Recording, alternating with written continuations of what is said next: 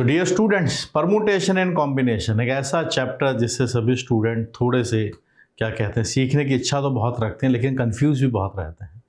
तो Kota module series के अंदर एक हम उस मॉड्यूल को सीरीज डिस्कस करना चाहते हैं जिसको कोटा का हर बच्चा सॉल्व करता है और ऑलमोस्ट हर कोचिंग के अंदर सेम मटेरियल ही रहता है।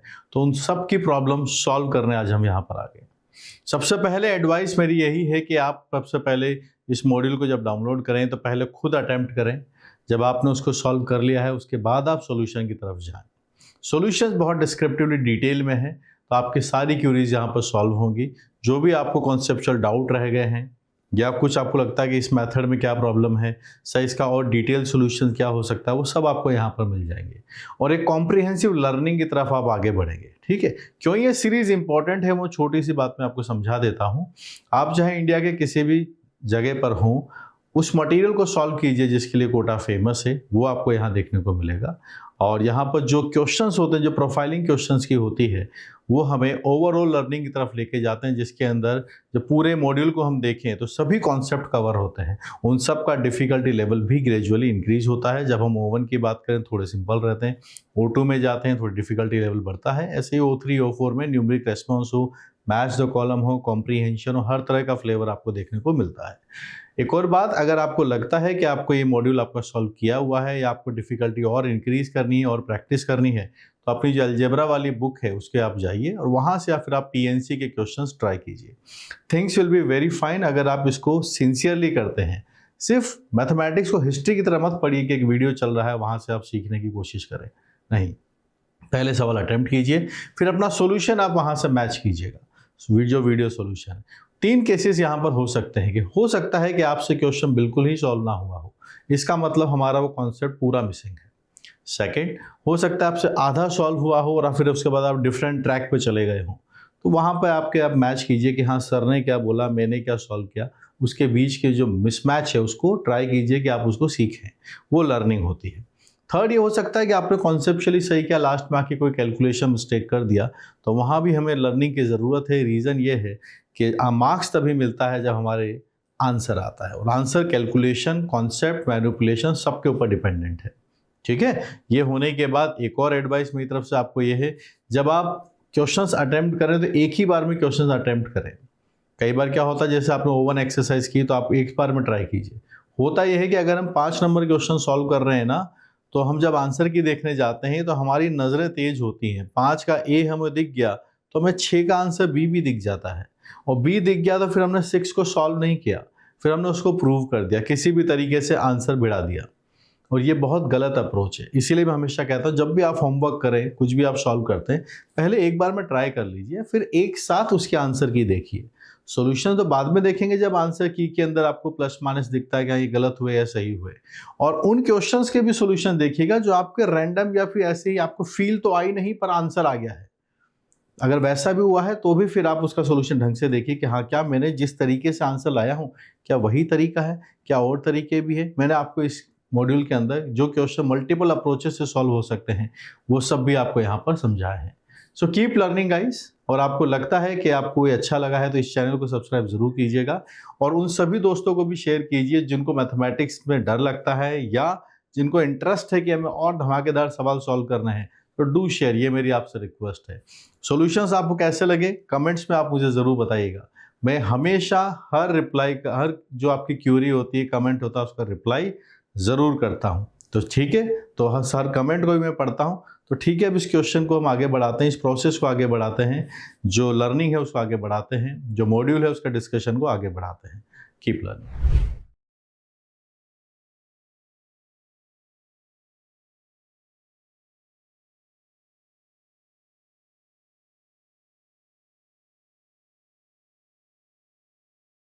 Consider the 5 points comprising of the vertices of a square and the intersection point of its diagonals. How many triangles can be formed using these points? यहाँ पर एक वर्ड है जिस पर कई स्टूडेंट थोड़े परेशान हो जाते हैं। कंप्राइजिंग या कॉम्प्राइजिंग, इसका मतलब होता है इंक्लूडिंग। आप शामिल करते हुए बात कीजिएगा। किन किन पॉइंट्स की बात हो रही है? पहली बात तो एक स्क्वायर की बात हो रहा है, तो हमने एक स्क्वायर यहाँ पर बना लिया।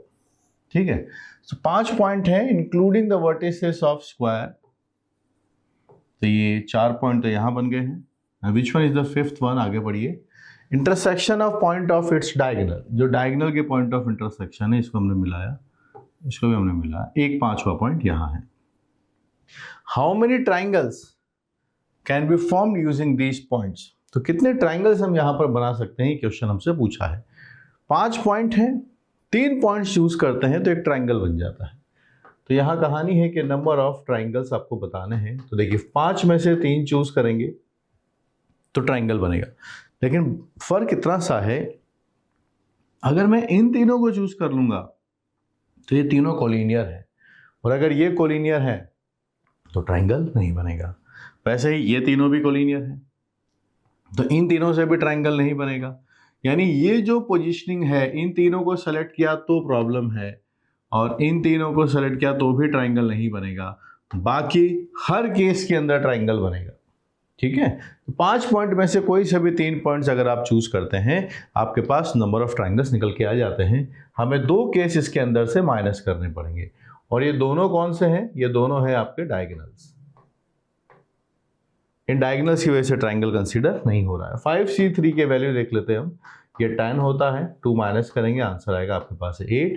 तो हम मार्क कर देंगे यहाँ से सी, आंसर को हम यहाँ पर मार्क कर देंगे। Option C correct answer.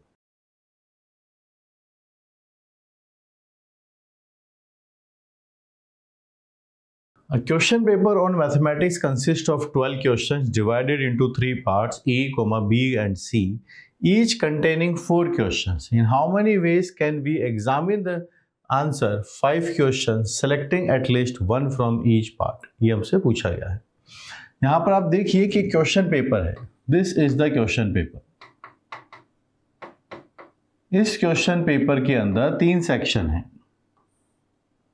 3 parts बनाए गए हैं। एक है सेक्शन ए, जिसके अंदर हमारे पास 4 क्वेश्चंस हैं। सेक्शन बी, इसके अंदर भी हमारे पास 4 क्वेश्चंस हैं। क्वेश्चन सी, हमारे पास इसके लिए भी 4 क्वेश्चंस है, A B C containing 4 question each, यहाँ पे लिखा गया है।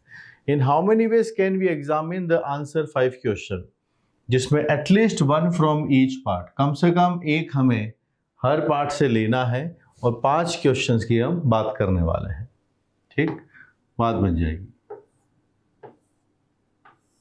क्या पहला केस हो सकता है आप बताइए? एक एक हमें सबसे चूज करना है, तो जैसे इससे एक क्वेश्चन ले लिया, इससे एक क्वेश्चन ले लिया, टोटल हमें 5 लेने हैं, तो बचे हुए 3 क्वेश्चंस यहां से पिक किए जाएंगे। अंडरस्टूड? दूसरी पॉसिबिलिटी क्या है कि ये थोड़े शफल हो जाए आपस में, कि यहां 1 हो जाए, यहां 3 बन जाए, यहां 1 बन जाए, और यहां 3 बन जाए, यहां 1 आ जाए, यहां 1 आ जाए। तो एक केस तो हमारे पास ये वाला है जो हम बना रहे हैं, दिस इज आवर केस 1। दूसरी पॉसिबिलिटी क्या है, आइए उसके बारे में भी बात करते हैं। तो यहां ऐसा हो सकता है कि इस पे 1 क्वेश्चन पूछा, यहां पर 2 क्वेश्चन पूछे, इससे भी 2 क्वेश्चन पूछे, टोटल का सम निकाल के देखा तो 5 आ रहा है। और क्या पॉसिबिलिटी है? 2 क्वेश्चन इस सेक्शन से, 1 यहां से, 2 यहां से, और आप पॉसिबिलिटी निकालिए। तो यहां पर 2 क्वेश्चन इससे पूछ लेंगे, 2 इससे, और 1 यहां से हम पूछ लेंगे। ये डेटा आपने बना दिया। ये आपके पास से केस 2 आपके पास से डेटा बनता है, केस 1 आपके पास से डेटा बनता है। ठीक है, आगे बनाए।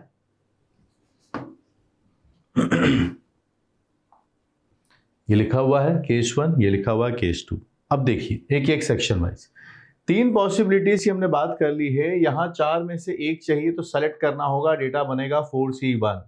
4 में से 1 चाहिए अगले सेक्शन में से 4C1। चारों में से कौन सा एक क्वेश्चन अटेम्प्ट करेंगे, इन 4 में से कौन से 3 क्वेश्चन अटेम्प्ट करेंगे, ये हमने लिखा, और इसके 3 केसेस हैं तो मल्टीप्लाई हो गया 3 के साथ। सेकेंड पॉसिबिलिटी यहाँ बात करते हैं। यहाँ लिखा है हमने 4C1, आपने 1 क्वेश्चन ले लिया, यहाँ से आपके पास से 4C2 2 क्वेश्चंस ले लिया, यहाँ से आपके पास से 4C2 है, यहाँ से भी हमने 2 क्वेश्चंस ले लिया। ये 3 मैंने लिखे, ये आपके पास यहाँ से भी 3 केसेस आएंगे। सो दिस इज द नंबर।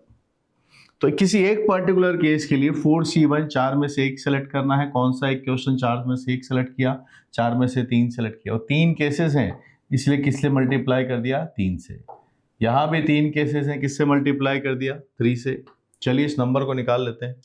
हमारे पास ये नंबर आता है 4 इंटू 4 इंटू 4 इंटू 3 प्लस आपके पास आता है 4 इंटू यहाँ से आपके पास से 6 आता है, ये भी 6 बनता है, यहाँ से 3 बनता है, 4 इंटू 3 है 16 आएगा, यहाँ से 36 आ जाएगा। नंबर आप बना दीजिएगा, 52 आपके पास से बनेगा। 10 से आप मल्टीप्लाई कीजिए, 520 आता है, और यहाँ से 104 इसका double. We are having 624 as the final answer. 624 हम यहाँ से आंसर मार्क कर देंगे, तो ये आपके पास से ए आंसर बनेगा। This is the A answer. ठीक है, तो सिक्वेंशियली पूरे क्वेश्चन को, पीएनसी को मास्टर करने का एक ही तरीका है कि हमें क्वेश्चन कितना अच्छे से समझ में आया है। तो इस लैंग्वेज को पढ़ते चलिए, कैसे कैसे एग्जामिनर ने क्वेश्चन पूछा गया है, और फिर उसको डिकोड करिए। आप फिर देखिए कि उसमें परमुटेशन पूछा गया है या कॉम्बिनेशन पूछे गए हैं। तो यहाँ पर सिलेक्शन की बात थी, 3 केसेस से तीनों के हिसाब से हमने नंबर तक पहुँचे। यही अप्रोच आप देखेंगे, हम जितने भी क्वेश्चन डिस्कस करने वाले हैं, जितना अच्छे से हमें क्वेश्चन समझ में आएगा, उतना जल्दी आप सॉल्यूशन की तरफ सोच पाएंगे। वरना कई बार स्टूडेंट ये सोचते रहते हैं, सर मैंने इसको ऐसे किया था, इसमें क्या गलती है, इसमें क्या गलती है, अब उसमें गलती ढूंढने तो कौन बैठेगा। तो सबसे बढ़िया सवाल यही होता है, क्या हमें क्वेश्चन समझ में आया है। So read the question twice और थ्राइस, ताकि हम श्योर हो जाएं कि पूछा क्या है। ठीक है,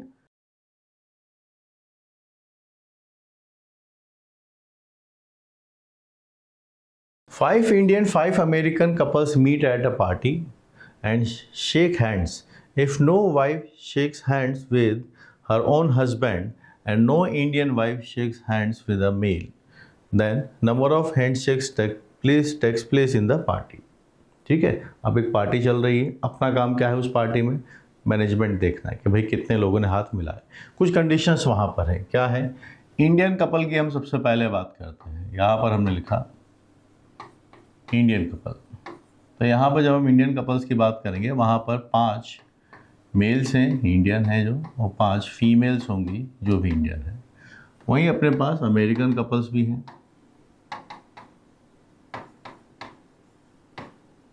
जहाँ पर 5 अपने पास अमेरिकन मेल हैं और 5 अपने पास फीमेल्स है जो अमेरिकन है। अब देखो, हाथ में हैंडशेक करना है। हैंडशेक के लिए कंस्ट्रेंट क्या है वो देखिएगा कि no wife shakes hands with her own husband. Obvious सी बात है, वो दोनों तो पार्टी में एक ही साथ आए होंगे, तो वहाँ जाके तो आपस में हाथ मिलाएंगे नहीं। सपोज कि आपके मम्मी पापा किसी पार्टी में जाते हैं, लोगों से मिल रहे हैं, हाथ मिला रहे हैं, तो वो आपस में तो वहाँ जाके हाथ मिलाएंगे नहीं। That's quite common. आगे लिखा हुआ है no Indian wife shakes hands with a male. अब ये यहाँ पर जैसे जनरली जो बताया जाता है, वो इंडियंस ने फीमेल जो हैं वो किसी और मेल पर्सन से हैंडशेक नहीं करेंगे। ये क्वेश्चन के अंदर कंस्ट्रेंट हमें गिवन है। तो चलिए, तो मतलब प्रॉब्लम ये है कि एक तो वाइफ अपने हस्बैंड से हैंडशेक नहीं करेंगे, दूसरा इंडियन जो वाइफ्स हैं वो किसी मेल के साथ हैंडशेक नहीं करेंगे। तो टोटल हैंडशेक कितने होंगे पहले हम वो देख लेते हैं। पहली कैटेगरी तो ये है कि जब मेल वर्सेस मेल हैंडशेक चल रहा है, क्या इसमें कोई प्रॉब्लम है? नो, कोई कंडीशन नहीं दी है। अपने पास टोटल मेल्स कितने हैं? अपने पास टोटल मेल्स 5 और 5 10 हैं। 10 में से 2 कॉम्बिनेशन बनाइए, किसी भी 2 लोगों को सेलेक्ट करो, एक बार वो हाथ मिला सकते हैं। तो 10C2 आपके पास से नंबर आ गया, ये आएगा 10 9/2 which is a 45 number. Second, female इनको आपस में कोई इशू नहीं है, तो 10 फीमेल है, 10C2 ये भी नंबर आपके पास है 42। अब हम यहाँ पर बात करने वाले हैं कि मेल वर्सेस फीमेल, इनमें क्या होने वाला है ना। तो हैंडशेक अगर हम यहाँ पर करेंगे तो देखिए, इंडियन फीमेल तो इसके अंदर पार्टिसिपेट ही नहीं करेंगी, मना कर दिया है। क्या लिखा है कि no Indian wives shakes hand with a male. तो यहाँ पर पॉसिबिलिटीज़ क्या है? तो यहाँ पर जो अपने पास 5 फीमेल्स थी इंडियन, ये इसके अंदर नहीं होंगी। तो अपने पास फिर फीमेल्स कितनी हैं? यहाँ पर फीमेल्स अपने पास से 5 हैं फीमेल्स हैं, लेकिन all are they are Americans. ठीक है, मेल अपने पास 10 हैं, जो 10 मेल हैं। अब इसके अंदर भी बाइफर्केशन है, क्या? 5 मेल इंडियंस हैं और 5 मेल्स जो हैं वो अमेरिकन्स हैं। तो इसके अंदर अगर हम काउंटिंग करने जाए तो हम 2 केसेस बना लेते हैं। ठीक है, पहला केस कि Indian male and American female. आइए केसेस बनाए। मेल कितने हैं? 5C1, किसी भी एक को सेलेक्ट कर लो, और जो अमेरिकन फीमेल है उसकी हम बात करने वाले हैं। जो 5 है अपने पास इसमें से, क्योंकि इनका हस्बैंड इसके अंदर नहीं होगा, जब हमने इंडियन मेल सेलेक्ट किया है तो इनके वाइफ तो वैसे पार्टी में इस वाले सेक्शन के अंदर इन्वॉल्व नहीं है, तो ये किसी भी अमेरिकन फीमेल के साथ हैंडशेक कर सकते हैं। तो it's again 5C1 which is 25। Case number 2, Indian के बाद आपके पास यहाँ आते हैं अमेरिकन फीमेल, अमेरिकन मेल, ये भी कितने हैं? 5 हैं। और वहीं हमारे पास अमेरिकन फीमेल्स की भी बात है यहाँ पर। तो देखिए इनके कितने हैंडशेक होंगे? किसी भी एक मेल को चूज करिए, 5C1। अब जिस मेल को चूज किया होगा, अमेरिकन की बात कर रहे हैं, तो उन बची हुई 5 जो फीमेल्स हैं जो हैंडशेक करने के लिए अवेलेबल हैं, उसमें से एक अवेलेबल नहीं होंगी जिसका ये हस्बैंड होगा, क्योंकि ये कंडीशन गिवन है कि no wife shakes hand with her own husband. तो अमेरिकन में भी हस्बैंड वाइफ है, इंडियन में भी हस्बैंड वाइफ है। तो जो हमने एक अमेरिकन मेल चूज़ किया है, उन 4 फीमेल्स जो अमेरिकन से हैं उसमें एक इसका हस्बैंड होगा, एक उसकी वाइफ होगी, है ना। अगर यहाँ पर चूज़ किया है तो एक हस्बैंड चूज़ किया तो उन 5 में से एक वाइफ हटा देंगे, बचे कितने? 4। 4C1 we are having this number as 20। कितना नंबर आ गया? 20 नंबर आ गया है। सो क्लियर है। पहले वाले केस के अंदर 5C1 क्यों हुआ? जब हमने इंडियन मेल पिक किया है 5C1 से, तो इनकी वाइफ जो है अमेरिकन फीमेल्स में नहीं है, क्योंकि Indian females already ruled out कर दिया है कि वो हैंडशेक नहीं करेंगे, तो इसलिए वहाँ पर 5C1 रहा है। जब मेल्स की बात आई है तो जब एक मेल हमने अमेरिकन चूज़ किया तो उसकी वाइफ को हटाना पड़ेगा, ठीक है। So let's add all of them and get the answer. आप देखिएगा आपके पास है 45 plus 45 plus 25 plus 20, so we are having this as 90, और इन दोनों का सम 45 है। Final answer is coming as 135। ये क्वेश्चन तब से है जब मैंने जेई का पेपर दिया था, तब से ये क्वेश्चन चला आ रहा है, ठीक है। तो it's very old question but traditional है, जो आपको थॉट प्रोसेस के लिए सोचने पर मजबूर करेगा कि भाई कौन से केसेस आएंगे, कौन से नहीं आएंगे। यही तो एग्जामिनर चेक करना चाहता है कि आप सोच पाते हैं या नहीं सोच पाते। पूरे देश भर में आप कहीं से भी बिलोंग करते हो, किसी भी रिलीजन को फॉलो करते हो, किसी भी कास्ट से आप हो, कोई भी आपका सोशल इकोनॉमिकल बैकग्राउंड हो, लेकिन अगर आप सोचना जानते हैं तो फिर आप देश के टॉप IITs में एडमिशन ले सकते हैं, ठीक है। इसी एग्ज़ाम की ये ब्यूटी है। और अब तक ये आई होप करप्शन फ्री चल रहा है, तो फेयर चांस सबको मिलता है, ठीक है। और one of the standard difficult exam world wide इसको कंसिडर किया जाता है। So correct answer is 135।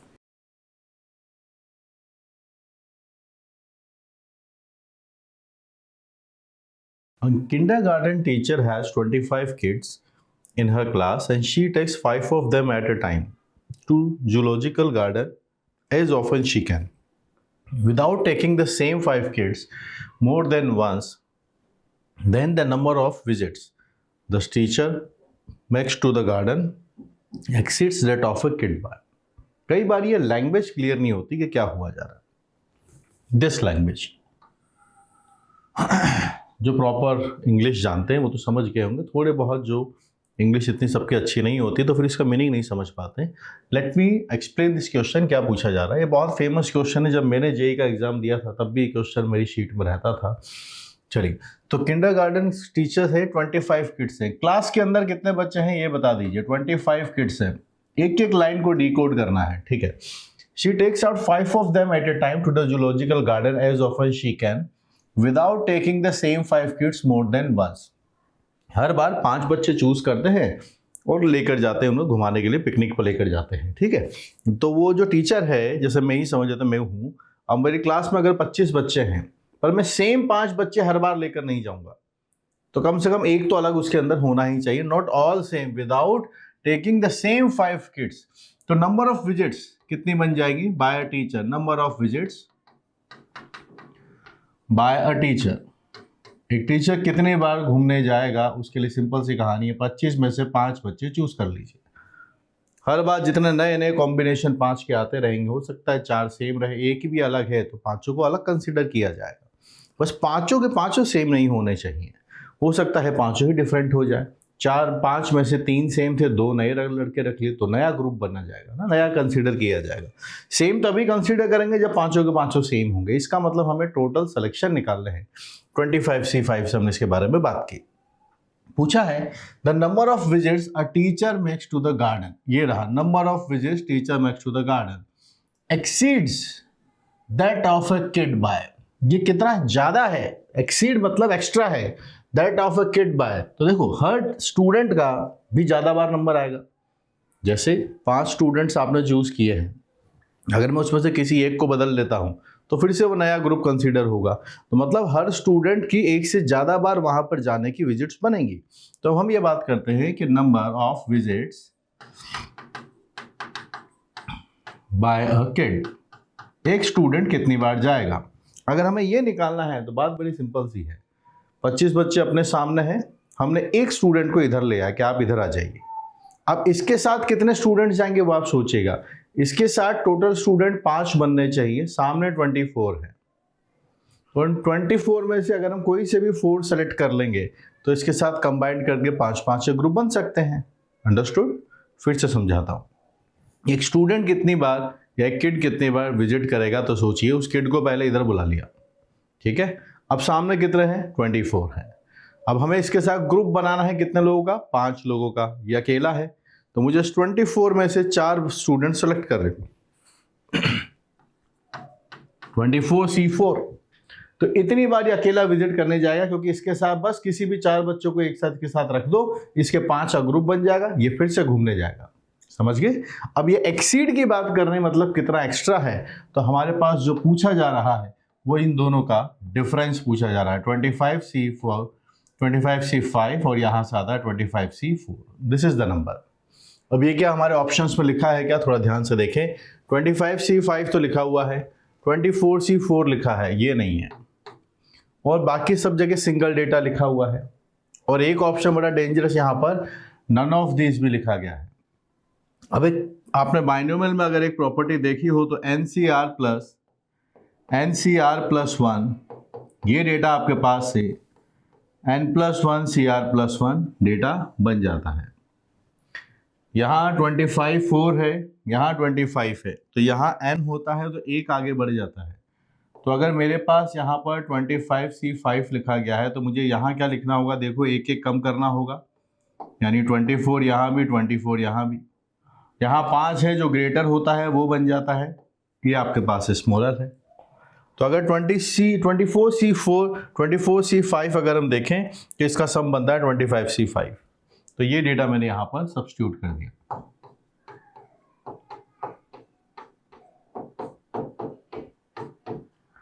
ये यहां से कैंसिल हो गया है, ये डेटा आता है 24C5, this is the answer, B is the answer. तो थोड़ा बाइनोमियल का भी यूज है, सवाल भी अच्छा है, लैंग्वेज को भी पकड़ना है। तो एक टीचर कितनी बार वहां पर विजिट करेगा, वो हर बार 25 में से 5 बच्चे सेलेक्ट करेगा, इतनी इसकी विजिट्स हो जाएंगी।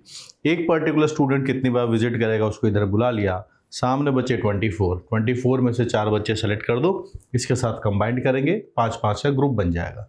एक्सीड की बात कर रहे हैं तो डिफरेंस पूछा गया है, डिफरेंस पूछने के बाद ये ऑप्शन यहाँ दिखता नहीं है, तो बार बार ये थॉट आता है कि गलत तो नहीं कर दिया है, तो एक्चुअल में ये नंबर बी लिखा गया है। तो बाइनोमियल का भी यूज है, आप चाहो तो इसका नंबर निकाल के कंपेयर कर सकते हो, बहुत बड़ा लेंथी पड़ेगा कि आप इसकी वैल्यू कैलकुलेट करके फिर इनको डीकोड करके लिखोगे। तो थोड़ा देखो, अगर आसपास के नंबर्स होते हैं ना तो ऑलवेज रिमेंबर दिस फॉर्मूला कि NCR plus NCR plus 1 N+1 CR plus 1 होता है। तो 25C5 को हम 24C4 24C5 लिख सकते हैं, हेडर सेम ही, एक बढ़ जाएगा, दोनों में ग्रेटर वाला डेटा बन जाएगा। This is the correct answer.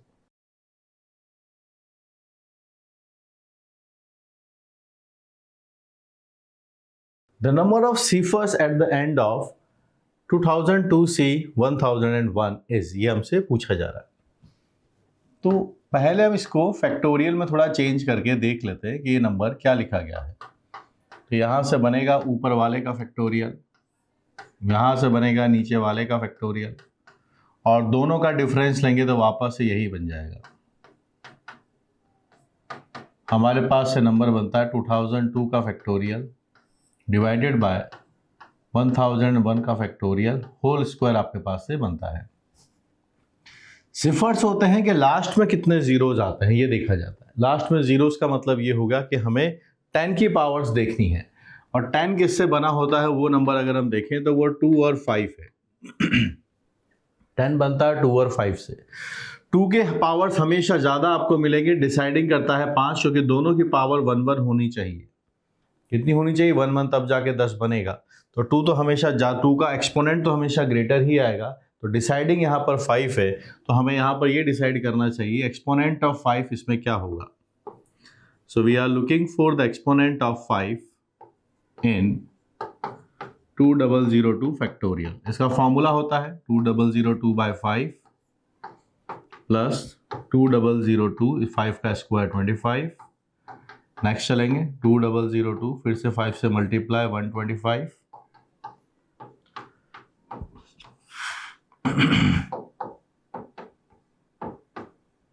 और इसमें फिर से 5 से मल्टीप्लाई। यहाँ अगर हम 5 से डिवाइड करते हैं तो ये डिवाइड करेगा 4, 400 आपके पास रहेगा। ठीक है, ग्रेटेस्ट इंटीजर है तो 400 इफेक्टिवली बचेगा। तो एग्जैक्ट कितना डिवीजन हो रहा है कोई फर्क नहीं पड़ता। आप इसको फिर से 5 से डिवाइड करेंगे, आपके पास 80 आ जाएगा। फिर आप 5 से डिवाइड करेंगे तो 16 आ जाएगा। फिर आप 5 से डिवाइड करते हैं तो फिर 3 आ जाएगा। ग्रेटेस्ट इंटीजर के बाद 15 डिवाइड होगा, और 3 के आगे आप डिवाइड करेंगे ग्रेटेस्ट इंटीजर तो वो आपके पास से 1 से छोटा रहेगा, 3/5, दैट इज 0। 5 से डिवाइड करते हुए चल रहे हैं। सो दिस इज द नंबर, आपके पास ये नंबर बनता है 499। देखो एक बार 480 है, 496 एंड 499। तो यानी ये हमें पता चल रहा है कि 2002 फैक्टोरियल के अंदर 2 की पावर्स तो होंगी ही होंगी, 5 की पावर आपके पास से 499 टाइम्स k रहेगा, और इसकी पावर इससे ज़्यादा रहेंगी, है ना। ये जो नंबर रहेगा आपके पास से p, this is greater than 499। तो मतलब हम ये कह सकते हैं कि दोनों का एक एक पावर लेंगे अगर हम तो 10 बन जाएगा। तो यहाँ पर आपके पास से 10 पावर 499 डेटा आपके पास से बन जाएगा। This is some value m। तो ये पता चल गया हमें इसके बारे में कि 2002 फैक्टोरियल के अंदर 10 पावर 499 बनने वाला है। अब हमें यहीं पर डिसाइड करना है किसके लिए, 1001 भी लिखा हुआ है। तो हम यहाँ पर बात करते हैं एक्सपोनेंट ऑफ 5 इन 1001 फैक्टोरियल। ये भी डेटा आपके पास से आएगा 1001/5 25 125, यहाँ से आता है 625,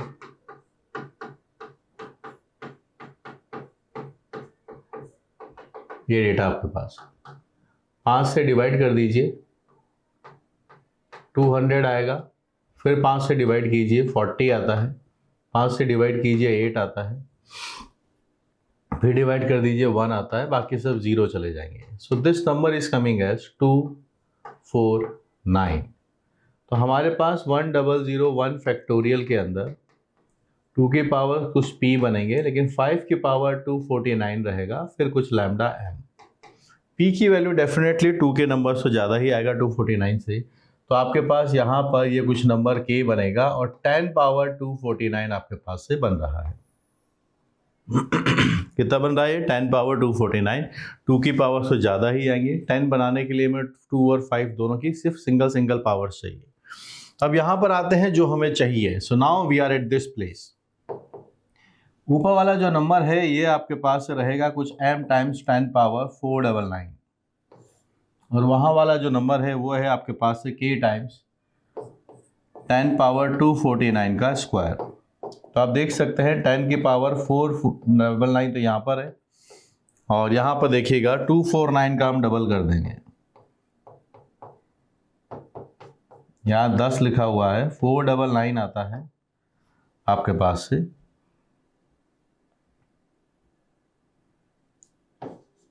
498 आपके पास से बनेगा।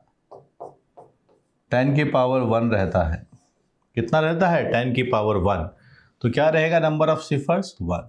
तो यहाँ पर हमारे पास 10 का पावर दैट इज द सिफर कि कितनी पावर्स हैं, तो सिर्फ 10 बचा है, 1 बचेगा, तो B is the correct answer. तो ये बहुत स्ट्रेट फॉरवर्ड क्वेश्चन होता है, एक्सपोनेंट निकालने वाला उसके ऊपर बेस्ड है। तो एनसीआर में इसको पूछकर सवाल को अच्छा बना दिया है।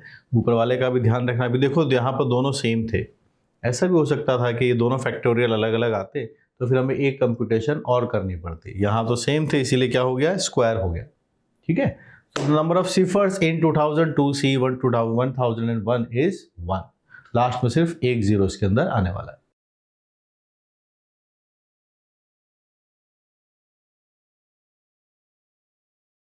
Three vertices of a convex n-sided polygon are selected if the number of triangles that can be constructed such that none of the sides of a triangle is also the side of a polygon is 30, then the polygon is, ये हमसे पूछा जा रहा है। So three vertices of a convex n-sided polygon are selected if the number of triangles such that can be constructed। तो हमारे पास n-sided polygon है, convex है, ठीक है, ऐसे हमको सेलेक्ट करने हैं उसके अंदर से थ्री वर्टिसेस के एक ट्राइंगल बने। लेकिन इस बात का ध्यान रखना है कि none of the sides of a triangle is also the side of a polygon. कोई भी जो ट्राइंगल की तीन साइड होती हैं उसमें से कोई भी साइड वो साइड ना बने जो कि पॉलीगन की ऑलरेडी है। ठीक है, चलिए बनाते हैं।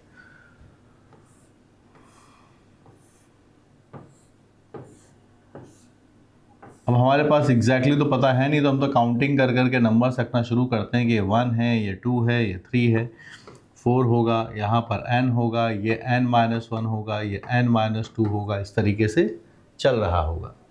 3 हमें इसके अंदर से सेलेक्ट करने हैं, तो आप क्या लिख सकते हैं, बोलो NC3। कोई से भी इसमें से 3 हमने सेलेक्ट कर लिए। ठीक है, अब आगे हमें पहले वो माइनस करने हैं जिसमें एक साइड कॉमन आ रही होगी। ठीक है, माइनस वो करना है जिसमें दो साइड कॉमन आ रही है। तो हमारे पास जो रिक्वायर्ड ट्राइंगल्स है वो बन जाएंगे। रिक्वायर्ड ट्राइंगल्स में हम ये चाहते हैं कि कोई भी साइड जो ट्राइंगल आपने बनाया उसकी और जो ऑलरेडी पॉलीगन दिया हुआ उसमें एक भी साइड कॉमन नहीं होनी चाहिए। तो देखो माइनस मैं लिखना चाहता हूं when two sides are common, two sides are same as polygon, minus one side same as side of polygon। ठीक है, तब आप देखिएगा। तो आपके पास NC3 तो हमने लिखा। अब अगर मैं बोलता हूं कि नहीं दोनों साइड ही कॉमन आनी चाहिए, तो फिर आप थोड़ा सोचिएगा दो साइड कैसे कॉमन आ सकती है। जैसे एक साइड मैंने ये चूज कर ली, एक साइड मैंने ये चूज कर ली, तो देखो एक ट्राइंगल बन गया। एक साइड यहां से चूज की, एक साइड यहां पर चूज कर ली, एक ट्राइंगल ये बन गया, दो साइड कॉमन है। तो ऐसे कितने बन पाएंगे ये हम देख लेते हैं। अभी जो हमने डायग्राम बनाया इसमें कितने वर्टेक्स है, 1 2 3 4 5 6 7 8, 8 लिखे हुए हैं। तो ऐसे में दो साइड कॉमन वाले कितने बना सकता हूं, गिन गिन के देख लीजिए। 1 यानी 1 से शुरू हुआ है 3 तक पहुंचा है, फिर 2 से शुरू होकर 4 तक पहुंचेगा, फिर 3 से शुरू होकर यहां तक पहुंचेगा, 4 से शुरू होकर ये पहुंचेगा यहां से इधर, इधर से इधर, यहां से इधर, और ये इधर भी बनेगा। ठीक है, तो ऐसे आपके पास अगर n साइडेड है, यहां पर 8 है, तो एक बार गिन के देख लेते हैं अगर दो साइड कॉमन है तो कितने बन सकते हैं। 1 2 3 4 5 6 7 8, 8 बनने वाले हैं। तो यहाँ पर अगर n साइडेड है तो ऐसे ट्राइंगल्स आपके पास से n बनेंगे जिसमें दोनों साइड सेम होगी जैसे कि पॉलीगन की बनी हुई है। ठीक है, आप आराम से सोचकर बना सकते हैं। जैसे ये वाला दो साइड कॉमन है, अभी इन दोनों को ले लेते हैं, 2 हो गए, फिर इन दोनों को ले लेंगे, 3 हो गए, इन दोनों को ले लेंगे, 4 हो गए, इन दोनों को ले लेंगे, 5 हो गए, इन दोनों को ले लेंगे, 6 हो गए, इन दोनों को ले लेंगे, 7 हो जाएंगे, इन दोनों को ले लेंगे, 8 हो जाएंगे, क्योंकि ये भी ले सकते हैं ना, काउंटिंग यहाँ से शुरू हुआ है। तो 8 बना है, 8 दिख रहे थे उसमें, n होंगे तो कितने हो जाएंगे, n हो जाएंगे। अब हम बात करते हैं उस वाले ट्राइंगल की जिसमें एक साइड कॉमन है। चलिए वहां बढ़ते हैं। एक साइड कॉमन होने वाला मतलब ये हुआ कि जैसे मैंने इस वाले साइड को चूज किया, एक साइड कॉमन है, तो एक साइड कॉमन है तो मैं इसको कैसे लिखूंगा आप मुझे बताइए। n में से किसी भी एक साइड को चूज कर लिया, NC1। इसको चूज करने के बाद अब आगे बढ़िएगा आप, तो मेरे पास एक ही साइड कॉमन रखना है, दो साइड वाला केस कंसीडर हो गया है। तो अगर मैं इसके बाद बात करूंगा तो फिर मैं इन दोनों को छोड़ दूंगा, क्योंकि अगर मैंने ये दोनों ले लिए तो फिर दो साइड कॉमन हो जाएगी। ठीक है, तो पहले मैंने n साइड्स में से एक साइड चूज कर ली NC1 से, इन दोनों को मैंने छोड़ दिया तो आपके पास 4 वर्टेक्स जा चुके हैं। बचे कितने आपके पास से? 4 बचेंगे। वैसे हैं कितने अपने पास? n हैं। तो सुनिएगा, एक 2 वर्टेक्स हो गए, 2 छोड़ दिए, तो बचे हुए कितने हैं आपके पास से? n-4। एक लाइन चूज किया, 2 वर्टेक्स चूज हो गए, 2 इसके पास वाले छोड़ दिए। क्या समझ में आया? टोटल कितने हैं? n। एक साइड चूज कर ली है तो 2 वर्टेक्स आ गए, 2 गए इसमें से, और 2 इनके पास वाले नहीं चूज करने, तो 1 2 3 4 हटाए, n-4। इसमें से कोई भी एक वर्टेक्स चूज कर लीजिए। ये सपोज कीजिए ये वाला हमने चूज किया, तो इससे कौन सा ट्राइंगल बना? इससे वो ट्राइंगल्स बनेंगे जब एक साइड कॉमन है। ठीक है, ट्राइंगल की 3 ही साइड होती हैं। ऐसा तो हम इसके अंदर एक ट्राइंगल नहीं बना सकते जिसकी तीनों साइड ही ये बन जाए। क्या पॉसिबल है क्या? एक इधर बनाया, एक इधर बनाया, तो तीसरा तो ऐसे लाइन बनेगा ही बनेगा। तो 2 साइड कॉमन हटाया, एक साइड कॉमन वाला केस हटा दिया। ये डेटा हमारे पास गिवन कितना है? 30। और इस क्वेश्चन को मैं आपको 2 तरीके से सॉल्व करना सिखाऊंगा। 2 methods, they are 2 methods to solve it. ये फर्स्ट चल रहा है n है n-1 n-2 divided by 6, n आता है, ये भी n है, n-4। ठीक, यहाँ आपके पास है 30। सिंप्लीफाई करेंगे, n अपना कॉमन है, n² - 3n + 2 -6 - 6n + 24 divided by 6 आता है, सामने आपके पास से 30 आता है।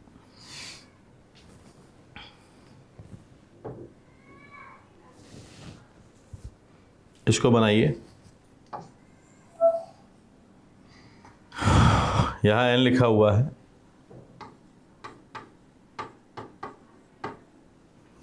थ्री एन आता है, 6n आता है, 9n आता है।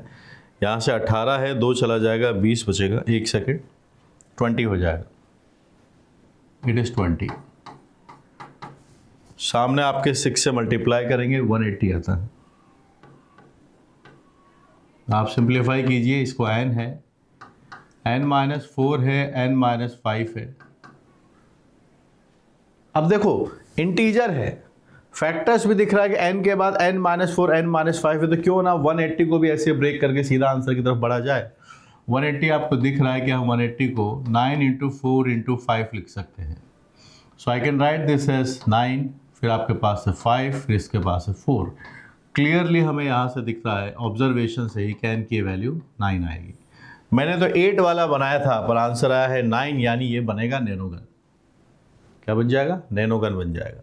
तो यहाँ से आप देख लीजिए, 9 रखेंगे, सेम डेटा जाते हैं, फालतू क्यूबिक में एनालिसिस करने की ज़रूरत नहीं है, सीधा नंबर से हम, क्योंकि इंटीजर होगा, ये बहुत बड़ी बात है। फैक्टराइजेशन आप कंपेरिजन कर सकते हैं, 9 रखेंगे या 5 बनेगा या 4 बनेगा। यस, अब बात करते हैं इसी को सॉल्व करने की दूसरा मेथड की।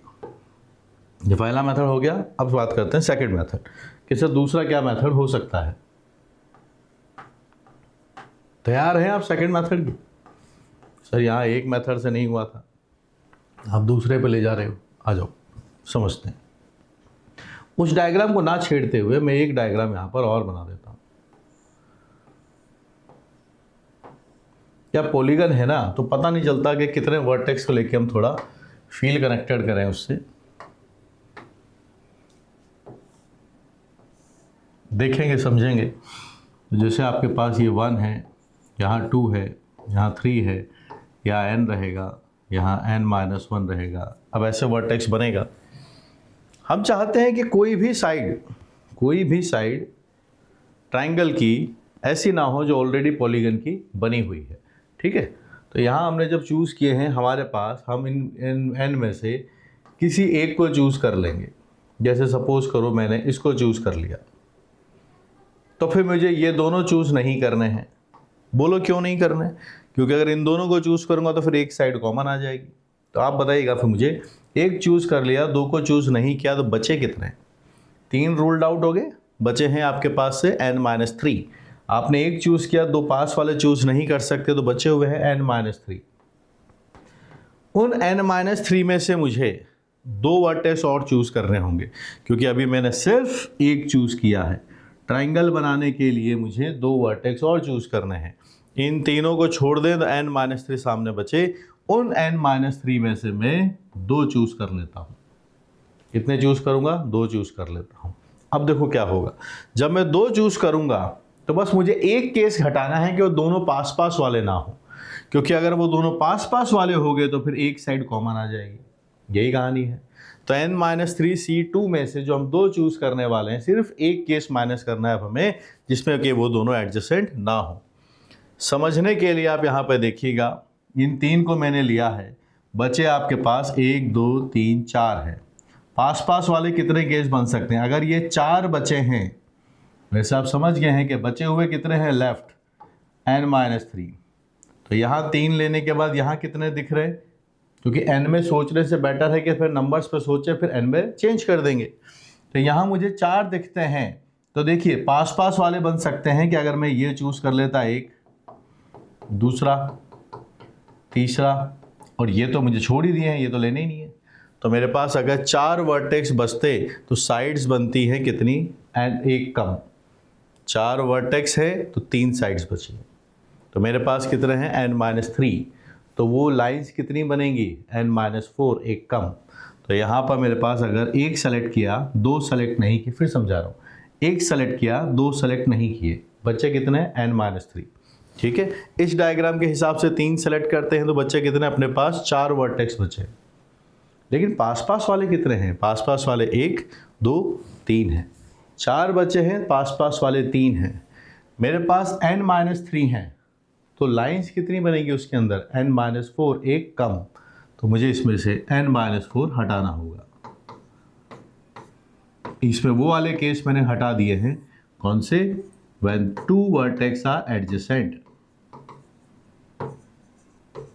2 vertices are adjacent, जब 2 पास पास वाले होंगे। तो 4 अगर 4 बचते तो 3 पास पास वाले 3 कॉम्बिनेशंस बनते। अगर n-3 है तो पास पास वाले n-4 बनेंगे। अब क्या है, इसमें सिलेक्शन कैसे हुआ है? इसमें सिलेक्शन ऐसे हुआ, हमने जब माइनस कर दिया तो पहले इसको चूज़ किया है और फिर 2 हमें और चूज़ करने, एक यहाँ चूज़ कर लिया, एक यहाँ चूज़ कर लिया। ऐसा करने से ट्राइंगल तो बन जाएगा और तीनों में एक भी साइड कॉमन नहीं रहेगी। लेकिन हुआ क्या है इस प्रोसेस में, पहले ये चूज़ हुआ है, फिर ये दोनों चूज़ हुए हैं। 2x में यही तीनों सेलेक्ट करने पे एक केस ये भी बनेगा, जब पहले ये चूज़ होगा फिर ये दोनों आएंगे। फिर एक केस वो भी आएगा जब इसको चूज़ किया फिर ये दोनों आएंगे।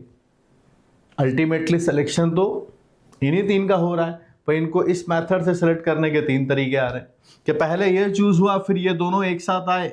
एक सिलेक्शन है फिर 2 सिलेक्शन है। ये प्रॉब्लम यहाँ नहीं थी, यहाँ मैं एक साथ सेलेक्ट करता था 3। ये बिल्कुल वैसे ही बात है कि अगर आपकी क्लास में से, मेरी बातों को समझिएगा, बड़ा बढ़िया चैप्टर है। अगर मैं आपकी क्लास में से 3 बच्चों को एक साथ बाहर भेज देता हूँ, राहुल, पारुल और अक्षय को एक साथ बाहर भेज दिया, तो ये डिस्कशन नहीं होगा कि पहले किसको भेजा, जो इसमें हो रहा है। देखिए यहाँ क्या हो रहा है, पहले मैंने राहुल को बाहर भेजा NC1, फिर पारुल और अक्षय को उसके बाद भेजा है। 3 बंदे वही हैं। अब दूसरा केस ये भी तो बनता है कि पहले मैंने राहुल की जगह अक्षय को बाहर भेजा होता और फिर पारुल और जो दूसरा है राहुल, उनको बाहर भेजूं। समझ में आई बात? तो मैं यहाँ पर सीक्वेंशियली प्रोसेस कर रहा हूँ। पहले ये सेलेक्ट हुआ, फिर ये दोनों हुए, तो यही तीनों बाहर हुए। लेकिन पहले ये सेलेक्ट होता, फिर ये दोनों बाहर होते, एक प्रोसेस वो भी आता, क्योंकि हम तीनों एक साथ सेलेक्ट नहीं कर रहे। तो यहाँ काउंट हो गया नंबर ज़्यादा, तो we need to divide it by 3।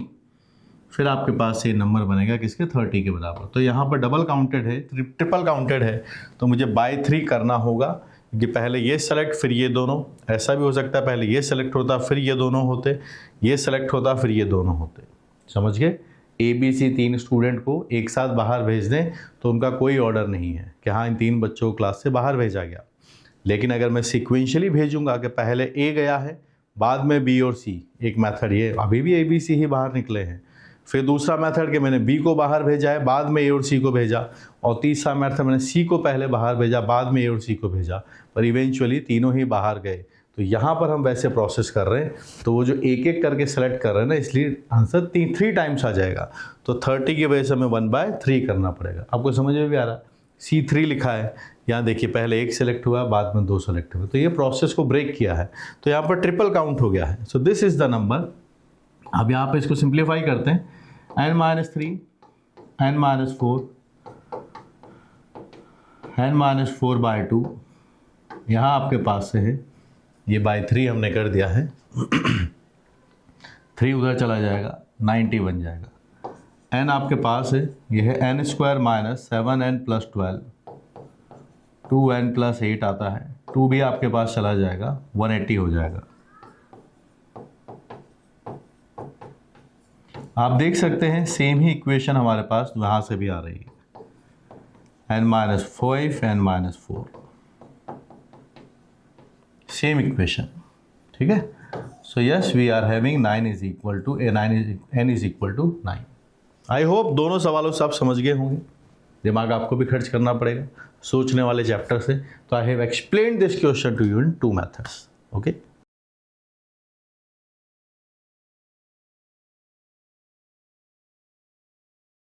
out of 7 consonants and 4 vowels, the number of words of 6 letters formed by taking 4 consonants and 2 vowels is. Assume that each ordered group of letters is a word. ये हमसे पूछा गया है। तो 7 consonants and 4 vowels की हम बात कर रहे हैं, ठीक है।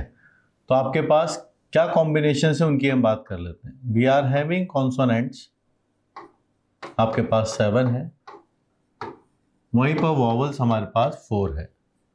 6 लेटर का वर्ड बनाना है जिसमें हमें सिलेक्शन चाहिए, यहाँ से 4 कॉन्सोनेंट चाहिए और वी आर हैविंग 2 वॉवल्स।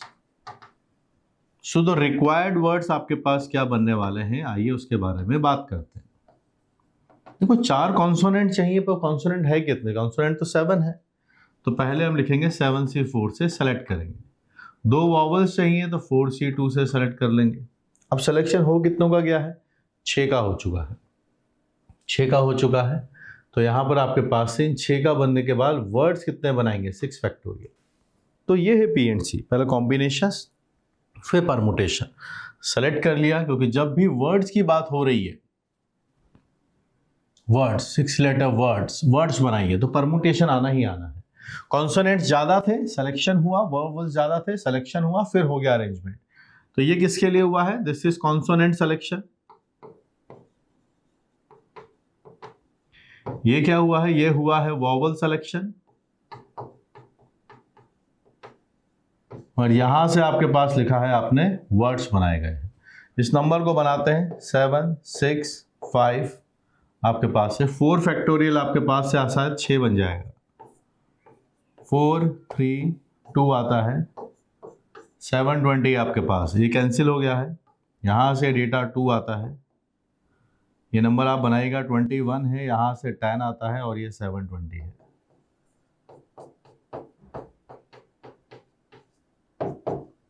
आप यहाँ से मल्टीप्लाई कीजिए, 14400 है।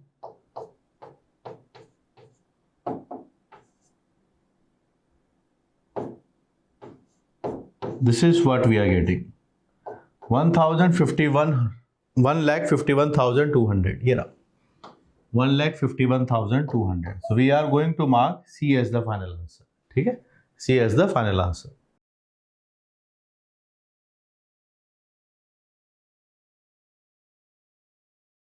The letters of the word Varun are written in all possible ways, then they are arranged in as a dictionary. Then rank of the word Varun is, ये हमसे पूछा गया है। अल्फाबेटिकली सबसे पहले अरेंज कीजिए। अल्फाबेटिकली सबसे पहले A आता है, ABCDEFGHIJKN, ठीक है, N आया आपके पास से। फिर आता है RST, R बनेगा RSTUV। देखा, छोटी क्लासेस की ABCD कब काम आती है, ठीक है। तो पहली बात तो ये ऑर्डर हमारे पास सही से होना चाहिए। तो हमने जिस ऑर्डर में लिखा है ये है इनका अल्फ़ाबेटिकल ऑर्डर इंग्लिश डिक्शनरी के अंदर। ये अल्फ़ाबेट्स का ऑर्डर है, सीक्वेंशियल ऑर्डर। अब हम चाहते हैं कि डिक्शनरी के अकॉर्डिंग वरुण की रैंक निकालना चाहते हैं, तो सबसे पहले जो ए से स्टार्ट होंगे उससे तो वरुण स्टार्ट होगा ही नहीं। आपके पास 4 लेटर्स बचेंगे, 4 फैक्टोरियल चले जाएंगे, 24 लेटर्स। ए के बाद आपके पास एन आएगा, अगेन 4 फैक्टोरियल, क्योंकि कुछ भी रिपीट नहीं हो रहा है तो परेशान होने की ज़रूरत नहीं है। फिर आता है आर, फिर से 4 फैक्टोरियल है, ये भी 24 है। आर के बाद आता है यू, फिर से 4 फैक्टोरियल, ये भी 24 है। We are having this as a 96। फिर आता है वी, क्रॉस किया, फिर आगे आप पहुंचते हैं ए पर, तो इसको फ्रीज कर दिया। क्योंकि वरुण वी से ही शुरू होता है।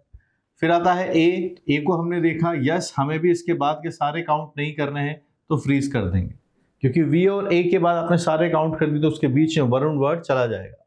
फिर आता है एन, क्या एन हमें चाहिए? नहीं, आर चाहिए। तो एन को यहाँ रखने के बाद मेरे पास 2 अल्फाबेट्स की जगह है, वो और आ सकते हैं, तो इससे भी वरुण नहीं बनेगा।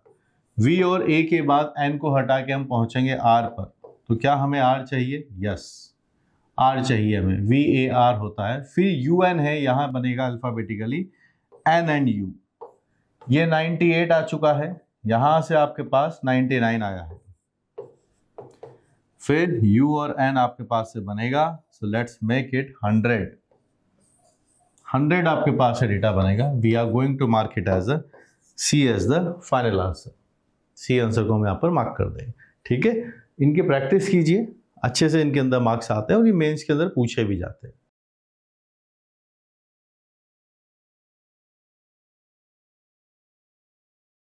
A new flag is to be designed with 6 vertical strips using some or all the colors yellow, green, blue, red. Then, number of ways this can be done such that no two adjacent strips have the same color. इस बात में हम interested हैं। तो देखिएगा, एक नया flag बनाया जाता है।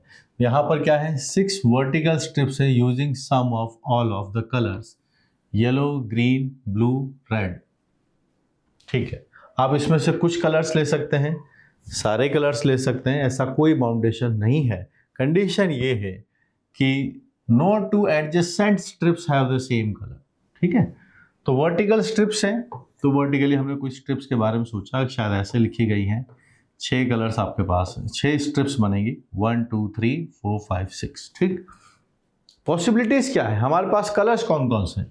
हमारे पास कलर्स येलो है, ग्रीन है, ब्लू है और रेड है, 4 है। पहले वाले स्ट्रिप के लिए हमारे पास 4 तरीके हैं, किसी भी एक से लिख सकते हैं, बनी बात। अब क्या है कि एडजेसेंट किसी भी एक कलर का ये स्ट्रिप हो सकता है। एडजेसेंट वाले की जब हम बात करेंगे तो फिर हमारे पास इसको छोड़कर, इनमें से जो एक हमने लिख दिया है, इसको छोड़कर अब हमें आगे जाना है। तो जैसे येलो यहाँ पर आया होगा तो येलो नहीं ले सकते हैं, तो इन 4 में से जो एक यहां रखा गया होगा उसको छोड़ने पर आपके पास 3 तरीके हैं। अब आपने जो यहां रखा होगा एक ही कलर रखोगे, टोटल 4 है, तो जो यहां आ रहा था वो यहां वापस नहीं आ सकता, ना एडजस्टेंट हो जाएगा। ठीक है, तो जैसे मैं आपको एग्जांपल के लिए समझाऊं कि अगर ये येलो है, सपोज कीजिए, तो फिर ये ग्रीन हो गया। अब अगर मैंने यहाँ ग्रीन रखा है तो फिर यहाँ पर कौन नहीं आ सकता? यहाँ पर बस ग्रीन नहीं आ सकता, क्योंकि एडजेसेंट हो जाएंगे ना। तो ग्रीन नहीं आ सकता, ग्रीन को छोड़ के अगर हम यहाँ पर कुछ लिखना चाहें तो मेरे पास फिर से 3 कलर आ जाएंगे। फिर जो यहाँ लिखा है वो यहाँ नहीं आ सकता, फिर से मेरे पास 3 कलर आ जाएंगे। तो हर बार मेरे पास 3 कलर ही रहेंगे, जो लिखा हुआ है ऊपर वाला, बस वो वाला कलर नीचे नहीं आ सकता, ताकि एडजेसेंट कलर सेम कलर के ना हो। पहले वाले पे हमारे पास 4 ऑप्शन है, फिर उसके बाद हर ऑप्शन पे हमारे पास 3 ऑप्शंस रहेंगे। जैसे यहाँ येलो है तो यहाँ पर येलो को छोड़कर बाकी तीनों में से कुछ भी लिख दीजिए। जो कलर आपने यहाँ लिखा उसको छोड़कर यहाँ कोई सा भी लिख दीजिए, ताकि एडजेसेंट वाले सेम कलर के ना बने। सो this is the possibility 4 into 3 into 3 into 3 into 3 into 3। ये आपके पास कितने हैं? 5 बार लिखा गया है। नंबर बनाइए, यहाँ से आता है 12 और ये है आपके पास 3 power 4, it is an 81। 12 into 81 we are going to mark here A as the final answer. ठीक है,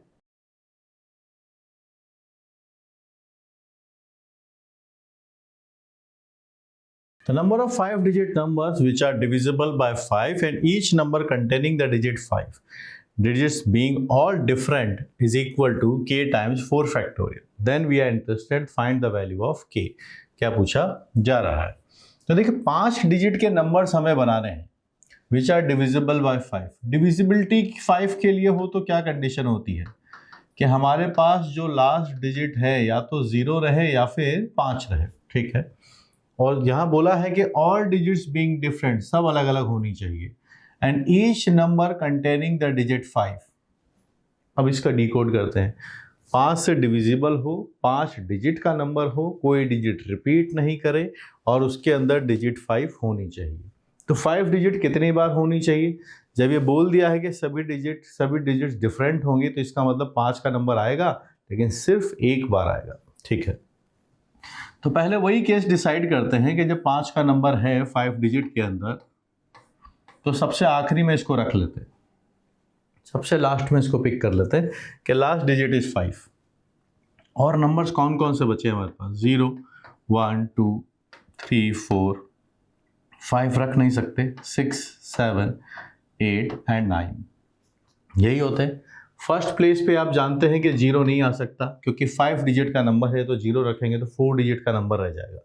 5 से डिविजिबिलिटी है, रिपीट करना नहीं है। 5 एक बार लिख चुके हैं, डिविजिबिलिटी का केस आ चुका, 5 से डिवाइड होगा, 5 एक बार आ चुका, तो ये दोनों तो केस कंसीडर हो गए। सभी नंबर्स बचे हुए अलग अलग है, 0 आएगा नहीं, 5 डिजिट का ध्यान रखना है। तो यहाँ पर पहले वाली पॉसिबिलिटीज पर कितने केसेस बनेंगे देखिएगा, तो 1, 2, 3, 4, 5, 6, 7, 8। यहाँ पर हमारे पास इसको फिल करने के 8 तरीके हैं, 0 को छोड़ दिया जाए, 8 तरीके हैं। अब 8 में से किसी न किसी एक को रख दिया होगा, बचे हुए हैं 7। लेकिन अब 0 आ सकता है दूसरे वाले केस के अंदर, तो वापस से आपके पास 8 हो गए। ये समझाएं? 5 लिखा जा सकता है, 0 से लेके 9 तक 10 नंबर्स होते हैं, 5 लिख चुके हैं, बचे हैं 9। 0 आ नहीं सकता, बचे कितने? 8 पॉसिबिलिटीज है। अब किसी न किसी को रखा होगा, बचे होंगे 7। लेकिन 0 आ सकता है सेकंड प्लेस पे, उससे 5 डिजिट का 5 डिजिट ही रहेगा, तो 7 + 1 हो गया 8। अगला वाला नंबर आप बनाएंगे तो फिर बचेंगे 7, अगला वाला नंबर बचेंगे 6। तो आपके पास नंबर है 8 × 8 × 7 × 6। दिस इज द नंबर कि आपके पास से नंबर बनना चाहिए। ठीक है, तो इसको हम देखिए यहाँ पर एक नज़र पहले रखेंगे। 4 फैक्टोरियल बोला हुआ है, तो 4 फैक्टोरियल होता है 24।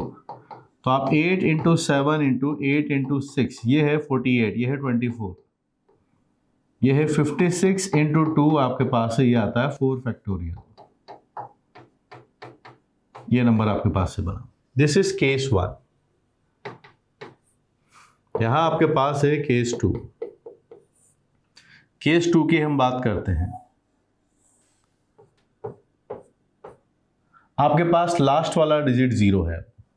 लास्ट वाला डिजिट क्या है? 0 है आपके पास है, यहाँ नंबर आपके पास है 0 आता है। ठीक है, अब कहीं ना कहीं मुझे एक जगह यहाँ पर 5 रखना है। 0 की लड़ाई खत्म हो गई, 5 हमने पहले इंक्लूड कर लिया है, तो अपने पास नंबर्स कौन है फिर? 1, 2, 3, 4, 5 आ चुका है, 6, 7, 8 एंड 9।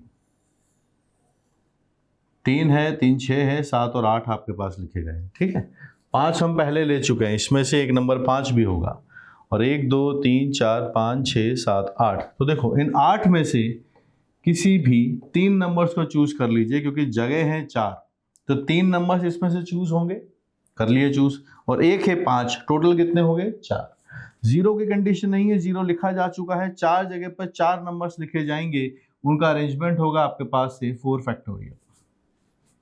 क्योंकि एक जगह पर हमें 5 को लिखना ही लिखना है, बोला गया है 5 होना चाहिए, तो 5 हमने सेलेक्ट पहले ही कर लिया कि ठीक है 5 इज देयर। तो फिर हमारे पास जो नंबर्स बचे हैं उन नंबर्स के हिसाब से अगर हम बात देखें, तो 1, 2, 3, 4, 6, 7, 8, 9 ये 8 नंबर्स हैं। इन 8 में से 3 नंबर सेलेक्ट कर लिए और 5 पहले से है, टोटल हो गए 4। 0 की कोई कंडीशन नहीं है हमारे पास, इन 4 जगह पर 4 से लिखेंगे तो 4 फैक्टोरियल बन जाएगा। इस सेकंड केस का नंबर है, ये बनाइए 8, 7, 6 divided by 6, 4 factorial, cancelling out 56 आता है, 4 फैक्टोरियल है। हमें दोनों को ऐड करना है, 112 + 56 साथ में आता है आपके पास से 4 factorial. So the value of k is coming as 168। B is the correct answer. हमारे पास इसका आंसर बी आ जाएगा। Smart question, good question.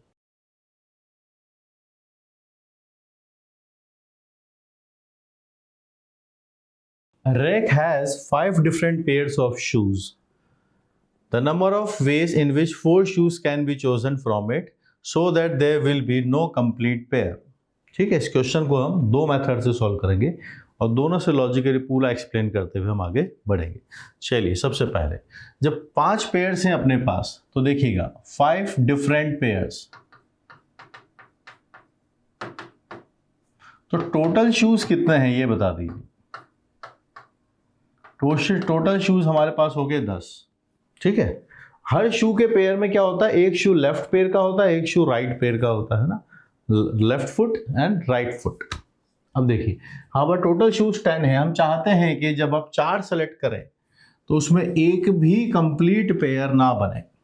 ठीक है, तो रिक्वायर्ड वेज अगर हम देखना चाहते हैं कि रिक्वायर्ड वेज क्या होगा, आप इस 10 में से 4 सेलेक्ट कर लीजिए। ठीक है, कौन सा केस घटाना है कि जो हमने 4 शूज लिए उससे 2 पेयर बन जाते हो, माइनस आपके पास 2 पेयर्स आ गए हो, माइनस 1 पेयर आया हो। यही 2 केस घटाने हैं क्योंकि हमें एक भी पेयर कंप्लीट नहीं करना है।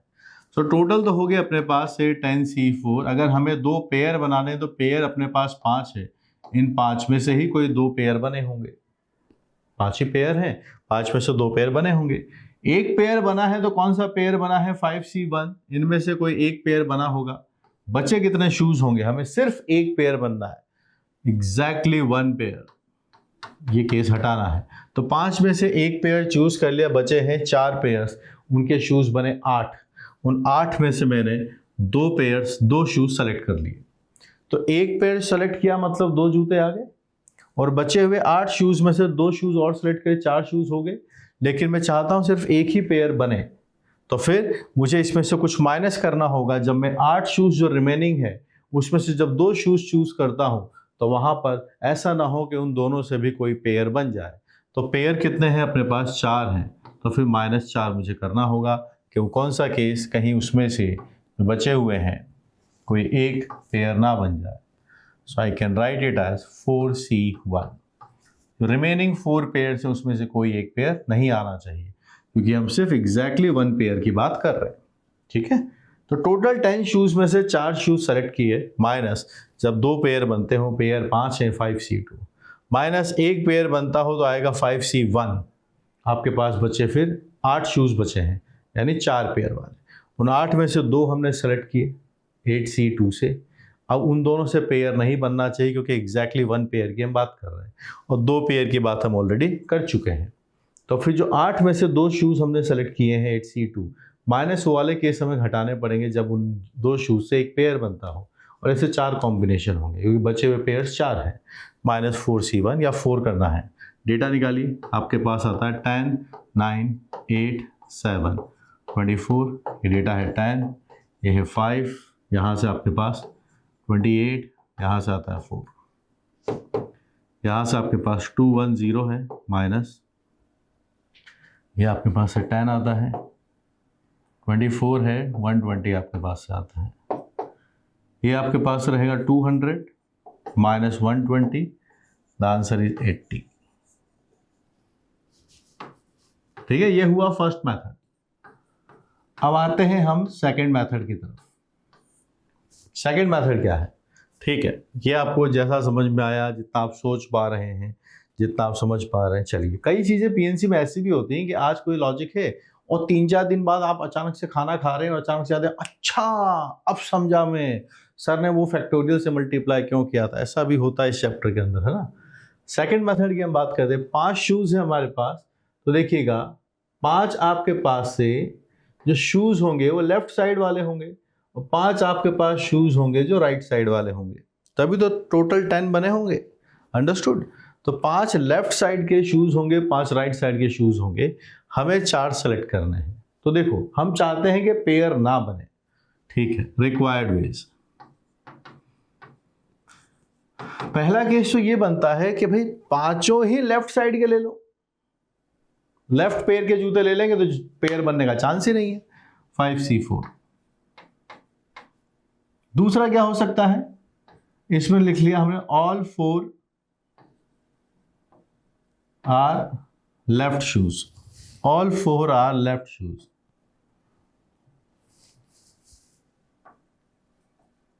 लेफ्ट शू, और 5 राइट के हो सकते हैं, all 4 are right shoes, right वाले हो जाए। और क्या पॉसिबिलिटी है, देखो और ये पॉसिबिलिटी है कि मैंने लेफ्ट वाले एक शूज चूज किया, एक, अब राइट में भी उससे करस्पॉन्डिंग एक शूज होगा राइट वाला, उसको छोड़ देंगे, उसको छोड़ देते हैं। मैंने एक जो है लेफ्ट वाला चूज किया है, अब उससे करस्पॉन्डिंग एक राइट वाला, उसको छोड़ देते हैं। आपके पास 5 है राइट में, अब बचे कितने, 4, क्योंकि उसको छोड़ दिया है, वरना पेयर बन जाएगा। तो आपके पास 4 बचे, उन 4 में से आप 3 ले लीजिए, उन 4 में से 3 ले लीजिए, 4 जूते चूज हो गए जिनका पेयर नहीं बना। दूसरी पॉसिबिलिटी क्या है कि मैंने लेफ्ट वालों में से 2 चूज कर लिए, कर लीजिए, 2 चूज कर लीजिए। 2 चूज होने के बाद अब मुझे उधर भी क्या होगा, 2 राइट वाले हटाने पड़ेंगे जो इसके कॉम्बिनेशन, वरना पेयर बन जाएगा। तो आपके पास 5 थे, बचे कितने, 3 हैं, मुझे वहां से भी 2 मिल गए, बन गई बात 3C2। और आगे बढ़ा मैं, अब मैं अगर यहाँ पर लेफ्ट वालों में से 3 ले लेता हूँ, अगर मैं यहीं से 3 ले लेता हूँ सपोज कीजिएगा, तो वहां के 3 मुझे हटाने पड़ेंगे वरना पेयर बन जाएगा। बचे कितने, 2, उन 2 में से मैंने किसी एक को ले लिया ताकि पेयर ना बने। आप सिलेक्शन देख लीजिए, 4 4, 1 3, 2 2, 3 1, 4 ही सेलेक्ट हो रहे हैं हर बार, और इसमें 4 सेलेक्ट करते हैं वो केस तो कंसीडर हो चुका है। So this should be the number. आपके पास से 5 आता है, दूसरा भी 5 है, ये नंबर 5 है, 4 है, 10 है, 3 है, 10 है, 2 है,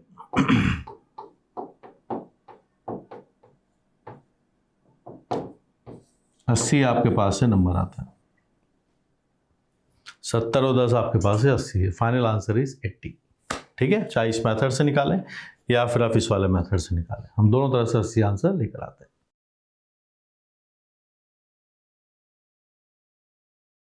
The number of ways in which 8 people can be arranged in a line if A and B must next one another and C must be somewhere behind D।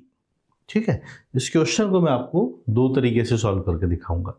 Second वाला मेथड तो बिल्कुल आपका ऐसा लगेगा कि सर ये तो बहुत ही शानदार है। आइए पहले हम शुरुआत से बात करते हैं।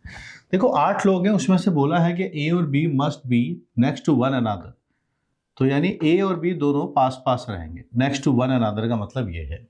C must be somewhere behind D, तो ऐसा होगा कहीं पर भी अगर C लिखा जाएगा, इनके अलावा बचा कौन है, A B C D हो गया, E F G, एक बार देख लेते कितने हैं ये, और H 6 हो चुके हैं, और एक COD भी है। उसमें ये बोला है कि C must be somewhere behind D, यानी आगे की साइड D लिखा जाएगा, पीछे की साइड आपके पास से C लिखा जाएगा। बिहाइंड D है यानी ऐसा होगा कहीं पर D होगा तो उसके पीछे की साइड C लिखा जाएगा। तो यहाँ पर इसको बोलते हैं ईगो प्रॉब्लम्स। जैसे बोला जा रहा है कि सचिन बैटिंग करने बुमराह के पहले आएंगे, तो ये सब रिलेटिव ऑर्डर वाले प्रॉब्लम्स होते हैं। तो यहाँ बोला कि C की वैल्यू D के पहले आएगी, इन दोनों को एक साथ रखा जाता है। आप ये सोचिए टोटल लेटर्स हैं कितने, 1 2 3 4 5 6 7, इन 7 में से सबसे पहले 2 प्लेसेस चूज किए गए, चूज कर लिया जाए, और पहले इस कंडीशन को सेटिस्फाई कर दिया जाए कि C पहले आएगा बाद में D आएगा, तो उन 2 जो सेलेक्टेड पोजीशंस है ना, वहां पर रखने का एक ही तरीका होगा। कैसे, जो पहले वाली पोजीशन है वहां पर C आएगा, बाद वाली पोजीशन पर D आता है। तो हमने इस बात को सेटिस्फाई कर दिया कि C is somewhere behind the D, क्योंकि A और B तो फिक्स है तो वो तो एक ही कंसीडर होंगे। तो टोटल 8 थे, बच्चे कितने, 7, उसमें से 2 की कंडीशन ये अरेंजमेंट हो गया। अब आपके पास बचे कितने हैं, अब आपके पास E F G H है और एक ये लिखा गया है, तो ये 5 लेटर्स बचे हैं, पांचों का अरेंजमेंट आएंगे 5 फैक्टोरियल। लेकिन अभी हमने ए बी लिखा है तो इसके हिसाब से बी ए भी लिखा जा सकता है। तो ये हो गया आपका इंटरनल अरेंजमेंट ए बी और बी ए का, और ये अरेंजमेंट आपके जो बचे हुए हैं लेफ्ट उनके सबके बारे में है। ये आपने लिखा है सी एंड डी के बारे में। तो ये आपके पास है रिक्वायर्ड वेज आते हैं 6 and 7/2, दिस इज 120, और ये यहाँ से आपके पास है 2 बनता है। ठीक है, ये आपके पास 5 फैक्टोरियल 7 फैक्टोरियल है, दिस इज 5040 डन। अंडरस्टूड। इसमें ए और बी हमेशा नेक्स्ट टू वन अनदर है, ये बात हमने सॉल्व कर लिया। सी और डी को रिलेटिव प्रॉब्लम का इशू था, तो 7 जगह पर 2 सेलेक्ट करेंगे, पहले सी बाद में D, 7C2 into 1, C and D settle हो गए। अब आपके पास बचे कितने हैं, 5 जगह पर हैं, 4 ये हैं, 1 वो हैं, क्योंकि उसको तो एक ही मानना है। 5 फैक्टोरियल। 2 फैक्टोरियल किसके लिए?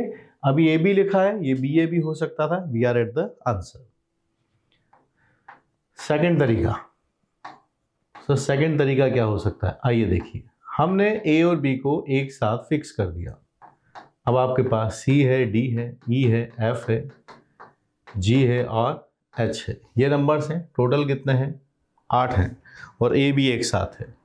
अगर मैं टोटल केसेस की बात करता हूं जिसमें ए बी साथ में आता है, तो मेरे पास मैं इसको 1 कंसीडर करूंगा और 2, 3, 4, 5, 6, 7 मेरे पास आएंगे 7 फैक्टोरियल, जिसमें से 2 फैक्टोरियल इसका भी है कि मैंने इसको ए बी लिखा या फिर मैं इसको बी ए लिखूं। और मैं सीधी बात ये समझाना चाहता हूं, ये चाहते हैं कि सी डी के पहले आए, बिहाइंड आए। इसमें आधे केसेस ऐसे होंगे जब सी डी के पहले आता होगा और आधे केसेस ऐसे होंगे जब सी डी के बाद आता होगा। हमें कौन से निकालने हैं? व्हेन सी इज, क्योंकि ये जेनेरिक प्रॉब्लम है, सबके इक्वल चांसेस है, इक्वल काउंटिंग्स आएंगे। आधी बार ये सी आगे होगा, आधी बार डी आगे होगा। तो हमसे यहाँ पर सिर्फ इतना पूछा है कि C is somewhere behind the D, तो वो जो नंबर है वो इसका डायरेक्टली हाफ हो जाएगा। 7 factorial we can have it as 45040b। ये तो स्मार्ट क्वेश्चन है, ठीक है। तो आधे चांसेस हैं, आधे नंबर ऑफ वेज होंगे जब सी आगे होगा, आधे नंबर ऑफ चांसेस होंगे जब डी आगे होगा। सो टोटल का सीधा हाफ कर दो तो भी बात बन जाएगी। मैंने आपको वैसे भी रिलेटिव ऑर्डर से भी बात समझा दी कि आप पहले इनकी कंडीशन सेटिस्फाई करवा दीजिए, उसके बाद रिमेनिंग को अरेंज कर दीजिए। दोनों तरह से आप सोच सकते हैं।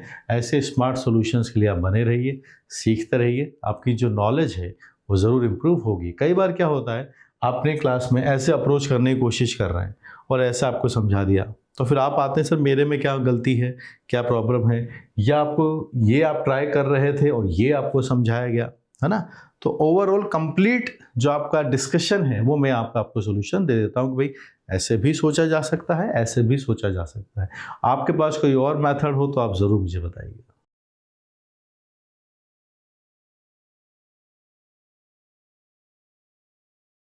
An old man, while dialing a 7-digit telephone number, remembers that the first 4 digits consist of 1 ones, 1 twos, and 2 threes. He also remembers that 5th digit is either 4 or 5, while has no memorizing of the 6th digit. He remembers that the 7th digit is 9 minus the 6th digit. Maximum number of distinct tries he has to try to make sure that he dials the correct telephone number. हो ये रहा है कि एक old man है, 7 digit का telephone number है, जैसा प्रॉब्लम है। देखो क्वेश्चन का सॉल्यूशन तभी है जब हमें क्वेश्चन समझ में आया हो। 1 2 3 4 5 6 7, ठीक है, पढ़ते हैं इसको आगे। First 4 digit consist of 1 1 1 2 and 2 3। ये यहाँ पर पहले 4 नंबर के अंदर एक 1 है, एक 2 है और 2 आपके पास से 3 आते हैं। ये आपके पास एक 1 है, एक 2 है और 2 3 आते हैं। ये आपके पास से कहानी बनी। He also remembers that the 5th digit is either 4 और 5। ये डिजिट आपके पास से 4 आती है या फिर 5 आती है, या तो 4 आएगा या फिर 5 आएगा। While has no memorisation of the 6th digit. इस वाले के बारे में कुछ नहीं पता, तो मान लिया ये x है, but he remembers that 7 digit is 9 minus the 6th digit. ये वाला डेटा आपके पास है 9 माइनस x है, ठीक है। आप बताइए x क्या हो सकता है? सिंगल डिजिट्स की बात हो रही है तो ये 0 होगा, 1 होगा, 2 होगा, ये 8 होगा और यहाँ से 9 होगा, ठीक है। तो मैक्सिमम कितने ट्रायल्स उसको लगेंगे उसके बारे में बात कर लेते हैं। Maximum trials that is equal to total permutations.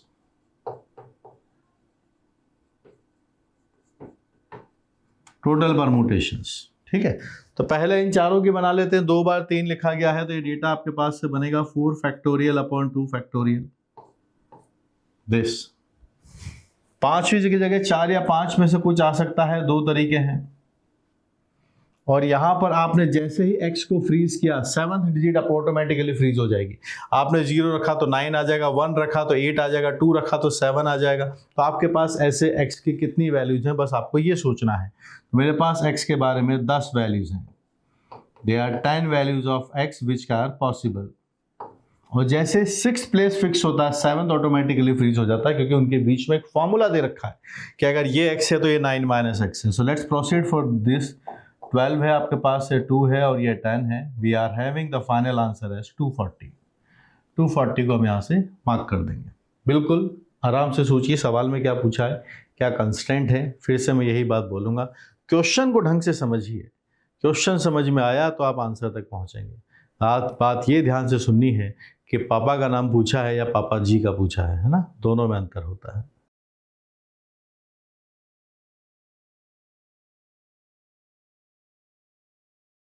The number of 7-digit numbers, the sum of whose digits is 61। ठीक है, ये हमसे पूछा जा रहा है ऐसे कितने बनेंगे 7 डिजिट्स के नंबर। 7 डिजिट्स के नंबर्स बनाने पहुंचे 3, 3, 6 एंड 7। इनका समेशन हमारे पास 61 है। एक बात बताइए, मैक्सिमम सम 9 हो सकता है। सो 9 इंटू 7 कितना होगा? अगर मैं हर जगह 9 9 9 9 9 9 रख देता हूं तो ये आपके पास से 63 आता है सम, अगर हर जगह 9 लिखा जाए। हम यहाँ पर सम 61 चाहते हैं। सम 61 रहा होगा मतलब आपको 5 जगह तो 9 रखना ही होगा। 61 तभी बन सकता है। तो अगर हम चाहते हैं कि सम हमारे पास 61 बने तो क्या क्या पॉसिबिलिटीज़ फिजिबल है, आइए देखते हैं। आप 9 9 9 9, क्योंकि टोटल 9 होते सब जगह तो 63 आता, तो मैं यहाँ 5 जगह तो 63 कर लेता हूँ, तो ये 45 हो गया। और आपके पास अब कितना 45 बचा है। हम चाहते हैं अगर 9 9 होता तो फिर ये आपके पास से आपके यहाँ से नंबर बनेगा 8 एंड 8। एक बार देखो ये आपके पास 7 डिजिट बन गए क्या? एक बार काउंट कर लें, 3, 3, 6 एंड 7। इस नंबर को देखिए, हमने क्या किया, टोटल 999 होता तो 63 आता, तो मैंने 2 जगह से 1 1 रिड्यूस कर दिया, तो 63 से 2 कम करेंगे 61 आ जाएगा। सिंपल सी कहानी, आप ऐड करके देख लो। आप ऐड करके देखिए इसको, तो यहाँ से आपके पास है 45 है। 45 में आप 6 ऐड करेंगे 16 बनेगा, 61 बन जाएगा। This is the first possibility. और क्या पॉसिबिलिटी है उस बारे में भी सोचिए कि हम यहाँ पर 9 9 9 9 5 तो लिखा है हुआ, एक 9 और एक 7 भी कर लेते हैं, ये भी चलेगा। सो 9 6 54 प्लस 7 करते हैं 61 आ जाता है। और कोई पॉसिबिलिटी आपको नजर आता है? क्योंकि हम इन पांचों को बिल्कुल भी कम नहीं कर सकते। अगर इनको हमने रिड्यूस किया तो 61 मैनेज करना मुश्किल हो जाएगा। आप करके देख लीजिए। These are the only 2 possibilities. पूछे हैं इससे कितने नंबर्स बनेंगे, तो आप देखिएगा 7 नंबर्स हैं जिसमें से 5 एक जैसे हैं, 2 एक जैसे हैं। 21 आपके पास यहां से नंबर बना। यहां आपके पास से 7 नंबर्स हैं जिसमें से 6 एक जैसे आते हैं, इट इज 7। तो आप दोनों को ऐड करके देख लीजिए, 21 प्लस 7 आपके पास है फाइनल आंसर 28 आता है। So this is the final answer 28। इसको हम मार्क कर लेंगे, 28 हमारे पास से आंसर बन जाएगा। ठीक है, डुएबल क्वेश्चन।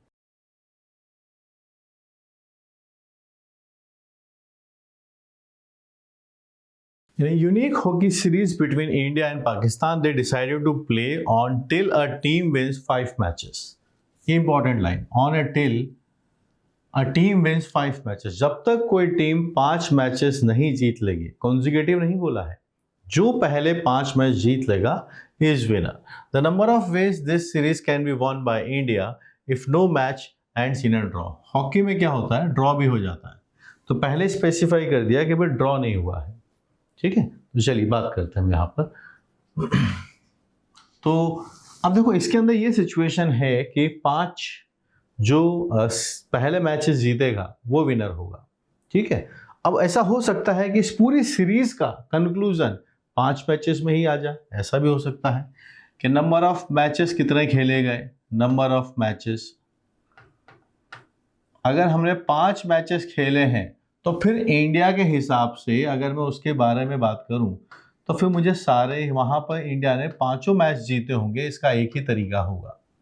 हो सकता है कि मैच जो है 6 मैचेस खेले हो तब जाके खत्म हुआ हो। 6 मैचेस अगर खेले होंगे तो फिर कंफर्म बात है कि जो लास्ट वाला 6th मैच होगा उसके अंदर विनिंग आई होगी, जीते होगी इंडिया। और उसके पहले कितने बचे होंगे वो देखिएगा, 4 विन होगा और 1 लूज होगा, 1 हारा होगा, 4 जीते होंगे।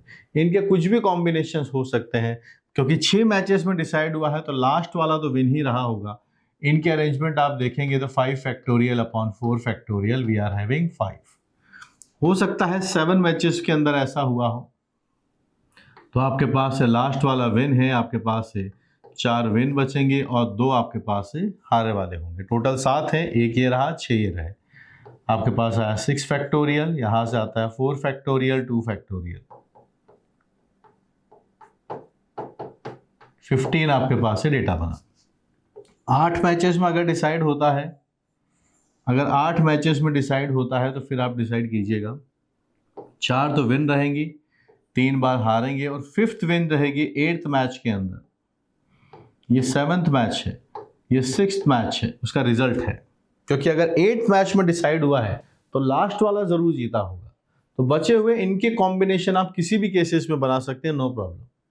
We are having 7 factorial upon 4 factorial, 3 factorial, 7 6 5 upon 6 आता है आपके पास से, द नंबर इज 35। आगे आते हैं, 9 मैचेस में डिसाइड हो सकता है, तो क्या होगा वो देखिएगा।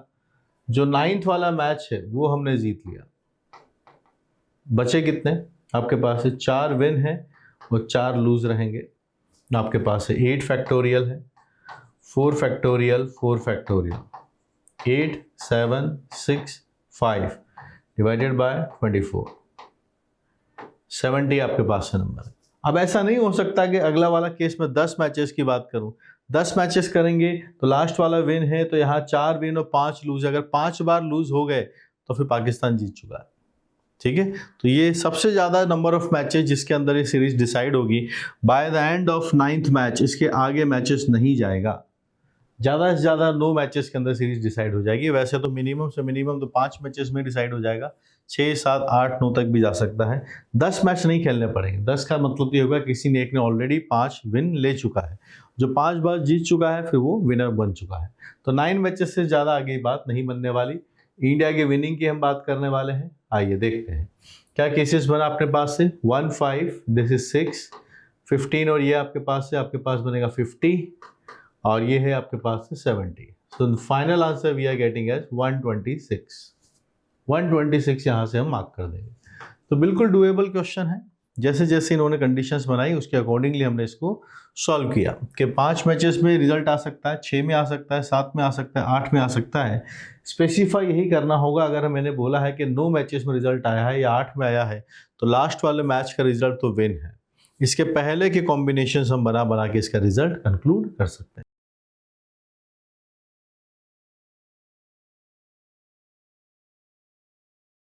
The number of permutation of 1, 2, 3, 4, 5, 6, 7, 8 and 9 taken all at a time such that digit 1 appears somewhere to the left of 2 and 3 appear to the left of 4 and 5 somewhere to the left of 6। इस तरीके से जैसे हम चाहते हैं कि 1 appear to the left of 2, तो 1 के साथ ये कंडीशन है कि वो 2 के लेफ्ट में रहे। और क्या चाहते हैं, 3 appear to the left of 4 and 5 appear to the left of 6। इस तरीके से नंबर्स ये रहें, कोई ज़रूर नहीं एडजेसेंट रहे। एक एग्जांपल से भी बात समझाया है कि 1 और 2 जब भी आएंगे 1 लेफ्ट पर रहेगा। तो देखिए यहाँ से 1 एंड 2 को आप कंपेयर कीजिए, देखिए 1 2 के लेफ्ट में है। 3 एंड 4 आप देख सकते हैं, देखिए 3 एंड 4। 5 एंड 6 आप देख सकते हैं, 5 है, यहाँ पर 6 है। तो इसको बोला जाता है रिलेटिव ऑर्डर प्रॉब्लम या फिर ईगो प्रॉब्लम्स, कि अगर ये दोनों आएंगे तो पहले ये आएगा। जैसे बैटिंग ऑर्डर में बात कर सकते हैं कि अगर रोहित शर्मा खेलने आएंगे तो वो बुमराह के पहले आएंगे। ये सब रिलेटिव ऑर्डर प्रॉब्लम्स होती है। हमारे पास नंबर्स कितने हैं, हमारे पास नंबर्स 9 है। ठीक है, सभी को एक साथ लेना है तो पहले इन दोनों की कंडीशन सेटिस्फाई करते हैं। 9 में से 2 जगह सेलेक्ट की और इसको सेटिस्फाई कर दिया, 1 एंड 2 का कॉम्बिनेशन बना दिया। 9 में से जो 2 सेलेक्ट होंगी, पहले 1 बाद में 2 रखा गया। बची 7 है, 7 में से 2 जगह चूज किए गए, उसमें से 3 एंड 4 को रख दिया गया। बचे फिर 5 है, 5 में से 2 जगह सेलेक्ट की और 5 और 6 रखा गया। बचे 3 नंबर्स हैं जिनकी कोई कंडीशन नहीं है, वो नंबर्स हैं 7 8 एंड 9। कहीं पर कैसे भी इनको प्लेस कर दिया जाए। तो this is the required number. आप देखेंगे तो ये 9 8/2 आता है। 7 6/2 बनता है, 5 4/2 बनता है, and this is written as 4 factorial. ठीक है, ये डेटा अपने पास है। चलिए इसको क्या कॉम्बिनेशन से हम बना पाएंगे उसके अकॉर्डिंग सोच लेते हैं। तो थोड़ा यहाँ पर जैसा नंबर्स लिखा है उसके हिसाब से हम देखें तो ये 2 2 2 से तो ये 8 चला गया है। इस नंबर्स को आप देखिए थोड़ा ध्यान से। 3 फैक्टोरियल के आगे 4 है, 5 है, 6 है, 7 है। So it is 9 times 7 factorial आपके पास नंबर बन गया है। और ये कहाँ पर लिखा हुआ है? ए ऑप्शन है। So we are going to mark A as the final answer. तो ये रिलेटिव ऑर्डर के प्रॉब्लम्स थोड़े अलग तरह से सॉल्व होते हैं। पहले उस कंडीशन को सेटिस्फाई किया जाता है कि वो क्या चाहते हैं। सेम क्वेश्चन हम इसको ऐसे भी बना सकते थे कि मैं इसको क्रिकेट का प्रॉब्लम बना देता। यहाँ बोलता कि Kohli wants to play before Mohammed Siraj, यहाँ बना देते Pandya wants to play before Shivam Dube, यहाँ बना देते हम किसी और तरीके से, है ना, कॉम्बिनेशन के वरुण चक्रवर्ती के पहले कौन खेलेगा, अपने पास श्रेयस अय्यर खेलेगा। तो वो भी सवाल सेम ही रहता है इसके अंदर भी। ठीक है, तो रिलेटिव ऑर्डर में पहले सिलेक्शन करके उन कंडीशंस को फुलफिल कर दिया जाता है और फिर उनकी अरेंजमेंट जिसके ऊपर कोई कंडीशन नहीं है, दैट्स इट।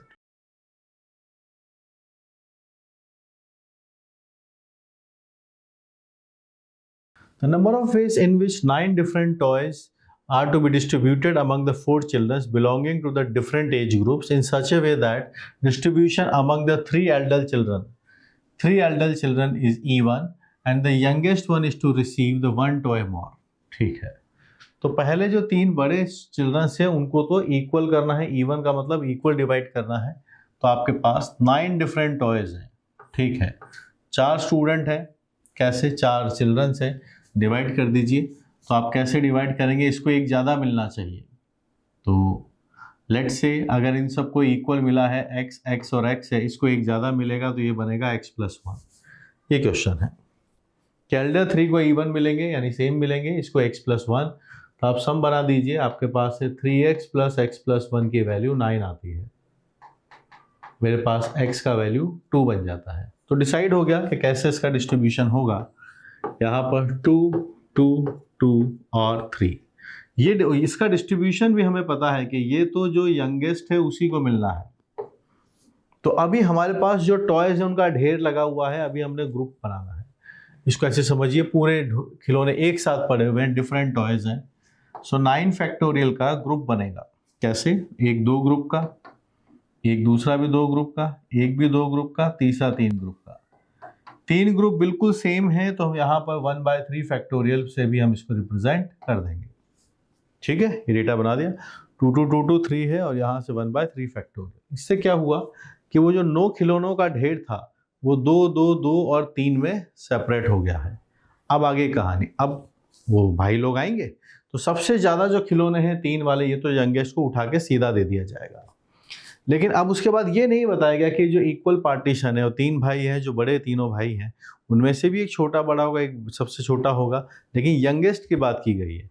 उन तीनों में B1 B2 B3 में कैसे मिलेगा वो नहीं समझाया गया है। This is the brother number B4, लेकिन इनका डिस्ट्रीब्यूशन ब्रदर 1 ब्रदर 2 ब्रदर 3 में कैसे होगा ये नहीं समझाया गया है। तो हम इसको रैंडमली अज्यूम करते हुए इनका अरेंजमेंट इक्वल पर तरह से करेंगे, 3 फैक्टोरियल लिखेंगे। This is for the distribution to children's, 3 children's elder। और ये क्या हुआ है? ये ग्रुप बनाया गया है। This is for the group formation. तो ये डेटा आप देखिएगा, 3 फैक्टोरियल से 3 फैक्टोरियल चला जाएगा। ये है 9 फैक्टोरियल, यहाँ है 2 फैक्टोरियल का क्यूब आता है, ये भी 3 फैक्टोरियल है। This is what the answer is C. हमारे पास यहाँ से इसका आंसर सी निकल के आ जाता है। मार्क कर दीजिए।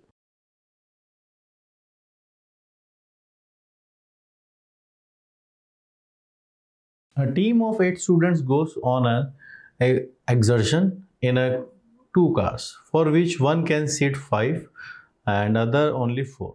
The internal arrangement of inside the car does not matter.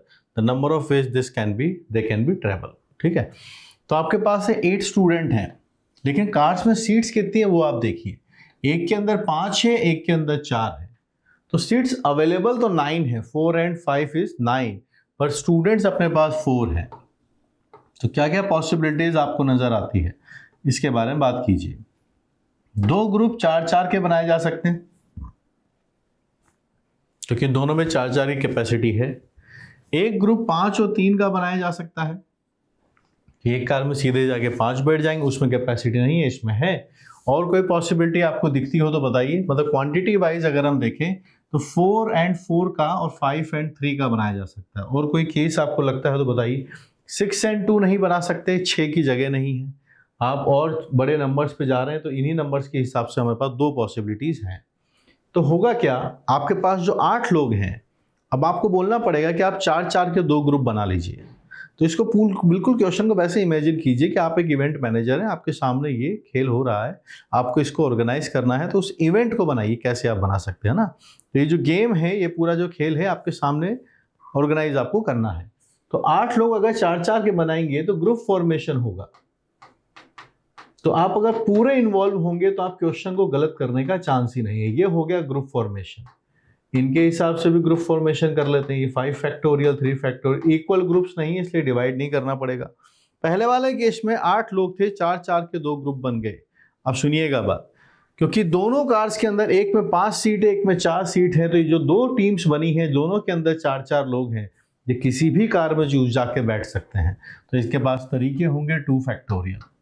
अब ये कार के अंदर कैसे जाके बैठेंगे, इसको मना कर दिया। That arrangement, internal arrangement is ignored if the internal arrangement inside the car does not matter, कि वो कार के अंदर कैसे बैठे हैं उसको ध्यान नहीं देना है, तो फिर इसके आगे हमें और 5 फैक्टोरियल या 4 फैक्टोरियल करने की जरूरत नहीं है। वहीं पर जब 5 और 3 का ग्रुप होगा तो फिर ये डिसाइडेड है, 5 वाले लोग इस वाली कार में ही जाएंगे जहां पर 5 सीट अवेलेबल है, तो इसके लिए 2 फैक्टोरियल का मतलब नहीं होगा। तो यहाँ पर आपके पास जाने का तरीका एक ही होगा, लेकिन यहाँ पर आपके पास 2 बातें हैं, C1 कार से जाए या C2 से जाए। यहाँ डिसाइडेड है कि आपके पास जो 5 वाला है वो C1 कार में ही जाएगा और ये C2 में ही जाएगा। ठीक है, इस नंबर को थोड़ा डेटा निकालते हैं। 8, 7, 6 and 5, 4 फैक्टोरियल आपके पास है, ये 24 आता है, 2 से 2 भी चला जाएगा, 70 हमारे पास से नंबर है ये, दिस इज कमिंग एज 70। यहाँ है 8, 7, 6 डिवाइडेड बाय 6, ये नंबर आपके पास है 56 आता है। दोनों को हमने ऐड कर दिया, the number is coming as 126। C option हम यहाँ से मार्क कर देंगे। तो यही कहूँगा, जिस भी क्वेश्चन को आप सॉल्व करें फुली इन्वॉल्व होकर करें। एक तरीके से इवेंट मैनेजर या मैनेजर की देखें कि कैसे उस एक्सपेरिमेंट को कंडक्ट किया जा रहा है, क्या क्या पॉसिबिलिटीज़ हो सकती हैं, फिर आप किसी भी केस को मिस नहीं कर पाएंगे। और अगर इनकेस कर भी दिया है तो जब आप किसी सॉल्यूशन को मैच करेंगे तो आपको क्लिक होगा कि हाँ ये वाली चीज़ मिस हो गई, तो लर्निंग आपकी मैक्सिमम होगी। तो सोच कर बनाइए, चाहे जितना भी आप उसको अटेम्प्ट कर पाते हैं, लर्निंग मैक्सिमम होगी अगर आप उसको अच्छे से ट्राई करके बनाते हैं। ठीक है।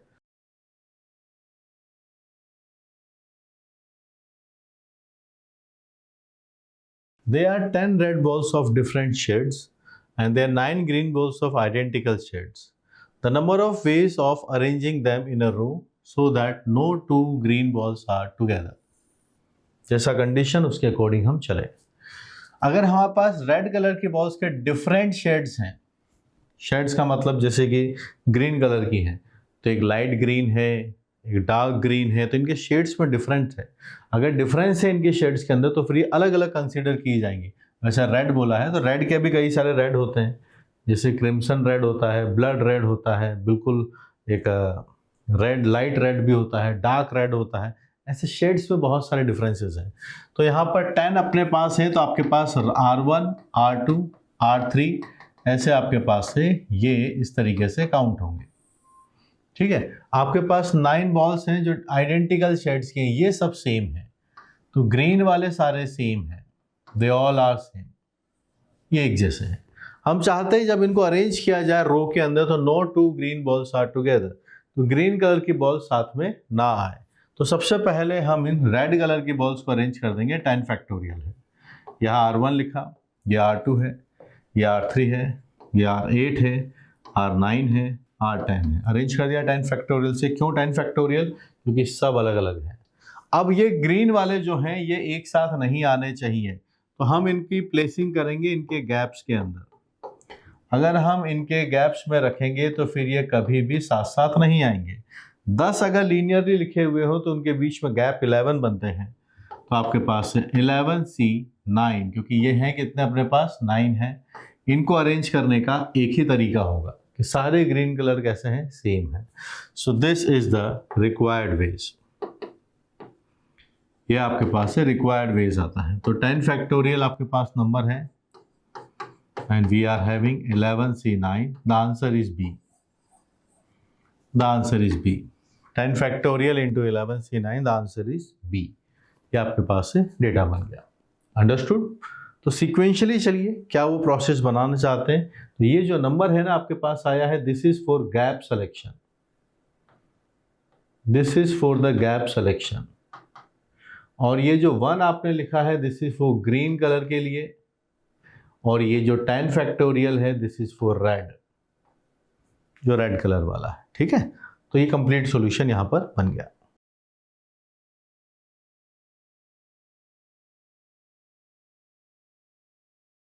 There are 2 identical white balls, 3 identical red balls, 4 green balls of different shades. The number of ways in which they can be arranged in a row so that at least one ball is separated from the balls of the same color. हम चाहते हैं कम से कम एक ball अलग रहे जो उसके सेम कलर की बॉल से वहां से।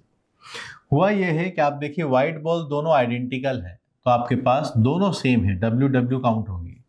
रेड कलर के 3 बिल्कुल सेम है, R R R आपके पास से बनेगा। वहीं पर 4 ग्रीन है आपके पास है, तो ये है G1, ये है G2, यहाँ है G3, यहाँ है G4। 4 ग्रीन बॉल्स हैं आपके पास, G1, G2, G3, G4 आपके पास से बना दिया। अब आपको बता के दिखाना है they can be arranged in a row at least one ball is separated from the balls of the same colour. ये पूछा गया है। सो ये क्या बनेगा आप बताइए। एटलीस्ट हम चाहते हैं कम से कम एक बॉल ऐसी हो जो अपने सेम कलर की बाकी बॉल से अलग अलग रहे। इट इज टोटल माइनस, अगर सारे सेम कलर की बॉल्स एक साथ आ जाएं तब के बराबर कर देते हैं। हम चाहते हैं कम से कम एक बॉल ऐसा हो जो अपने शेड्स की जो बाकी बॉल्स हैं उनसे सेपरेट रहे। तो total minus same colour balls are together, same colour balls are together. तो जब वो बॉल्स एक साथ रहती हैं उस केस को हटा दीजिए टोटल में से, तो फिर आपके पास क्या सा केस बनेगा जब एटलीस्ट एक बॉल अपने बाकी शेड्स की जो बॉल्स हैं उनसे अलग रहे। चलिए, तो टोटल कितने हैं पॉसिबिलिटीज देखिएगा, ये 2, 5 और 4, 9 है। 9 फैक्टोरियल हैं जिसमें से 2 एक जैसे हैं और ये 3 एक जैसे हैं, एक रो में अरेंज हुआ है। माइनस सेम कलर की बॉल्स एक साथ रहें, इसका मतलब ये है कि WW एक साथ, फिर RR एक साथ, और हमारे पास ये जो G है G1, G2, G3, G4 ये सब भी एक साथ। कितने बन गए हैं 1, 2, 3। तो आपके पास से बने 3 फैक्टोरियल। इसमें व्हाइट वाले का एक तरीका है, रेड वाले का एक तरीका है, ग्रीन वाले के 4 फैक्टोरियल। ये सब हो गए आपके इंटरनल अरेंजमेंट। ये है इनके इंटरनल अरेंजमेंट। व्हाइट वाले का 1, रेड वाले का 1 और ग्रीन वाले के 4। G1, G2, G3, G4 इन सब के अलग अलग शेड्स हैं, तो इनके आपस में कई सारे अरेंजमेंट बनाए जा सकते हैं। आइए नंबर के हिसाब से आगे चलते हैं। कैसे आंसर लिखे हुए डिफरेंस फॉर्म में लिखा गया है तो वैसे ही बनाने की कोशिश करेंगे। इसको हम लिख सकते हैं 9 × 8 × 7 फैक्टोरियल डिवाइडेड बाय 2 × 6 आता है। यहाँ हमारे पास लिखा गया है 3 फैक्टोरियल × 4 फैक्टोरियल। क्या कॉम्बिनेशन बनेगा उसके अकॉर्डिंग हम देखेंगे। ये 72 आता है, ये 12 है, तो 72 12 से 6 टाइम्स कैंसिल होता है। 6 × 7 फैक्टोरियल, 3 फैक्टोरियल भी 6 ही होता है, 6 कॉमन आ जाएगा। 6 times 7 factorial minus 4 factorial, A is the answer. 6 times 7 factorial minus 4 factorial, we can mark it as N A as the final answer. ये हमारे पास से फाइनल आंसर बन जाएगा। सोच कर कीजिए, समझ के कीजिए, बात बनेगी।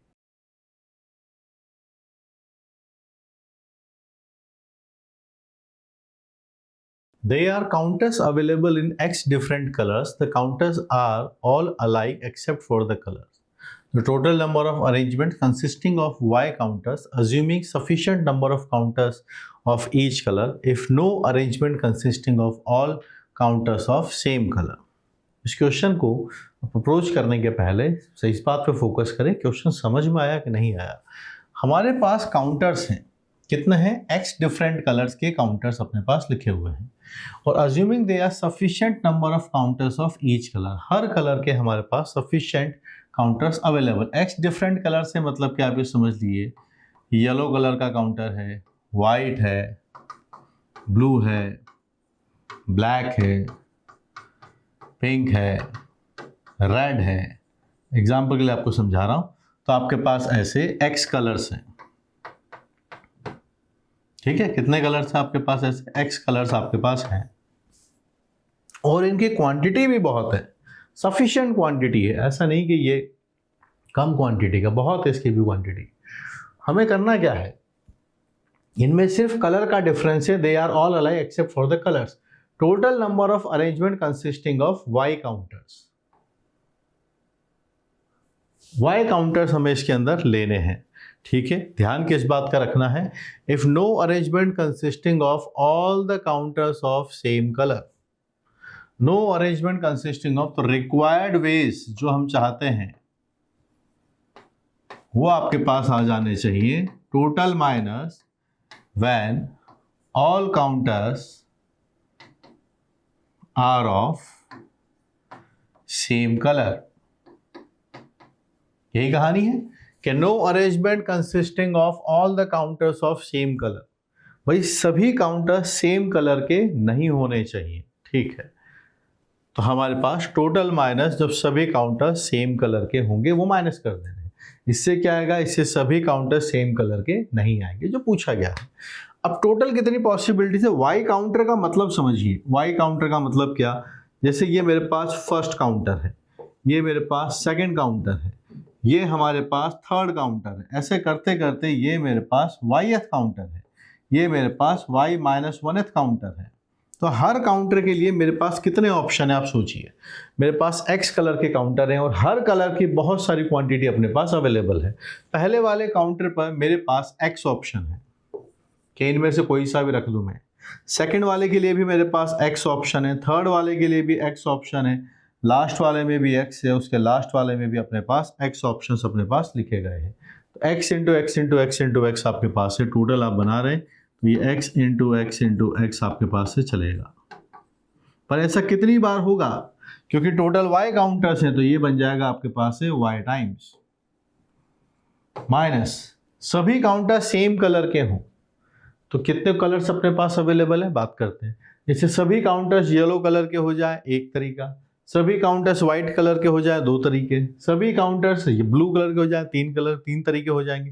तो हमारे पास कलर्स हैं कितने, हमारे पास x कलर्स हैं, तो ऐसे x कॉम्बिनेशन हर कलर के हम बना सकते हैं, माइनस होगा आपके पास से x। So we are having x to the power y minus x, that precisely is the A option.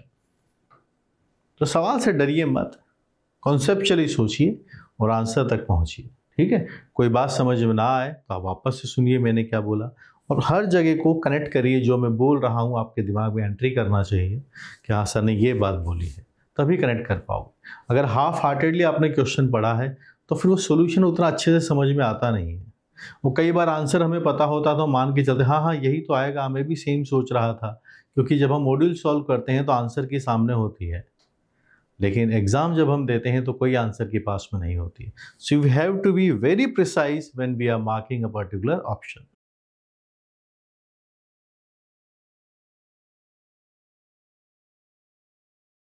There are 6 periods in each working day of a school, number of ways in which 5 subjects can be arranged if each subject is allotted at least 1 period and no period remains vacant। ठीक है, हमारे पास periods कितने class के अंदर 6 periods हैं। सो this is the first period, ये second है, ये थर्ड है, फोर्थ है, फिफ्थ है, सिक्स्थ है, सेवंथ पीरियड है एंड वी आर हैविंग कितने पीरियड्स हैं 6 पीरियड्स हैं, ठीक है। इतने पीरियड्स, सब्जेक्ट्स कितने अपने पास वो देखिए आप, वी आर हैविंग 5 सब्जेक्ट्स, ठीक है, और each subject allotted at least 1 period, मतलब 6 पीरियड्स में से एक एक बार तो एक एक सब्जेक्ट पढ़ाया ही जाना चाहिए, क्योंकि सब्जेक्ट 5 हैं। तो यहाँ पर ऑब्वियस सी बात है, वेकेंट पीरियड को तो मना कर दिया गया है। जैसे हमारे टाइम पर स्कूल में होता था, एक पीरियड वेकेंट चला जाता था, जब कोई टीचर नहीं आता था। तो यहाँ पर कोई भी वेकेंट नहीं होना चाहिए। तो फिर 5 सब्जेक्ट है ना, एक एक सबको पढ़ाने के बाद भी एक बचेगा, तो मतलब उन्हीं 5 सब्जेक्ट में से किसी एक सब्जेक्ट को रिपीट किया जाएगा। तो यानी ये होगा any one subject,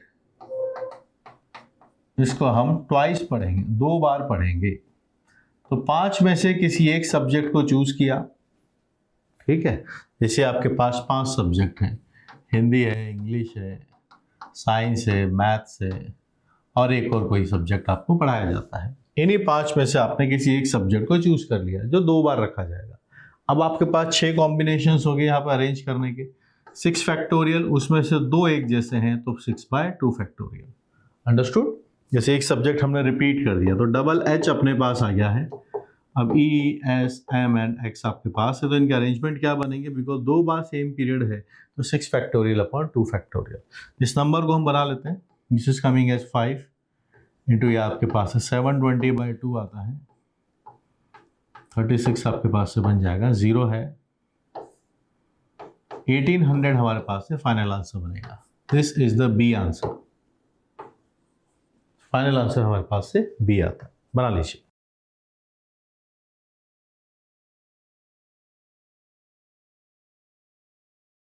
Number of positive integral solutions satisfying the equation x1 plus x2 plus x3 multiplied by y1 and plus y2 is equal to 77। यहाँ लिखा गया है पॉजिटिव इंटीग्रल सॉल्यूशंस। इसका मतलब ये जितने भी डेटा है हमारे पास, ये सब ग्रेटर देन और इक्वल टू 1 होंगे, या फिर ये कहूँ ये सब नेचुरल नंबर्स हैं। कितने हैं? नेचुरल नंबर्स हैं। ग्रेटर देन और इक्वल टू 1 अपने पास लिखा गया है।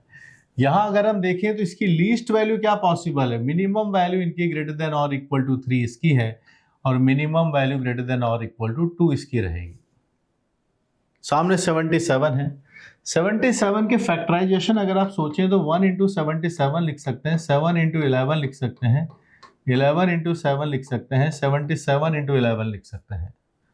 माइनस वाले कॉम्बिनेशंस बनाने की ज़रूरत नहीं है कि -1 इंटू -77, क्योंकि ये सब इंटीजर्स रहने वाले हैं। तो यही 4 पॉसिबिलिटीज़ हैं, उसमें से 2 रिजेक्ट हो गए हैं। अगर आप ध्यान दें कि मिनिमम वैल्यू फर्स्ट वाले के 3 रह सकती है, this is not possible. Second वाले की मिनिमम वैल्यू 1 हो सकती है, this is also not possible. तो अगर पॉसिबिलिटीज़ है तो बीच के 2 नंबर्स की पॉसिबिलिटीज़ है। आइए केस वाइज सॉल्व करते हैं।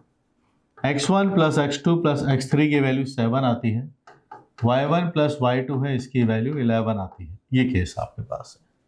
और आप देखिएगा x1 plus x2 plus x3 की पॉसिबिलिटी आपके पास से 11 आती है, y1 प्लस y2 है, इसकी वैल्यू 7 आती है। ये 2 पॉसिबिलिटीज अपने पास लिखी गई है। ठीक है, आइए आराम से डिस्कस करते हैं। अब यहाँ पर डायरेक्टली हम क्या है, बैगर्स नहीं लगा सकते, थोड़ा सा मॉडिफाई करके लगाना होगा। हम चाहते तो यही है कि सारे नंबर्स अपने पास जो लिखे गए हैं उसमें एटलीस्ट एक सबको रखना ही रखना है। तो आप सोचिए, ये एक प्रॉब्लम ऐसा बन गया जिसमें x1 plus x2 plus x3 की वैल्यू 7 है, तीनों नेचुरल नंबर्स हैं, तो ग्रेटर देन और इक्वल टू 1 वाली कंडीशन है। तो 3 पर्सन्स में टोटल सम 7 आना चाहिए। ये बैगर्स यहाँ पर लगेगा, पर एटलीस्ट सबको एक एक मिलना चाहिए, तो ग्रेटर देन और इक्वल टू 1 वाली पोजिशनिंग है। तो अगर हम यहाँ पर सबको एक एक रख देते हैं तो आपके पास कंडीशन क्या बनी? 3 चले जाएंगे, सामने बचेगा 4। यहाँ y1 डैश y2 डैश आपके पास से बचेंगे 9। इसके number of non negative solutions अगर हम देखें, ऐसा करने से ये जितने भी xi आए हैं ग्रेटर देन और इक्वल टू 0 हैं, ये yi आए हैं, ये सब ग्रेटर देन और इक्वल टू 0 हैं। 4 आपके पास है, 4 plus 3 minus 1 C3 minus 1, this is the case. और आपके पास 9 है, आपके पास से 9 plus 2 minus 1 C2 minus 1। Sir ये क्या चल रहा है? बैगर्स आना चाहिए उसके लिए। क्या होता है उसके अंदर? अगर हमारे पास इतनी इक्वेशन है ना, x1 प्लस x2 से लेके xp is equal to n, तो इनके नॉन नेगेटिव इंटीग्रल सॉल्यूशंस आते हैं n plus p minus 1 cp minus 1। ये थ्योरी होती है ना। तो n identical things are to be distributed among p person such that anyone can receive any number of object is n plus p minus 1 cp minus 1। 4 है greater than और equal to 0 है, किसी को कितना भी दिया जा सकता है। 3 लोगों में 4 एक जैसी चीज़ें बांटेंगे, n प्लस 3 माइनस 1 3 माइनस 1, या 9 है 2 लोगों में बटेगा। तो this number will be coming to as 6c2, आपके पास यहाँ से 10c1 आता है। 150 which I am getting the number as 150। यहाँ पे आप चले जाइए सिमिलर वे में, आपके पास से x1 dash x2 dash x3 dash आपके पास से 8 आता है, y1 डैश y2 डैश आपके पास से 5 आता है। इनके नंबर ऑफ सॉल्यूशंस बना दीजिए। 8 plus 3c3 minus 1 into 5 plus 2 minus 1 c2 minus 1, 10c2 आता है। यहाँ से 6c1 आपके पास और है, यहाँ आपके पास है 270 और है। ठीक है, तो फाइनली दोनों का सम कितना है वो आप देख लीजिए। 150 और 270 आपके पास से आता है, तो इसको नंबर जोड़ेंगे 0 आता है। 420 आपके पास से फाइनल आंसर है। We can mark 420 as the final answer. The correct answer is 420। Good question, smart question. थोड़ा सा मैं ये कहूँगा इसके अंदर बैगर सूट पढ़ लीजिएगा, आपकी इसके अंदर स्पीड बढ़ जाएगी। बढ़िया कॉन्सेप्ट है ना, जो मैंने आपको समझाया।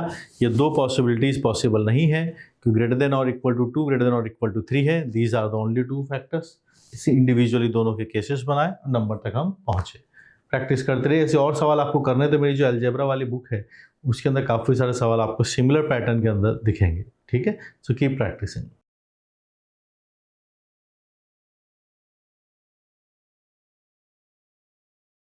100 management students who read at least one of the 3 business magazines are surveyed to study readership pattern. It is found that 80 read Business India, 20 reads Business World, 30 reads Business Today.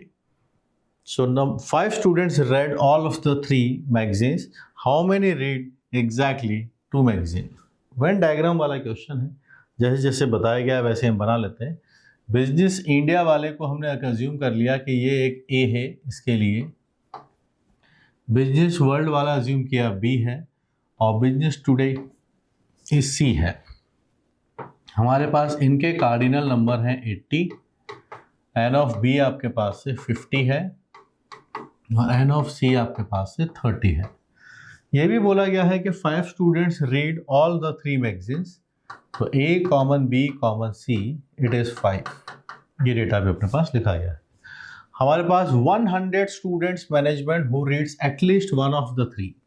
At least one of the 3 है 100, यानी ये आपके पास है union है, तो कम से कम एक मैगजीन तो पढ़ते ही हैं, तो the union is coming as 100। इसका फॉर्मूला बड़ा फेमस होता है, n of A plus n of B plus n of C minus N of A common B minus N of B common C minus N of C common A and plus times A common B common C. Sets का problem है, सामने आपके पास से 100 है। So let's see क्या combination अपने पास से बनता है। It is 80, it is 50, it is 30 minus N of A common B n of B common C n of C common A. यहाँ से 5 आता है, सामने आपके 100 आता है। हम आगे बढ़े, n of A common B n of B common C n of C common A, ये डेटा आप बनाएंगे। यहाँ से आपके पास 80 आता है, ये भी 80 है, 160 आता है। 160 में से 165 में से अगर 100 चला गया तो आपके पास से सिर्फ 65 आ रहा है। कितना आता है? 65 आता है। So this is the number we are having. अब हम चाहते क्या है, उसके अकॉर्डिंग अगर हम वेन डायग्राम थोड़ा देखना चाहें, we are marking this as N A B and C. तीनों में कॉमन नंबर 5 है, ये दिया हुआ है, तीनों को पढ़ते हैं। हम चाहते हैं exactly 2। This is what we are interested. और ये नंबर आपके पास क्या लिखा हुआ है, इसका क्या मतलब हुआ ये बता दीजिए। ए कॉमन बी, बी कॉमन सी, सी कॉमन ए, हम चाहते हैं एग्जैक्टली 2। आपके पास एग्जैक्टली 2 मैगजीन होनी चाहिए। तो देखो A कॉमन B में से 3 वाला कॉम्बिनेशन हटेगा, A कॉमन B में से तीनों का कॉमन यानी 5 हटेगा, B कॉमन C में से भी 5 हटेगा,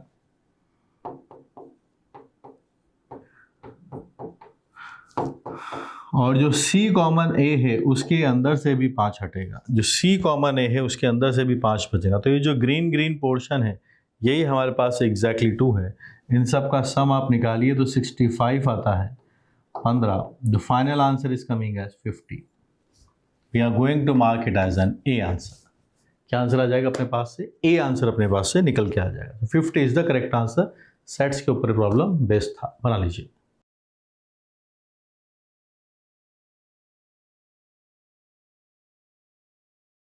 A person writes letter to his 5 friends and addresses the corresponding envelopes. Number of ways in which the letters can be placed in the envelope so that at least 2 of them are in the wrong envelope. क्या चाहते हैं? 5 letters हैं, 5 friends के 5 addresses हैं। हम चाहते हैं कि एटलीस्ट 2 के गलत एनवेलप मिले। This is what we are looking for. तो एटलीस्ट 2 को मिले, इसका मतलब क्या है? एग्जैक्टली 2 को रॉन्ग एनवेलप मिले यानी क्रॉस कर देते हैं। और क्या हो सकता है? एग्जैक्टली 3 को रॉन्ग एनवेलप मिलना चाहिए। और क्या फिजिबिलिटी है? एग्जैक्टली 4 को रॉन्ग एनवेलप मिलना चाहिए। और एक और पॉसिबिलिटी है कि एग्जैक्टली 5 को रॉन्ग एनवेलप मिलना चाहिए। क्रॉस मतलब 2 को ना मिले, 3 को ना मिले, 4 को ना मिले, 5 को ना मिले। डी अरेंजमेंट की बात हम करने वाले हैं। अब बात आएगा 2 लोगों को ना मिले, तो मतलब क्या हुआ? कौन से 2 लोग हैं सेलेक्ट करना पड़ेगा। फिर डी अरेंजमेंट का फॉर्मूला आपके पास से जो आता है, 2 लोग हैं तो 2 लोगों को नहीं मिलेगा तो क्या करेंगे? मतलब 3 को तो मिल गया है, तो 3 तो लेटर्स अपने अपने लिफाफे में रख दिए जाएंगे। एक ही तरीका है। अब बचे 2 लोग, 2 लोगों को नहीं मिला तो इन दोनों की चिट्ठी आपस में बदल दी जाएगी। इनटू एक तरीका है। 3 लोगों को ना मिले, कौन से 3 लोग हैं जिनको नहीं मिला? सेलेक्ट करने पड़ेंगे। बचे हुए 2 लोगों को मिल जाए, उनकी चिट्ठी अपने एड्रेस पर डाल देंगे।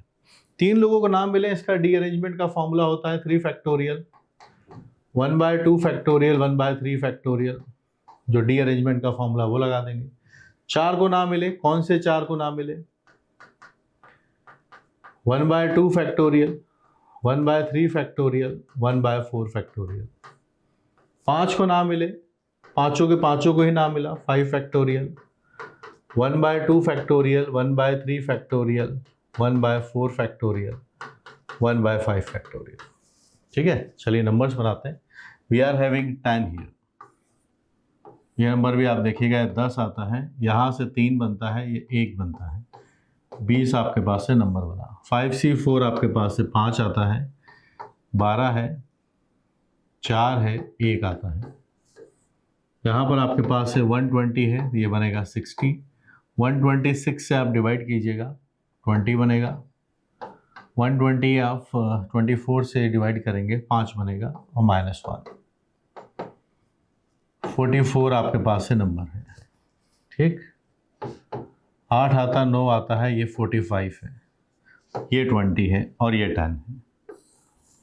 ठीक है, तो बना दीजिए। सबका सम क्या बनने वाला है? Required some is 10 + 20 + 45 + 44।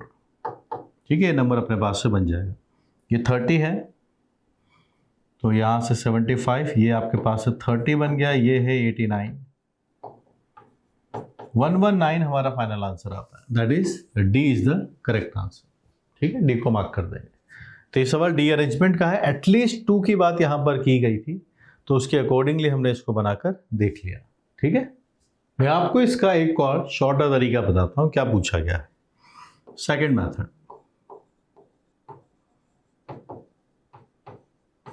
क्या रिक्वायरमेंट है वो देखिए आप। एटलीस्ट 2 स्टूडेंट ऐसे हैं जिनको रॉन्ग एनवेलप में मिले। ठीक है, पर्सन लेटर लिखता है 5 फ्रेंड्स को, at least 2 of them are in wrong envelope. तो देखिए at least 2 are in wrong envelope. ठीक है, तो ये क्या होगा? टोटल माइनस, कम से कम 2 गलत में जाएं, टोटल माइनस कोई भी गलत में ना जाए, नो लेटर इन रॉन्ग, किसी भी गलत में एक लेटर नहीं है। और दूसरा केस जाएगा exactly one letter is in wrong envelope.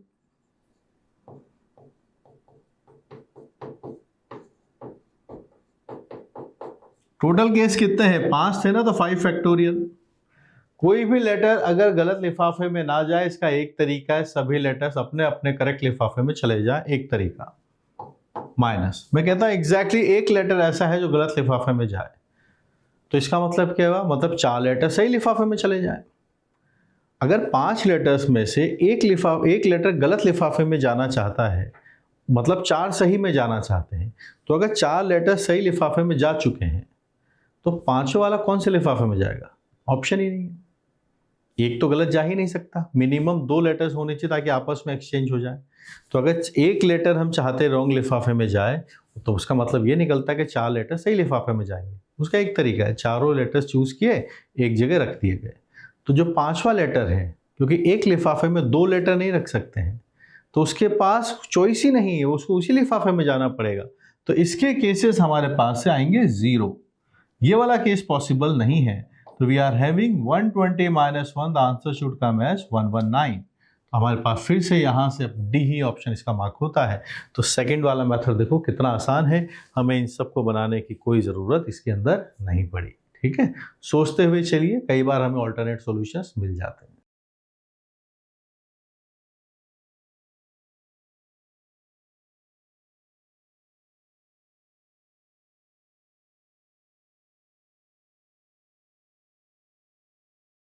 Lines y equal to x plus I and y equal to minus x plus j are drawn in xy plane, in xy's plane such that I belongs to 1, 2, 3, 4 and j belongs to 1, 2, 3, 4, 5, 6.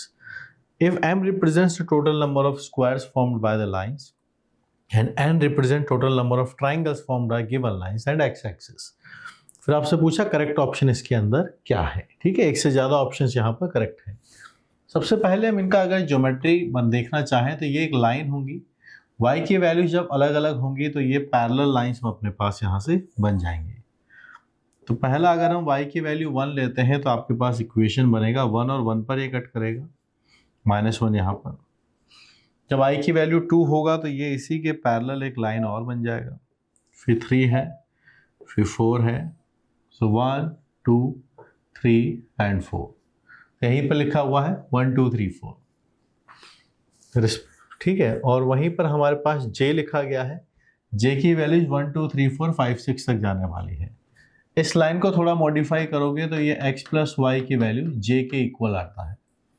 इस वाली lines को अगर हम बनाएं तो चलिए इसके लिए भी हम प्लॉटिंग करते हैं, शुरू करते हैं। इनको भी हम प्लॉट करके देखेंगे।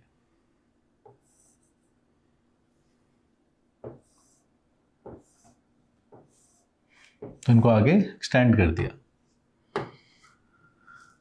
जब इसकी वैल्यू 1 रहेगी तो आपके पास ये वाला डेटा बनेगा, 2 वाला लाइन ये बनेगा, 3 वाला लाइन यहाँ बनेगा, 4 वाला लाइन यहाँ है, 5 वाला लाइन यहाँ है, 6 वाला लाइन यहाँ है। It is 5, it is 6।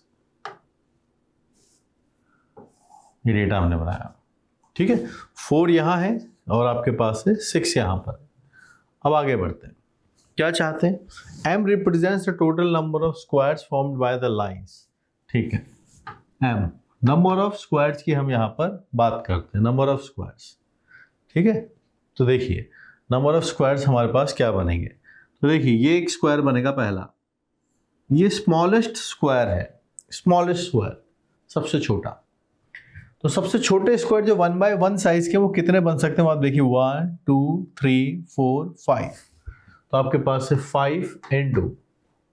जब आप इधर आएंगे तो देखिएगा इसके लिए क्या होगा, जब हम 1/1 साइज का बनाने जाएंगे तो लाइंस आपके पास से एडजेसेंट होनी चाहिए। कैसी होनी चाहिए? एडजेसेंट। तो जब स्क्वायर बनेगा तो 2 लाइन पैरेलल इस कॉम्बिनेशन की, 2 लाइंस पैरेलल इस कॉम्बिनेशन की हो तो रेक्टेंगल बन जाएगा। और स्क्वायर के लिए क्या होगा, जो सिलेक्शन यहाँ होगा वही यहाँ पर करना है, तब जाके स्क्वायर बनेगा। इन दोनों को पिक किया, दोनों लाइंस आप देख सकते हैं m1 m2 दोनों का प्रोडक्ट करने पर -1 आता है। So these 2 lines, both lines are perpendicular, L1 is perpendicular to L2।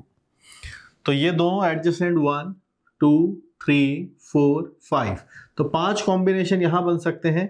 1 2 3 combination यहां बन सकते हैं। ये कौन सी साइज के मैंने लिखे हैं वो मैं बता दूं, ये स्क्वायर की साइज है जो 1 क्रॉस 1, तब की हम बात यहां पर कर रहे हैं। वहीं अगर हम 2 क्रॉस 2 के लिए जाते हैं तो देखिएगा 2 क्रॉस 2 के लिए मुझे ये वाला बनाना पड़ेगा। This is the combination. 2 cross 2 के लिए मुझे ऑल्टरनेट पे जाना पड़ेगा, एक ये साइड तो एक ये वाली साइड, एक को छोड़ना पड़ेगा। सो 1 2 3 एंड 4 इसमें से इधर पिक कर सकते हो आप, ठीक है।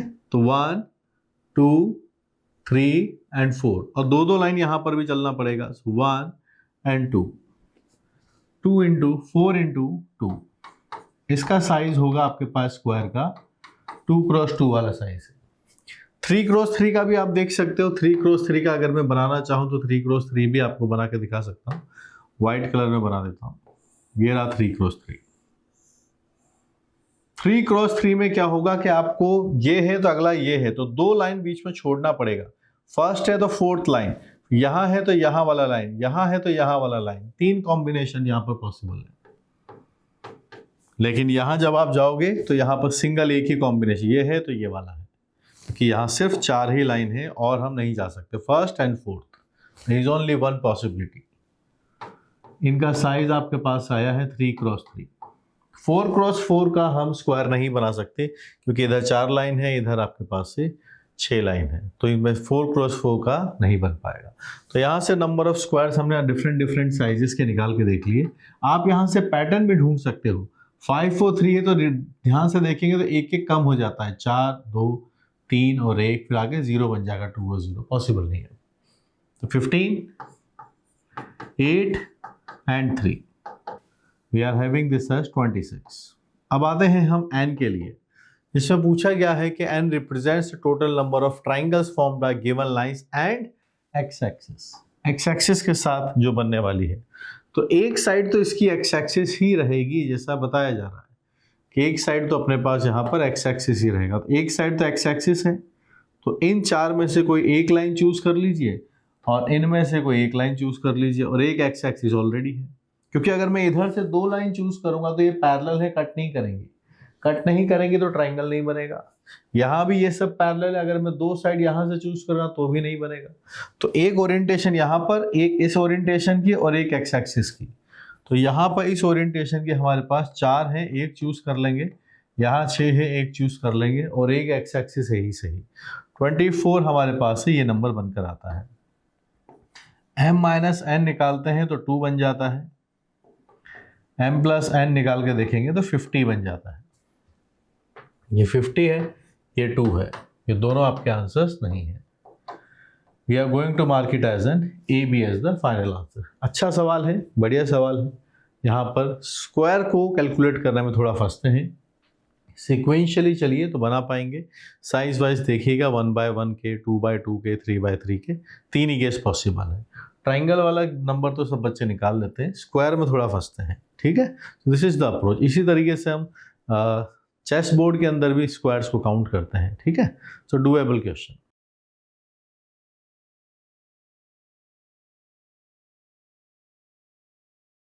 Number of ways in which 3 numbers are in AP are selected from the numbers 1 2 3 4 n के बीच में लिखा गया है। देखिए 3 नंबर्स अगर AP में आपके पास से आते हैं तो रिजल्ट ऐसा है कि B की वैल्यू ना A प्लस C/2 बन जाती है। ये कॉम्बिनेशन है, A प्लस C/2। और हमारे पास नंबर्स जो हमें पिक करने हैं वो आप देखिए A B C के, वो नंबर्स हमें लेने हैं 1 2 3 से लेके आप n-1 n तक आप जा सकते हैं, ठीक है। This is the possibility. यहाँ A और C की बात हो रही है, ऐड करके 2 से डिवाइड करना है, तो यहाँ से आप देखिएगा ये तो इंटीजर है। A और C से रिजल्ट निकल के आता है कि A एंड C दोनों कैसे होने चाहिए, ऑड हो जाए, या A एंड C दोनों कैसे हो जाए, इवन बन जाए।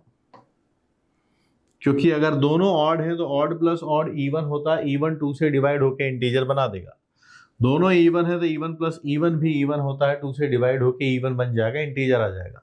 लेकिन अगर एक ऑड एक इवन हुआ तो odd plus even is an odd number और ऑड 2 से डिवाइड नहीं होता है। तो इस रिलेशन को फुलफिल करने के लिए या तो दोनों ऑड हो या फिर दोनों इवन होने चाहिए, तब ये रिजल्ट सेट हो जाएगा। ए और सी डिसाइड हो गया तो बी ऑटोमेटिकली बन जाएगा। तो ए बी सी तीनों अगर एपी में है तो ए और सी दोनों नंबर्स या तो अपने पास इवन हो या दोनों नंबर्स ऑड हो, इस बात पर पूरी कंस्ट्रेंट निकल के आती है।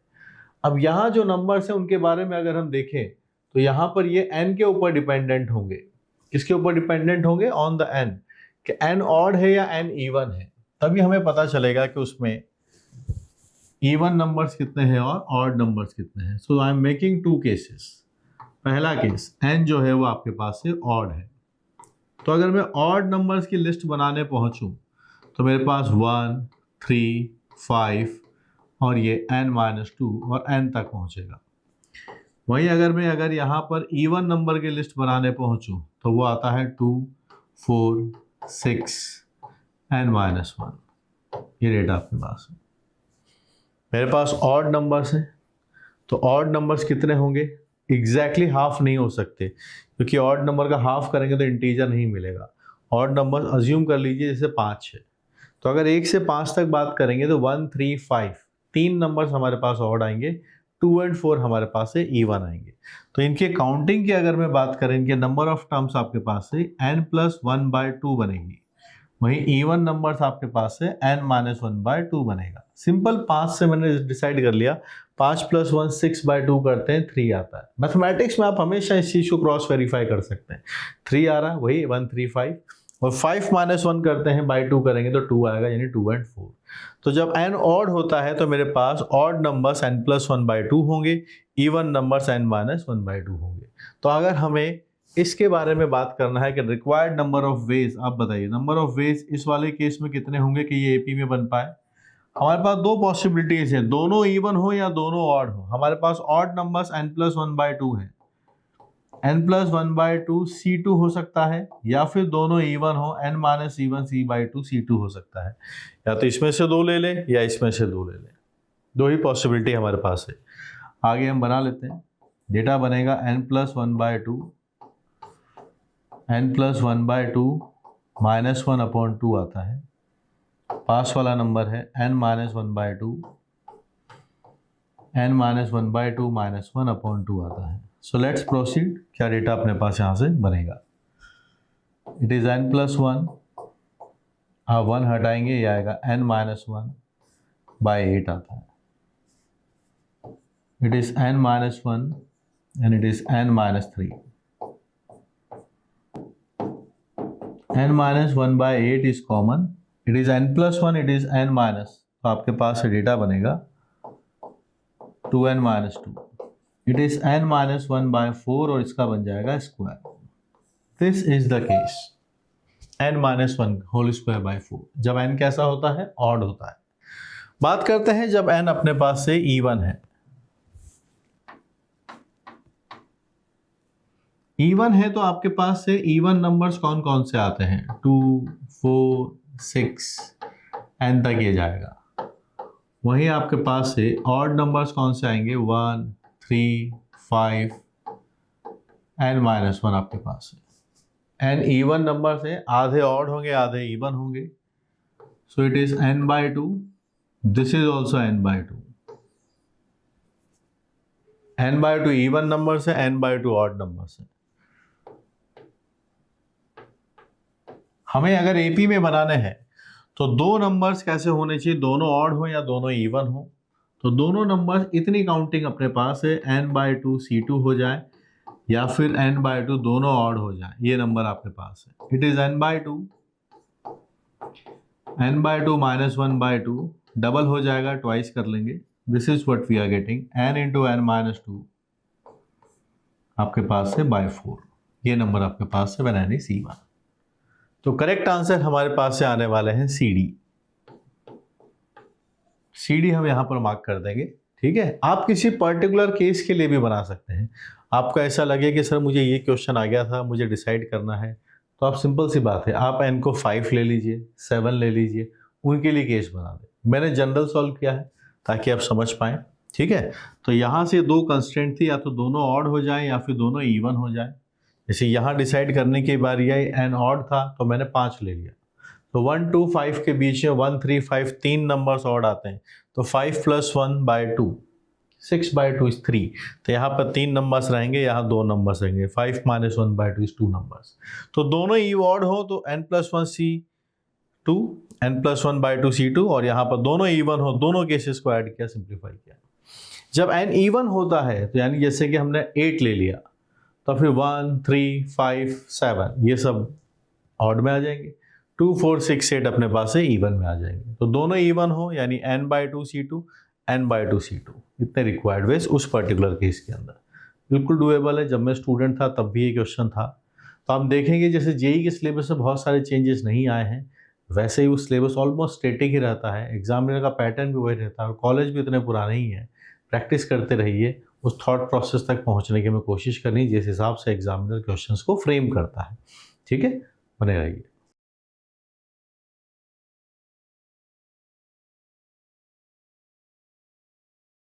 द कॉम्बिनेटरी कोफिशिएंट पूछा गया है हमसे n-1 CP डिनोट्स, वो चारों में से जो ऑप्शन करेक्ट होगा वो हमें यहाँ पर मार्क करना होगा। चलिए शुरुआत करते हैं। The number of ways in which n things of which p are alike and rest different can be arranged in a circle. ठीक है, पहले वाले ए ऑप्शन को ट्राई करते हैं। इसके अंदर बोला है कि नंबर ऑफ वेज निकालने n things of which p are alike. आपके पास n चीजें हैं, उसमें से p चीजें बिल्कुल एक जैसी हैं, और बची हुई कितनी हुई n-p। ये सब कैसी हो गई है, डिस्टिंक्ट है। ठीक है, एंड रेस्ट आर डिफरेंट।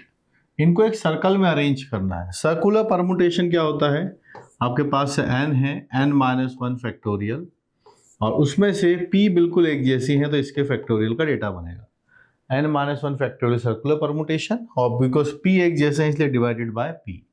क्या ये इसके बराबर है? No, it is not equal to n-1 CP, क्योंकि इसकी वैल्यू आपके पास आती है n-1 का फैक्टोरियल, p फैक्टोरियल, ये दोनों तो मैच करते हैं। इसमें एक और नंबर बनेगा n-p-1 factorial. So a is not the correct answer, इसको मार्क नहीं करेंगे। b की बात करते हैं, इज बी ऑप्शन। बी कहता है number of ways in which p different things can be selected out of n different things if a particular thing is already excluded. एक पर्टिकुलर थिंग को ऑलरेडी हमें exclude करना है। Total कितनी है, n different things है, अपने पास n different things हैं। अब इसके अंदर अ पर्टिकुलर थिंग एक्सक्लूडेड, इसको छोड़ देना है। तो अगर इसको छोड़ देंगे तो फिर अवेलेबल कितनी बचेगी, n-1, उसमें से मुझे चाहिए कितनी, p, तो n-1 CP हम बना देंगे, और यही हमारे पास ऊपर लिखा गया है। तो yes, B option is true. तो B option is true, A is not. दो ऑप्शन चेक हो गए। चलिए सी पर चलते हैं। Number of ways in which n alike balls can be distributed in p different boxes so that no box remains empty. No p different boxes are, no box remains empty. Each box can hold any number of balls. ठीक है, alike balls हैं, C की हम बात करते हैं। सारी balls एक जैसी हैं, p डिफरेंट बॉक्स है, और कोई भी बॉक्स खाली नहीं होना चाहिए। ठीक है, this is the first box, ये आपके पास सेकंड बॉक्स है, ये थर्ड बॉक्स है। इसे करते करते आपके पास pth बॉक्स भी आपके पास से बनेंगे। जो हम डिस्ट्रीब्यूट करने वाले हैं वो सारी बॉल्स एक जैसी हैं, कोई भी बॉक्स खाली नहीं रहना चाहिए। तो एक काम करते हैं, सबसे पहले एक एक बॉल सबके अंदर रख देते हैं। तो इससे क्या हुआ होगा, हमारे पास से p बॉल्स चली जाएंगी। क्योंकि सारी बॉल्स एक जैसी हैं तो डिस्कशन नहीं किसके अंदर कौन सी बॉल गई, ऑल बॉल्स आर अलाइक। एक एक बॉल देने के बाद अब हमारे पास बची कितनी है, लेफ्ट आउट कितनी बची, n-p। टोटल n थी, n-p अलाइक बॉल्स। अब इन n बॉल्स जो n-p बॉल्स एक जैसी हैं, इसको हम बिना किसी कंडीशन के कितने बॉक्सेस में रख सकते हैं, p बॉक्सेस के अंदर। p boxes, there is no restriction. अब हम यहाँ पर बेगर्स लगा सकते हैं। Now there is no restriction, now we can use the beggars formula n + p - 1 CP - 1। तो n की वैल्यू तो n माइनस पी है, it is p minus one C P minus one. Number बनेगा आपके पास से n minus one C P minus one, और यहाँ डेटा लिखा है n minus one C p. तो करेक्ट आंसर आया है n minus one C P minus one. तो C भी इसका आंसर नहीं बनेगा। C is also not the answer. तो बेगर्स रूल अप्लाई किया है यहाँ पर। We have used the beggars formula, beggars method. जब भी आइडेंटिकल थिंग्स पी पर्सन्स में डिस्ट्रीब्यूट की जाती है बिना किसी रेस्ट्रिक्शन से, तो फॉर्मूला होता है n plus P minus one C P minus one. यहाँ एक एक बॉल पहले ही सबको डिस्ट्रीब्यूट करना था, इसलिए रिमेनिंग जिनके ऊपर कोई कंडीशन नहीं होगी वो होगी n minus P things. So this will be the answer. और यहाँ कुछ और लिखा है इसलिए सी आंसर नहीं है। डी की बात करते हैं। Number of ways in which n minus two white balls and p black balls are arranged in a line. If black balls are separated, balls are always alike except for the color. Question ध्यान से पढ़ते हैं। अपने पास n minus two white balls हैं। White balls हैं काफ़ी सारी। कितनी है? n minus to. ध्यान रखेंगे। आगे जाते हैं। p ब्लैक बॉल्स हैं, बॉल्स ब्लैक हैं, ये भी अपने पास p हैं। एक लाइन में अरेंज करनी है। If black balls are separated, balls are separated, यहाँ पर है आपके पास से कॉमा लगा हुआ है। If black balls are separated, तो कोई भी ब्लैक बॉल पास पास नहीं आनी चाहिए। व्हाइट बॉल्स की बात हो रही है, आगे पढ़िए। Balls are alike except for the colour. Colour में ही डिफरेंस है, बाकी सारी बॉल्स एक जैसी होती हैं। इसका मतलब ये जो व्हाइट व्हाइट मैंने लिखा है सब एक जैसी है। तो सबसे पहले हम एक काम ये करेंगे कि इन वाइट बॉल्स को अरेंज कर देंगे, क्योंकि सारी बॉल्स एक जैसी हैं तो एक ही तरीका होगा। इनके बीच में n माइनस टू है, तो गैप्स कितने क्रिएट होंगे ये आप मुझे बता दीजिए। इन सब के बीच में गैप्स क्रिएट होंगे n minus one. n minus one gaps हैं, उसके अंदर हमें p ब्लैक बॉल्स रखनी है। p हमने बॉल्स अरेंज कर दी, क्योंकि p ब्लैक बॉल्स भी बिल्कुल सेम है, उसको रखने का तरीका भी एक ही होगा। ये हमने लिखा ब्लैक के लिए, ये हमने लिखा वाइट के लिए। आपके पास से डेटा बना n minus one C P. n minus one C P is the D. n minus one C P, ये डेटा आपके पास है। तो कौन कौन से ऑप्शंस हमारे करेक्ट हुए हैं? B and D. So we are going to mark B D as the final answer. हर सवाल में अलग अलग कॉन्सेप्ट पूछा गया है, इनको आप पढ़िए, स्टडी कीजिए, मास्टरी कीजिए, क्योंकि जो स्टूडेंट जेईई एडवांस में होता है वो हमेशा एमसीक्यूज पर मास्टरी करके चलता है, क्योंकि वहाँ पर ये क्वेश्चन -2 के मार्किंग के हिसाब से पूछा जाता है। ठीक है, लास्ट वाला समझा दें। जितने भी ब्लैक्स थे उन सबको गैप्स में फिल किया है, ताकि कोई भी दो ब्लैक बॉल साथ साथ ना आए। वाइट को अरेंज करने का एक ही तरीका होगा, क्योंकि सारी वाइट बॉल सेम ही आइडेंटिकल है। फिर n-2 है तो गैप एक ज़्यादा क्रिएट होगा, n-1 उसमें से p प्लेसेस सेलेक्ट किया, गैप सिलेक्शन हो गया। और ब्लैक भी क्या है, सब आइडेंटिकल है, एक ही तरीका होगा रखने का।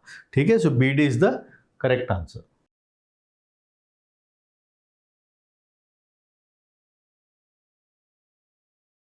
The maximum number of permutation of 2n letters in which they are only A's and B's taken all at a time is given by। अपने पास 2n लेटर्स हैं, लेकिन इन लेटर्स के परमुटेशन की बात हो रही है, वो भी मैक्सिमम की, जहाँ पर हमारे पास या तो A's हैं या फिर B's हैं और कुछ नहीं एक्स्ट्रा। तो सपोज करिए आपके पास A जो है वो x टाइम्स है, और जो आपके पास B है उनके बारे में भी बात कर लेते हैं। ये B कितने हैं वो भी आप देख लीजिए, क्योंकि टोटल 2n है, ये 2n माइनस x होंगे। तो जब हम इनका अरेंजमेंट करेंगे तो क्या होगा? टोटल लेटर्स कितने हैं? टोटल लेटर्स है 2n। तो हम बनाने लगे परमुटेशन।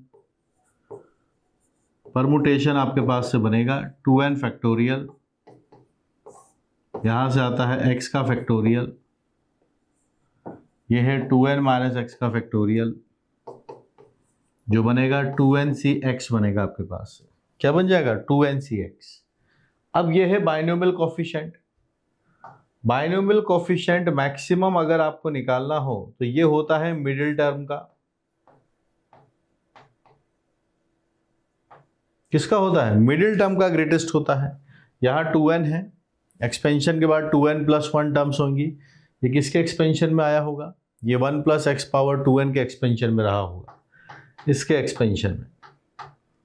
तो 2n प्लस 1 टर्म्स आएंगी तो tn प्लस 1 इसका मिडिल टर्म बनेगा। तो यहाँ इसका ग्रेटेस्ट वैल्यू आपके पास से बनेगा 2ncn। This is the greatest value. Middle term का बाइनोमियल कोफिशिएंट ये बनता है। पीएनसी पढ़ते टाइम हमें बाइनोमियल का आइडिया होना जरूरी है। सो 2ncn, तो ए ऑप्शन इज करेक्ट। अब हमें आगे बढ़ना है और बाकी ऑप्शंस के बारे में सोचना है कि कैसे हम इनको डील कर सकते हैं। ठीक है, अब आगे बढ़ते हैं अगले ऑप्शंस पे। अब 2ncn का मतलब होता है 2n का फैक्टोरियल है, n का फैक्टोरियल है, वापस से n का फैक्टोरियल है। तो इस 2n फैक्टोरियल को आप लिखिए 1 2 3, आपके पास से n minus 1 n plus 1 n plus 2 2n minus 1 2n divided by n factorial, और फिर वापस एक और फैक्टोरियल है 1 2 3 से लेके n माइनस 1 n। देखिए ये n फैक्टोरियल है, ये भी n फैक्टोरियल है, दोनों हो गए कैंसिल। आपके पास डेटा बना n plus 1 n plus 2 n plus 3 2n minus 1 2n। ये डेटा है n factorial 1 2 3 n minus 1 n। ये डेटा आपके पास आया। और ये कौन सा ऑप्शन है? ये वाला option C. n plus 1 by n plus 2 by 2 n plus 3 by 3 2n minus 1 upon n minus 1 2n upon this C. This is C. ये बात भी बन गई। तो यहाँ से आपके पास A हो गया, C हो गया। अब चलते हैं B और D की तरफ। इसी को थोड़ा रीराइट करते हैं कि और हम कैसे लिख सकते हैं। ये होता है 1 2 3 4 5 6 2n minus 3 2n minus 2 2n minus 1 and 2n। साथ में आपके पास n फैक्टोरियल है और हम बनाना चाहते हैं दूसरा भी एक n फैक्टोरियल बनाएंगे 1 2 3 dot dot dot n minus 1 into n। Cancellation देखिएगा कैसे कैंसिलेशन होगा। ठीक है, इन डेटास के हिसाब से थोड़ा चेंज करने की सोचते हैं। तो मैंने इस 2 को पकड़ा, इस 4 को पकड़ा, इस 6 को पकड़ा, 2n माइनस 2 को पकड़ा है, 2n को भी पकड़ा है। ठीक, थोड़ा नोटिस करिए क्या बात बनी। यहाँ 2 4 6 इन सबको अलग कर लिया हमने। 2 4 6 2n माइनस 2 एंड 2n। ठीक, अपॉन में n फैक्टोरियल है, यहाँ है 1 2 3 n माइनस 1 इंटू n। और ये जो मल्टीप्लाई में ऊपर बचेगा वो है 1 3 5 2n माइनस 1। बोर्ड से देखिएगा, ये 1 से 2 आता है, 2 से 4 आता है, 3 से 6 आता है, n माइनस 1 से भी 2 आता है, n से 2n भी 2 आता है। यहाँ से जितने भी डेटा आपके पास लिखे गए हैं ये 2 आता है। इससे भी यहाँ से 2 क्रिएट होगा, 3 से कैंसिल कर दो, इससे भी इसको क्रिएट कर दो 2 आता है, n से भी इसको क्रिएट कर दो 2 आता है। सभी जगह 2 2 2 2 लिखा हुआ है। ये टोटल बन गया 2 पावर n, अपॉन में है n फैक्टोरियल d। तो क्या आंसर आ रहा है आपके पास से? It is 2 power n upon n factorial, और वो पूरा number 1 3 5 2n minus 1। This is an D option, correct. अब डी से ही बी आ जाएगा, कोई बड़ी बात नहीं है। n फैक्टोरियल को तो क्या लिखा जा सकता है, आप खुद देखिए 1 से लेके n तक का प्रोडक्ट, और इस 2 पावर n से एक एक 2 सबसे मल्टीप्लाई कर देंगे। यहाँ 2 रखेंगे 2 बनेगा, 2 रखेंगे 6 बनेगा, 2 रखेंगे 10 बनेगा, 2 रखेंगे ये बनेगा, 2 रखेंगे ये वाला डेटा बनेगा। बिल्कुल डी भी आ जाएगा। आप देखिए n फैक्टोरियल तो सेम है, 2 पावर n के 2 2 2 2 2 2 हमने कितनी बार लिखा है। इन 2 2 को आप सबसे मल्टीप्लाई करो, पहला वाला 2 इससे कर दीजिए 2 आएगा, दूसरा वाला 2 यहाँ 6 बन जाएगा, इससे करिए 10 बनेगा, इससे करिए आपके पास 4n माइनस 2 है। सो वो correct answer we are getting as all 4 are we are marking ABCD। ABCD हमारे पास से चारों इसके आंसर्स बन जाएंगे। MCQ से महारत हासिल कीजिए और करेक्ट आंसर तक पहुंचिए, क्योंकि -2 की मार्किंग यहाँ पर होती है। Okay, keep learning.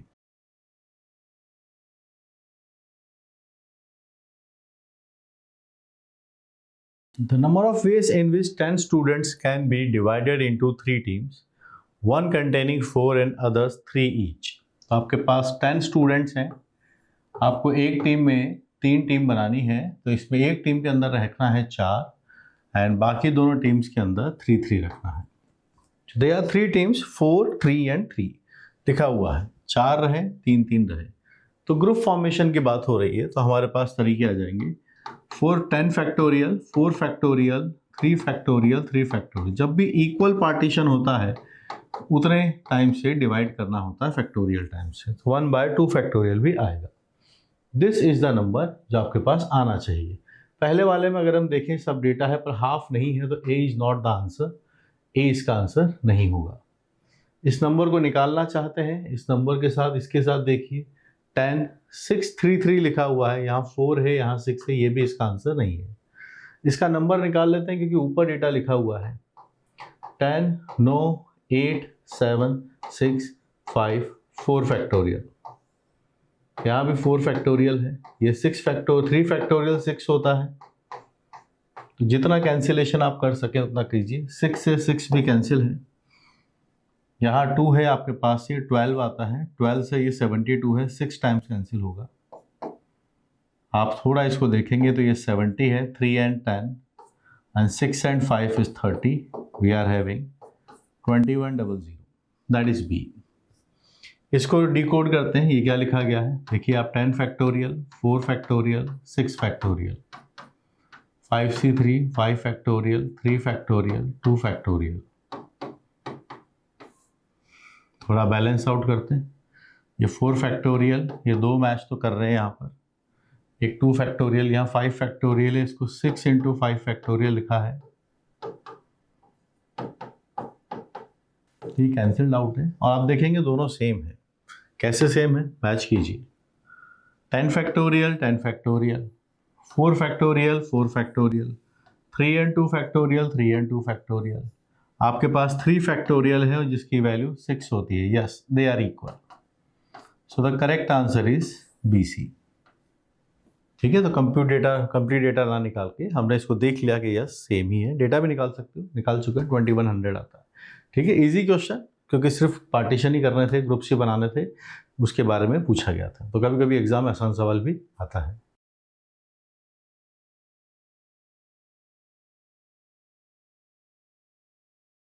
You are given 8 balls of different colours, black, white, जितने भी कलर्स पॉसिबल हैं. येलो होगा, ब्लैक होगा, रेड होगा. ठीक है, दे आर 8 डिफरेंट कलर्स.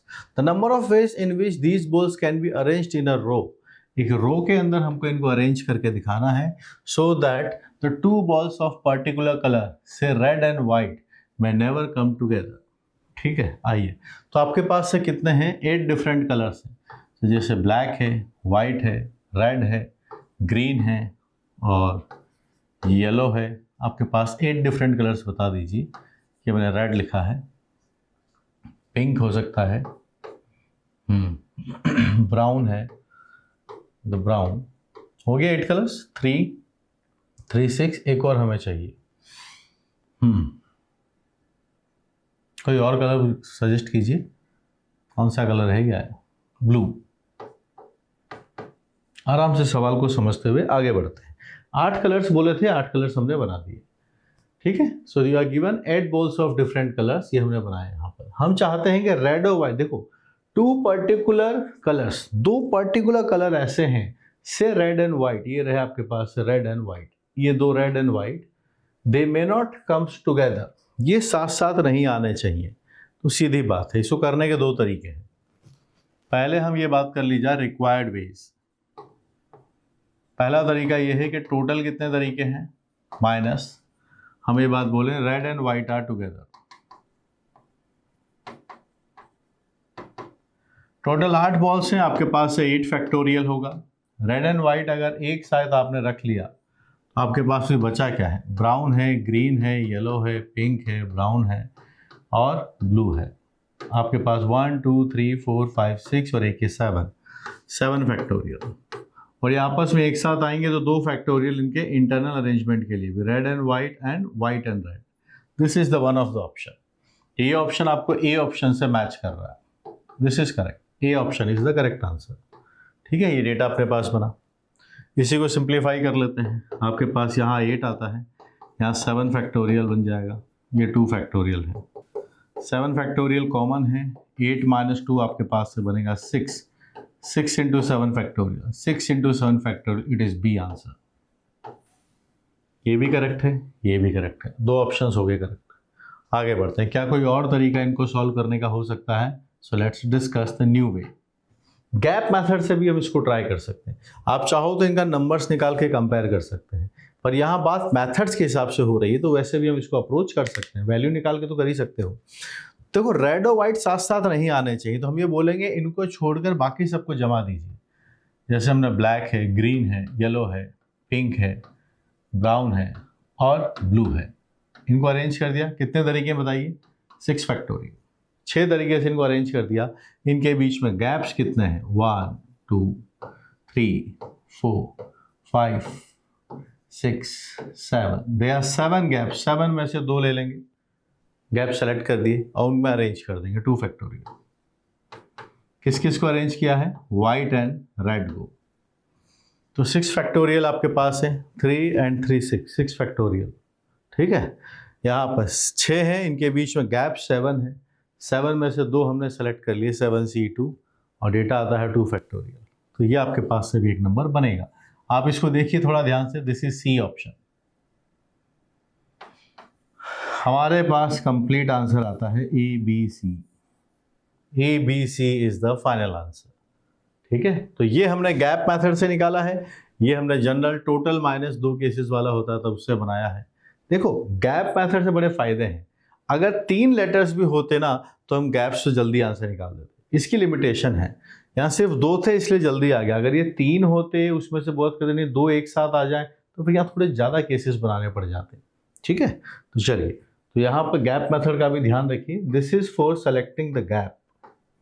आपके पास 7 गैप्स हैं, जिसमें से आपने 2 गैप सेलेक्ट कर दिए। ये जो रेड और वाइट है उसको छोड़कर बाकी सबको अरेंज कर दिया है। जो लेफ्ट बची हुई बॉल्स हैं उनका अरेंजमेंट होता है। तो गैप मेथड तभी लगता है, जिनको साथ साथ नहीं आना उनको छोड़कर बाकी को अरेंज करिए, गैप्स काउंट कीजिए और उसके बाद फिर उनको प्लेस कर दीजिए। आपको अगर थ्योरी में इशू लगता है, डाउट लगता है, तो मेरा अलजेब्रा वाला कोर्स है, आप उसको लीजिए। डेफिनेटली आपके कॉन्सेप्ट इन पर्टिकुलर चैप्टर्स के अंदर इम्प्रूव होंगे।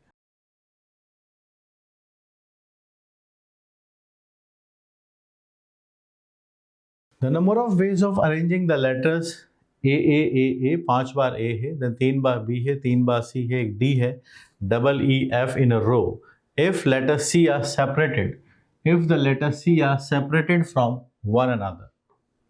जो लेटर C है वो साथ साथ नहीं आना चाहिए, ये हम चाहते हैं। तो फिर क्या करना होगा? C को छोड़कर बाकी को अरेंज कर देंगे। A 5 A है, फिर 3 B है, फिर E है आपके पास, एक D है और एक है F। काउंट कीजिए, 5 3 8 9 10 11 12 12 हो गया आपके पास से। तो इनको अरेंज करेंगे हम। We can write it them there 12 factorial. 5 एक जैसे हैं 5 फैक्टोरियल, ये 3 एक जैसे हैं आपके पास से आता है 3 फैक्टोरियल, डबल E एक जैसा है 2 फैक्टोरियल। क्या हुआ? Except 3 all are arranged।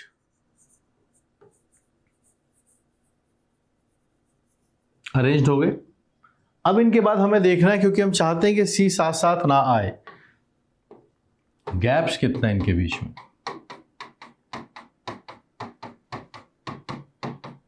12 letters हैं तो गैप्स बनेंगे आपके पास से 13।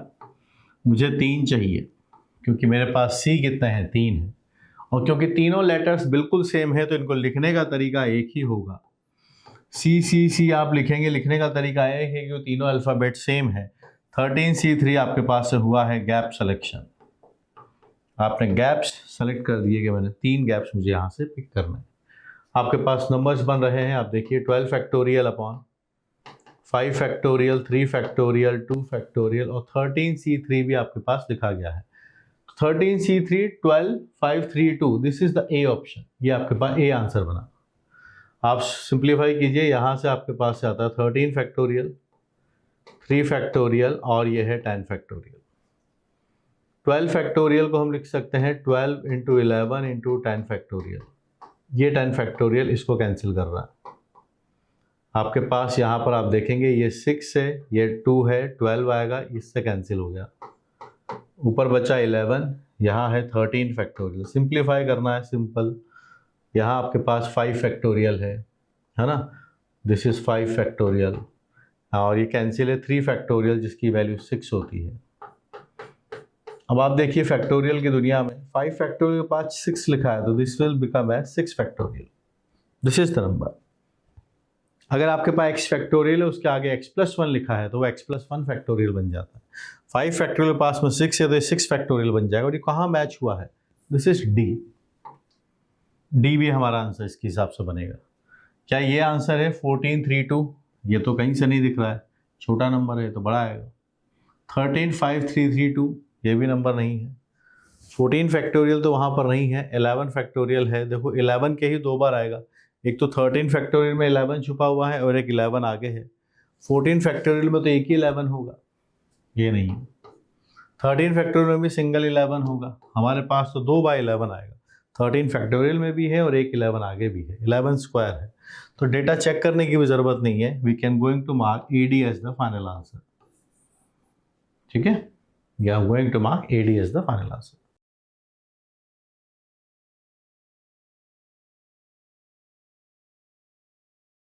The number of non-negative integral solutions of equation on inequality x1 plus x2 plus x3 plus x4 less than or equal to n, where n is a positive integer लिखा गया है। Inequality ऐसा है तो हमें इन्हीं सब के अकॉर्डिंगली सॉल्व करना होगा। हमने एक और वेरिएबल यहाँ पर इंट्रोड्यूस कर दिया and let's say that is x5, n बन गया। नॉन नेगेटिव इंटीजर्स की हम बात करने वाले हैं, तो हमें ये पता है कि x1 हो या x2 हो या x3 हो या x4 हो, इन सब की वैल्यूज 0 से ग्रेटर है और इक्वल भी हो सकती है। नॉन नेगेटिव मतलब नेगेटिव नहीं है, तो 0 हो सकते हैं, पॉजिटिव हो सकते हैं। अगर ये सब 0 हो गए तो x5 अकेला n हो जाएगा, x5 अकेला n बन जाएगा उस केस में अगर ये सब 0 हो गए। और इनमें से कोई भी अगर एक n हो गया या सारे मिलके n हो गए तो फिर इसकी वैल्यू 0 हो जाएगी, क्योंकि ये सब नॉन नेगेटिव है। तो किसी की भी वैल्यू आप ध्यान से देखिएगा, और किसी की भी वैल्यू n को क्रॉस नहीं कर सकती। अगर इनमें से कोई भी वैल्यू एक n से ज़्यादा n+1 हो गया तो बाकी को नेगेटिव होना पड़ेगा, तब जाके वो बैलेंस होगा। तो ये सब 0 से लेके n के बीच में रहेंगे, तो ये कंडीशंस इनके ऊपर लगेंगी। नॉन नेगेटिव क्वेश्चन में दिया है तो इन चारों पर ग्रेटर देन और इक्वल टू 0 की बात हो रही है। ये है आपके पास से इनइक्वलिटी लिखी गई है। मैं कहता हूं अगर इनमें से कोई भी एक नंबर n पहुंच गया, जैसे ये n चला गया, तो बाकी यहाँ पर ऑलरेडी n है, तो बाकी सबको 0 होना पड़ेगा। तो मैक्सिमम वैल्यू इनकी n हो सकती है। अगर किसी एक की वैल्यू भी n+1 हुई, ध्यान से सुनिएगा, अगर इनमें से कोई एक n+1 हो गया, सपोज करो ये n+1 हो गया, तो n+1 n से छोटा नहीं हो सकता। इसका मतलब किसी एक को नेगेटिव होना पड़ेगा। तो n+1 में -1 ऐड होगा तब n बनेगा, तब इक्वलिटी आएगी। पर ये नेगेटिव नहीं हो सकते, माना क्या है, नॉन नेगेटिव है। इसका मतलब ये निकलता है कि इन सब की वैल्यूज 0 से लेके n के बीच में रहने वाली है। पहली बात तो ये कंक्लूड किया। फिर इनइक्वलिटी को इक्वेशन में चेंज करने के लिए एक और वेरिएबल मैंने यहाँ पर ऐड कर दिया। अब फिर थोड़ा चेक करना चाहते हैं, अगर सभी 0 के बराबर हो गए तो ये अकेला बैलेंस करके n पहुंच जाएगा, और अगर इनमें से कोई भी एक नंबर n हो गया या इन चारों का सम n हो गया तो फिर ये 0 बन जाएगा। तो क्या पता चला, जो एक नया वेरिएबल हमने इंट्रोड्यूस किया है उस पर भी सेम कंडीशन ही लगी हुई है, ये भी 0 से n है, ये भी 0 से n है। तो अब इस इक्वेशन के हम अगर देखें कि नॉन नेगेटिव इंटीग्रल सॉल्यूशंस की अगर हम यहाँ पर बात करते हैं, नॉन नेगेटिव इंटीग्रल सॉल्यूशंस की, तो फिर आपके पास से ये सेम होगा कि हम n आइडेंटिकल थिंग्स को 5 लोगों में बिना किसी रेस्ट्रिक्शन के बांट रहे हैं। So we are distributing, beggars लगेगा यहाँ पर, we are distributing n alike things among 5 persons, बिना किसी रेस्ट्रिक्शन के। फॉर्मूला कहता है n plus P minus one C P minus one, n है, पर्सन 5 है, तो नंबर आपके पास है n प्लस 4 C4 आता है, दोनों का डिफरेंस ले लेंगे, ये डेटा बनेगा n प्लस 4 CN, ये रहा एक data D, n plus 4 C4 एक डेटा B भी है। BD is the final answer. So we are going to mark BD as the final answer. ठीक है, BD को मार्क कर देंगे और बना देंगे बात। अच्छा सवाल है, इनइक्वलिटी के साथ है। ऐसे क्वेश्चंस मेरे क्लास नोट्स में रहते हैं, आप कभी देखिएगा, अपलिफ्ट जे के ऊपर कोर्स के अंदर आपको दिखेंगे। अपनी बुक के अंदर भी ऐसे इक्वेशंस वाले कई क्वेश्चन आपको सॉल्व एग्जांपल्स में सॉल्व दिखेंगे, सॉल्व इलस्ट्रेशंस के अंदर। ठीक है,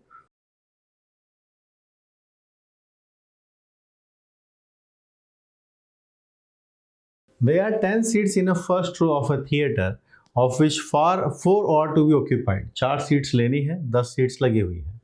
Number of ways of arranging 4 persons so that no 2 persons sit side by side.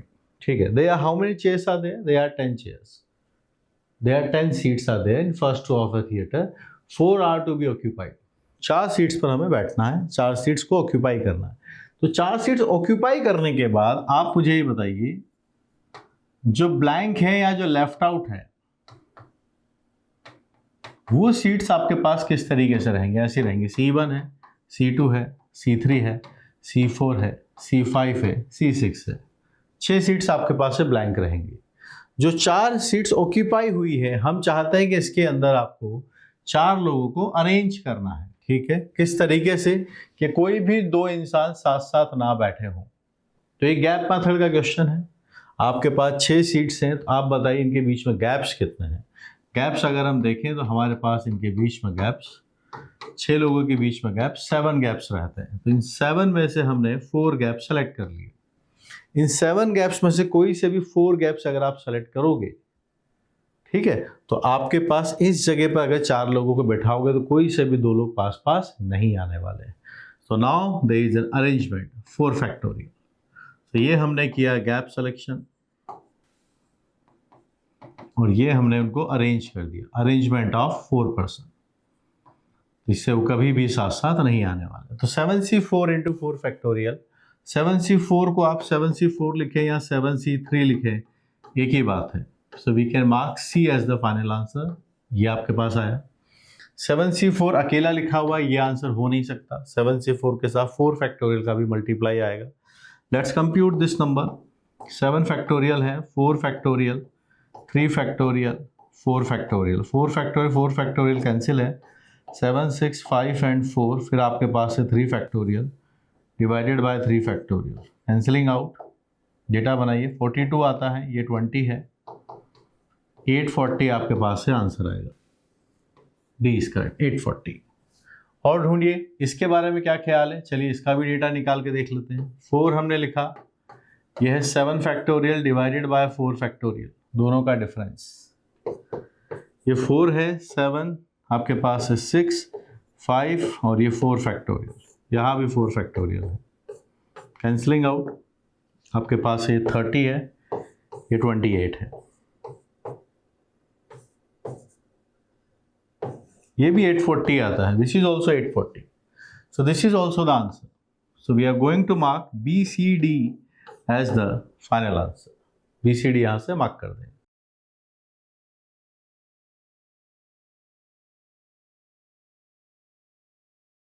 To N P N की वैल्यू किसके बराबर होगी, ये हमसे पूछा जा रहा है। पहली बात तो ये है कि आप इसको कोई वैल्यू रख के चेक कर सकते हैं, 2 रख के देख लिया, 3 रख के देख लिया, उसके बाद ऑप्शन से मैच कर लिया।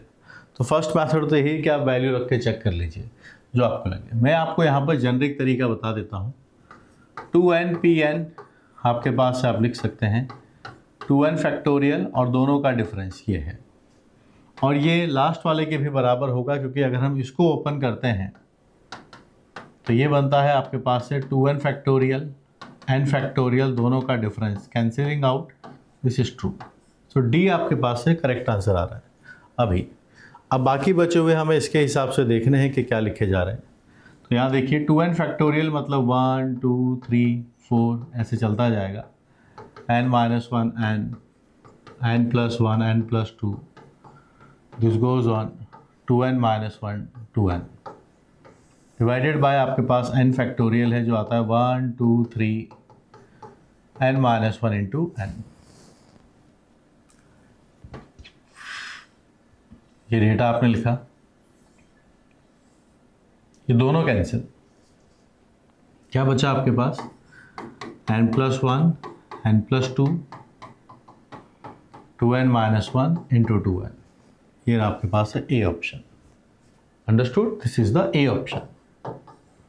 अब बारी आती है कि चलो बी और सी के बारे में भी बात करें। 2n factorial upon n factorial के बारे में बात करते हैं। नंबर्स बनाइए 1 2, इन्हीं नंबर्स में जो लिखा गया है मैं इसको थोड़ा सा रीराइट करता हूं।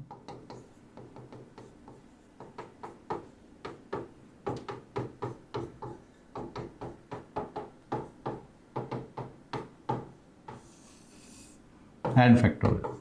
हमने यहाँ पर क्या किया कि ये जो इवन नंबर्स जितने भी सबको पिक कर लेंगे, जितने भी इवन नंबर्स हैं सबको हम पिक कर लेंगे। यहाँ 2n है लास्ट में, है ना, लास्ट वाले नंबर्स। तो आपके पास है 2 4 6 2n, या n फैक्टोरियल है 1 2 3 और ये n। ऊपर बचेगा 1 3 5 नंबर आएगा 2n माइनस 1। ये डेटा लिखा है, चेक कैंसिल कीजिए। 4 से कैंसिल हुआ 2 बार, 3 से कैंसिल हुआ 2 बार, n से कैंसिल हुआ 2 बार। 2 2 2 2 आपके पास से कितना बन गया 2 पावर n। 1 3 5 आपके पास से 2n माइनस 1 आता है। This is the number B. अब अगर ये 2 2 2 2 सबसे मल्टीप्लाई होता है तो सबसे मल्टीप्लाई करेंगे तो बनेगा डेटा 2 6 10 4n माइनस 2। ये डेटा आपके पास है 2 6 10 4n minus 2, correct. A B C D चारों आपके ऑप्शंस हैं।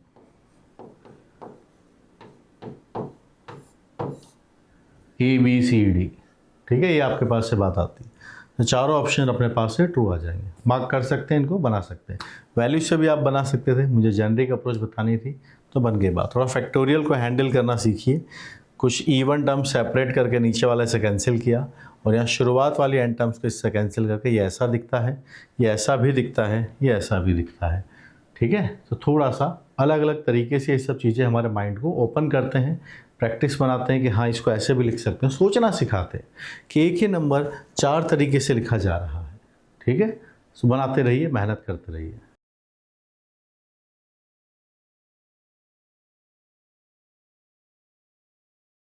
Number of ways in which 20 different things can be divided into the groups of 100 pairs, इसके बारे में बात करने वाले। तो देखिए आपके पास 200 ऑब्जेक्ट्स हैं जिसमें आपके पास है 2 2 2 करके 100 ग्रुप्स आपके पास से बनेंगे।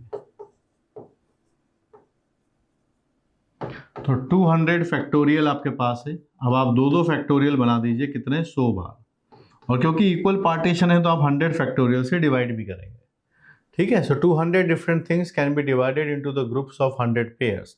2 के आपने 100 पेयर्स यहाँ पर बना दिए। तो दिस इज द वे, ये आपका आंसर आना चाहिए। तो ये आपके पास 2 फैक्टोरियल 2 ही होता है। This is the C is the answer.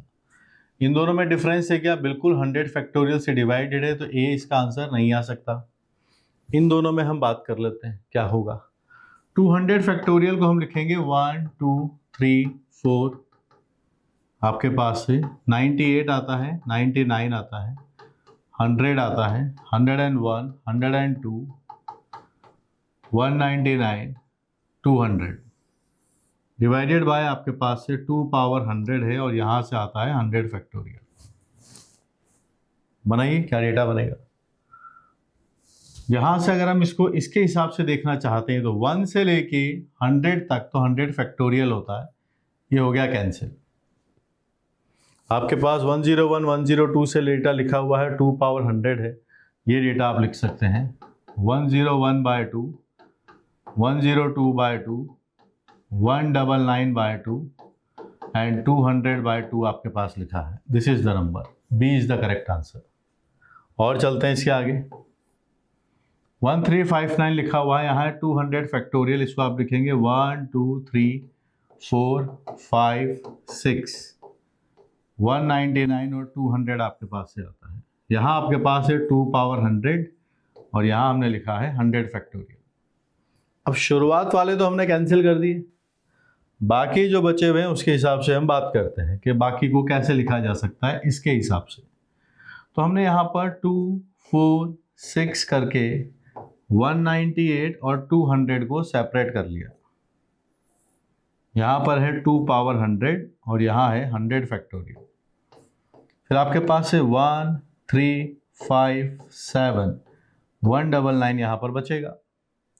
अब आप इस 100 फैक्टोरियल को थोड़ा बैलेंस आउट कीजिए, या फिर इसको ऐसे रहने देते हैं, सिंप्लीफाई करते हैं। ये जो 2 पावर 100 है ना, अगर मैं यहाँ सब जगह से 2 कॉमन ले लूँ, यहाँ से भी देखिए 2 से अगर मैं कैंसिल करता हूँ सब जगह, so I am cancelling it with the 2। मेरे पास काफ़ी बड़ा नंबर है 2 का, तो ये 2 कैंसिल होगा, ये आपके पास 1 बार कैंसिल होगा, ये 2 बार, ये 3 बार, ये आपके पास है 99 टाइम्स, ये आपके पास है 100 बार। तो 2 पावर 100 है, हर नंबर को 2 से डिवाइड कर दिया। तो इसको 1 बार, ये 2 बार, ये 3 बार, ये 99 टाइम्स, ये 100 टाइम्स। बचा क्या? 1 से लेके 100 फैक्टोरियल ऊपर दिख रहा है, नीचे भी 1 से लेके 100 तक मल्टीप्लाई, नीचे भी 100 फैक्टोरियल है, और ये हो चुका है कैंसिल। तो आपके पास बचा क्या? 100 फैक्टोरियल, 100 फैक्टोरियल से कैंसिल है। हमारे पास नंबर्स बचे हैं 1, 3, 5, 7, 199। ये नंबर आपके पास है, यहाँ बनता है। इवन ऑड सेपरेट किए, क्योंकि यहाँ हमें ऑड नंबर्स दिख रहे थे, तो हमने भी ऑड नंबर्स अलग कर लिए। जो इवन नंबर्स हैं 2 पावर 100 यानी 200 टाइम्स लिखा गया है, तो यहाँ पर जो 200 तक नंबर से इवन वाले, हर 2 से एक टर्म कैंसिल कर दी। 1, 2, 3 से लेके 100 फैक्टोरियल्स ये दोनों कैंसिल हो गए। This is the number. So we are going to mark final answer as BCD। BCD को हम यहाँ से मार्क कर देंगे। आपके पास ऑप्शन आएगा BCD। अंडरस्टूड?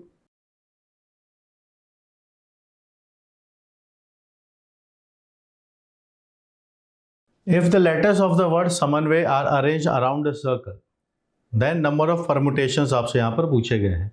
n फैक्टोरियल है, x फैक्टोरियल है, y फैक्टोरियल है, और possible ways of this number आपसे पूछा गया है।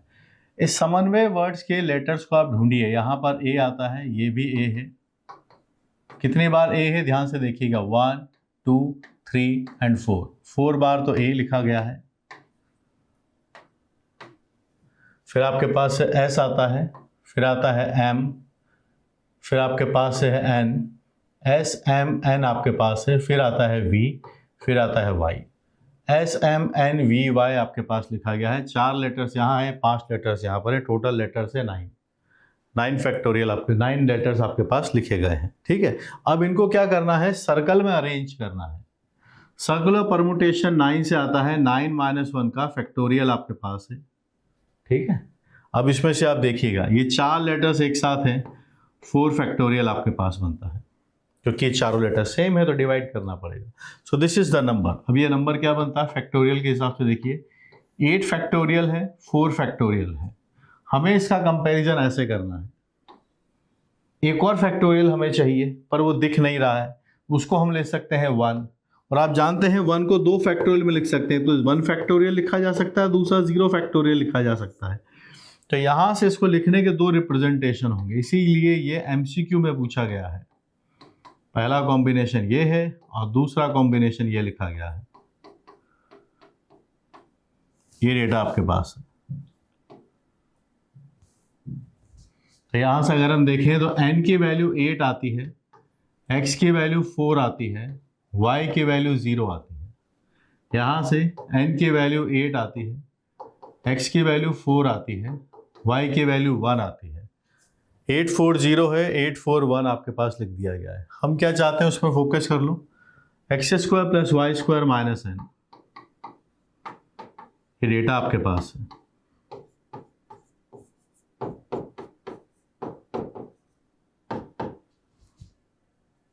x के बारे में बात कीजिए, यहाँ पर x है, आएगा 16, y है 0 और n की वैल्यू है 8। Final answer we are getting as 8 as the number.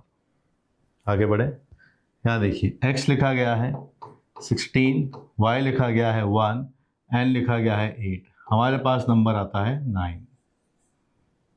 8 और 9 आपके पास दो ऑप्शंस आते हैं, हमारे पास फाइनल आंसर बनेगा C D. CD is the final answer. So good question, smart question. 0 factorial 1 factorial से हमारे पास दो पॉसिबिलिटीज यहाँ पर बन रही है। Smart question.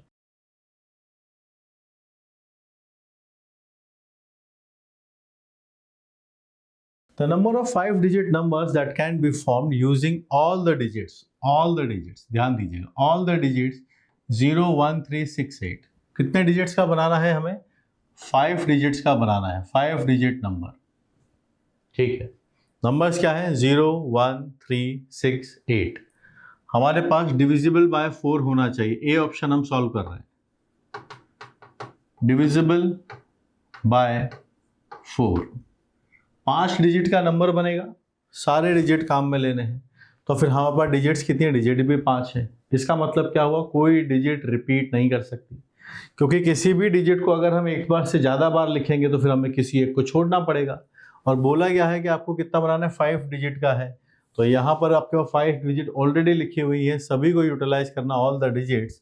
इसका मतलब नो रिपीटिशन, पूरे क्वेश्चन के अंदर कुछ भी रिपीट नहीं होगा। ये कंफर्म हो गई कहानी, नो रिपीटिशन। ठीक है, 4 से डिवाइड करना है तो देखो आपके पास से जब डेटा बनेगा तब हम लिख सकते हैं इसको। सबसे पहले 0, 4 आप लिख सकते हैं, 4 नहीं है हमारे पास, sorry, we can't write 0 and 4 last में, क्योंकि 4 से डिविजिबिलिटी का कॉन्सेप्ट यह है कि लास्ट के 2 डिजिट 4 से डिविजिबल हो। तो यहाँ से आप बनाइएगा, सबसे पहले 0 के साथ हम 0, 4 नहीं है, टेबल बोलिए 4 का, 0, 8 आता है। क्या हमारे पास 0, 8 है? Yes, we are can have 0, 8। 0, 8 के आगे आप चलिए, फिर 12 आएगा, 12 हम क्रिएट नहीं कर सकते, 2 नहीं है। फिर 16, यस 16 वी कैन क्रिएट। 16 के बाद आएगा 20, 20 नहीं है अपने पास, 24 नहीं है, तो 2 वाले कुछ नहीं बनेंगे। 32 नहीं, 36 आप लिख सकते हैं, 36 दिस कैन बी रिटन 36। फिर 44 वाली लाइन आ जाएगी, नहीं है अपने पास, 4 नहीं है। 5 वाली लाइन आएगी, 5 भी नहीं है। फिर आएगा 6, यानी 60, 60 ये नंबर आप बना सकते हैं, 60 बनाया जा सकता है। और बताइए, 6 के बाद आपके पास से फिर 6, 8 बन सकता है, 6, 1 नहीं बनेगा, 6, 3 नहीं बनेगा, 6, 8 बनाया जा सकता है, 4 से डिविजिबल है। और बताइएगा, 6 के बाद 7 में कोई मतलब नहीं है, 8 पे चलिए, 8 से आप इसको 80 बना सकते हैं, 80, 81 नो, 86 नो, 86 भी 4 से डिविजिबल नहीं होता है। These are the possibilities. अब जैसे ही मैंने इसमें 0 और 8 लिखा, आप सोचिएगा 0 और 8 लिखने के बाद मेरे पास 3 नंबर्स बचते हैं यहाँ के लिए, तो इनको मैं चाहूँ तो लिख सकता हूँ। क्या क्या बचा यहाँ पर? इसके बाद मेरे पास नंबर बचेंगे 1, 3 and 6। उनका नंबर कितना बन जाएगा? 3 फैक्टोरियल, 6 नंबर्स। 1 and 6 लिखने के बाद मेरे पास नंबर्स बचेंगे 0, 3 and 8। बट पहले नंबर पर 0 नहीं आ सकता, तो जब मैं वर्ड्स बनाऊंगा 5 डिजिट्स के, तो फिर आपके पास पहले बार ऑप्शन है 2, 3 और 8 में से किसी एक को रखना होगा। फिर आपके पास 0 भी आ सकता है, तो 2 and 1, इसके 4 तरीके होंगे।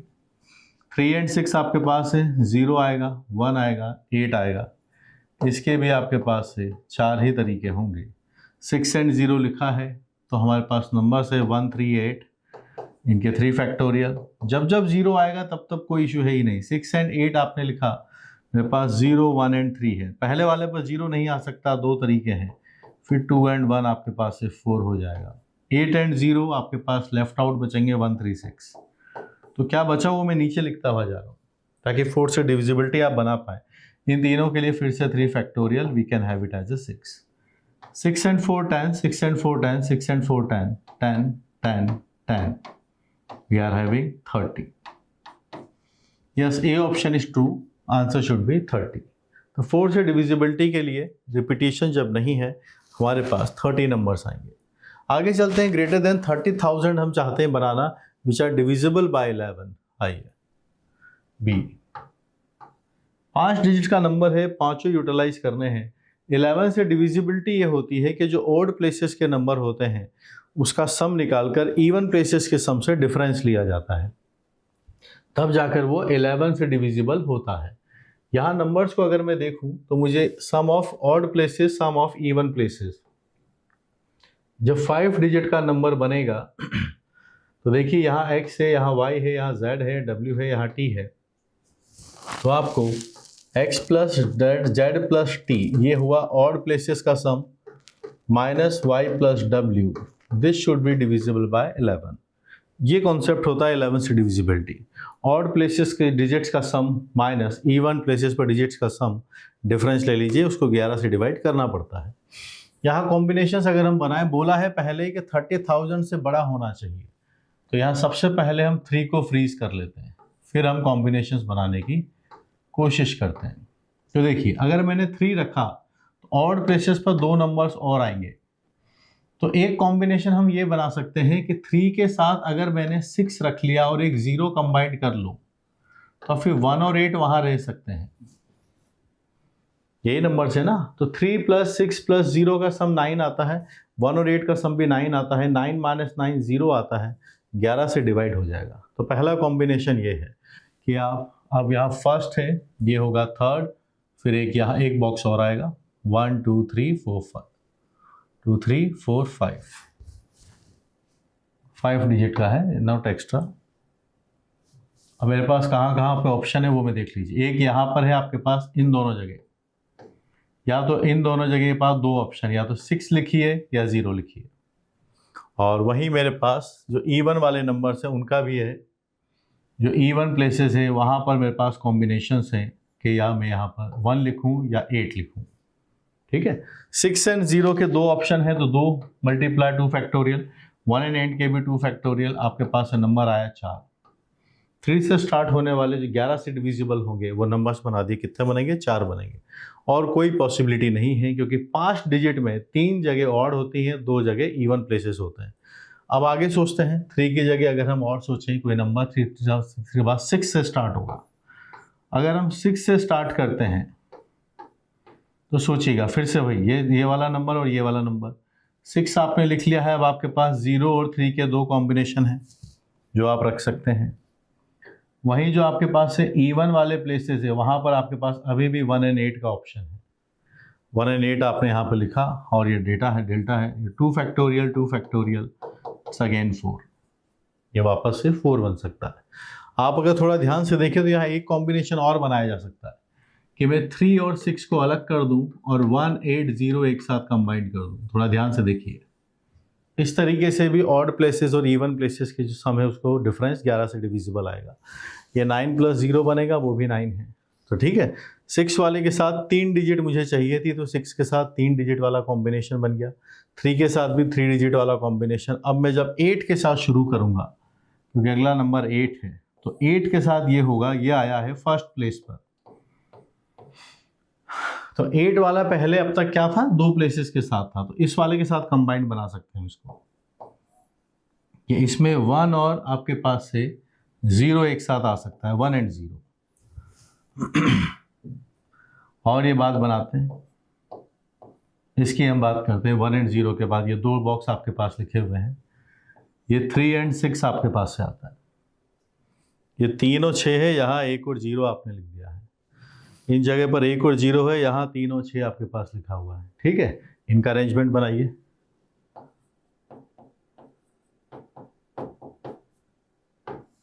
ये आपके पास है 12 आता है, तो दे आर 12 पॉसिबिलिटी। सारे केसेस हमने बना दिए, 12 केसेस है। यहाँ पर आपके पास लिखा हुआ है divisible by 12, the number is 12, B is correct. B वाला ऑप्शन भी हमारे पास यहाँ से सही आ रहा है। स्मॉलर देन 60,000, 60,000 से छोटा आना चाहिए when digit 8 always appears as 10th place। 10th place पर 8 आएगा, 60,000 से छोटा एक नंबर, सी। बनाते इसको, यही बना लेते हैं। Let's proceed for this one. 60,000 से छोटा, तो देखिए पॉसिबिलिटीज की बात करते हैं कि क्या क्या पॉसिबिलिटीज अपने पास इसके लिए रहेंगी। ये 5 डिजिट का नंबर है। 8 कहाँ पर आना चाहिए? 8 आपके पास यहाँ पर आना चाहिए 6th प्लेस पर, तो यहाँ पर 8 आएगा। 8 आएगा 10th प्लेस पर, at the 10th place it the 8 is here. 60,000 से कम आना चाहिए, 60,000 यहाँ से आता है, इससे कम के 2 नंबर्स हो सकते हैं। 0 लिख नहीं सकते शुरुआत में, यहाँ पर 1 क्रिएट हो सकता है, पहला केस तो ये है। और दूसरी पॉसिबिलिटी हमें जो दिखती है वो ये है कि यहाँ पर हम 3 लिख सकते हैं। 3 से हम इसको स्टार्ट कर सकते हैं, ठीक है। तो ये 3 से भी स्टार्ट हो सकता है और 8 से भी बीच में आ सकता है।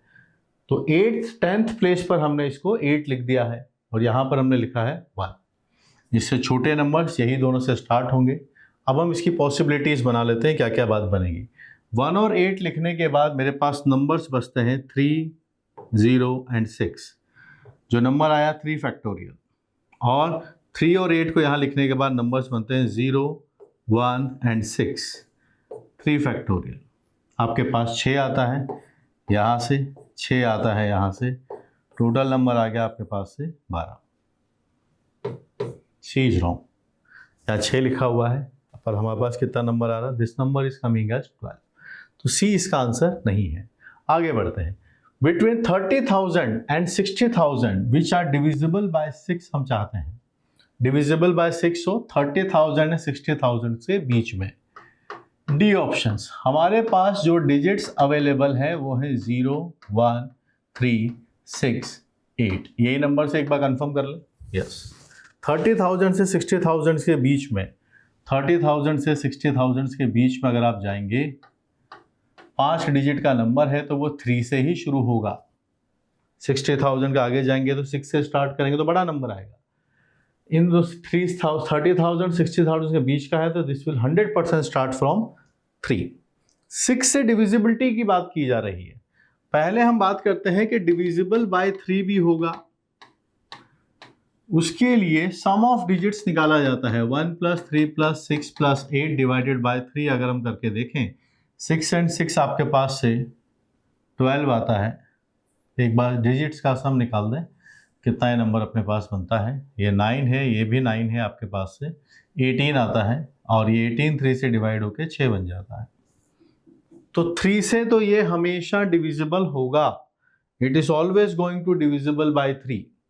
अब बात करते हैं 2 से डिविजिबिलिटी, क्योंकि टोटल चाहिए हमें 6 से डिविजिबिलिटी। 2 से डिविजिबल होने के लिए लास्ट डिजिट या तो 0 बने, या आपके पास से 6 बने, या फिर 8 बने। ये कॉम्बिनेशन है।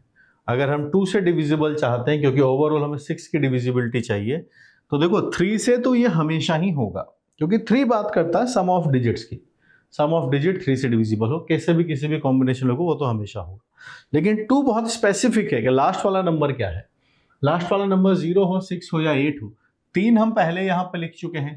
तब आप बताइए लास्ट वाले केस पर आए 3 possibility. This is at the last place, या फिर फर्स्ट, जिसको लास्ट प्लेस बोल रहा हूं, इस वाले की 3 पॉसिबिलिटीज है।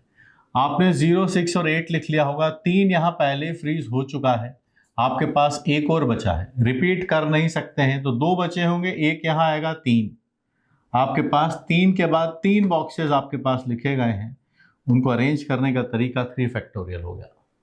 ठीक है, लास्ट प्लेस पर आपने लिखा 0, 6 और 8। इनमें से 3 फैक्टोरियल ऐसा, क्योंकि एक मेरे पास 1 है और यहाँ से 2 नंबर्स और आपके पास आएंगे, टोटल हो जाएंगे 3 फैक्टोरियल 3 प्लेसेस पर। So it is 3 into 6, the my number is coming as an 18. So let's see क्या इसका डेटा बनेगा। तो yes, here written it is an 18.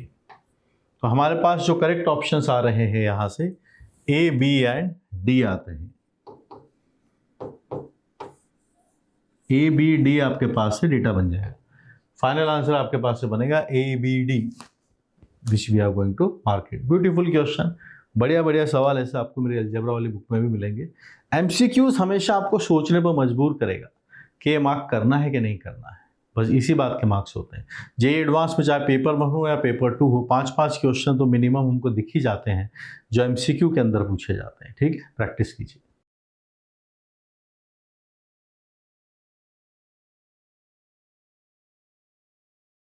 Question discuss करते हैं जो लिखा गया है। All the 7 digit numbers containing each of the digits 1, 2, 3, 4, 5, 6, 7 exactly once and not divisible by 5 are arranged in increasing order, then पूछा गया है कि इनकी पोजीशनिंग या रैंक से रिलेटेड ही क्वेश्चन है। बस बात यह है डिजिट्स हमें बता दी गई है, पर एक डिविजिबिलिटी की कंस्टेंट यहाँ पर और एडेड है it should not be divisible by 5, ये भी हमें यहाँ पर बताया गया है। ठीक है, तो अल्फ़ाबेटिकल ऑर्डर तो हमें पता है कि सबसे पहले हम ये बात करते हैं कि अगर हम 1 से शुरू होने की बात करते हैं तो 7 डिजिट के नंबर्स हमें बनाने हैं। 1 2 3 है, 3 6 है और एक यहाँ पर 7 है। बात इतनी सी 5 से डिविजिबल होना चाहिए। 5 की डिविजिबिलिटी का टेस्ट ये कहता है कि लास्ट में या तो 0 आता हो या 5 आता हो। क्वेश्चन में 0 नहीं है, नो प्रॉब्लम। तो फिर इसका मतलब ये है कि 5 की डिविजिबिलिटी के लिए यहाँ पर 5 नहीं आ सकता। तो अपने पास 1 फ्रीज होने के बाद नंबर्स बचते हैं 1 2 3 4 5 6 नंबर्स बचते हैं, जिसमें 5 यहाँ पर नहीं आ सकता। तो हमारे पास फिल करने के तरीके यहाँ पर कितने होंगे? 5 तरीके होंगे। ठीक है, कि x 1 तो आ ही चुका है 7 में से, 5 आएगा नहीं, तो 7 में से बचे कितने? 5 नंबर्स बचे। तो इसके 5 वेज अपने पास होंगे। ठीक है, अब एक रखने के बाद क्योंकि 7 नंबर ही है और एग्जैक्टली वंस हमें यूटिलाइज करना है तो किसी भी डिजिट को रिपीट नहीं कर सकते। 2 डिजिट फिल हुई, 7 में से बचे कितने? 5। तो इसको फिल करने के तरीके हो गए 5 4 3 2 और 1। इस कंडीशन को हम पहले ही यूटिलाइज कर चुके हैं कि यहाँ 5 नहीं आ सकता। तो 1 को हटाने के बाद 6 नंबर्स में से 5 की फिजिबिलिटी यहाँ पर है। यहाँ से बचेंगे 4 और 1 बचा 5, वापस हो गए 5। इनका ये नंबर बना। तो 1 से स्टार्ट होने वाले अगर हम नंबर्स देखें तो आपके पास ये पूरा नंबर 5 फैक्टोरियल है, इंटू होगा 5 से, ये 120 इंटू 5 आता है। 600 नंबर्स अपने पास निकल जाएंगे। 600 नंबर्स वो होंगे जो कि 5 से डिविजिबल नहीं है और स्टार्ट होते हैं 1 के साथ। ठीक है, 600 के आसपास हमसे कुछ पूछा जा रहा है क्या? नहीं पूछा जा रहा है। तो जो नंबर्स 2 से स्टार्ट होंगे, कंडीशन सेम है कि यहाँ पर अगर लास्ट में 5 ना आए तो ये फिर से आपके पास सेम आएंगे। तो ये आपके पास है 120 इंटू 5, वापस से आपके पास 600 आ गए। दोनों मिला के हो चुके हैं 1200, आगे पहुंचे। फिर यहाँ पर आता है 3, लास्ट वाले पर 5 नहीं आ सकता, या आया 5 फैक्टोरियल इंटू 5, फिर आपके पास है 600। सबका सम अगर हम बना के देखें तो हमारे पास 800 आ चुका है। कितना आ चुका है? 800। और हमें यही निकालना है कि 1800th नंबर कौन सा होगा। तो यानी ये 3 से स्टार्ट होने वाला, जब अल्फ़ाबेटिकली हम इनको न्यूमेरिकली सबसे बड़ा नंबर लिखते चले जाएंगे तो लास्ट वो नंबर होगा जो सबसे ग्रेटेस्ट होगा। तो चलिए उसी के बारे में बात करते हैं। सबसे पहले आएगा 3 और फिर अल्फ़ाबेटिकली इनको अरेंज कर दीजिए इंक्रीजिंग ऑर्डर में। 3 के बाद 7 सबसे ग्रेटर है, 7, फिर 6 आता है, फिर 5 आता है, फिर 4 आता है, 3 लिख चुके हैं, फिर 2 आता है और फिर 1 आता है। दिस इज द नंबर जो अपने पास से 1800th नंबर होगा। तो 37 आपके पास 37 बनेगा। यहाँ 31 करके लिखा है। ए इज नॉट द आंसर, ए इसका आंसर नहीं बनेगा। आगे चलते 1897 की हम बात यहाँ पर कर रहे हैं। ठीक है, तो मतलब इन 1800 के आगे की बात हो रही है। तो यानी 1 से स्टार्ट होने वाले 600, 2 से स्टार्ट होने वाले 600, 3 से स्टार्ट होने वाले भी 600 काउंट कर लिए। तो ये जो नंबर है कहाँ से शुरू होगा? ये इसके बाद में आएगा। तो यानी वो स्टार्ट होगा आपके पास से 4 से। So it's going to start with 4।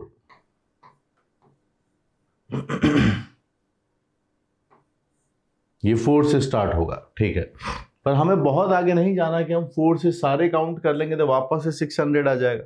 और 600 इसके अंदर अगर हम बनाएंगे तो हमारे पास से फिर 2400 पहुंच जाएगा। और 2400 के आसपास एक भी ऑप्शन नहीं है। तो 4 से स्टार्ट होने वाले सारे नंबर्स काउंट नहीं करने हैं। ठीक है, बीच में रुकेंगे। 4 के बाद अगला अगर हम अल्फ़ाबेटिकली नंबर जाएंगे, सबसे छोटा नंबर जो होगा 1 से शुरू होगा, 4001। और यहाँ पर कंस्टेंट है कि 5 नहीं आना चाहिए। अब सुनिए आगे कहानी। 4 और 1 ब्लॉक हो गए। आपके पास नंबर्स बचे हैं 2 3 5 6 7। कौन कौन से नंबर्स बचे आपके पास से? 2 3 5 6 7, जिसमें 5 यहाँ नहीं आ सकता। तो आपके पास नंबर्स कितने हैं? 5 हैं। लेकिन यहाँ 5 नहीं आ सकता, तो आपके पास इसको फिल करने के तरीके हैं 4। और 4 नंबर्स बचे हैं, अब 5 आ सकता है। तो आपके पास वापस से आ जाएंगे 4 इंटू 4 फैक्टोरियल। वो नंबर आपके पास बनेंगे 24, विच इज कमिंग एज 96। कितना बन गया? 96 बन गया। तो 1800 पहले से ही है, 96 वहाँ बन गए। यानी जो 4 से स्टार्ट होगा उसके बाद 1 से स्टार्ट होने वाले लास्ट में 5 ना आए, ऐसे हमारे पास 96 नंबर्स और आ चुके हैं। कितने नंबर पहुंच गए? 1896 नंबर अपने पास पहुंच चुके हैं। हमें उसका अगला नंबर चाहिए। तो 4 के बाद 1 से स्टार्ट होने वाले सारे काउंट कर लिए हैं। अगला नंबर कहाँ से शुरू होगा? 4 के बाद 2 से स्टार्ट होगा और फिर अल्फ़ाबेटिकली सबसे लोएस्ट नंबर ढूंढना है हमें। न्यूमेरिकली बात करें, अल्फ़ाबेटिकली मीन्स न्यूमेरिकली 4 के बाद 2 लिख लिया है, क्योंकि 1 के सारे काउंट करने के बाद भी हम 1896 पहुंचते हैं। हमें अगला वाला नंबर चाहिए, तो यानी 4 के बाद 1 की जगह 2 से स्टार्ट होगा। 2 लिखने के बाद 4 के बाद 2 लिखा। अब आप अल्फ़ाबेटिकली देखिए, 4 और 2 चले गए, 1 3 4 और 2 चले गए। देखिए अल्फ़ाबेटिकली क्या नंबर बन रहा है आपके पास? 1 3 5 6 7। दिस इज द नंबर जो आपके पास बनेगा 1897। 1897 नंबर आपके पास ये नंबर बनेगा। ढूंढ लीजिए क्या है? 421356 करेक्ट। B is the correct answer. B आया आपके पास आंसर। अब आगे चलते हैं। इस नंबर से हमें पहुंचना है 1994। ये कितना नंबर आ गया? इससे 100 के आसपास ज़्यादा है। तो एक बात देखिएगा, 4 से लेके 4 के बाद 1 के बाद होने वाले इतने नंबर्स आए, क्या हम 4 के बाद 2 स्टार्ट जो होता है उसकी काउंटिंग कर ले एक बार कि ये नंबर्स कितने बनेंगे? एक बार 3 है, 4 5 6 7, ज़्यादा हो गए। ठीक है, आई फिर वही के लास्ट वाले में 5 आएगा नहीं। बचे कितने हैं अपने पास वो देख लीजिए आप। 1 बचा है, 3 बचा है, 4 हो गया, 5 बचा है, 6 बचा है, 7 बचा है, 5 आया। 5 आ नहीं सकता तो हमारे पास इसके तरीके हुए 4। ठीक है, अब इनमें से 1 3 6 7 में से एक लिखा होगा, 3 बचे होंगे और एक 4 फिर से है, तो आपके पास तरीके हो गए 4 फैक्टोरियल इंटू 4 आपके पास से 96 आता है। कितना आता है? 96। तो हमारे पास अभी यहाँ पे नंबर कितने थे? 1896। यहाँ पे जाते जाते चले जाएंगे तो आपके पास नंबर हो गए 1896 प्लस 96। सो नंबर आप काउंट करिए, 2 आता है, यहाँ 8 आता है, 9 आता है, 1992 तक आप पहुँच चुके हैं। 1992 तक पहुँच चुके हैं। हमें पहुँचना है 2 नंबर्स आगे। पर इतना कंफर्म हो गया कि 4 से लेके 2 के बाद वाले सारे काउंट कर लेते हैं, तब भी हम इतना ही पहुंच पा रहे 1992। वो नंबर आगे है जिसकी काउंटिंग पूछ रहे हैं, तो यानी 4 के बाद वो शुरू कहाँ से होगा? 4 के बाद वो शुरू होगा 3 से। 4 के बाद वो 3 होने वाला है 3 से, तो यहाँ से वो नंबर 4 से शुरू होगा और उसका अगला जो नंबर होगा वो बनेगा 3। ठीक है, और हमें जस्ट 2 नंबर ही आगे चलना है। तो 4 और 3 लिखने के बाद ये मेरे पास नंबर होते हैं 1 2 3 4 5 6 एंड 7। अल्फ़ाबेटिकली इंक्रीजिंग ऑर्डर में आप लिखना चाहते हैं तो लिखिए। 4 चला गया, 3 चला गया, कौन कौन बचे हैं? अल्फ़ाबेटिकली अगला नंबर बनेगा आपके पास। न्यूमेरिकली इंक्रीजिंग ऑर्डर में लिखेंगे तो 1 एंड 2 बनेगा, 5 बनेगा, 6 बनेगा, 7 बनेगा।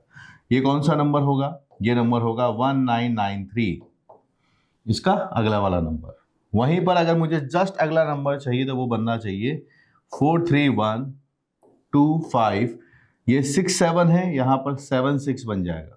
आप देख भी सकते हैं, ये अगर आपकी रैंक है तो आप देख पाएंगे कि ये नंबर ग्रेटर है, या फिर ये पैसा है अगर इतना तो ये अमाउंट ग्रेटर होगा, वो छोटा होगा, तो ये बनेगा 1994।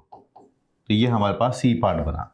ढूंढिए 431 431 2 2 5 6 7 लिखा है, यहाँ 5 7 6 आएगा। ये नंबर जो दिया हुआ है ये 1993 नंबर है, 7 6 होगा, वो बनेगा आपके पास ये वाला number. So this is not the answer. बहुत क्लोज जाके किया है, और एग्जाम में ऐसे सवाल करने में थोड़ा लगता है कि शायद मुझसे ही एक आध नंबर आगे पीछे काउंट करने में मिस्टेक ना हो गई हो।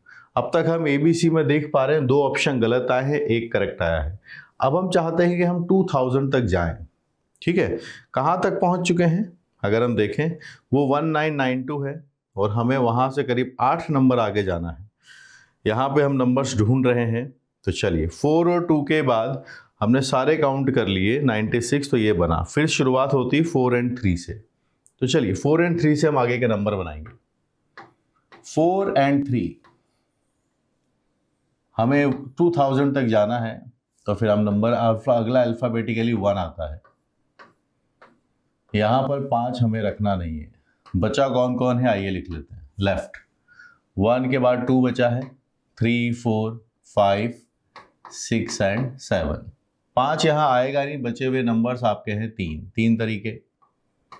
आप 2 6 7 में से कुछ भी लिख लीजिए। फिर 2 बचेंगे, एक 5 वापस आ जाएगा, बचेगा आपके पास से 3 फैक्टोरियल। और ये 6 और 3 आपके पास है 18 आता है।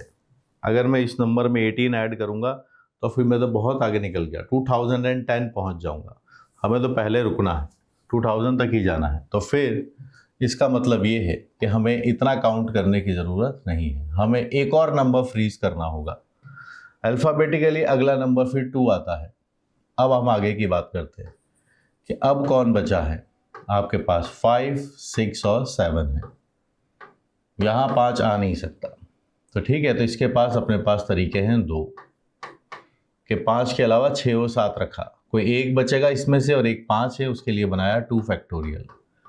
आपके पास यहाँ से 4 नंबर्स चले गए।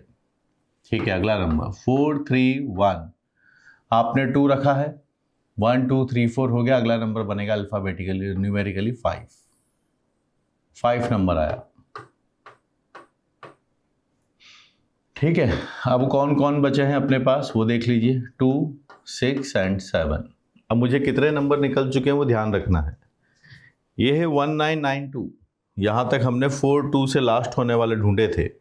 अब ये तो हटिया है, 4 एंड 3 के बाद 1 से 2 आने के बाद 4 नंबर ये है। तो आपके पास 1992 था, उसमें आप 4 ऐड करिए, 1996 पे हम आ चुके हैं। ठीक है, और अगर मैं इन तीनों से अरेंजमेंट करूंगा तो फिर मेरे पास 3 फैक्टोरियल यानी 6 आ जाएंगे, क्योंकि अब 5 की कंडीशन नहीं है, 5 पहले ही लिखा जा चुका है। तो 6 ऐड करते ही तो मेरे पास कितना पहुंच जाएगा, ये 1002 पहुंच जाएगा। मुझे 1001 पर रुकना, 2001 पर रुकना है। तो फिर हम अल्फ़ाबेटिकली इसके बाद 2 यहाँ लिख लेते हैं। 2 लिखने के बाद 2 नंबर्स बचे, तो आया 2 फैक्टोरियल। मेरे पास आया 1998, यहाँ तक हम पहुँच गए। फिर 4 3 1 5 के बाद अल्फ़ाबेटिकली आपके पास आता है 6 आने के बाद, ठीक है। अब कौन कौन बचा है वो आप देखिए, एक 2 बचा है और एक 7 बचा है। 2 बॉक्सेस है मेरे पास, फिर से 2 फैक्टोरियल, तो ये आपके पास 2000 आ गया है, कंप्लीट। फिर आता है नंबर 4 3, क्योंकि मुझे अब जस्ट अगला नंबर ही चाहिए। तो अगला नंबर अगर हम जानना चाहते हैं तो 4 3 1 5, 2 हो गया, 6 हो गया। अब शुरुआत होगी 7 से, और अल्फ़ाबेटिकली अगर हम देखें तो एक बार 2 बनेगा, एक बार 6 बनेगा। सो 1 2 3 4 5 6 7, दिस इज द नंबर जो आपके पास इतनी पोजीशन पर रहेगा। ढूंढ लीजिए 4 3 1 5 7, 4 3 1 5 7 2 6, yes 4 3 1 5 7 2 6, correct. Beautiful question, PNC के ऊपर जो पूछा गया है। फाइनल आंसर हमारे पास यहाँ से आने वाले हैं BD as the correct answer. ठीक है, बहुत क्लोज है एग्जाम में, इसीलिए कह रहा हूँ कि MCQ क्वेश्चन बनाना, एक एक ऑप्शन को सॉल्व करना है। और यही अगर SCQ में आता तो आपसे एक ही नंबर की रैंक पूछी जाती, तो 4 हो गया है, 4 क्वेश्चंस हो गए। पर ये कॉन्सेप्चुअली हमें बहुत स्ट्रांग बनाता है। So keep practising.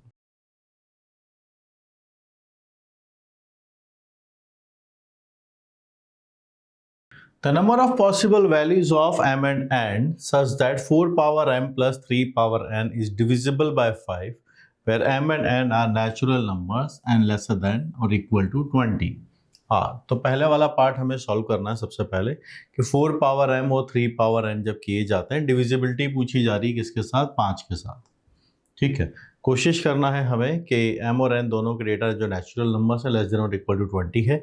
ऐसे कितने आपके पास ऑर्डर्ड पेयर mn बन पाएंगे। ठीक है, तो चलिए यहाँ से हम शुरुआत करते हैं। 4 पावर m के बारे में बात करते हैं। m और n दोनों जो हैं वो 1 से लेकर 20 तक जा सकते हैं।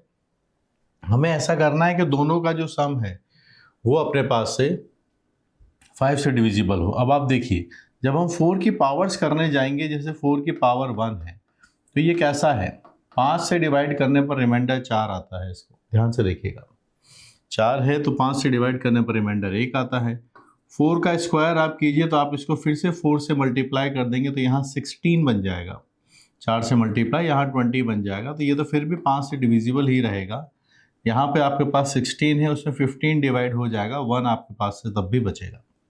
तो 16 5 से डिवाइड होने के बाद रिमाइंडर 1 रखता है। ठीक है, यानी या तो यहाँ से देख लो आप कि 16 को 15 + 1 लिख सकते हैं, या फिर आप इसको 4 से मल्टीप्लाई करके देख सकते हैं कि ये नंबर तो 5 का मल्टीपल है, यहाँ 16 आया है, इसमें 15 5 का मल्टीपल होगा, +1 बचेगा। मैं अगर 4 क्यूब जाता हूँ तो फिर से ये सब 4 से मल्टीप्लाई होगा, तो ये आपका मल्टीप्लाई रहेगा 5 का ही, लेकिन यहाँ आपके पास फिर से 4 बन जाएगा। फिर 4 पावर 4 आप बनाएंगे, फिर से आप 4 से मल्टीप्लाई करेंगे, तो ये 16 बनेगा, जो 5 के हिसाब से अगर हम देखें तो +1 लिख सकते हैं। तो क्या पैटर्न हमें यहाँ पे फॉलो होता हुआ दिख रहा है कि लास्ट में या तो 4 आता है या 1 आता है, 4 आता है या 1 आता है, यही कहानी है। और ये डिपेंड करता है कि m कैसा है। ठीक है, तो यहाँ अगर हम m की बात करें कि m अगर 1 रहे, 3 रहे, 5 रहे, 7 रहे, 9 रहे, 11 है, 13 है, ऐसे करते करते 17 और 19 है, तो हमारे पास से जो 4m है ये 5 के मल्टीपल रहेंगे और +1 उनका रिमाइंडर रहेगा। वहीं अगर m हमारे पास 2 रहे, 4 रहे, 6 रहे, 8 रहे, 18 रहे और 20 रहे, जब जब इवन पावर्स होंगी तब आपके पास रिमाइंडर, यहाँ मैंने गलत लिखा, अगर ऑड पावर्स है तो +4 है, और अगर इवन पावर्स है तो फिर ये हमारे पास से 5k + 1 बनता है। ठीक है, आगे चलते हैं। 3 के बारे में सेम सिचुएशन हमें देखनी है। तो 3 पावर 1 है, तो ये आपके पास से इसका रिमाइंडर करने पर 3 बनता है। वहीं 3 का स्क्वायर अगर हम करके देखेंगे तो यहाँ से 9 बन जाएगा, और 9 को 5 से डिवाइड करके देखेंगे तो अपने पास फिर 4 बचेगा। फिर 3 का क्यूब हम करते हैं तो फिर से ये 3 से मल्टीप्लाई होगा तो 12 बनेगा, आपके पास से फिर 5 से डिवाइड करने पर रिमाइंडर 2 आता है। आगे पहुँचे 3 पावर 4, फिर से हम 3 से मल्टीप्लाई करते हैं तो आपके पास से नंबर कैसे बनेंगे, 6 बनता है, और 6 में 5 से डिवाइड करने के बाद रिमाइंडर 1 आता है।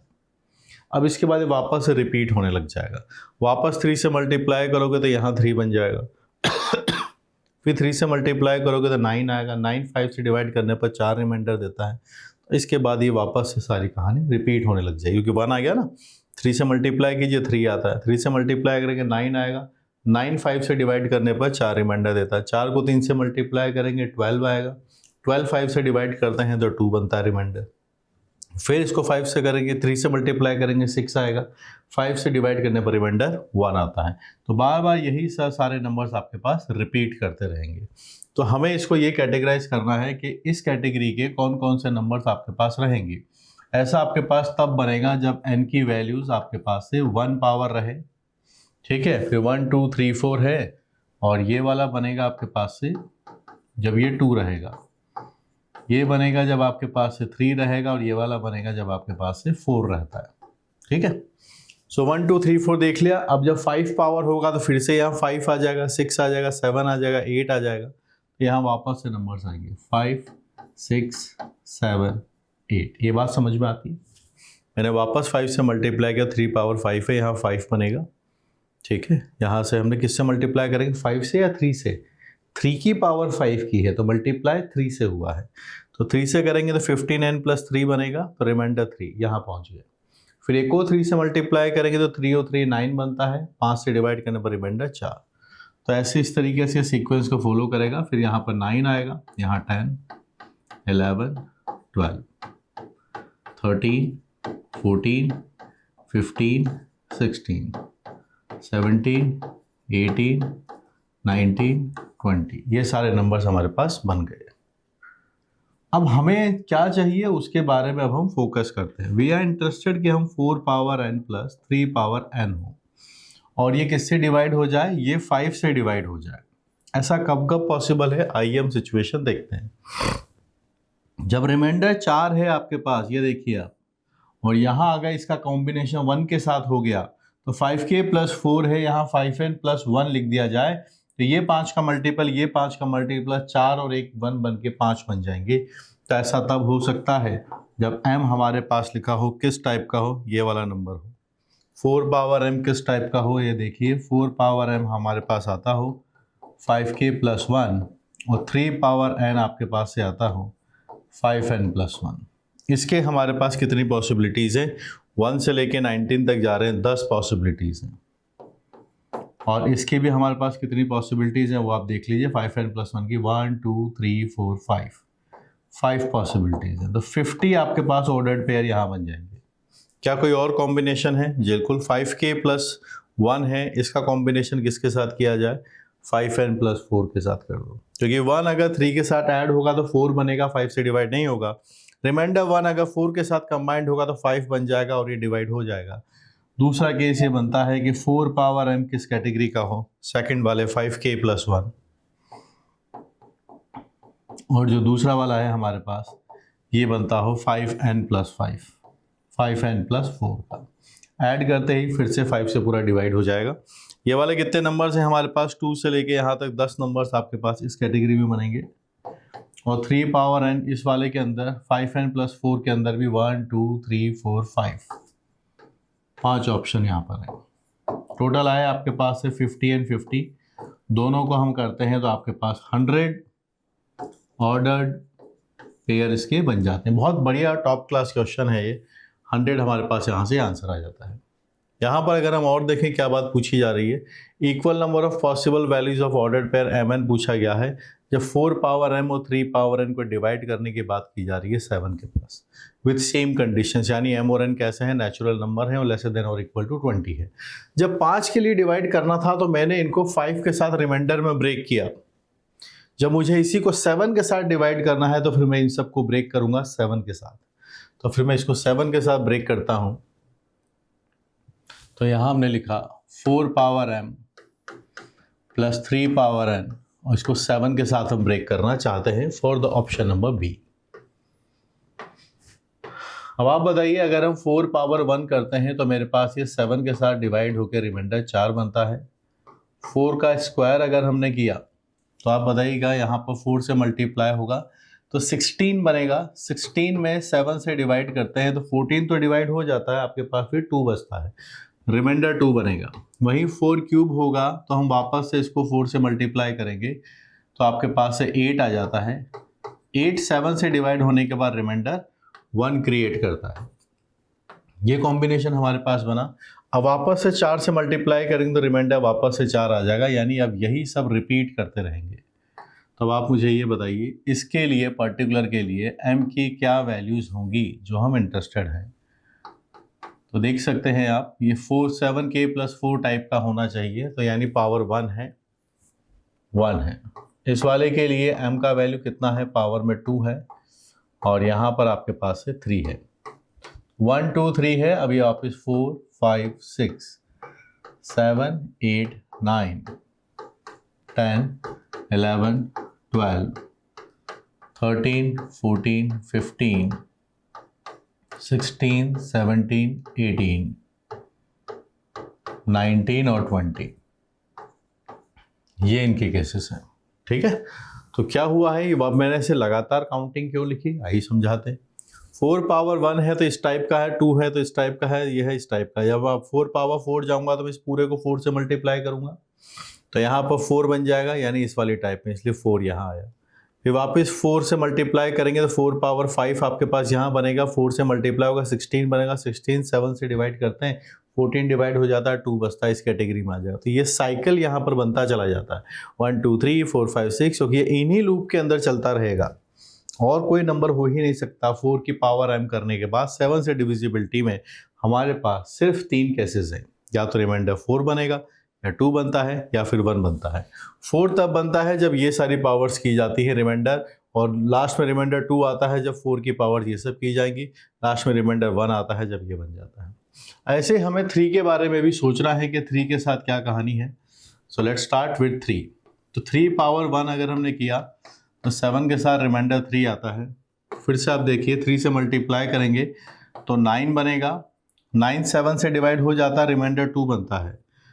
फिर से आप इसको 3 से डिवाइड कीजिए, 3 से मल्टीप्लाई कीजिए तो यहाँ 6 बनता है, रिमाइंडर आपके पास 6 रहेगा। 6 7 से डिवाइड नहीं होता है। आपने इसको फिर से 3 से मल्टीप्लाई किया तो आपके पास 18 बना। 18 में अगर आप देखेंगे तो 14 तो डिवाइड हो जाएगा, आपके पास से 4 रिमाइंडर बचेगा।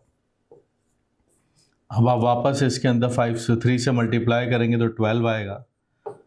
12 में 7 से डिवाइड हो जाता है, रिमाइंडर आपके पास से 5 बचता है।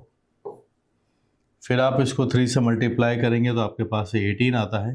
थोड़ा सोच सोच के आगे बढ़िए, कोई दिक्कत नहीं है। 3 था, 3 से मल्टीप्लाई किया 9 आया, 7 से डिवाइड होने के बाद 2 आता है। फिर 3 से मल्टीप्लाई करेंगे 6 आता है, 7 से डिवाइड करने पर ये बनेगा। 3 से मल्टीप्लाई करेंगे तो 18 आता है, 14 डिवाइड हो जाता है, 4 बचता है। 3 से मल्टीप्लाई करेंगे 12 आता है, 12 को अगर हम 7 से डिवाइड करते हैं रिमाइंडर 5 आता है। 3 से मल्टीप्लाई करते हैं तो आपके पास यहाँ पर 15 आता है।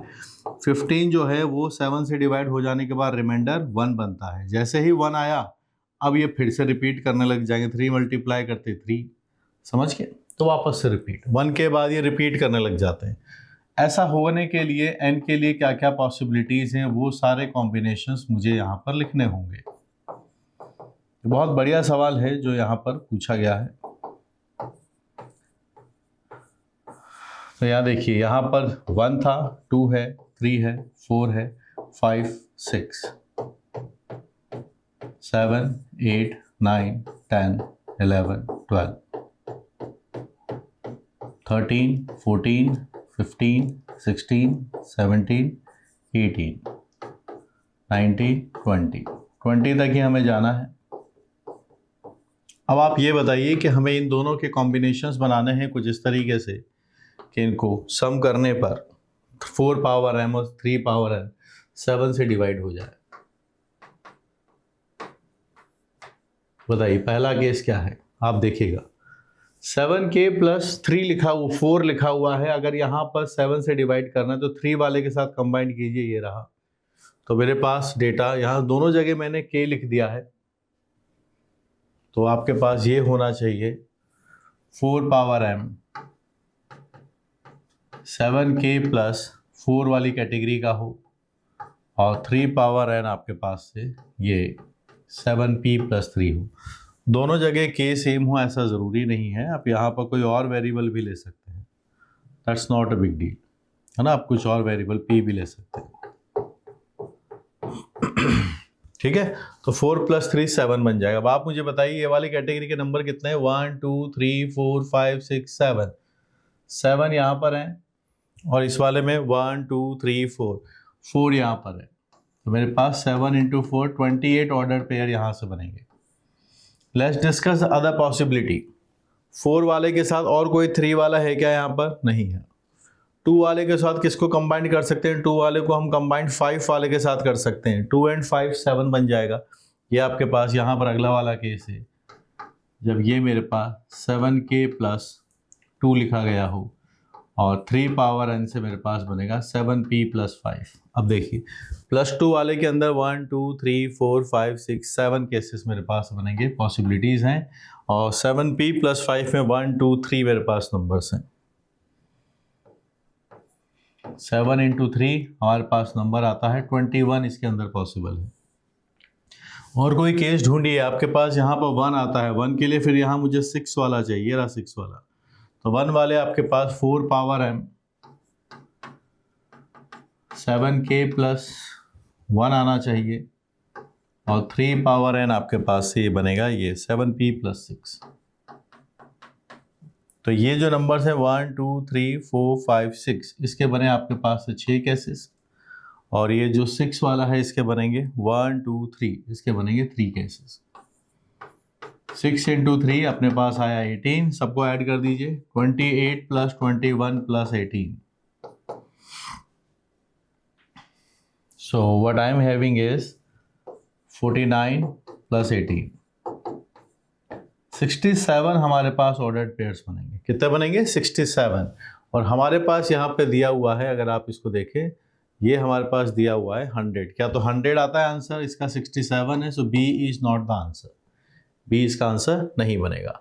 आगे चलते हैं।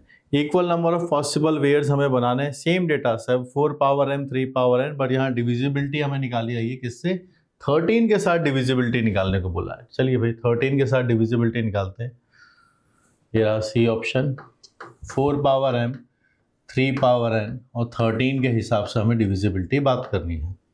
फिर से वही 4 के पावर्स को हम, इसी सवाल से आप काफ़ी सारी बातें डिविजिबिलिटी के बारे में सीखेंगे कि उस साइक्लिक की प्रॉपर्टी क्या होती है। 4 की पावर्स करते जाएंगे, 13 के साथ हम बनाना चाहते हैं। 4 पावर 1 बिल्कुल 13 के साथ डिवाइड करने पर रिमाइंडर 4 आता है। 4 का स्क्वायर करेंगे, 4 से मल्टीप्लाई कर दीजिए तो आपके पास से 16 आता है। 16 3 से डिवाइड हो जाने के बाद रिमाइंडर 3 बनाता है। फिर आप क्यूब बनाएंगे, आप 13 से इसको 4 से मल्टीप्लाई करते हैं तो आपके पास से 12 रिमाइंडर बनेगा। 12 13 से डिवाइड नहीं होता है। आप 4 पावर 4 जाते हैं, फिर आप 4 से इसको मल्टीप्लाई करते हैं तो यहाँ से आप जब 4 से मल्टीप्लाई करते हैं तो यहाँ 4 से मल्टीप्लाई किया आपने जब इसको एक बार तो 16 बना। 16 13 से डिवाइड होने के बाद 3 देता है।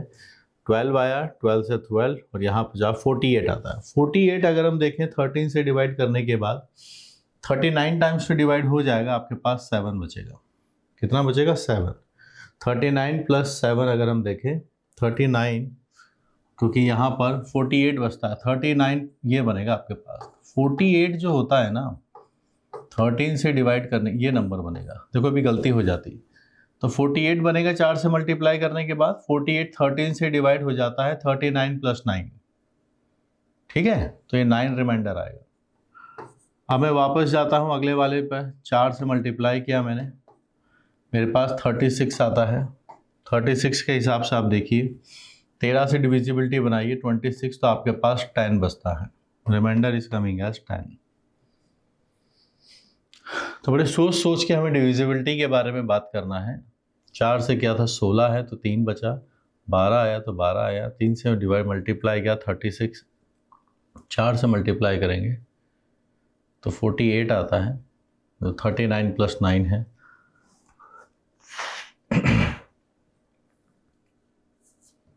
थर्टी 36 आता है 4 से मल्टीप्लाई करने के बाद 26 10 आता है। आप यहाँ से फिर से इसको 13 से 4 से मल्टीप्लाई करेंगे तो 40 आता है। 43 से डिवाइड हो जाएगा 39, 1 बचेगा आपके पास। हो गया रिपीट। 1 आते ही कोई दिक्कत नहीं, 1 के बाद फिर से वो रिपीट कर जाते हैं। तो ये हो रहा है यहाँ पर। 4 आपने लिखा है 4 पावर 4, 13 के बाद रिमाइंडर 4 है। 4 का स्क्वायर आता है 16। 16 को हम लिख सकते हैं 13 प्लस 3, ठीक है, और फिर 4 से मल्टीप्लाई होगा बनेगा 12। 12 का तो रिमाइंडर 13 के साथ 12 ही रहता है। फिर आपके पास 4 से मल्टीप्लाई करेंगे तो 48 बनेगा। 48 39 प्लस 9 होता है, 9 रिमाइंडर आ गया। 4 से मल्टीप्लाई बना 36। 36 को हम लिख सकते हैं कितना? 26 प्लस 10। 26 प्लस 10 लिखा। अब 10 जो है 10 से 4 से मल्टीप्लाई होगा बनेगा 40। 40 हो सकता है 39 प्लस 1। 13 से 39 3 बार कैंसिल हो जाएगा, रिमाइंडर आएगा 1। अब बार बार आप इसको फिर से अगर 4 से मल्टीप्लाई करोगे तो वापस वहीं पहुंच जाओगे। अब ये इसके आगे कहानी ये होगी कि रिपीट करने लग जाएगा। रिपीट करने लग जाएगा तो हमारा काम खत्म हुआ। आप बताइए m की वैल्यूज़ क्या क्या पॉसिबल है। यहाँ पर जो ये वाला कैटेगरी बनेगा इसके लिए 1 होना चाहिए, इसके लिए 2, यहाँ पर 3 और यहाँ पर 4, ये बन जाएगा आपके पास 5 और यहाँ आपके पास बनेगा 6। फिर ये 7 8 9 10 11 12 13 14 15 16 17 18 19 और 20, ये सब इनकी पॉसिबिलिटीज़ मैंने यहाँ पर लिख दी। सिमिलरली हमें ये देखना है कि 3 की पावर n होगा तब क्या बनेगा। इसको लिखेंगे 13p प्लस 3। अगर आप 3 की पावर 1 लिखना चाहते हैं, 3 का स्क्वायर लिखेंगे तो ये 9 आएगा। 9 तो 13 से डिवाइड करने पर भी 9 ही रहेगा। यहाँ 3 से मल्टीप्लाई करेंगे तो आपके पास से 27 बनेगा। 27 को 26 प्लस 1 लिख सकते हैं तो 1 आ गया। इसमें बड़ा जल्दी आ गया, आप देख लीजिए। 3 से मल्टीप्लाई किया तो 9 13 से डिवाइड नहीं होता। 3 से मल्टीप्लाई करेंगे 27 होता 26 प्लस 1। फिर ये रिपीट करने लग जाते हैं। आपके पास n की वैल्यूज़ हैं 1, n की वैल्यूज़ हैं 2 और n की वैल्यूज़ हैं 3 और उसके बाद फिर ये रिपीट 4 5 6 7 8 9 10 11 12 13 14 15 16 17 18 1 2 3 4 5 6 7 8 9 10 11 12 13 14 15, ठीक है। 19 एंड 20 ये कॉम्बिनेशंस आपके पास बन गए। अब आप देखिए, हम चाहते हैं कि 4 power m plus 3 power n 13 से डिवाइड हो जाए। क्या क्या पॉसिबिलिटीज होंगी इसकी, ये बात हम सोच लेते हैं। आप देखिए, यहाँ 4 है, 4 वाला अगर 9 के साथ कंबाइंड हो जाए तो बात बन जाए। 4 वाला ये रहा 9 वाला, तो यहाँ आपके पास 4 पावर m अगर हमारे पास लिखा जाए 13k प्लस दिस नंबर, और 3 पावर n आपके पास लिखा जाए 13p प्लस 9, ठीक है। ये 4 वाला नंबर आपके पास से अगर 39 4 9 4 इस वाले के साथ लिखा जाए, पॉसिबिलिटीज देखिए इसकी 1 2 3 4 केसेस हैं आपके पास, और 9 वाले के साथ 1 2 3 4 5 6 7 है, इसके 4 हैं, इसके 7 हैं, 28 आपके पास बनता है। दूसरे वाले की बात करते हैं, आगे देखिएगा। 4 यहाँ पर लिखा हुआ है और किसी के साथ कंबाइंड नहीं है। 3 वाला लिखा हुआ है, 3 वाला किसके साथ कंबाइंड होगा, इसके साथ तो 6 बनेगा, 13 से डिवाइड नहीं होता। 9 एंड 3 12, ये भी डिवाइड नहीं होता। 3 एंड 1 इज 4, ये भी नहीं होता। 12 वाला चेक करिए, 12 प्लस 3 15 नो, 12 प्लस 9 21, ये भी 13, 12 प्लस 1 ये हो सकता है। The second one is coming as this one, इसके साथ ये वाला कंबाइंड हो जाएगा। तो इसको बना दीजिए, क्या बात बनेगी हमारे पास कि 4 पावर m आपके पास से आना चाहिए 13k प्लस 12, और 3 पावर n आपके पास से बनेगा 13p प्लस 1। इन दोनों का सम आ गया है। कॉम्बिनेशन देखिए, इसके कॉम्बिनेशन 1 2 3 आते हैं, और 13p प्लस 1 यहाँ पर है। इसके 6 केसेस हैं, इसके 3 केसेस हैं, इसके 6 केसेस हैं। 3 इंटू 6 18 आपके पास है, ये वाला केस बना। आगे चलते हैं। अब ये 12 वाला कंबाइंड कर लिया 9 वाले के साथ से। 9 के साथ 4 आता, 4 नहीं है। 10 के साथ 3 आ सकता है, 10 एंड 3 13 बनता है, और 10 किसी के साथ कंबाइंड नहीं होगा, 1 भी किसी के साथ कंबाइंड नहीं होगा। तो एक लास्ट हमारे पास बचता है अब ये 13k प्लस 10 जो कंबाइंड होगा आपके पास इस वाले के साथ 13p प्लस 3 के साथ। तो ये तब होगा जब हम चाहते हैं कि 4 पावर m और 3 पावर n, पूरा फुल डिटेल में मैंने आपको किसी भी साथ भी आप डिविजिबिलिटी इनकी इस तरह के सवाल बना सकते हैं। 3 10 वाले कितने हैं काउंट कर लीजिए, 3 है, और ये वाले कितने हैं आपके पास 1 2 3 4 5 6 7 आपके पास है। ये 3 है, ये 7 है। 3 इंटू 7 21, ऐड कर दीजिए 28 प्लस 18 प्लस 21, यहाँ मेरे पास बना है, यहाँ आता है 46, ये है 21, 67। इसका आंसर भी 67 आया है, इसके पहले वाले का आंसर भी 67 आया था। यहाँ अगर हम बात करें तो ये वाला ऑप्शन भी गलत है, ये 100 है, ये दोनों 67 है, और हम पहुँचते हैं लास्ट वाले पर। डी ऑप्शन को पढ़ते हैं ध्यान से कि डी में हमारे पास क्या लिखा गया है। सो लेट्स डी तो यहीं सॉल्व हो जाएगा, पढ़िए ध्यान से। इक्वल ऑफ जो नंबर आया था पहले वाले का 100, equal to the number of ways in which 2 gold medal each one is in physics or maths can be won by 10 student। एक ही स्टूडेंट 2 गोल्ड मेडल भी ले सकता है, तो हमारे पास 2 गोल्ड मेडल हैं, एक फिजिक्स में और एक मैथ्स में है। तो बताइए भाई, जो गोल्ड मेडल फिजिक्स वाला है उसके पास कितने ऑप्शंस है, 10 ऑप्शन है। जो गोल्ड मेडल मैथ्स का है उसके पास भी 10 ऑप्शन है। सो 10 इंटू 10 आपके पास है 100 ऑफ पॉसिबिलिटीज इसकी बन जाएगी। ए ऑप्शन करेक्ट है, फिर डी ऑप्शन करेक्ट है, तो हमारे पास इस बेहतरीन सवाल के एडी फाइनल आंसर हम मार्क कर देंगे। तो फाइनल आंसर हमारे पास यहाँ से एडी बन जाएगा। बी और सी दोनों के ऑप्शन 67 आए हैं। मेजरली इस क्वेश्चन से मैंने आपको डिविजिबिलिटी किसी के रिस्पेक्ट में निकालना, साइक्लिसिटी क्या होता है, कैसे साइकिल बनते हैं, उसके बारे में सिखाया। बढ़िया सवाल है, प्रैक्टिस करते रहिए।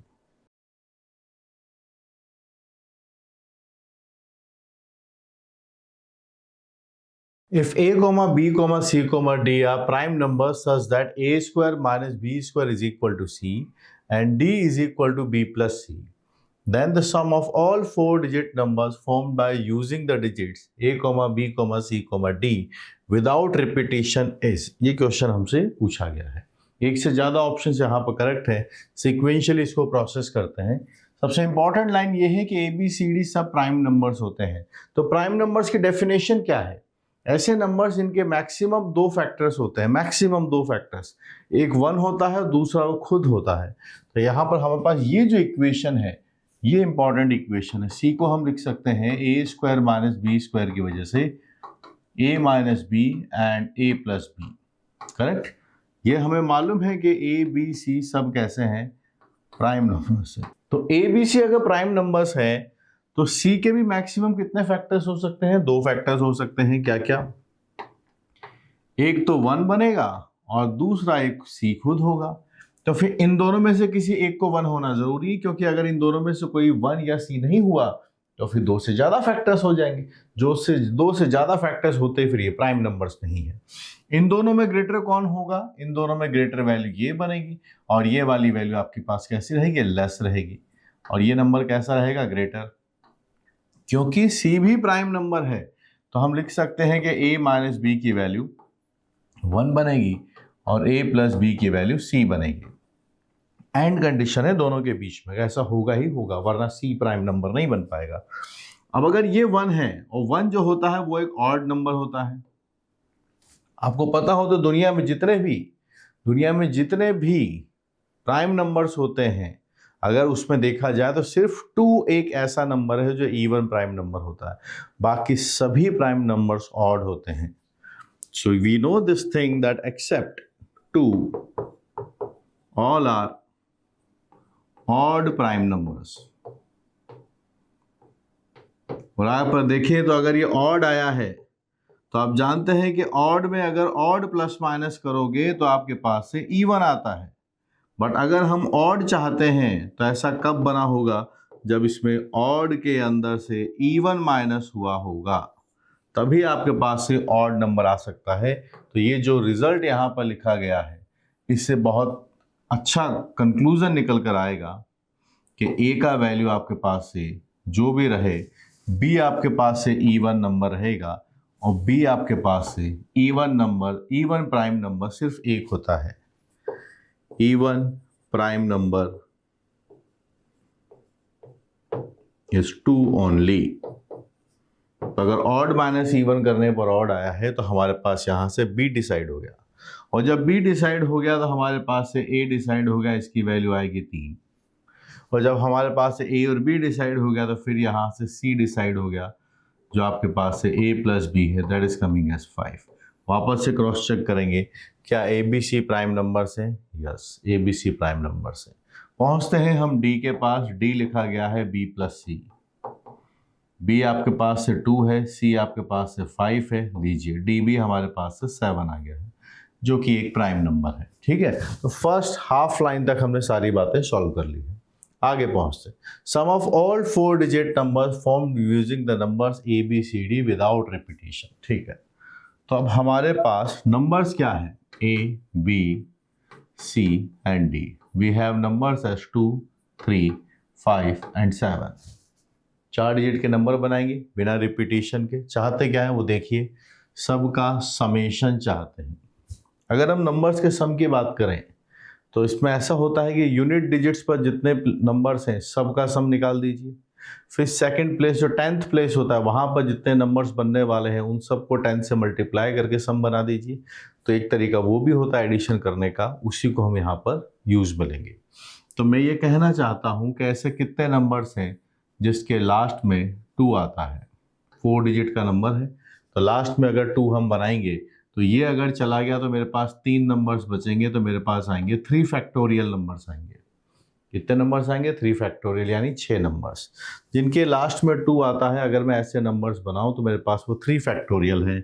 ऐसे ही नंबर्स में ऐसे बनाऊं जिनके लास्ट में मेरे पास 3 आता है तो वो भी मेरे पास 3 फैक्टोरियल नंबर्स हैं। और ऐसे नंबर्स में बनाऊं जिनके लास्ट में 5 आता है वो भी मेरे पास 3 फैक्टोरियल होंगे। और ऐसे नंबर्स में बनाऊं जिनके लास्ट में 7 आता है वो भी 3 फैक्टोरियल नंबर्स हैं। ठीक है, तो यानी 6 नंबर्स ऐसे हैं जिसके लास्ट में 2 आता है, 6 नंबर्स ऐसे जिसके लास्ट में 3 आता है, 6 नंबर्स ऐसे जिसके लास्ट में 5 आता है, और 6 ही नंबर्स ऐसे हैं जिसके लास्ट में 7 आता है। अब क्या होगा? सबको ऐड करना है। तो इसका मतलब समझिए, मतलब लास्ट में 2 2 2 2 कितनी बार आएगा? 6 टाइम्स। 3 3 3 3 कितनी बार आएगा? 6 टाइम्स। 5 5 5 5 कितनी बार आएगा? ये भी 6 टाइम्स आएगा। और यहाँ पर 7 7 7 है, ये भी हमारे पास है, 6 टाइम्स आएगा। अगर मैं इन सब के हिसाब से ये लिखना चाहूं कि sum of first digits of all numbers, all possible numbers, जितने भी नंबर्स पॉसिबल हैं उन सब के फर्स्ट डिजिट्स का सम मुझे निकालना है, जितने भी नंबर्स पॉसिबल हैं। तो ये 6 नंबर्स होंगे, इसके लास्ट में 2 आएगा, तो फिर 2 + 2 + 2 + 2 कितनी बार? 6 टाइम्स। 6 नंबर्स ऐसे हैं, इसके लास्ट में 3 आता है, तो अगर मैं यूनिट डिजिट्स का सम निकालूंगा 3 + 3 + 3 + 3 कितनी बार? 6 टाइम्स। तो मेरे पास सम निकालना अगर मैं चाहता हूं तो ये 3 फैक्टोरियल टाइम्स 2 बन जाएगा, प्लस 3 बन जाएगा, 5 बन जाएगा, 7 बन जाएगा। तो जितने भी नंबर्स पॉसिबल हैं अगर उनके यूनिट डिजिट्स का समेशन निकालूं तो मेरे पास ये नंबर्स आएगा। आपको इस बात की फील आनी चाहिए। जैसे यहाँ पर लास्ट में 2 आने वाले 6 नंबर्स हैं, यहाँ पर भी 6 है, यहाँ भी 6 है, यहाँ भी 6 है। तो जब हम उनको यूनिट वाले ऐड करने जाएंगे तो इन्हीं सब का सम आएगा ना, 3 + 2 + 3 + 5 + 7, और कितनी बार आएगा? 6 times. This is the number.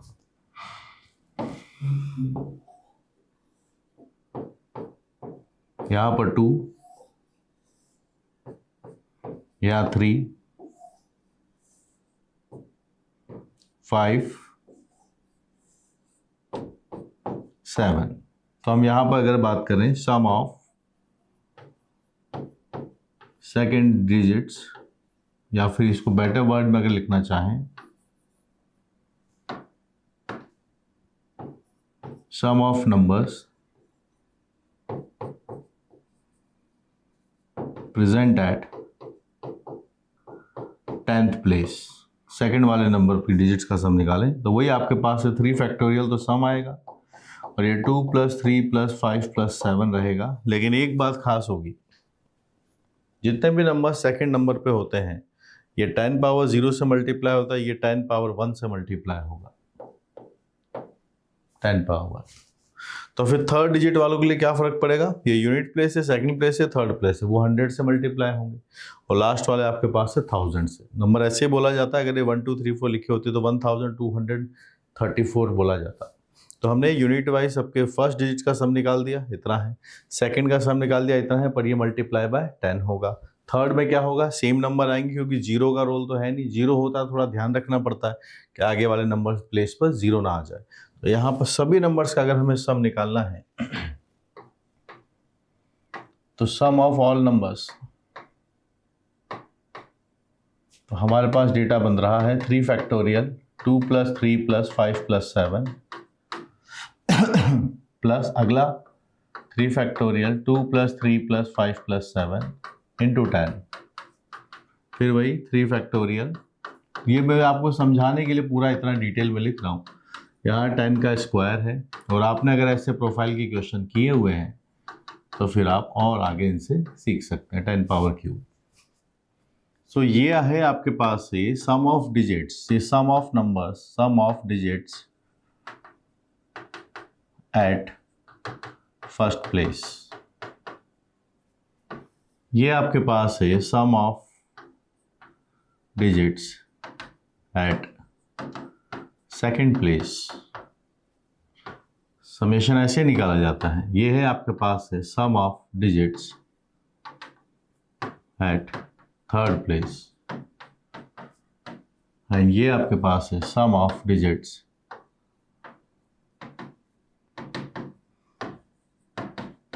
Eight fourth place. ये नंबर्स आपके पास है। So I can have this as numbers, आप सब निकाल दिए। यहाँ से आपके पास डेटा है 3 factorial 2 + 3 + 5 + 7, it's 1 + 10 + it is 10 square + 10 cube, 17 आपके पास है। ये नंबर्स आप निकाल दीजिए, 1 1 1 1 ये नंबर बनता है, 4 बार 1 आ जाएगा। This is the number. आप देख सकते हैं यहाँ से एक तो 11 कॉमन आप ले सकते हैं, नो प्रॉब्लम। 102 है और ये 101 आता है। तो देखिए सबसे पहले it is divisible by 11, odd number तो नहीं है, आप देख सकते हैं यहाँ पर 2 प्रेजेंट है, तो it's an even number, that's fine. अब नंबर क्या बनेगा फाइनल कैलकुलेशन के बाद वो हम देख लेते हैं। देखो 3 आ रहा है पीछे, ये भी नहीं, चांस नहीं है क्योंकि इवन नंबर है, इसके पीछे 2 है। सो लेट्स चेक इट, क्या 11, 33 एंड 22 है, तो आप इसको मल्टीप्लाई कर दीजिए। 11 तो हमें दिख ही रहा है, आप इसका मल्टीप्लाई कर दीजिए 102 से। ये 11 है और यहाँ पर हम इसको लिखना चाहते हैं मल्टीप्लाई, तो इसको 100 + 1 लिख लेंगे। 100 से मल्टीप्लाई कर दिया और फिर ये आपके पास 1 लिखा गया है, 10302, दिस इज द नंबर। आप 11 मल्टीप्लाई कीजिए, ये नंबर आता है 113322। 113322, ब्यूटीफुल क्वेश्चन। प्राइम नंबर से कंस्टेंट शुरू हुआ और लास्ट में आते आते फिर ये अब से समय, ये अकेला एक क्वेश्चन है जो इसके साथ मिक्स्ड किया गया है। तो एमसीक्यूज को अगर आप प्रैक्टिस करेंगे तो आपके काफ़ी सारे कॉन्सेप्ट रिवाइज होते हैं या आप सीखने को मिलते हैं फर्स्ट टाइमर्स। तो सभी डिजिट्स का सम निकाल दिया गया है, 0 नहीं था, ये अच्छी बात थी। डिजिट्स का रिपीटेशन करना भी अलाउड नहीं था, ठीक है। इन सबको ध्यान में रख के हम फाइनली मार्क करने वाले हैं यहाँ पर answer as B and C as the final answer. और ऐसे बेहतरीन सवाल करने के लिए you can use my algebra book.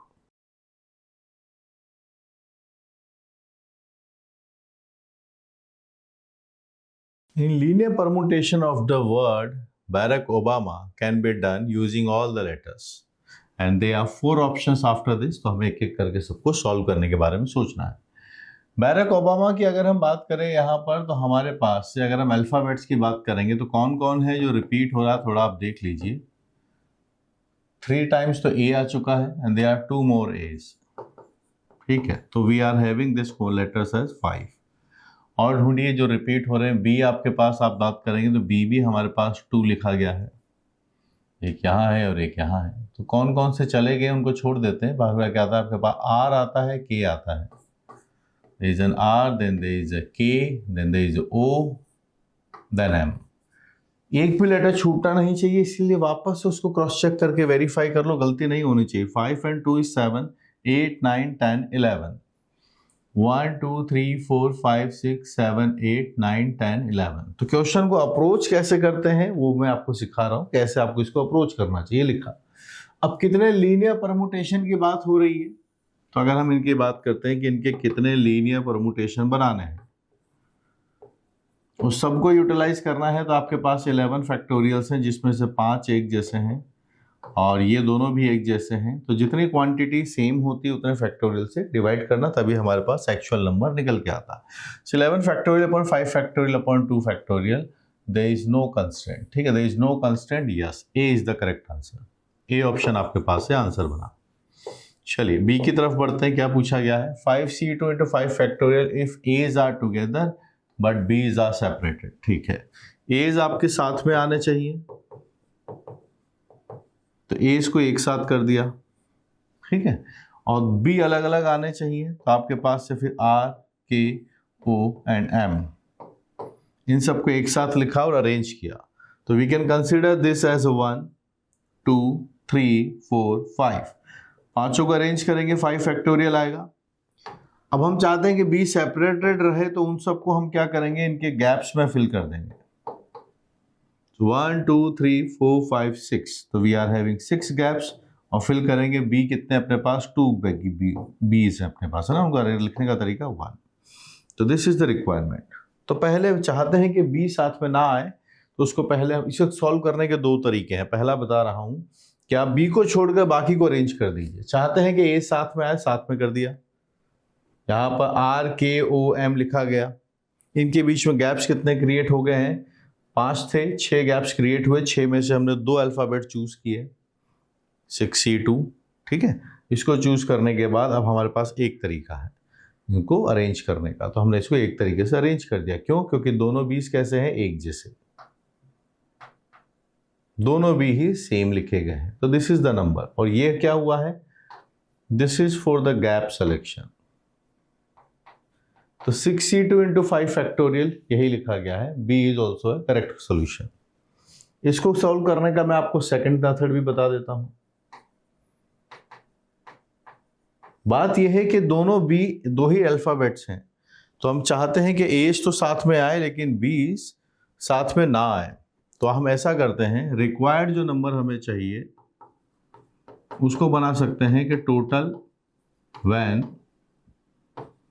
All A's are together. इसके कितने केसेस बनेंगे वो हम देखेंगे, माइनस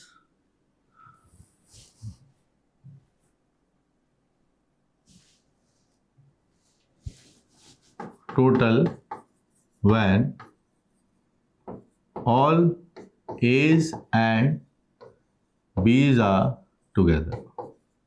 तो जब वो दोनों बीज साथ साथ आते हैं उसको हटा देते हैं। अब हम चाहते हैं सारे ए एक साथ में आए, और आपके पास एक बी है और कौन कौन है, आर है, के है, ओ है और एम है। यहां क्या चाहते हैं, यहां ये चाहते हैं कि पांचों ए साथ में आए, पांचों बी, दोनों बी साथ में आए, फिर आपके पास से आर, के, ओ और एम भी आपके पास से बने। तो देखिए इनके नंबर्स बनाते हैं, 1 2 3 4 5 6 7, 7 factorial upon 4 factorial minus 1 2 3 4 5 6, 6 factorial. This is the number. यहां से आप इस तरह से इनके नंबर्स बना सकते हैं। तो यहाँ पर ऐसा था कि ये तो एक ही काउंट हो रहा था, पर ये दोनों अलग अलग हैं। 1 2 3 4 5 6 7, 7 फैक्टोरियल अपॉन, ये मैंने गलत लिखा है, 4 फैक्टोरियल नहीं आएगा। कितने से डिवाइड होगा, 2 फैक्टोरियल से, क्योंकि आपके पास बी 2 बार लिखा गया है और ये तो एक ही बार रहेगा। और वो वाला केस हटा देंगे जब दोनों बी साथ में आएंगे, तो हमारे पास वो केसेस बन गए जब सारे ए साथ में हैं लेकिन बी साथ में नहीं है। अब क्या ये नंबर इसके बराबर है, ये हम थोड़ा चेक कर लेते हैं, क्या ऐसा हो रहा है क्या।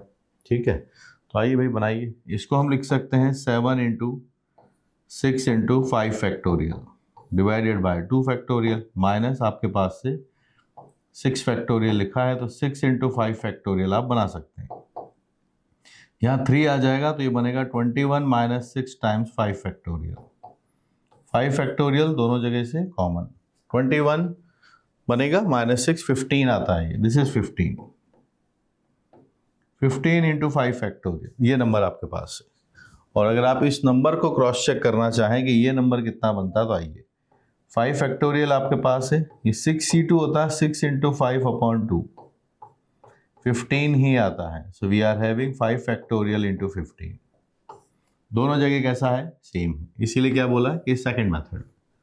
ठीक है, पर ये गैप मुझे ज़्यादा पर्सनली बहुत पसंद है कि जिनको भी साथ में नहीं बैठाना हो, गैप्स काउंट करो, फिल कर दो, सिंपल। ए एंड बी दो हमारे पास आंसर्स आ चुके हैं, चलते हैं सी की तरफ। All consonants and all vowels are together. सारे कॉन्सोनेंट और सारे वॉवल्स एक साथ आते हों तो हमारे पास अब now leading towards the C. Vowels A और कौन से वॉवल्स हैं, बी भी है, बी के एम, ये है आपके पास से कितने कॉन्सोनेंट हो गए, सारे कॉन्सोनेंट एक साथ में आते हों। और वॉवल्स हमारे पास कौन है, अच्छा वॉवल्स में ए है अपने पास, तो ए इज अ वॉवल, तो यहाँ पर आपके पास ओ। ठीक है, सो 5 बार ए और एक ओ सेपरेट हो गया, बी आर के एम ये सेपरेट हो जाएंगे, एक आर भी है, तो ये सब एक साथ रहेंगे, ये सब भी एक साथ रहेंगे। आप अगर इनको एक बॉक्स में बनाना चाहते हैं तो ये सिंगल काउंट होगा, ये वाला भी सिंगल काउंट होगा। तो आपके पास से 2 फैक्टोरियल बनेंगे इनको लिखने का तरीका, जिसमें सारे वॉवल्स एक साथ है, सारे कॉन्सोनेंट एक साथ है। लेकिन अब ये जो वॉवल्स हैं, इन वॉवल्स के इंटरनल अरेंजमेंट कितने होंगे, 6 फैक्टोरियल है, उसमें से 5 एक जैसे हैं। और यहाँ इंटरनल अरेंजमेंट आपके पास से 5 एक जैसा है, जिसमें से 2 एक जैसे हैं। ये नंबर आपके पास से जनरेट हो रहा है, तो इस नंबर को बना दीजिए। 2 फैक्टोरियल 2 फैक्टोरियल 5 फैक्टोरियल 5 फैक्टोरियल सब कैंसिल हो गया, फाइनली वी आर गेटिंग है 6 फैक्टोरियल। तो ये आपके पास है कॉन्सोनेंट्स का internal arrangement, consonants internal arrangement. और ये आपके पास से आता है वॉवल, ये आपके 5 क्या लिखा है, दिस इज फॉर वॉवल्स, ध्यान से देखिए, this is for the vowels, they are 6, then we are having consonants internal arrangement, consonant internal arrangement, ये आपके पास है नंबर 6 फैक्टोरियल आएगा। और यहां क्या लिखा गया है 6 factorial into 2 factorial, this is wrong. A और बी करेक्ट है, सी इसका आंसर नहीं आ रहा। अब आगे चलते हैं डी पर। 6 factorial upon 3 factorial, the letters of barrack are arranged keeping O B M A fixed at extreme right position. ठीक है, जैसा ये बोल रहे हैं वैसा वैसा कर देते हैं। चलो डी ऑप्शन को तो यहीं सॉल्व कर लेते हैं, जो स्टेटमेंट है उसको यहीं पर सॉल्व कर लेते हैं। ए बी सी में से ए बी करेक्ट है, सी गलत आया है। The letters of the barrack are arranged, if the letters of the barrack are arranged keeping the Obama fixed at extreme right position, ये extreme right position पर हमने इसको फिक्स कर दिया, keeping O B A M A इसको fix कर दिया है।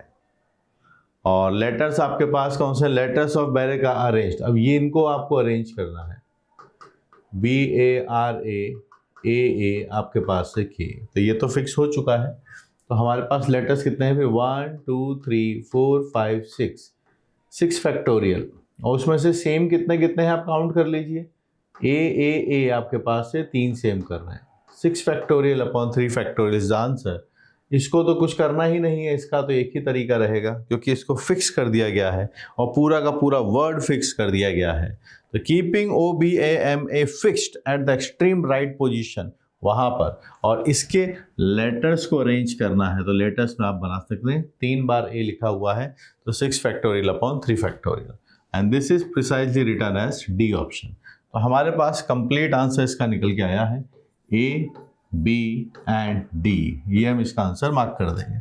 सो ABD is the final answer, जिसके अंदर हम मार्क करेंगे। सीखने को बहुत कुछ है, प्रैक्टिस करते रहिए। MCQs थोड़ा कॉन्शियसली सॉल्व किया कीजिए, क्योंकि एक भी गलत ऑप्शन मार्क हुआ तो फिर हमारे पास -2 मार्क्स आ जाएंगे। ठीक है, keep learning.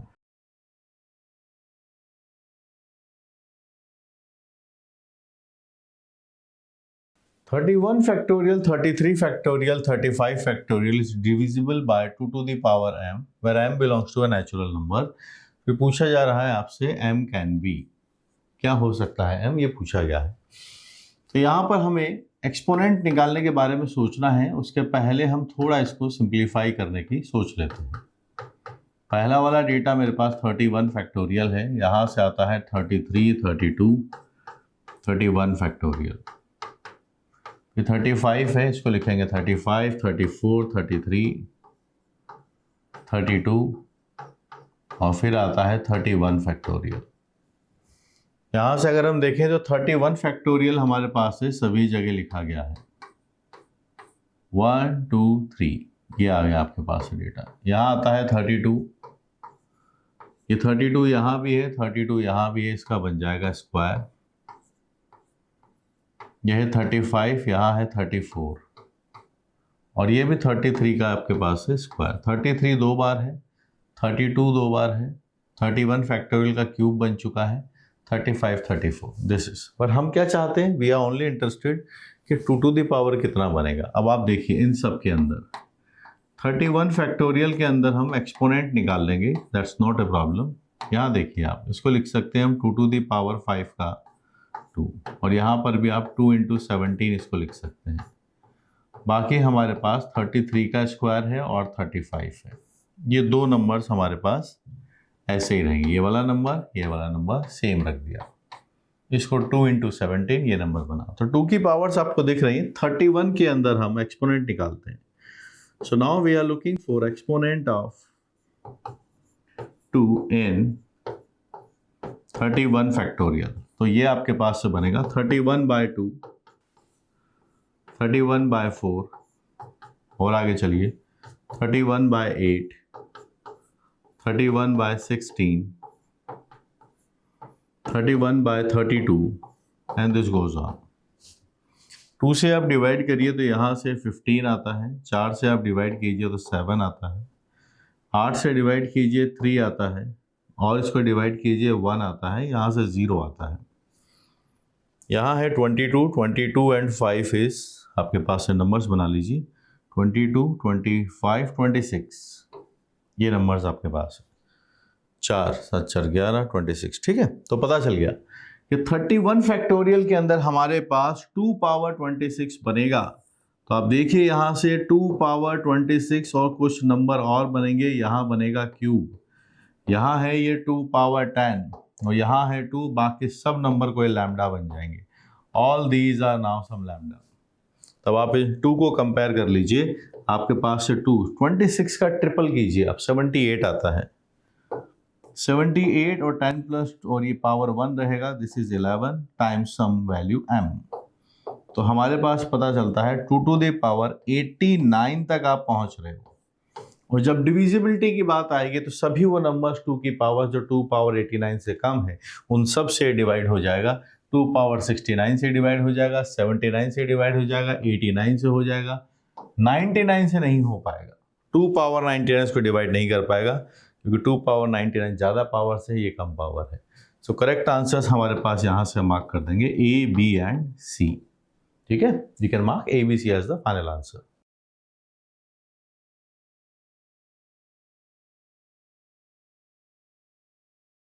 If last 4 digits of n factorial are 0, then find n can be। देखो लास्ट के 4 डिजिट्स n फैक्टोरियल में क्या हुआ होगा कि लास्ट में 0 0 0 0 आता है। लास्ट के 4 डिजिट्स हैं, यानी ये क्या बन गया, 10 पावर 4 है। आगे कोई नंबर होगा। 10 पावर 4 क्या होता है, ये 2 पावर 5 और 2 पावर 4 और 5 पावर 4 बनता है। 10 को ब्रेक कर लेंगे, 10 को क्या लिखेंगे, 2 इंटू 5। 10 को लिखेंगे हम 2 इंटू 5 तो बनता है 10, 10 की पावर 4 आता है, 2 भी आता है, 5 भी आता है, 10 पावर 4 बराबर। अब देखो किसी भी नंबर के अंदर अगर हम फैक्टोरियल के अंदर एक्सपोनेंट ढूंढेंगे तो 5 के पावर एक्सपोनेंट कम आएगा, 2 का एक्सपोनेंट हमेशा ज़्यादा आएगा।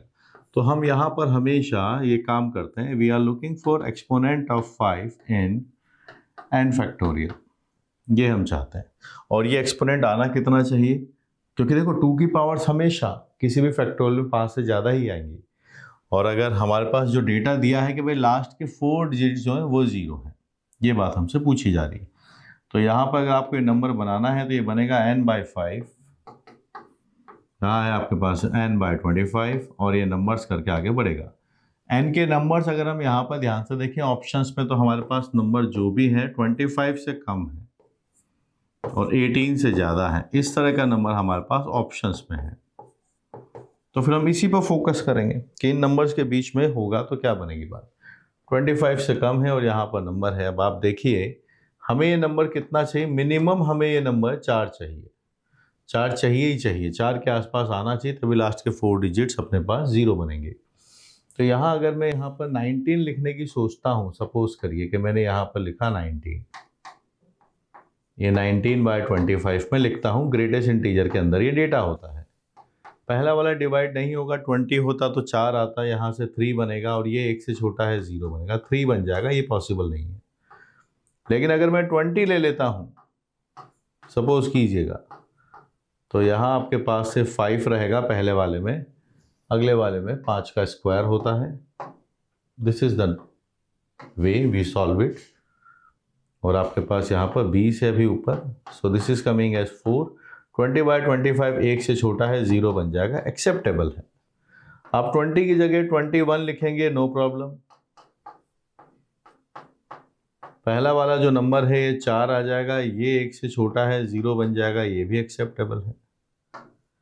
फिर आप 21 लीजिए, 22 ले लीजिए, नो प्रॉब्लम।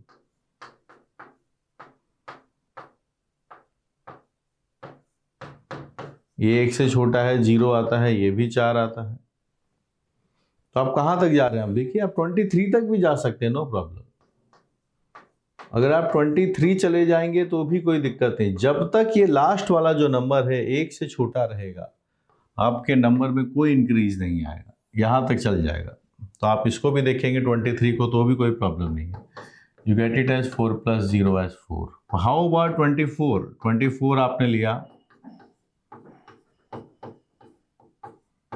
ये आपके पास है 4 और ये 0, ये भी 4 आता है। 25 रखते ही दिक्कत आएगी। 25 आपने अगर रखा तो फिर लास्ट वाले से भी हमारे पास नंबर्स जनरेट होंगे। यहाँ पहले वाले से 5 आ जाएगा, यहाँ 6 बन जाएगा। तो फिर बोला गया है कि नहीं लास्ट में 4 जीरोस हैं, तो हम इसके बारे में बात नहीं करेंगे। तो हमारे पास n क्या होगा, r जीरोस हैं आपके पास, तो यहाँ से n can be 20, 21, 22, 23, 24। These are the possible options. तो हमारे पास 19 पॉसिबल नहीं है, B, C, D को हम यहाँ से मार्क कर देंगे। So we are going to mark B, C, D as the correct answers guys। B, C, D को मार्क कर देंगे और यही हमारा इसका आंसर बन जाएगा।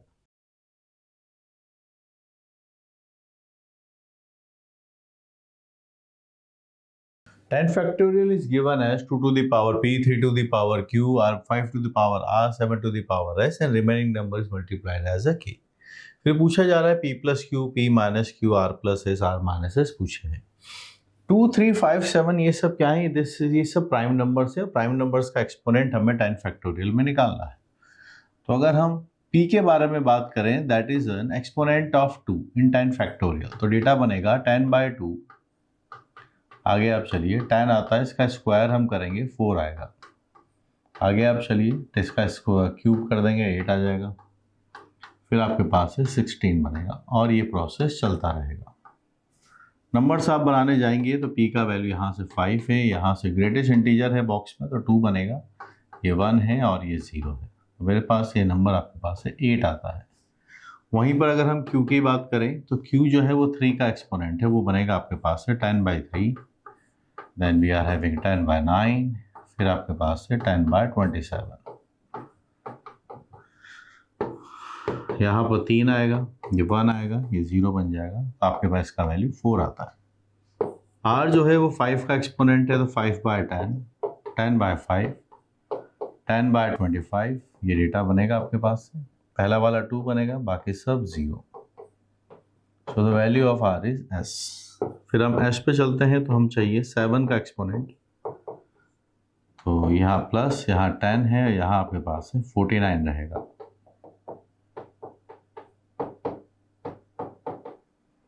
S की वैल्यू 1 आती है, ठीक है। हम चाहते क्या है वो देख लीजिए, आपके पास यहाँ से डेटा बना है, P का वैल्यू 8 आता है, Q का वैल्यू 4 आता है, ये आपके पास से R का वैल्यू है जो आ रहा है 2 और ये S का वैल्यू है। हम यहाँ पर अगर P प्लस Q निकालना चाहेंगे तो वो डेटा अपने पास है 12 आता है। A is correct. P plus Q 8 आता है, छोड़ देंगे। R प्लस S वहाँ से निकालिए आप, इन दोनों का सम 3 आता है और दोनों का अगर हम डिफरेंस लेंगे तो वो भी बना लेते हैं, वो 1 आता है, ठीक है। तो आपके पास से करेक्ट आंसर्स यहाँ से बन जाएंगे A, C, D। Final answer आपके पास से बनेगा A, C, D, जिसको हम मार्क कर देंगे।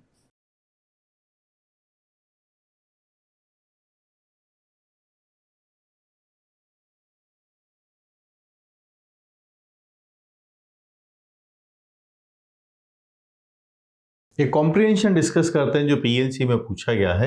16 प्लेयर्स हैं, P1, P2, P3, P16 take part in a tennis tournament.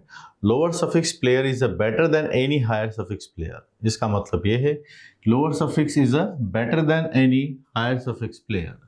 अगर P1 की बात होगी और P2 की बात होगी तो लोअर सफिक्स वाला बेटर है, यानी P1 अच्छा खेलता है P2 के कंपैरिजन में। कभी अगर आपको P10 और P12 कंपैरिजन करना है तो छोटा नंबर किस पर है, P10 पर, तो P10 बेटर होगा। तो इन सब में सबसे अच्छा खिलाड़ी कौन सा है, P1 से लेके P16 तक the best person is P1। मतलब एक तरीके से रैंकिंग ही हो गया है, जिसका नंबर कम होता है उसकी बेटर रैंक होती है, ठीक है। तो lower suffix player is better than the any higher suffix player. These players are to be divided into 4 groups each comprising of 4 players, ठीक है। 4 ग्रुप बनाएंगे, 4 के 4 प्लेयर्स वो इंक्लूड करते हैं, कंप्राइजिंग होते हैं, इंक्लूड करते हैं 4 players. The best person from each group is selected for the semifinal, ठीक है। आपके पास 16 लोग हैं, 4 की टीम बनेगी और फिर हर टीम से जो 4 लोगों की टीम है उससे एक प्लेयर सेलेक्ट होगा। तो फिर आपके पास 16 लोग थे, 4 के ग्रुप बनेंगे और हर ग्रुप से एक जना बाहर आएगा, तो फाइनली आपके पास चारों ग्रुप से एक प्लेयर बाहर आएगा और वो क्या सेमीफाइनल्स खेलेंगे, ये बात बोली जा रही है। चाहते क्या है कि number of ways this can be divided into 4 equal groups if player P1, P2, P3, P4 are in different groups. हम ऐसा चाहते हैं कि P1, P2, P3, P4 different groups में रहे। इसका क्या मतलब हुआ? तो अलग अलग ग्रुप्स में अगर ये रहे तो ऑब्वियस बात है P1 से वाले में तो P1 ही जीतेगा, उसके साथ किसी को भी रख दीजिए। P2 के साथ क्योंकि ये अलग अलग ग्रुप्स में हैं, तो इसको आप ऐसे समझ सकते हैं कि 16 लोगों के हमने 4 कैप्टन बना दिए। एक में P1 है, अलग से ग्रुप P1 का है, एक ग्रुप P2 का है और एक ग्रुप P3 का है और एक ग्रुप है P4 का। हम चाहते हैं कि ये चारों ग्रुप्स अलग अलग रहें। ठीक है, ग्रुप वैसे भी 4 ही बनने थे क्योंकि टोटल लोग 16 हैं, तो अब इनके हर ग्रुप में कितने कितने लोगों की रिक्वायरमेंट है, 3-3 लोग इसके अंदर ऐड करने हैं। 16 में से 4 कैप्टन ले लिए बाहर, अब आपको 12 बचे। इन 12 में को हमको 3-3 के 4 ग्रुप्स बनाने हैं, 3-3 के 4 ग्रुप्स बनाने हैं। ठीक है, तो आपके पास 3-3 के पेयरिंग हो जाएगी, 3-3 के ग्रुप्स बन जाएंगे। तो इसको कितने तरीके से कर सकते हैं? 12 फैक्टोरियल, और फिर आता है 3 फैक्टोरियल, 1 2 3 4, ये बना 4, और यहाँ पर आता है 4 फैक्टोरियल। ये क्या हो गया है आपके पास से इक्वल ग्रुप्स बन गए हैं, इक्वल ग्रुप्स आपने इसके बना दिए 3-3 3-3 के। अब क्या होगा, सपोज करिए, इसको आप बिल्कुल ऐसे फील कीजिए, P1, P2, P3, P4 तो अलग अलग ग्रुप्स में पहले अलग से सामने रखे हुए हैं, 12 लोग सामने थे, 3-3 के ग्रुप बने। ठीक है, इक्वल पार्टीशन 4 बार है तो 1/4 फैक्टोरियल हो गया, ग्रुप फॉर्मेशन हो गया। अब क्या होगा कि ये जो 3 लोग हैं, इन P1, P2, P4 में से किसी के पास भी जा सकते हैं, क्योंकि अल्टीमेटली हमें ग्रुप 4 का बनाना है और ऐसे बनाना है कि P1, P2, P3, P4 अलग अलग ग्रुप्स में रहें। तो इस वाले के पास 4 ऑप्शन है, फिर दूसरे वाले ग्रुप के पास 3 ऑप्शन बचेंगे, फिर 2 ऑप्शन, फिर 1 ऑप्शन। तो इनको बाकी के ग्रुप्स में अरेंज करने के लिए हमारे पास 4 फैक्टोरियल होंगे। तो फाइनली ये तीनों इन चारों में कैसे अरेंज होंगे, उसके 4 तरीके होंगे 4 factorial. This should be the number कि हमारे पास 12 फैक्टोरियल आएगा, ऊपर से यहाँ से बनेगा 3 फैक्टोरियल की पावर 4 आता है। नंबर ढूंढ लीजिए कहाँ पर ये नंबर हमारे पास बनेगा। यहाँ सभी 11 फैक्टोरियल के टर्म्स में लिखा है, तो हम 12 × 11 फैक्टोरियल लिख लेंगे। यहाँ पर आपके पास से एक 3 फैक्टोरियल अलग कर देते हैं, और यहाँ पर अच्छा सभी जगह फैक्टोरियल हटा रखा है, सो नो प्रॉब्लम। 3 फैक्टोरियल की वैल्यू अपने पास से 6 आती है, तो अपने पास ये 6 पावर 4 बनेगा, जिसको हम लिख सकते हैं 6 × 6 × 36। 6 से कैंसिल है 2 बार, 2 से ये कैंसिल है 3 times. We are having 11 factorial, और 36 को 3 से मल्टीप्लाई करेंगे तो 108 आता है। So we are having 11 factorial upon 108। So we are marking here as C as the final answer. तो आंसर आ जाएगा आपके पास से C। तो हमने इसमें क्या किया है, हमने ये डिसाइड कर दिया कि अगर 4 प्लेयर्स आपके पास हैं तो उन चारों P1, P2, P4 को अलग अलग रखना है, बचे हुए 12 को 3 इक्वल पार्ट्स में डिवाइड कर दिया। और ये 4 फैक्टोरियल किस लिए आया है कि ये जो 3-3 के ग्रुप्स बने हैं, इनको कौन कौन से ग्रुप में इनको रखा जाए, उसका 4 फैक्टोरियल डिस्ट्रीब्यूशन है एक तरीके से। ठीक है, तो this is the final number we are getting. Comprehension में पूछा है, इसका एक सवाल और है, आइए हम उसको भी सॉल्व करते हैं कि उसके अंदर क्या पूछा गया है। वहाँ पूछा गया है कि number of ways in which these 16 players can be divided into 4 equal groups. वापस से 16 प्लेयर्स को 4 ग्रुप इक्वल ग्रुप्स में डिवाइड करना है, such that the best player is selected from each group. ठीक है, तो 16 होंगे, 16 में से आपको 4-4 के ग्रुप्स बनाने हैं, और उसके बाद हर ग्रुप से एक जना आगे जाएगा। ये प्रोसेस है, पूरे गेम का ये प्रोसेस है। ठीक है, हम चाहते हैं कि P6 is one of them, जो P6 है वो अपने ग्रुप से आगे बढ़े। तो इसका मतलब तो क्लियर है कि अगर P6 का मैच P1 के साथ हो गया तो P1 जीतेगा, क्योंकि उनका सफिक्स नंबर छोटा है, जिसका नंबर नीचे कम लिखा हुआ है वो बेटर प्लेयर है। P6 का मैच P5 के साथ भी नहीं हो सकता, P4 के साथ भी नहीं हो सकता, P3 के साथ, P2 के साथ, P1 के साथ, किसी के साथ नहीं करवाना है। तो इसके ग्रुप में कोई भी ऐसा प्लेयर ना हो जिसका लोअर नंबर 5-6 से कम होना चाहिए। तो फिर P6 के साथ अवेलेबिलिटी कितने लोगों की है आप ये बताइए भाई। P1, P2, P3, P4 और P5, इनके साथ इसका ग्रुप में मत डालिए। अगर आपने इसके साथ इनमें से किसी को भी रखा तो ये लोग जीत जाएंगे। फिर P6 कैसे बाहर आएगा? तो अगर इसके लिए फेवरेबल की बात करें तो आपके लिए P7 है, P8 है, P9 है, ऐसे आप करते हुए चलिए। तो ये सारी पॉसिबिलिटीज़ हैं। आपके पास, क्योंकि इसका लोअर नंबर है तो ये इन सब से बेटर प्लेयर है, इसकी रैंकिंग बेटर है। तो आपके पास 5 हटा दिया, एक ये है 6, बचे कितने 10। इन 10 में से इसके ग्रुप में किसी को भी रख दीजिए, 10 में से 3 लोग उठाइए, इसके ग्रुप में रखिए, तो P6 हमेशा जीतेगा। तो हम इन 10 लोगों में से 3 लोग सेलेक्ट कर लेंगे और ये किसके साथ जाके कंबाइंड होंगे, P6 वाले ग्रुप के अंदर। अब क्या हुआ, P6 वाले ग्रुप में 3 लोग, जो P7 से P16 है वहां से 3 लोग सेलेक्ट करके रख दिए, ठीक। और हमें सिर्फ ये बोला है कि P6 वन ऑफ देम होना चाहिए, बाकी और कुछ नहीं पता, P1 P2 P3 P4 के बारे में क्या होने वाला है, P8 का क्या होगा कुछ नहीं पता। बस इसमें से 3 जब हम सेलेक्ट कर लेंगे तो ये बात कंफर्म है कि P6 जीत के निकलेगा, ठीक है। अब P6 में 3 आ गए हैं और एक P6 से 4 हो गए, बचे कितने 12। तो अब ये जो 12 है, एक ग्रुप बना है अभी तक, अभी हमें 4-4 के 3 ग्रुप्स और बनाने हैं, 4-4-4 के। तो आपके पास क्या तरीका बनेगा, 12 फैक्टोरियल, 4 फैक्टोरियल का क्यूब और 3 इक्वल पार्टीशन है तो 1/3 फैक्टोरियल भी लिखेंगे। 1/3 फैक्टोरियल भी हम यहाँ पर लिख देंगे, लिख दिया। तो 12 फैक्टोरियल, 4-4 के 3 ग्रुप बाय 3 फैक्टोरियल, और कोई कंस्टेंट हमें यहाँ पर नहीं दे रखा कि उनके साथ कोई और कॉम्बिनेशन नहीं है। कंडीशन इतनी सी थी कि P6 आ जाए, तो P6 के साथ हमने P7 से P16 तक कोई भी 10 में से 3 सेलेक्ट करके ग्रुप में रख देंगे, P6 ऑटोमेटिकली अगले वाले राउंड में पहुंच जाएगा। So this should be the number. आप इस नंबर को निकाल दीजिए, 10 × 9 × 8 × 7 factorial divided by 3 factorial 7 factorial, आपके पास से नंबर आता है 12 फैक्टोरियल। 4 फैक्टोरियल का क्यूब आपके पास से बनेगा, यहाँ पर है आपके पास से 3 फैक्टोरियल। ये दोनों हो गए कैंसिल, और इन नंबर्स के बारे में हम बात कर लेते हैं। ये 6 आता है आपके पास, ये 10 है, ये 12 है, यहाँ भी आपके पास से 3 फैक्टोरियल है, 6 बनेगा।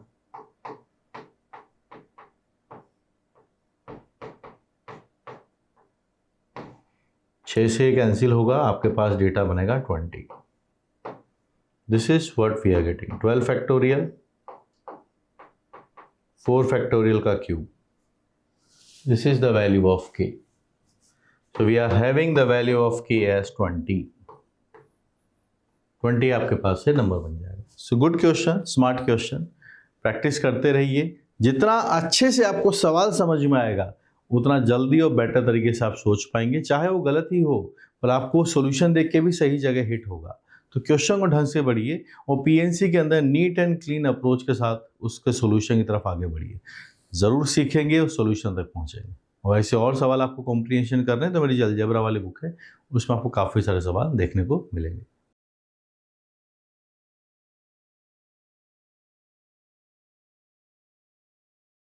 पीएनसी के ऊपर एक पैराग्राफ गिवन है, आइए उसके बारे में डिस्कशन करते हैं। Consider the number n as 2910600। On the basis of this information we need to answer the following questions. Number 1, total number of divisors of n which are divisible by 15 but not by 36, ये हम चाहते हैं। तो सबसे पहले इस number को decode करते हैं। इस नंबर n के साथ क्या लिखा गया है, लास्ट में 00 है तो इंटू 100 हम कर लेते हैं। ऐसा लगता है ये 11 से शायद डिविजिबल है, आप 11 से डिवाइड कीजिए तो आपके पास 2 बनता है 22, तो फिर 71 बनेगा, 6 आएगा 66, 5 बनेगा 50, 4 बनेगा 44, फिर आएगा आपके पास 66 से 6, ये नंबर आपके पास बना। यहाँ से हम इसमें और 7 ढूंढ लेते हैं, 7 से भी डिविजिबल लग रहा है। 3 टाइम्स 21, 5 आता है 54, 7 7 आपके पास से बन जाएगा ये 49, 5 78। ये 10 का स्क्वायर लिखा गया है जिसको हम 2 स्क्वायर एंड 5 स्क्वायर लिख सकते हैं। इस नंबर के बारे में थोड़ा और डिकोड करते हैं।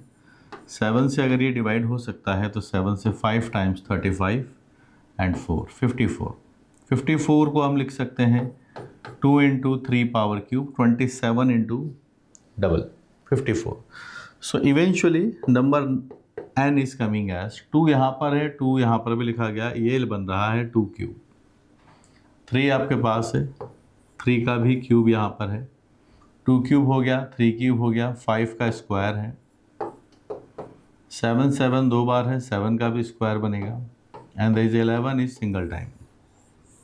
ये नंबर हमारे पास बनता है। 54 27 इंटू 2 हम लिख सकते हैं 3 क्यूब इंटू 2, तो 2 power 3 power cube 2 power cube 5 square 7 square 11। Number को सबसे पहले श्योर हो जाए कि जो लिखा है वही सही होना चाहिए। अगर हमने यहाँ पर कोई मिस्टेक कर दी तो आगे जो आने वाला है वो सब गलत आने वाला है। तो एग्ज़ाम के अंदर थोड़ा सा पेशेंटली टाइम लगा के इसको एक बार अच्छे से फैक्टराइज कर लीजिए कि कौन कौन से नंबर्स के कॉम्बिनेशन से ये बन रहा है। जी, अब हम चलते हैं आगे। क्या चाहते हैं कि 15 से डिविजिबल हो बट नॉट बाय 36। ठीक है, तो सबसे पहले हम 15 को डिकोड करते हैं। 15 किस किस से मिलकर बना है? 15 3 पावर 1 और 5 पावर 1 है। तो यानी जो भी हम फैक्टर बनाएंगे उसके अंदर एक 3 होना ही चाहिए। 3 की पॉसिबिलिटीज़ हमारे यहाँ पर हैं। तो 15 के लिए 2 के ऊपर कोई डिपेंडेंसी नहीं है, तो 2 की पावर्स हमारे पास 0 1 2 एंड 3 तक हम ले सकते हैं, इतने में से कोई सा भी पावर। लेकिन 3 का मुझे एक पावर चाहिए ही चाहिए, और यहाँ क्यूब है तो फिर मैं 1 2 एंड 3 तक जा सकता हूँ। और 5 के लिए हमें एक पावर चाहिए, तो फिर क्वांटिटी हमारे पास 2 है। 5 स्क्वायर का मतलब क्या है? वी आर हैविंग 5 एज 2 बार 5 आ सकता है। 3 क्यूब का मतलब हमारे पास 3 3 3 3 की क्वांटिटी है। 2 की क्वांटिटी भी हमारे पास, जैसे प्लास्टिक के अल्फ़ाबेट्स होते हैं ना, 2 2 2 मल्टीपल हो सकते हैं, वो 3 पड़े हुए हैं। 7 भी हमारे पास 2 टाइम्स है, और 11 सिंगल टाइम्स है। 7 के 5 के बाद 7 की पॉसिबिलिटीज़, क्योंकि 7 का 15 बनाने में कोई रोल नहीं है, तो इसकी पावर हम 0 भी ले सकते हैं। 0 1 2 तक ये चला जाएगा। और 11 के लिए आपके पास 2 पॉसिबिलिटीज़ हैं, 0 एंड 1। यहाँ जो मैंने लिखा है ये इनकी पावर्स की बात की कि इनकी पावर्स कितनी ले सकते हैं। पॉसिबिलिटीज़ बताइए, 4 आपके पास ऑप्शंस बने हैं। यहाँ 3 है, यहाँ 2 है, यहाँ 3 है, और यहाँ फिर से 2 है। तो 15 के डिवाइजर्स की अगर हम बात करें तो हमारे पास से ये 4 into 3 into 2 into 3 into 2, it is 12 and this is again 12। 144 divisors ऐसे आएंगे आपके पास से जो किसके मल्टीपल्स हैं? They are multiple of 15। 144 divisors are multiple of 15। 15 के मल्टीपल ये सब होंगे। हम क्या चाहते हैं? हम उसमें से हटाना चाहते हैं ऐसे जो 36 के मल्टीपल ना हो। तो यहाँ पर हम डिस्कस करते हैं कि मल्टीपल ऑफ 15 एंड 36, तो इनको डिकोड कर लेते हैं। 3 5 लिखा हुआ है, यहाँ पर आपके पास 9 एंड 4 बनेगा। यह है 2 square and 3 square, this is the number. तो ऐसे नंबर्स जो दोनों के मल्टीपल हो, 144 वो नंबर्स हैं जो 15 के मल्टीपल हैं। अब अगर हम इसमें से ऐसे नंबर्स हटा दें जो 15 और 36 दोनों के मल्टीपल हैं, तो हमारे पास क्या आंसर आएगा? फिर हमारे पास वो नंबर्स आएंगे जो 15 के तो डिवाइज़र होंगे, डिविजिबल होंगे 15 से, तो 15 के मल्टीपल होंगे आई वुड से, बस 36 के मल्टीपल नहीं होंगे। तो दोनों के कंबाइंड वाले इसमें से हटा देते हैं। अब मैं दोनों का मल्टीपल अगर बनाना चाहता हूँ तो फिर मुझे सीधा ये सोचना चाहिए कि वो होने चाहिए मल्टीपल ऑफ, दोनों का आप एलसीएम ले लीजिए। तो यहाँ पर है 2 का स्क्वायर, 3 दोनों में हायर पावर यहाँ है, और यहाँ आता है 5, इसके मल्टीपल होने चाहिए। 2 स्क्वायर 3 स्क्वायर 5, ठीक है। अब इसके लिए कॉम्बिनेशंस आप बनाइए। 2 के लिए हमें कितनी पावर्स लेनी ही होंगी? 3 के लिए, 5 के लिए, 7 के लिए और 11 के लिए। 11 के ऊपर कोई कंस्टेंट नहीं है, 0 और 1 में से कोई भी पावर ले सकते हो। 11 इसकी मैक्सिमम पावर है। 2 पर ऑलरेडी 2 है, तो 2 पावर लीजिए या 3 पावर लीजिए। यहाँ देखिए 3 तक आप जा सकते हैं। 3 की पावर क्यूब है, 3 स्क्वायर पहले दे रखा है, या तो आप 3 का पावर 2 बनाइए या फिर 3 की पावर 3 बनाइए। 3 पावर 3 से आगे जाने की पॉसिबिलिटी नहीं है। वहाँ पर 5 पर 1 पावर है अगर आप ऑब्जर्व करें, और हमारे पास 5 की टोटल पावर्स 2 अवेलेबल है। तो अवेलेबिलिटी ये है कि हम इसको 1 एंड 2 तक ले जाएं। 7 की बात करते हैं, 7 पर ऑलरेडी 2 पावर तक हम जा सकते हैं, वहाँ 7 की कोई रिक्वायरमेंट नहीं है, तो फिर हम 7 की पावर 0 भी ले सकते हैं, 1 भी ले सकते हैं और 2 भी ले सकते हैं। तो अब कितने केसेस बन चुके हैं आइए चेक करते हैं। 2 एंड यहाँ पर भी 2 पॉसिबिलिटीज़ हैं, यहाँ भी 2 पॉसिबिलिटीज़ हैं, यहाँ 3 पॉसिबिलिटीज़ हैं, और यहाँ पर भी 2 पॉसिबिलिटीज़ हैं। ये 8 आता है, यहाँ से 6 आता है, 48 आपके पास से नंबर बनेगा, ठीक है। तो रिक्वायर्ड नंबर जो हम चाहते हैं, रिक्वायर्ड, वो क्या है आपके पास से 15 से डिविजिबल हो लेकिन 36 से ना हो, तो आप इन दोनों का डिफरेंस ले लीजिए, विच इज़ 144 माइनस दिस। आपके पास 44 से 44 चला जाएगा, एक 4 और बचेगा, 96 इज़ द रिक्वायर्ड नंबर। तो आप सी आंसर इसका मैच कर देंगे, सी आंसर बन जाएगा। जो ऐसे नंबर ऑफ डिवाइजर्स जो कि 15 के मल्टीपल हैं लेकिन 36 के नहीं हैं, तो 15 के टोटल काउंट कर लिए और यहाँ पर 15 एंड 36 के काउंट कर लिए। अगर आपको इनके थ्योरी में डाउट है, क्योंकि मैं यहाँ डिस्कशन कर रहा हूँ, तो फिर आप डिवाइज़र कैसे काउंट किए जाते हैं इसकी थ्योरी पढ़िए, ठीक है, वो आपको मेरे वीडियो कोर्सेज में मिल जाएंगे, उस पर प्रैक्टिस कीजिए, ठीक है। इसका एक और क्वेश्चन है, वहाँ पे आप जाके देखेंगे, number of ways in which given number can be split into 2 factors such that the highest common factor is a prime number. Highest common factor की बात हो रही है SCF, यानी दो नंबर्स अगर हमारे पास S1, X1 एंड X2 है, क्योंकि इसको 2 फैक्टर्स में ही स्प्लिट करने को बोला है, तो ये हमारे पास से एक प्राइम नंबर आना चाहिए, ये कंडीशन है। उस नंबर को फिर से देखेंगे, जितना मुझे याद आ रहा है वो 2 क्यूब था, 3 क्यूब था, 5 का स्क्वायर था, 7 का स्क्वायर है और 11 पावर 1 है। Cube cube square square 1, cube cube square square 1, ये हमने यहाँ से नंबर बना दिया, ठीक है। स्प्लिट करना है 2 फैक्टर्स में, the highest common factor is a prime number की हम बात कर रहे हैं। अब देखिए हमारे पास 2 क्यूब लिखा हुआ है, हम चाहते हैं कि इसको 2 नंबर्स में ब्रेक करेंगे, तो एक तो जो 2 नंबर्स हैं उनका प्रोडक्ट करने पर फिर से n आ जाना चाहिए। x1 और x2 को जब हम प्रोडक्ट करेंगे तो फिर से हमारे पास से n आ जाएगा। स्प्लिट करना है 2 फैक्टर्स के बीच में, तो उनका प्रोडक्ट वापस से वही नंबर जनरेट हो, ठीक है। और ऐसा हो कि उनका SCF लेने पर प्राइम नंबर आए। तो मैं ये कहना चाहता हूँ, जैसे 2 पावर 3 है, अगर मैंने एक तरफ 2 रखा, क्योंकि मल्टीप्लाई भी n आना चाहिए, अगर मैं 2 पावर 0 और 2 पावर क्यूब रख लेता हूँ, मतलब 2 को लिया ही नहीं एक के अंदर, तो इनका SCF 1 आ जाएगा। तो 2 के हिसाब से अगर हम बात करें कि 2 एक प्राइम नंबर है और यहाँ पर हम इस प्राइम नंबर के केसेस बनाना चाहते हैं कि जब SCF प्राइम नंबर रहे, तो let's say they are few cases के प्राइम नंबर 2 रहे, प्राइम नंबर 3 रहे, प्राइम नंबर 5 रहे, प्राइम नंबर 7 रहे, प्राइम नंबर 11 रहे। इनकी हम बात यहाँ पर एक एक का केस बनाकर देखना होगा हमें। यही बात बोला गया है कि SCF एक प्राइम नंबर आना चाहिए। ये किसी और 2 प्राइम नंबर्स मल्टीप्लाई कर देंगे तो 2 इंटू 3 करते 6 बन जाएगा, वो केस नहीं बनाना है। प्राइम नंबर्स आने चाहिए, बस ये SCF पूछा गया है। तो शुरुआत यहाँ से होगी। यहाँ अगर मैं लेता हूँ तो आप देखिएगा 2 पावर 0 और 3 पावर 0 है। मैं फर्स्ट वाला केस यहाँ पर डिस्कस करने वाला हूँ। तो इस वाले केस में इनका SCF आपके पास से 1 आ जाएगा, कुछ भी कॉमन नहीं है। ये बात हम यहाँ पर डिस्कस कर रहे हैं। So we are having case number 1 कि जब हमने बात किया कि SCF आपके पास X1 एंड X2 का प्राइम नंबर 2 आए, ठीक है। तो X1 और X2 के क्या क्या पॉसिबिलिटीज़ होंगी उनके बारे में बात कर सकते हैं। तो आप 2 पावर 0 और 2 पावर 3 अलग अलग नहीं ले सकते। क्या ये कॉम्बिनेशन लिया जा सकता है? सोचिए, क्योंकि टोटल मल्टीप्लाई 2 की पावर 3 है और ये दोनों भी मल्टीप्लाई होंगे। तो एक तरफ मैं 2 रखूँ, एक तरफ मैं 2 स्क्वायर रखूँ, ये फिजिबल है।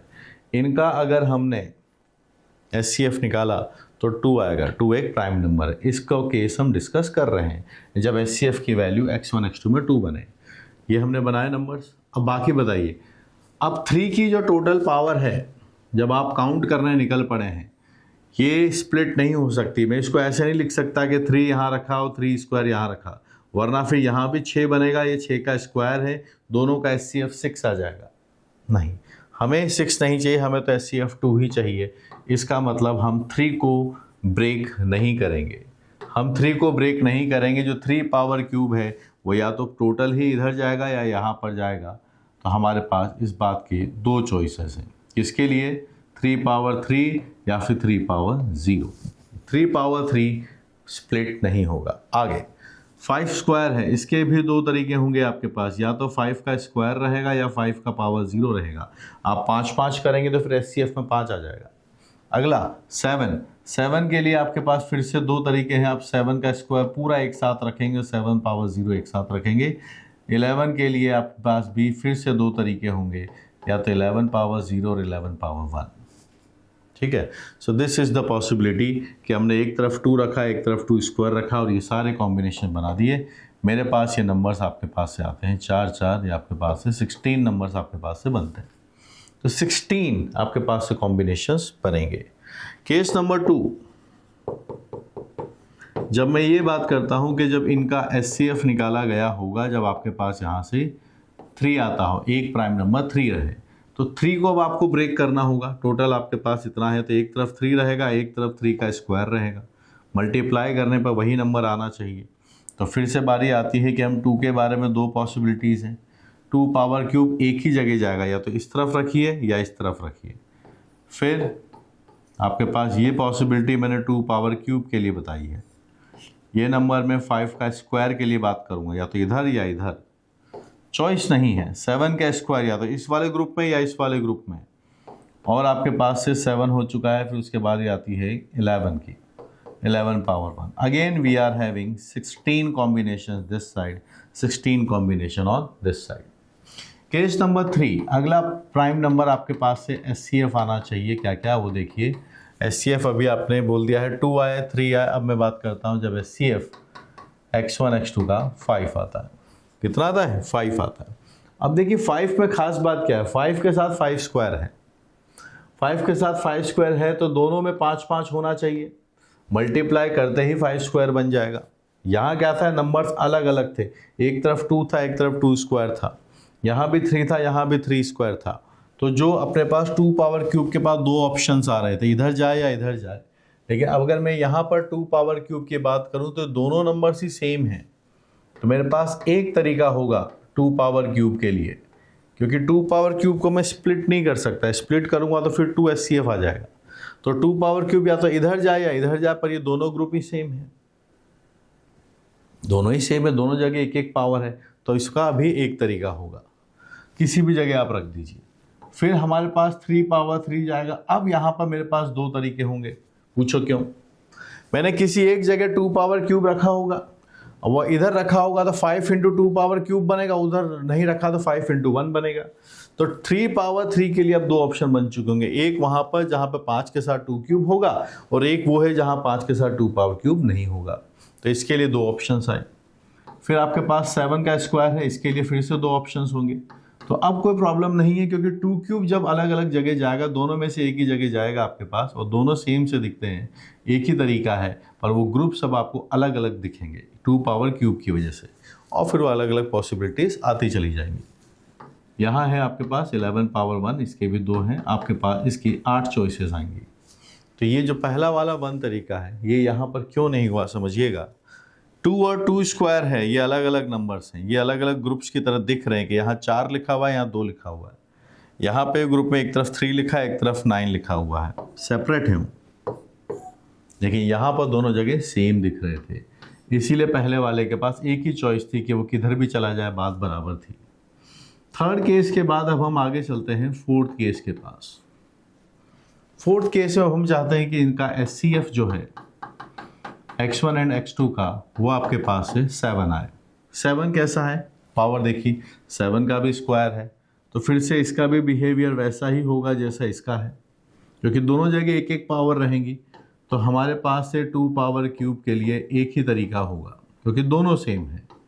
फिर अब आपके पास से 2 तरीके बन जाएंगे।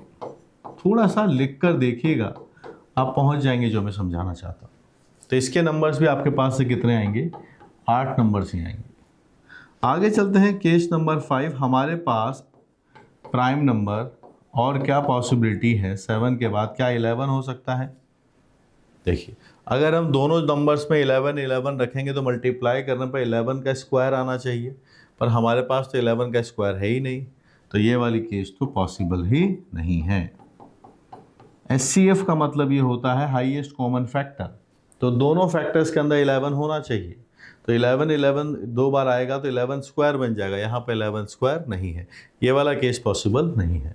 तो टोटल कितने ऐसे फैक्टर्स हम बना पाए हैं वो आप देख लीजिए। फर्स्ट केस जब SCF 2 आया, SCF 3 आया, SCF 5 आया, SCF 7 आया, तो हमारे पास ऐसे रिक्वायर्ड जो नंबर है वो हम देख सकते हैं 16 + 16 + 8 + 8, लास्ट वाले भी 16 हो गए, 16 × 3 the correct number is coming as 48 as the final answer. Brilliant question, top class question, अच्छा सवाल है। कोई बात समझ में ना आई हो, आप वापस इसको देखिए, सुनिए और मैथमेटिक्स के सवाल के अंदर पूरा घुस जाइए, तभी आपको ये बातें समझ में आएंगी कि मैं क्या बोल रहा हूँ, क्या लाइनें बोल रहा हूँ। एचसीएफ हमको समझ में आना चाहिए, एलसीएम हमको समझ में आनी चाहिए, बेसिक मैथमेटिक्स की बातें, फिर आप इसको कॉन्सेप्चुअली बना पाएंगे।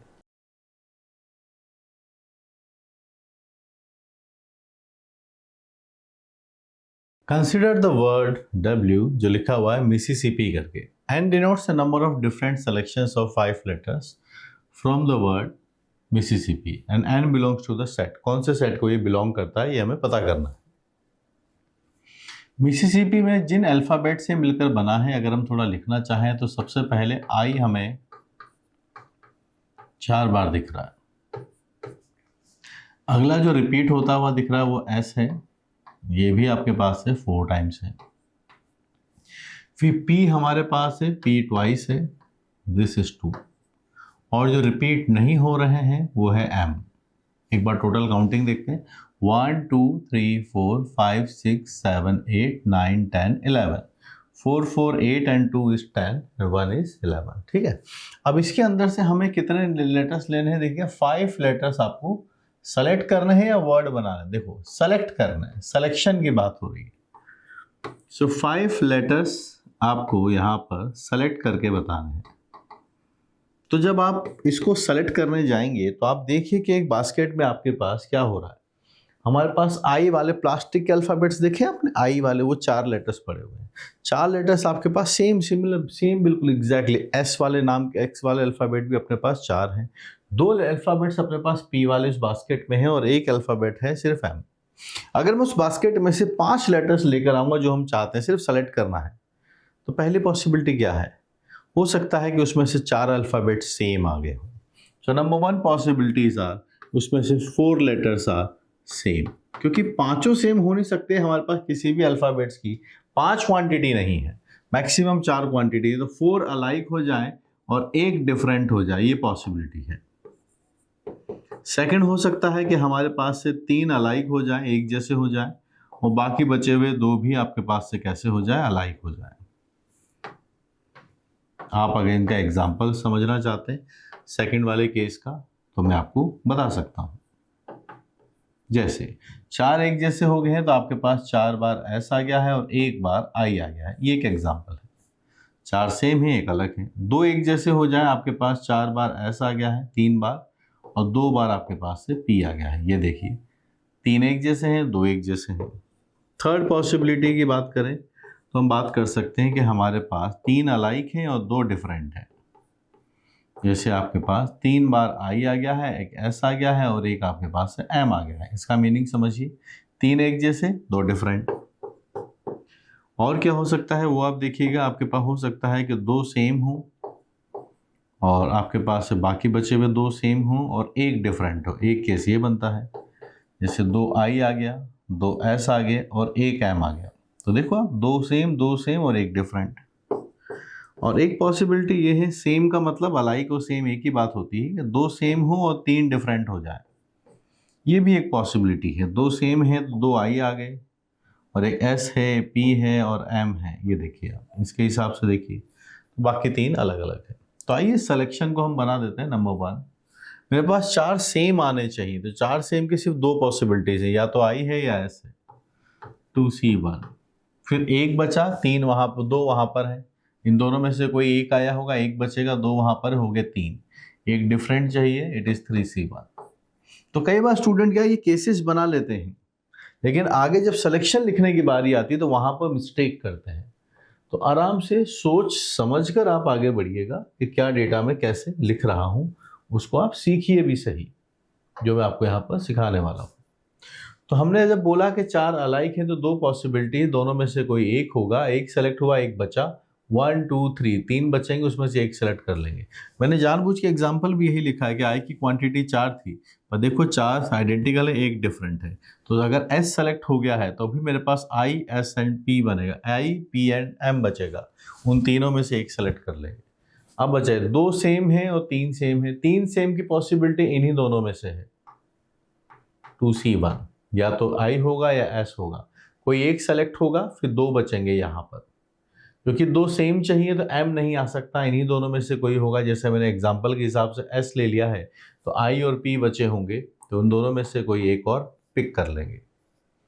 यहाँ पे आप देखिए ये अलाइक हैं, तीन एक जैसे हैं, दो डिफरेंट हैं। तीन मेरे पास दो चॉइसेस हैं, या तो आई है या एस है। फिर आपने एक चूज़ किया होगा, दो यहाँ पर है, तीन बचे होंगे, तो उन तीन में से हम दो सेलेक्ट कर लेंगे। आगे दो सेम हैं, और यहाँ से भी आपके पास ये दो सेम लिखे गए हैं और एक डिफरेंट है, तो टू सेम टू सेम। तो आपके पास टू वाली क्वांटिटीज़ तीन है, आई है, एस है और पी है। इन तीन में से कोई सी दो हम पिक कर लेंगे। जैसे एग्जांपल में आई और एस लिया हुआ है, आप एस और पी भी ले सकते हैं। ठीक है, दो पिक करने के बाद एक बचेगा आपके पास से, एक वैरायटी बचेगा और एक एम है, तो टोटल कितने हो गए? दो। तो उन दोनों में से कोई एक हम यहाँ पर लिखेंगे। ठीक है, तीन दो सेम होने चाहिए, तीन क्वांटिटी है, इन तीनों में से किसी भी एक को पिक कर लेंगे। उसके बाद आपने जैसे कि आई ले लिया, तो ये दो ये बचा और एक ये हो गए, टोटल हो गए तीन। तीनों हमें चाहिए, तो इट इज़ 3C3, तीनों ही लेने होंगे एक एक क्वांटिटी। जैसे डबल आई ले लिया तो SPM लेना ही होगा, तभी दो आइडेंटिकल तीन डिफरेंट वाला केस बनेगा। इस कमिंग है 6, ये 4 है, ये 6 आता है, यहाँ से आपके पास फिर से 6 आता है, ये नंबर आपके पास से 3 बनता है। सो देखते हैं क्या नंबर आपके पास फाइनली आउटपुट में आता है। तो 6 6 6 तो आपके पास से 18 हो गया है, 4 and 3 is 7, so number is coming as 25। 25 कौन से ऑप्शंस में? पहले में नहीं है, 25 बी में है, 25 सी में भी है, यहाँ नहीं है। So we are going to mark BC as the final answer. कौन सा आंसर हम मार्क कर देंगे? BC as the final answer. B and C को मार्क करेंगे, क्योंकि कॉम्प्रीहेंशन है। इसमें एक सवाल और पूछा गया है कि number of arrangement of the letters of the W if all S and P's are separated. सभी S और P सेपरेटेड रहें। हमारे पास अल्फ़ाबेट्स क्या हैं? लिख लेंगे एक बार। 4 बार I है, 4 बार S है, 2 बार P है और एक है M। ये सभी अल्फ़ाबेट्स हमारे पास इस गिवन वर्ड W के अंदर लिखे गए हैं। ठीक है, आइए क्वेश्चन करते हैं। हम चाहते हैं कि सभी S और P सेपरेटेड रहें, अलग अलग रहें। तो हम पहले वो केस निकाल देते हैं। Number 1, all S are separated. ये हम केस निकाले, सभी S कैसे हों? सेपरेटेड हों। तो एक काम करते हैं, S को छोड़कर बाकी को जमा दीजिए आप। S को छोड़कर बाकी को जमा दीजिए, तो आपके पास 4 5 6 7 7 फैक्टोरियल, जिसमें से 4 एक जैसे हैं, 2 एक जैसे हैं। ठीक है, ऐसा करने से कितने हमारे पास गैप्स क्रिएट हुए हैं एक बार हम काउंट कर लेंगे। 7 नंबर से गैप बनेंगे 8, और उसके अंदर हम S रखना चाहते हैं। 8 गैप्स के अंदर 4 जगह सेलेक्ट होंगी, लिखने का तरीका होगा 1। ये हुआ गैप सिलेक्शन, ये बन गया गैप सिलेक्शन, और आपके पास से ये डेटा बना।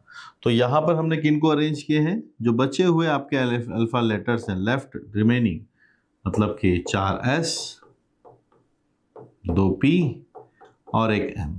This is the number which we are getting. ठीक है, ये नंबर हमारे पास से आता है। सिंप्लीफाई करते हैं। 7 फैक्टोरियल, 4 फैक्टोरियल, 2 फैक्टोरियल, 8 फैक्टोरियल को लिख सकते हैं हम 8 7 6 5 into 4 factorial divided by 4 factorial और एक और 4 फैक्टोरियल, दोनों हो गए कैंसिल। ठीक, चलिए बनाते हैं, आगे बनाते हैं क्या कॉम्बिनेशंस आपके पास बनेंगे। जितना सिंप्लीफाई आप कर सकते हो उतना कर दीजिए। 2 फैक्टोरियल से यहाँ से आपके पास 3 टाइम्स कैंसिल होगा। 7 फैक्टोरियल इंटू 8 फैक्टोरियल, 8 ये आपके पास से बनेगा 8 फैक्टोरियल। 4 फैक्टोरियल, 4 फैक्टोरियल कैंसिल, यहाँ नंबर है आपके पास। 3 and 5 is 15, 15 and 7 is 105। ये नंबर आपके पास आया। अभी हमने वो नंबर्स निकाले हैं जिसमें सभी में सभी S सेपरेटेड है। P के ऊपर क्या कंस्टेंट रहा होगा? इसमें P कभी कभी अलग अलग भी आया होगा और कभी कभी कंबाइंड में टुगेदर भी आया होगा। हमें क्या चाहिए? हमें S तो सेपरेट चाहिए, बस P भी सेपरेटेड चाहिए। तो हमें इसमें से वो नंबर्स हटा देने चाहिए जब ये दोनों P कैसे आए होंगे? साथ में आए होंगे। सो हम चाहते हैं all S separated but P's are together. तो दोनों पी जब एक साथ हैं वो वाला केस हम यहां से हटा देंगे। सो दोनों पी को कंबाइंड कर दिया और एस हमें अलग अलग चाहिए, सो नो प्रॉब्लम, आई को अलग अलग रखा और अरेंज किया। So 1 2 3 4 5 6, so we are having 6 factorial, जिसमें से 4 एक जैसे हैं और इनके बीच में गैप्स की अगर हम बात करेंगे, सो 1 2 3 4 5 6 7, इन 7 में से हम 4 प्लेस सेलेक्ट करेंगे और वापस से फिर वही कहानी कि सभी एस हम इन गैप्स में रख देंगे, तो कभी भी कोई भी दो एस एक साथ नहीं आएंगे। तो ये बनेगा गैप सिलेक्शन की वजह से, और ये बचे हुए जो लेटर्स थे उनको अरेंज कर दिया, दोनों पी एक साथ। तो जब दोनों पी एक साथ वाले इसमें से हटाएंगे तो हमारे पास क्या बनेगा, एस भी सेपरेटेड आएंगे और पी भी सेपरेटेड आएंगे, हमारे पास आंसर बन जाएगा। यही हमें यहाँ से पूछा गया है। इस नंबर को बनाने की कोशिश करते हैं कि इस नंबर को हम कैसे बनाएंगे। तो यहाँ है आपके पास है 6 फैक्टोरियल 4 फैक्टोरियल, ये 7 फैक्टोरियल 4 फैक्टोरियल एंड 3 फैक्टोरियल। ठीक है, this is what we are looking for. यहाँ पे भी नंबर्स देखिए, वहाँ पे भी नंबर देखिए, 4 फैक्टोरियल चाहिए क्योंकि हमें सब्सट्रैक्ट करके नंबर पे पहुँचना है। ये 7 फैक्टोरियल पहले आपके पास से लिखा हुआ है, आप इसको लिख सकते हैं 6 × 5 × 4 factorial × 3 factorial divided by 4 factorial 4 factorial 3 factorial 7 factorial. ये हो गए कैंसिल, 4 आपके पास लिखा गया है एंड इसको आप 24 लिख सकते हैं। 24 में आप 3 लिख सकते हैं और वो आपके पास है 15 बन जाएगा। ठीक है, और ये आपके पास है 8 factorial. So I am getting the number as 8 factorial 4 factorial 4 factorial into 15। ये नंबर्स बने। अब रिक्वायर्ड क्या है, हमें इन दोनों का डिफरेंस लेना है। सो the required number, so required data आपके पास बन जाएगा कितना, दोनों में 8 फैक्टोरियल 4 8 फैक्टोरियल 4 कॉमन है। 8 factorial 4 factorial 4 factorial it is 105। 8 factorial 4 factorial 4 factorial आपके पास से डेटा है और ये 15 आता है।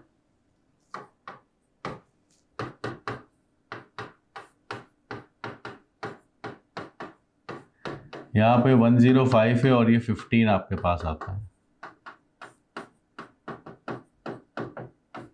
90 आपके पास आ गया। 90 को हम लिख सकते हैं 10 × 9, 10 × 9 × 8 factorial, this can be written as 10 factorial. आप कंपेयर करेंगे तो हमारे पास k का वैल्यू 1 आ रहा है। ये देखिए 10 फैक्टोरियल k 10 फैक्टोरियल 4 फैक्टोरियल, तो k की वैल्यू आई 1। अब k इज लेसर देन, किससे कम है ये पूछा जा रहा है। 1 आता है, 1 is less than 6/5, 1 is equal to 1/5, less than नहीं है। 1 is less than 4/3, 1 is lesser than 3/2। तो आपके पास correct answers A C D हम यहाँ से मार्क कर देंगे। Correct answer will come as A C D। ठीक है, तो ये कॉम्प्रिहेंशन सवाल हमने सॉल्व किया A C D। Good question to solve, good question.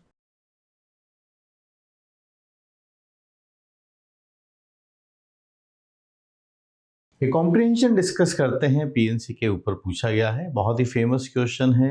मेरे JEE टाइम से मैं इस क्वेश्चन को देखता हुआ रहा हूँ, एज ए स्टूडेंट सॉल्व किया है, एज ए टीचर आपको इसको एक्सप्लेन करता हूँ।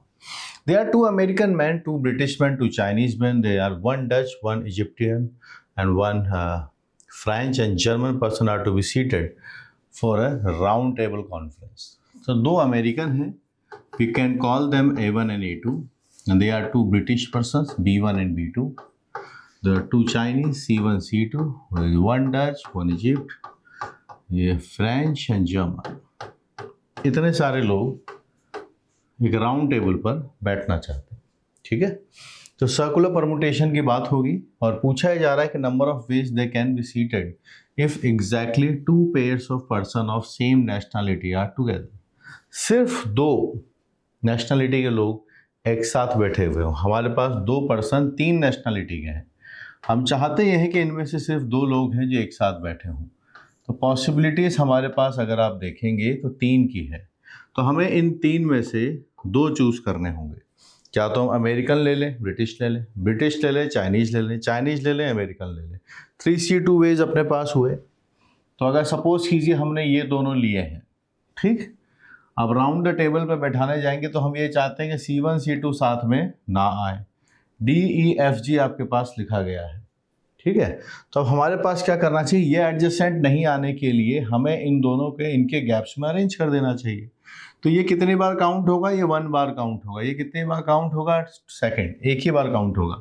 ये third, fourth, fifth and sixth कितने बन चुके हैं, 1 2, क्योंकि साथ साथ आएंगे तो फिर एक साथ फिक्स कर देंगे इनको, 1 and 2 3 4 5 6, 6 लोगों का सर्कुलर परम्यूटेशन आपके पास से 6 - 1 फैक्टोरियल बन जाएगा, ठीक है। तो आपके पास अब क्या हुआ, सर्कुलर के हिसाब से अगर आप देखना चाह रहे हैं तो ये हुआ होगा कि A1 A2 एक साथ हैं, यहाँ पर B1 B2 एक साथ हैं, फिर आपके पास कहीं पर D है, कहीं पर E है, कहीं पर आपके पास F है, कहीं पर आपके पास G है, अरेंज हो गया। अब इनके बीच में गैप्स कितने वो काउंट कीजिए, 1 2 3 4 5 6, दे आर 6 गैप्स। तो हम इन 6 गैप्स में से 2 गैप चूज कर लेंगे, 6C2, और इन 6 गैप्स में 2 गैप चूज करेंगे, वहां पर हम किसको रखेंगे, C1 C2 को।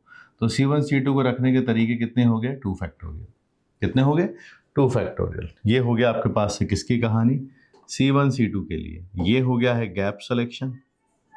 अब क्या है कि हमने A1 A2 लिखा है, B1 B2 लिखा है, तो A1 A2 का A2 A1 भी हो सकता है।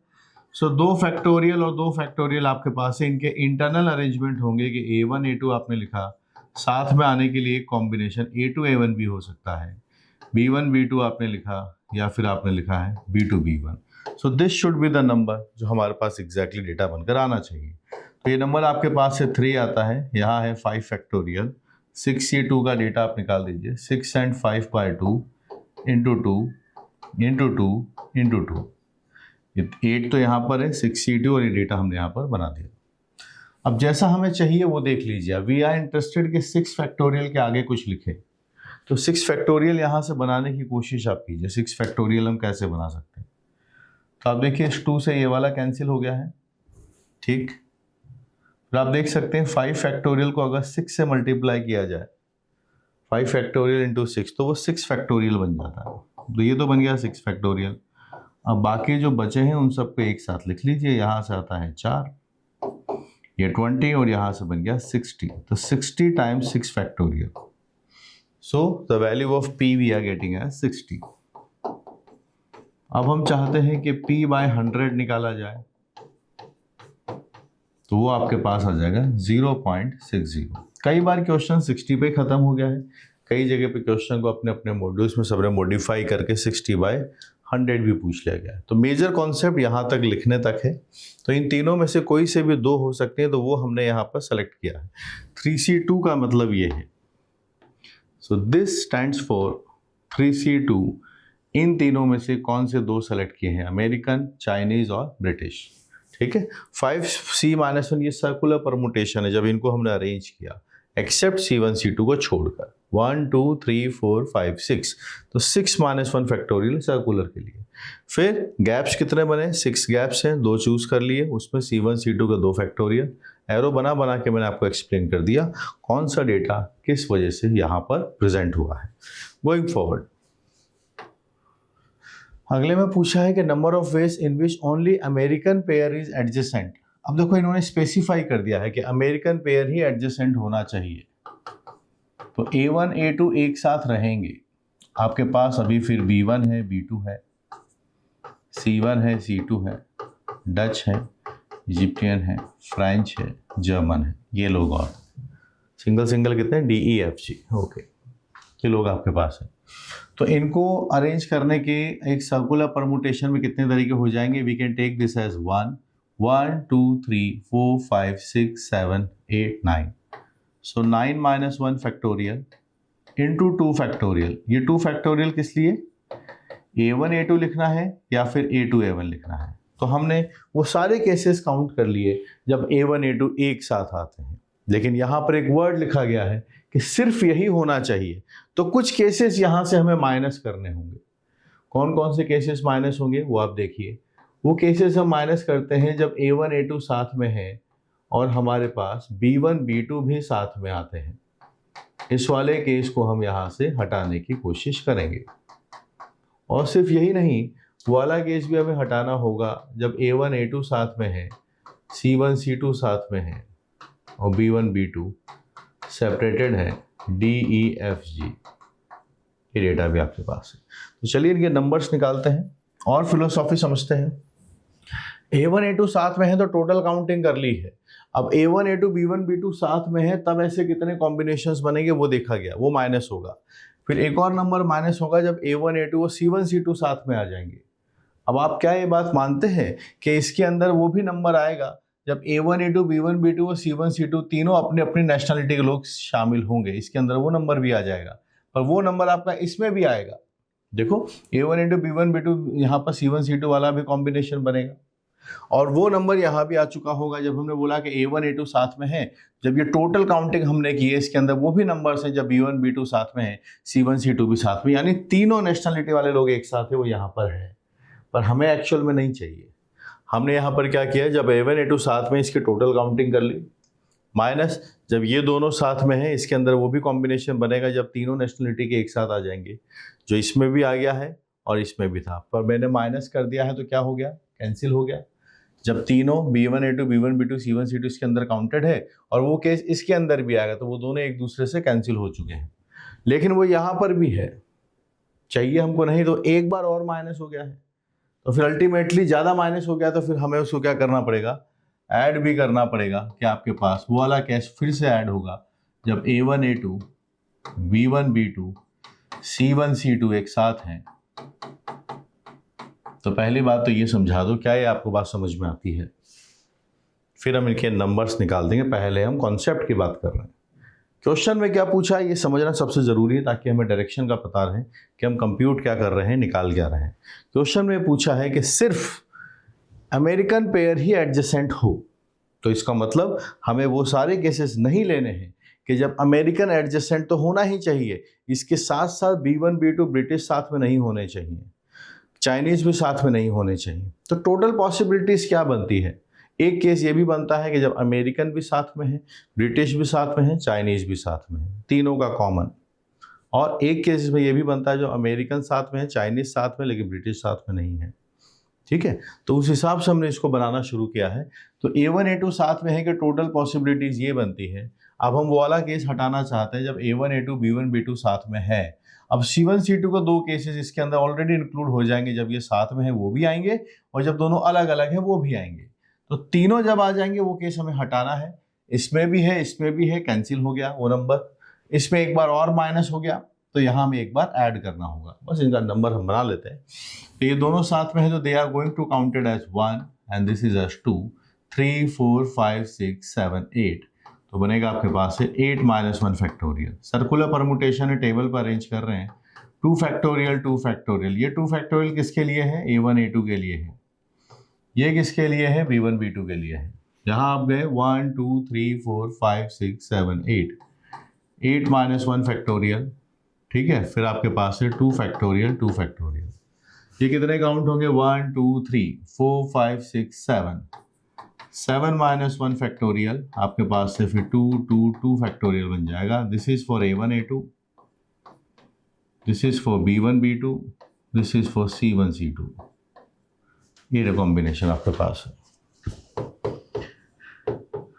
8 factorial 2 factorial, 7 factorial into 4, 7 factorial into 4, 6 factorial into 8। ये कहानी है। 8 इंटू 7 इंटू 2 आपके पास है 6 फैक्टोरियल आता है।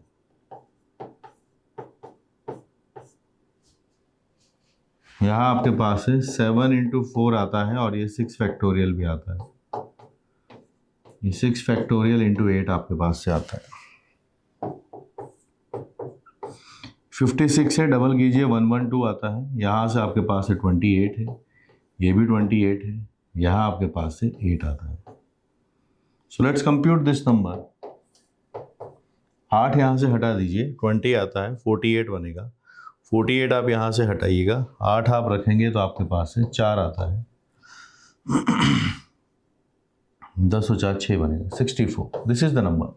6 factorial into 6 factorial, q into 6 factorial, so we are having the value of q as 64 we are interested Q by 100. The correct answer is 0.64. So the correct answer is 0.64 as the final answer. बन गई बात, लिख लीजिए, बना लीजिए. Super question. यहाँ पर mistake होती है, स्टूडेंट फंसते हैं स्पेशली इस कॉम्प्रिहेंशन के सेकंड वाले क्वेश्चन के ऊपर. ठीक है, कीप लर्निंग.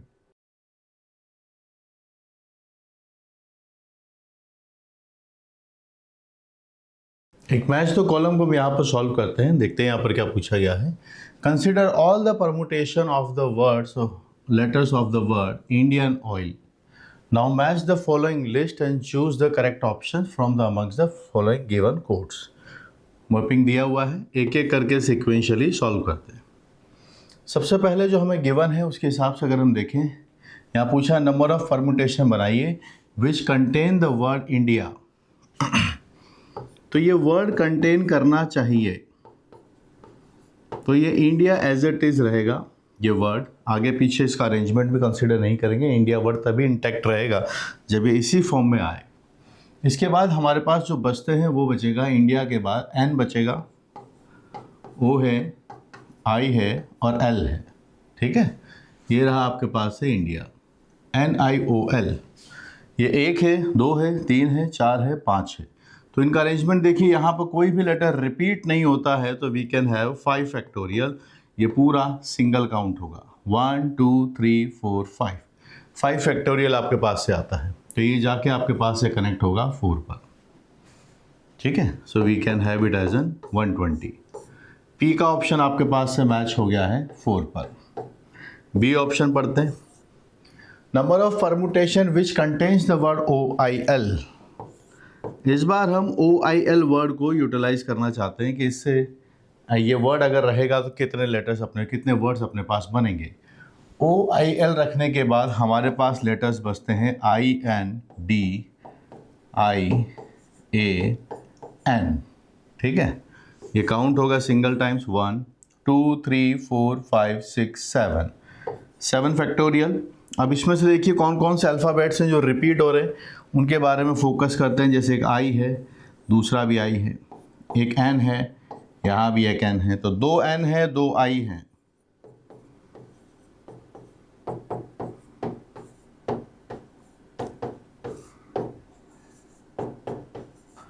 ये डेटा आपके पास है. चलिए इस नंबर को कंप्यूट कर लेते हैं, कितने नंबर बनेंगे. ये 120 आता है, यहाँ से 4 आता है, 30 है, 42 है, यहाँ 30 आएगा. 1260 आपके पास से नंबर बनता है. सो बी जाके कनेक्ट होगा 1260. तो B option is getting connected with third option.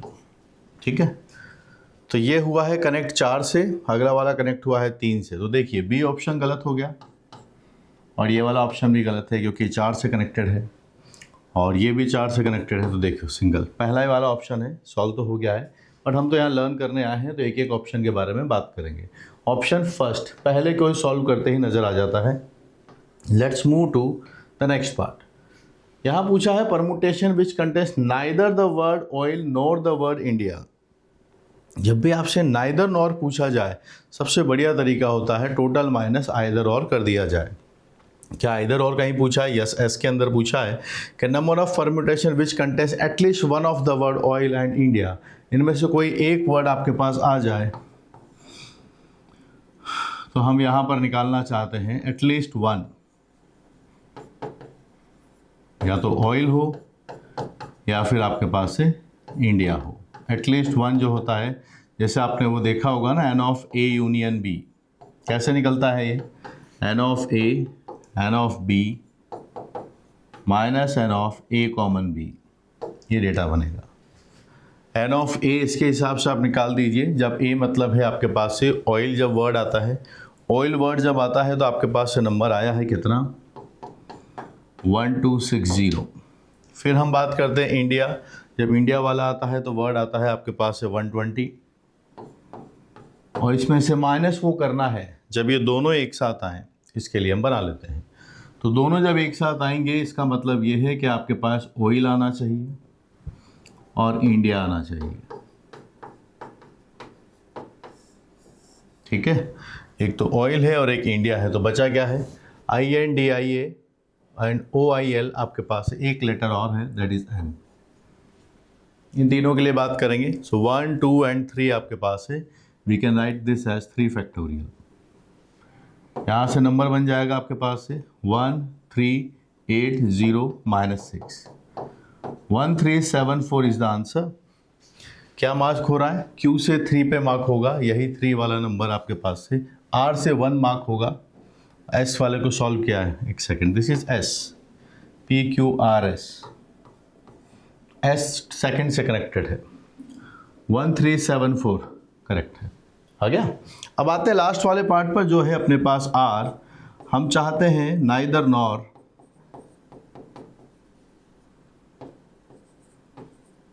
ये आपके पास से बनेगा टोटल माइनस आइदर और।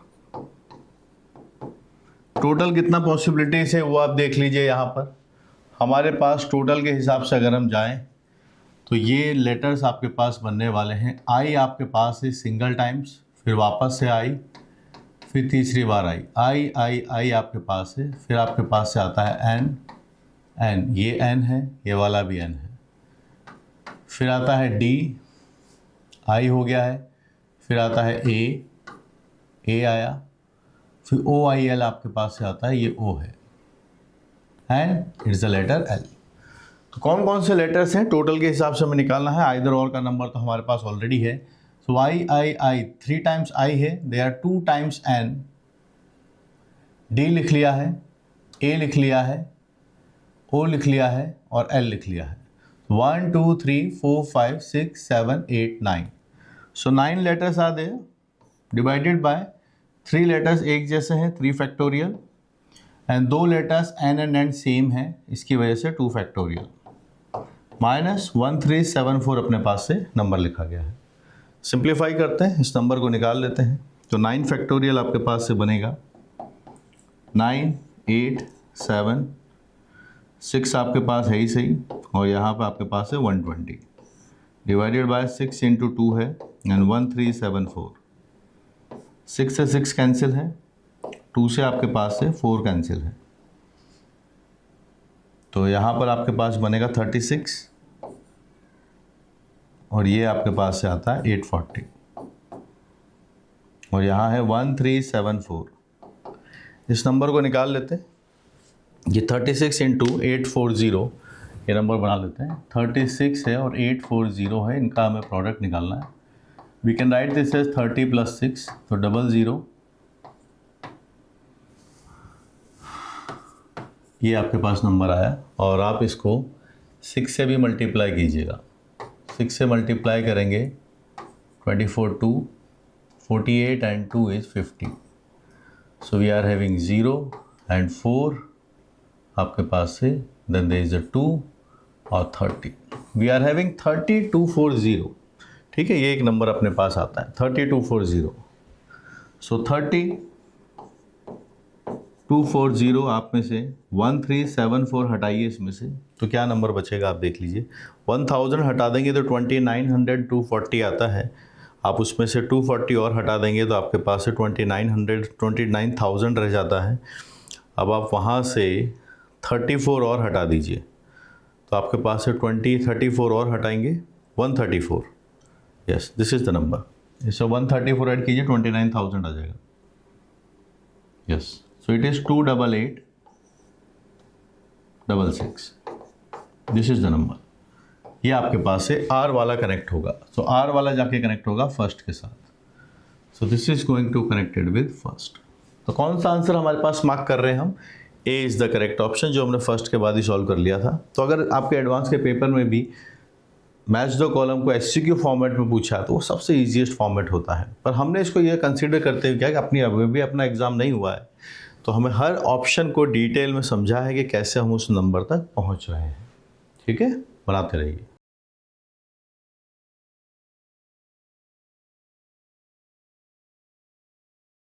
एक match the column question PNC chapter से है, जिसको हम कंप्लीट करते हैं। देखते हैं कि एक ऑप्शन के अंदर अच्छी बातें पूछी गई है। तो एक नहीं 4 अपने 5 ऑप्शन है यहाँ पर A B C D column 1 के अंदर, वहीं पर कॉलम टू के अंदर भी हमारे पास PQRST करके 5 वहाँ पर भी नंबर्स हैं। एक एक करके स्टार्ट करते हैं। 4A पार्ट को शुरुआत करते हैं। 4 different movies are running in a town. 10 students go to watch these 4 movies. The number of ways which every movie is watched by at least one student. Movies कितनी हैं? 4 हैं। जितना जितना समझ में आए उतना उतना लिखते चलते। 4 मूवीज है। 10 स्टूडेंट है। Number of ways in which each movie is watched bye at least one student and assume each way differ only by the number of student watching a movie. ठीक है, ये बहुत इंपॉर्टेंट स्टेटमेंट यहाँ पर assumption लिखा गया है कि हर रास्ता it's every way differs only by number of student watching a movie. कौन से स्टूडेंट ने कौन सी मूवी देखी है उससे फर्क नहीं पड़ता है। नंबर ऑफ स्टूडेंट से आपको बस डिसाइड करना है। समझना ये चाहता हूं कि सपोज कीजिए फर्स्ट वाली मूवी X1 स्टूडेंट ने देखी, सेकंड वाली मूवी X2 ने देखी है और यहाँ X3 है और यहाँ X4 है, तो इन सब में जितने भी स्टूडेंट्स रहे होंगे सबका टोटल सम तो 10 ही आएगा। और ये मालूम है कि चाहे X1 हो, X2 हो, X3 हो, X4 हो, एक एक बार सबको देखना है, तो एटलीस्ट वन मूवी सबके पास आने भी चाहिए। ये जो लाइन लिखी गई है, each way differs only by number of student watching a movie, only word लिखा है यहाँ पर। नंबर ऑफ स्टूडेंट अगर अलग अलग होंगे तभी उसको हम अलग से वे कंसीडर करेंगे। अगर हम स्टूडेंट को चेंज करते रहेंगे, जैसे मैं आपको एग्जांपल दूं कि पहली 3 मूवीज जो है वो एक एक स्टूडेंट ने देखी है और यहाँ पर जो M4 है वो 7 स्टूडेंट्स ने देखा है, तो टोटल 10 हो गया। अब सोचिए, जो राम श्याम घनश्याम और 7 बच्चे यहाँ पर थे, ये एक तरीका है, इसको ये एक ही कंसीडर करेंगे। अगर मैं राम और श्याम की पोजीशन चेंज कर दूं कि पहले राम ने M1 मूवी देखी, श्याम ने M2 मूवी देखी है और फिर घनश्याम ने M3 देखी, 7 बच्चों ने M4 देखा है, ये एक तरीका है। अब राम को अगर मैं M2 मूवी दिखा देता हूँ, श्याम को M1 मूवी दिखा देता हूँ, इसको ये अलग कंसीडर नहीं करेंगे, सेम ही कंसीडर करना है। तो स्टूडेंट से डिफर नहीं करता है, काउंटिंग नंबर्स उनके कितने रहेंगे, कितने स्टूडेंट से क्या नंबर देखा वो डिफर करेगा।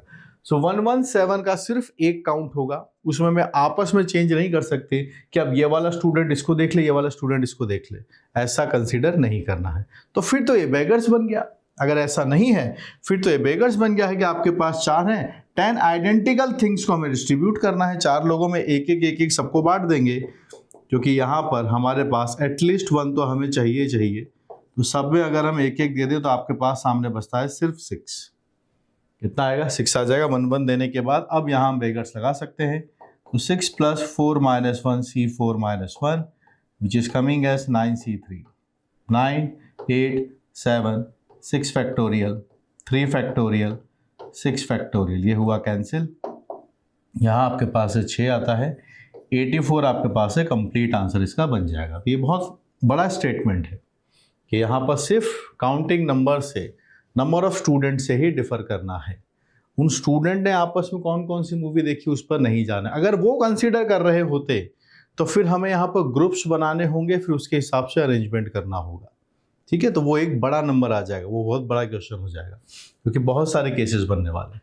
ठीक है, तो ए आपके पास से मार्क हुआ है टी के साथ, A is get corrected with T. आते हैं बी ऑप्शन पर। क्या पूछा है बी में, पढ़िए। Consider 8 vertices of a regular octagon and its centre. Octagon बना रखा है, रेगुलर ऑक्टागन है,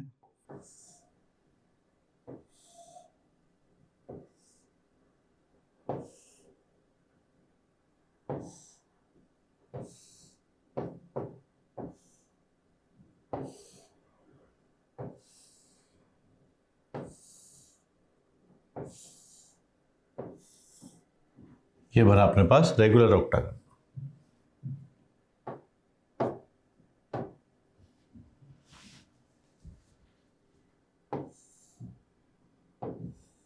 ये बना हमारे पास रेगुलर ऑक्टागन।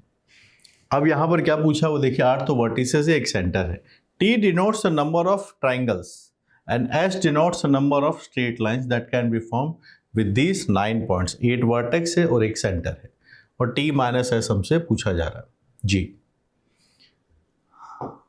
हो ये रहा है कि ये जो 3 पॉइंट्स हैं ये कोलिनियर हैं, ऐसे ही आपके पास ये 3 पॉइंट्स भी कोलिनियर हैं और ये वाले 3 पॉइंट्स भी कोलिनियर हैं, ये वाले 3 पॉइंट्स भी कोलिनियर हैं।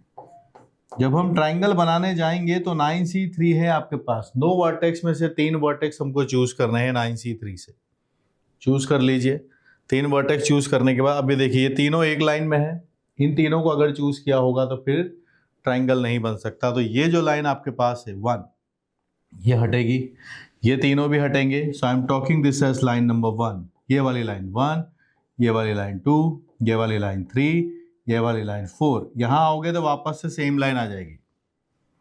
तो ऐसे कितनी लाइन है आपके पास? ऐसे हमारे पास 4 लाइन है। तो ये अगर सेलेक्ट हो गए 3C3 से बार बार, ये तीनों सेलेक्ट हो गए, ये तीनों सेलेक्ट हो गए, ये तीनों सेलेक्ट हो गए, 4 केसेस हमें यहां से हटाने होंगे। तो फिर इसके बाद नंबर ऑफ ट्राइंगल्स बन जाएंगे। ये बनेगा 987/6 आता है आपके पास से, 4 बनता है, 80 आपके पास से नंबर बनेगा। अब आते हैं स्ट्रेट लाइंस के बारे में। स्ट्रेट लाइंस कितनी बनेगी? 9 पॉइंट्स हैं आपके पास, 2-2 पॉइंट्स आप चूज कर लीजिए।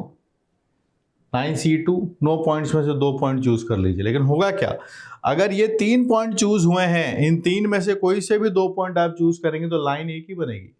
इन दोनों को चूज करेंगे तो यही लाइन है, इन दोनों को चूज करेंगे तो भी यही लाइन है, इन दोनों को चूज किया तो भी यही लाइन है।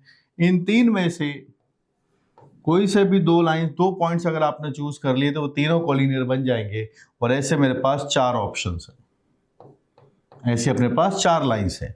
सो इन तीनों में से कोई भी 2 पॉइंट आप चूज करेंगे तो एक ही लाइन बनने वाली है और काउंटिंग ज़्यादा बार हो चुकी होगी। इन दोनों को काउंट करते हैं तो वही लाइन बनी, इन दोनों से भी वही बनी, इन दोनों से भी वही बनी। तो एक ही लाइन आई एक बार है पर काउंट 3 बार हो गई है। सो 3 × 4 और एक्चुअल में लाइन्स इनसे जनरेट हुई है कितनी? 4। लाइन 4 बनी है तो वापस से ऐड कर दिया, तो जो मल्टीपल काउंटिंग थी उसको हटा दिया। समझ पा रहे हैं? 9 में से 2 पॉइंट चूज करने से स्ट्रेट लाइंस बन जाती हैं। उसमें से कॉलिनियर लाइंस कितनी कितनी बन रही हो देखिए। इन तीनों से 2 पॉइंट चूज करते हैं तो 3 कॉम्बिनेशंस बनेंगे, वो 4 लाइंस हैं तो × 4। पर लाइन तो बनी है इसलिए +4 किया। ऊपर +4 क्यों नहीं किया? क्योंकि इन तीनों से ट्राइंगल नहीं बनता है। तो 9C3 में से 4 केसेस हटा दिए और इनसे कोई सर्कल नहीं, कोई ट्राइंगल नहीं बना, इसलिए कुछ ऐड करने की ज़रूरत वहाँ पर नहीं थी। तो we are talking about this number now. ये अगर आप बनाएंगे तो आपके पास से 36 आता है, यहाँ पे 12 आता है, ये 4 आता है, 28 आपके पास आया। Now we are interested T - S। 80 - 28 आपके पास से बनता है 52। 52 ढूंढ लीजिए आपके पास, तो B आपके पास जाके कनेक्ट होगा R के साथ 52। ये आपने लिखा, दिस इज करेंगे 52। आगे चलते हैं। अगला पूछा गया, in an examination 5 children are found to have their mobiles in their pocket. 5 student हैं, उनके मोबाइल उनके पॉकेट में है। Invigilator found them and took their mobiles in their position. ढूंढ लेता है, उनके मोबाइल अपने पास ले लेते हैं। Towards the end of the test invigilator randomly return their mobiles. जब टेस्ट कंप्लीट हो गया तो इन्विजिलेटर ने उनके मोबाइल वापस रिटर्न किए। Number of ways in which at most 2 children did not get their on mobile. At most 2 children, 2 student ऐसे हों जिनको अपने मोबाइल ना मिले, ये हम चाहते हैं। तो हम इसको बनाते हैं कि at most 2 children do not gate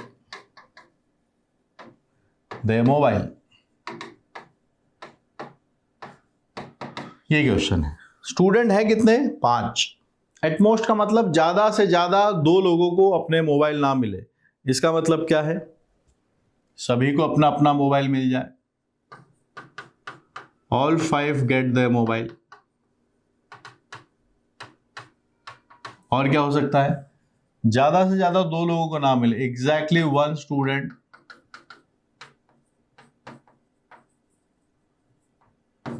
does not get his mobile। और यहां पर एग्जैक्टली 2 स्टूडेंट को अपना मोबाइल ना मिले।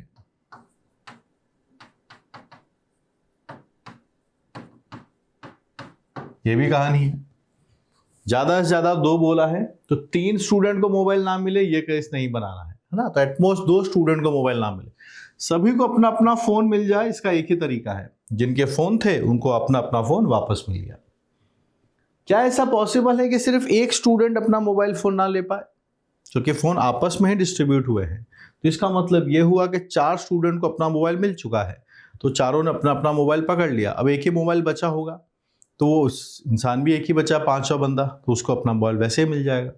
ये पॉसिबल नहीं है, 0 इसके केस है। 2 स्टूडेंट ऐसे हैं जिनको अपना मोबाइल नहीं मिला है, तो सब बात बनेगी 3 स्टूडेंट को मिल चुका है, तो 3 स्टूडेंट को मिल गया अपना मोबाइल। कौन से 3 स्टूडेंट को मिला है? 5C3 से सेलेक्ट होगा। तो ये 3 स्टूडेंट को अपना मोबाइल मिल गया है, बच्चे 2 स्टूडेंट। इन दोनों को अपना मोबाइल नहीं मिला है, तो क्या करना है? दोनों को आपस में एक दूसरे के मोबाइल मिल जाए, एक तरीका है। आपके पास ये केसेस बन जाएंगे कितने? 1 + 0 + 10, finally answer I am getting as 11। कितना मिलता है? 11 बन जाता है। तो हम यहां पर देखें तो ए को मैंने मार्क किया है टी के साथ, बी किसके साथ मार्क हुआ है? आर के साथ, ठीक है। सी हमारे पास किससे मार्क कर रहा है? 11 यानी पी के साथ। सारे कॉम्बिनेशंस बनते जा रहे हैं। A is matched with T 84, B is matched with 52 यानी आर, सी को मैच कर दिया है हमने किसके साथ है? 11 के साथ यानी पी। अब 2 और बचे। The product of the digits of 3 to 14 is 24। Multiply करो, 6 and 4 24 आता है। Number of 4 digit natural number such that product of the digit is 12। 4 digit numbers निकालिए नेचुरल नंबर्स जिनके प्रोडक्ट ऑफ डिजिट 12 आता है। आइए डी पार्ट। 4 डिजिट का number हो जिनका मल्टीप्लाई अपने पास से 12 आता हो, क्या क्या पॉसिबिलिटीज है? 12 हम चाहते हैं तो एक 1 हो जाए, एक 1 हो जाए, एक 3 हो जाए, एक 4 हो जाए। एक पॉसिबिलिटी ये है, एक 1 बन जाए, एक 2 बन जाए, एक 2 बन जाए, एक 3 बन जाए। एक पॉसिबिलिटी ये भी है, इनका मल्टीप्लाई भी 4 आता है। और देखिए आप 1 बन जाए, 1 बन जाए, 2 बन जाए, 6 बन जाए। इनका मल्टीप्लाई भी आप करके देखिए, इनका मल्टीप्लाई भी 12 आता है। और कोई पॉसिबिलिटी आपको दिखता है? 12 के मल्टीप्लाई दिख रहे हैं 3 and 4, 4 ब्रेक कर लिया, 2 and 6 करेक्ट।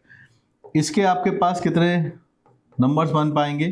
4 फैक्टोरियल जिसमें से 2 नंबर एक जैसे हैं, 4 फैक्टोरियल जिसमें से 2 नंबर्स एक जैसे हैं, 4 फैक्टोरियल उसमें से 2 नंबर्स एक जैसे हैं। यहाँ पर 12 आता है, ये भी 12 आता है, ये भी 12 आता है। 36 आपके पास से फाइनल नंबर बनता है 36। तो 36 अपने पास लिखा गया है Q, तो D आपके पास जाके कनेक्ट होगा Q के साथ। अंडरस्टूड? ये Q से कनेक्ट हो गया। आगे चलते हैं। Number of ways in which mixed double tennis. Mixed double खेलते कैसे, पहले तो ये पता होना चाहिए। मिक्स्ड डबल में क्या होता है कि ये गर्ल एंड बॉय एक साइड होते हैं, गर्ल एंड बॉय दूसरी साइड होते हैं। मिक्स्ड डबल वैसे खेला जाता है टेनिस में।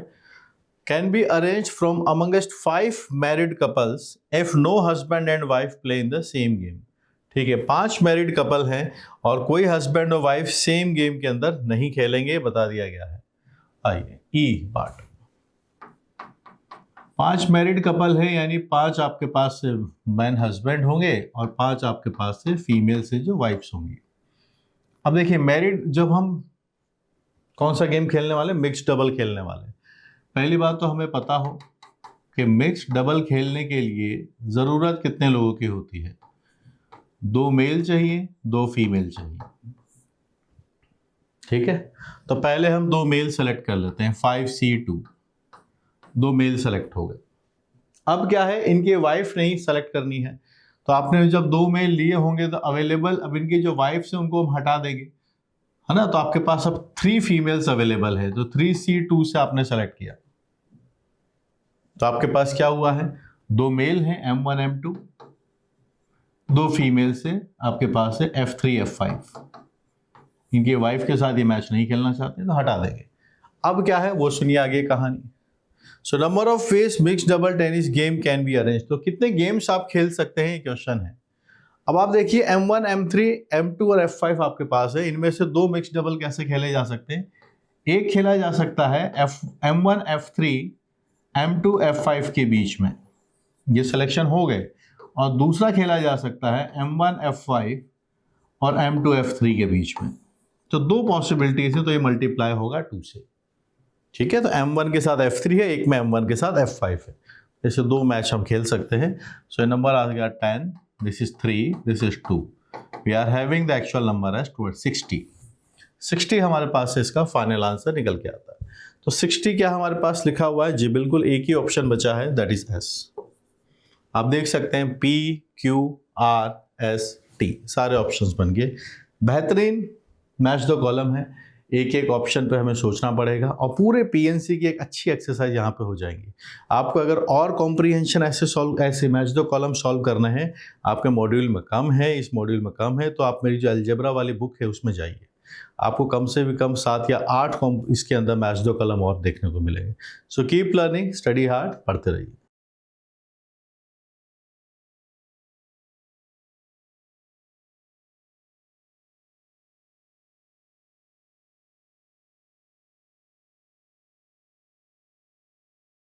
The number of ways in which two squares can be selected from 8 by 8 chessboard of the size 1 by 1 so that they are not in the same row and in the same column. ये question पूछा गया है, हमें इसका answer बनाना है। Number of veg, 2 square हमें choose करने हैं 8 by 8 साइज का जो चेस बोर्ड होता है वहां पर, सबसे छोटा जो पॉसिबल स्क्वायर होता है 1 by 1 का वहां पर, और ऐसा चूज करना है कि वो दोनों सेम रो और सेम कॉलम में ना हो। तो सबसे पहले हमने चेस बोर्ड बना लिया। यहाँ बनाने के बाद अब हम चाहते हैं 8 by 8 का है, तो काउंट कर लीजिए 1 2 3 4 5 6 7 8 1 2 3 5 6 7 8। 2 स्क्वायर चूज करना है। हमारे पास 1 by 1 साइज के कितने हैं, 64 टोटल स्क्वायर्स हैं। Total squares of size 1 cross 1, ठीक है। इनमें से जैसे सपोज करो हमने ये वाला बॉक्स अगर चूज किया, सपोज करते हैं, तो फिर इस वाली रो के कोई भी नहीं लिए जाएंगे, इस वाले कॉलम से भी कोई भी नहीं लिया जाएगा। ये इस क्वेश्चन का मतलब है कि आपने जहां से एक बॉक्स चूज किया है, दूसरा बॉक्स आपका इस रो में से नहीं हो सकता और इस कॉलम में से भी नहीं हो सकता। आप देखेंगे यहां पर तो 8 रोज ऐसे हॉरिजॉन्टली हैं और 8 कॉलम्स हैं, यानी जो एलिमेंट हम जो बॉक्स हमने चूज किया है वो किसी ना किसी रो या किसी न किसी कॉलम में तो रहेगा ही रहेगा। यानी 64 में से आप कोई सा भी एक चूज कर लीजिए, जैसे ये चूज हुआ। अब अगले के लिए ये पूरी रो पूरा कॉलम छोड़ना पड़ेगा। तो यहाँ आपके पास 8 है और इसको इंक्लूड कर हटाते हुए आपके पास 7 है, तो 15 आपके पास बन रहे हैं। तो जब 64 हो गए हैं तो आपके पास से 64 में से 15 आपको हटाने होंगे। 39 हमारे पास से नंबर बनता है। एक बार थोड़ा देख ले, 49 आपके पास से नंबर बनता है। कितना नंबर बनता है, 49। ठीक है, तो बचे हुए 49 जो बॉक्सेस हैं उसमें से हमें फिर एक चूज करना होगा। जो मैंने टिक नहीं किए हैं, इन 49 में से हमने एक चूज कर लिया। ठीक है, हमने सिलेक्शन एक एक करके किया है और हमें सिलेक्शन 2 का करना था। तो जैसे इसके बाद अगर मैंने ये वाला चूज किया तो इसके तरीके मैंने लिखे, पर ऐसा भी होगा इस प्रोसेस से पहले ये सेलेक्ट हुआ है फिर ये सेलेक्ट होगा, और इसी के अंदर वो भी आएगा जब पहले ये सेलेक्ट हुआ होगा फिर ये सेलेक्ट होगा। क्योंकि एक बार में देखो C2 नहीं है, C1 है, 1 by 1 हो रहा है। बिल्कुल सेम बात जैसे मैं क्लास से 2 स्टूडेंट्स को बाहर भेजता हूँ, पहले राहुल को भेजा फिर पारुल को भेजा, दोनों यही लोग बाहर गए। और दूसरा केस ये भी बन सकता है कि पहले पारुल जाता फिर राहुल जाता, पर 2 तरीके हो गए अगर, क्योंकि हमने अलग अलग करके किया, एक एक करके किया। अगर यही दोनों को एक साथ बाहर निकाला जाता तो सीक्वेंस ऑफ सेंडिंग आउटसाइड वो मैटर नहीं करता, फिर ऑर्डर नहीं बन पाता, दोनों एक साथ बाहर चले जाते। तो फिर जब हम एक एक करके बाहर भेजेंगे तो हमें बाई 2 करना पड़ेगा, तभी हमारे पास एक्चुअल नंबर बनेगा। क्योंकि इसके अंदर पहले ये आया उसके बाद ये बना, और दूसरा नंबर बनेगा जब ये आया उसके बाद ये आया, बस सिलेक्शन तो दोनों का सेम ही हुआ। सो एक्चुअल काउंटिंग के लिए we need to divide it by 2। ठीक है, रिपीटेशन हो जाएंगे तो एक्चुअल नंबर आपके पास यहाँ से बनेगा। 64 आपके पास है, यहाँ से 49 है, 2 से आप डिवाइड करते हैं, ये 32 बनता है, जिसको मैं 30 + 2 लिख सकता हूँ। ये 49 है जिसको 50 - 1 लिख सकता हूँ। प्रोडक्ट हमें करना है, 1500 आ गया है, 2 से मल्टीप्लाई 100 आता है, फिर 30 आता है, फिर -2 आता है। 68 आपके पास है, तो final number is 1568 is the final answer. 1568 आपके पास है, इसका फाइनल आंसर निकल के आता है। बना लीजिए।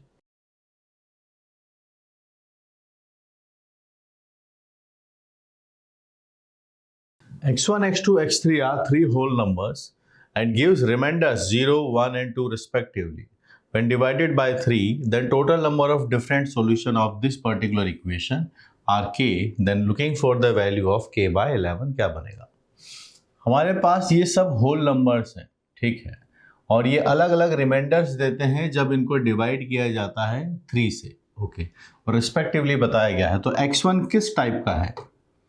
x1 की टाइप ऐसी है कि इसको ये रिमाइंडर 0 देता है, तो फिर ये 3 का मल्टीपल है।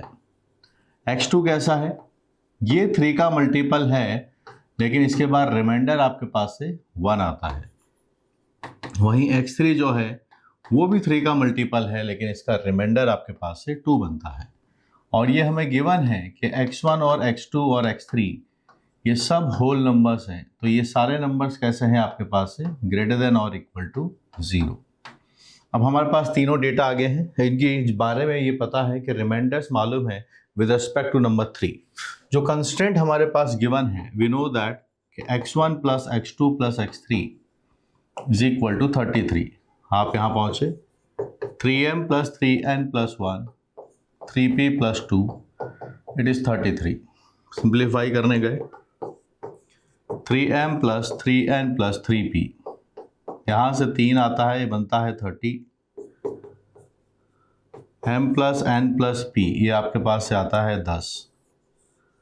m plus n plus p की वैल्यू आपके पास से 10 आती है। क्योंकि ये सब होल नंबर्स को बिलोंग करते हैं तो m की वैल्यू भी 0 हो सकती है, 0 बन जाएगा। यहाँ आप 1 रखोगे तो 4 बनेगा, आप 0 रखिए 1 एक्सेप्टेबल है। तो यहाँ से ये एक इम्पॉर्टेंट डिस्कशन आता है इसकी वजह से कि हमारे पास m, n और p ये सब ग्रेटर देन और इक्वल टू 0 रहेंगे। ये कंडीशन आ गई कि हमारे पास जो m है, n है और ये p है, ये ग्रेटर देन और इक्वल टू 0 है। तो क्या हम जब यहाँ पर बैगर्स लगा सकते हैं? बिल्कुल। सामने 10 है, 0 से आप स्टार्ट कर सकते हैं, होल नंबर्स गिवन है, तो इसके नंबर ऑफ सॉल्यूशंस आपके पास क्या बनेंगे? Number of non negative integral solutions.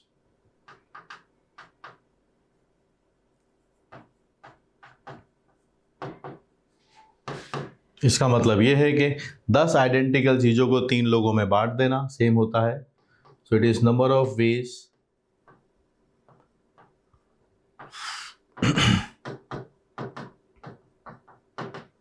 distributing 10 identical things among 3 persons,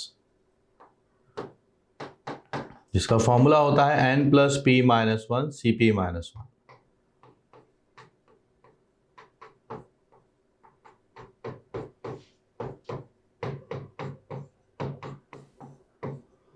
ये नंबर आपके पास से 66 आता है। तो k की वैल्यू हमारे पास 66 आ गई है। वी आर इंटरेस्टेड कि k बाई 11 पूछा जाए। तो फाइनल आंसर 66 नहीं, फाइनल आंसर हम मार्क करेंगे 6। बढ़िया सवाल है। 3 से डिविजिबिलिटी रिमाइंडर के साथ प्रॉब्लम बनाया गया था, डायरेक्टली बेगर्स के ऊपर बेस्ड नहीं था। वहाँ से ये इक्वेशन मॉडिफाई होकर आई और यहाँ पर मैंने आपको कॉन्सेप्ट के साथ, ये सॉल्यूशन के साथ साथ कॉन्सेप्ट भी पढ़ा दिया है। इसी को बेगर्स रूल कहते हैं। This is known as beggars rule, क्योंकि बेगर्स में किसी भी चीज़ को बांटने के लिए कोई कंस्टेंट हमारे पास नहीं होती है। हम चाहे जिसको 0 दे दें, चाहे जिसको पूरा का पूरा सामान दे दें, जो भी बांटने गए हैं, आइडेंटिकल थिंग्स का डिस्ट्रीब्यूशन यहाँ पर होता है। n plus p minus 1 cp minus 1। Brilliant question.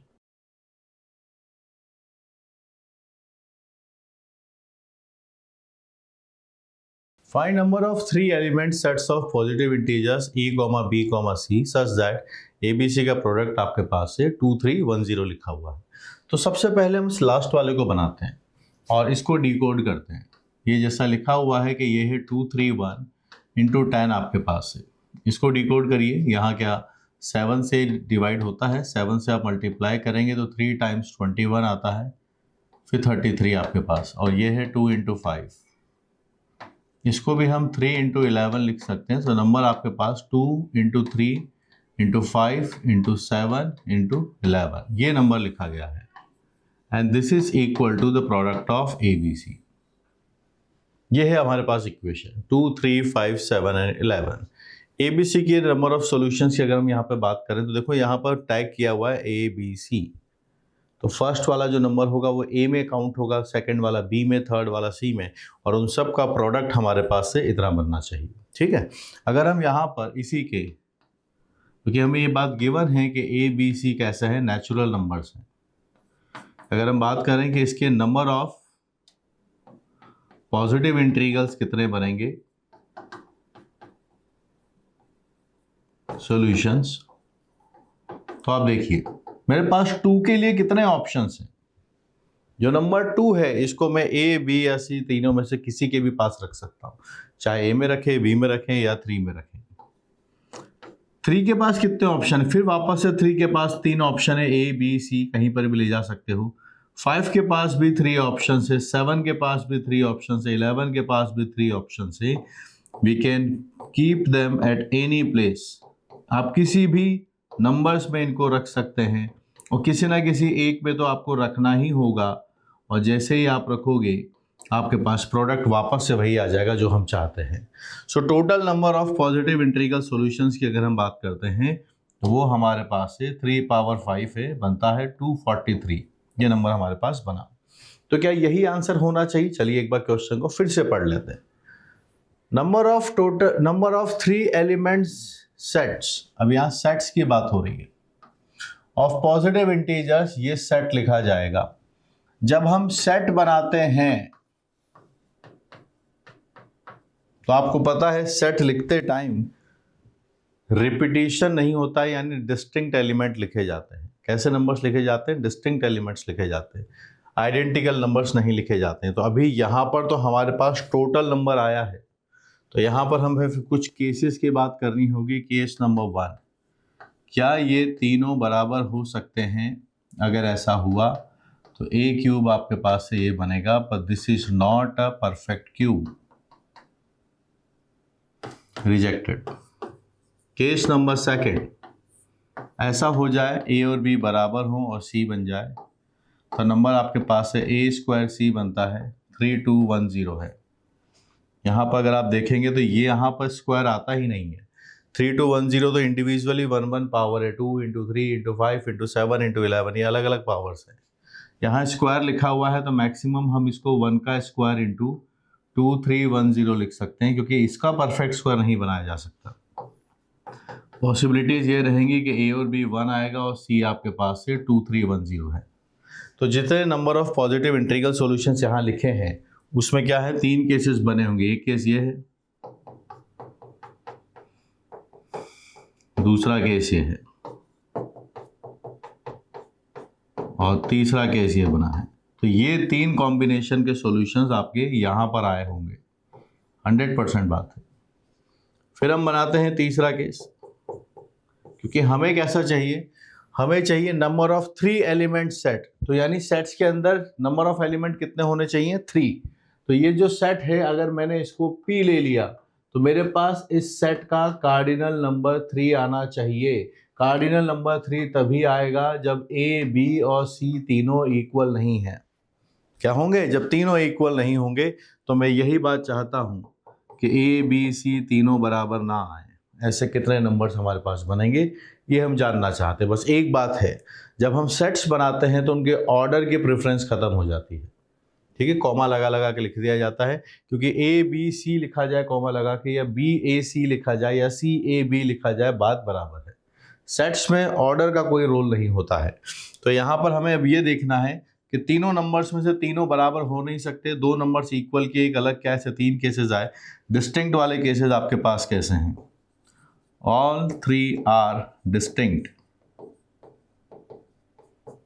ठीक है, so number of solutions, number of positive integral solutions,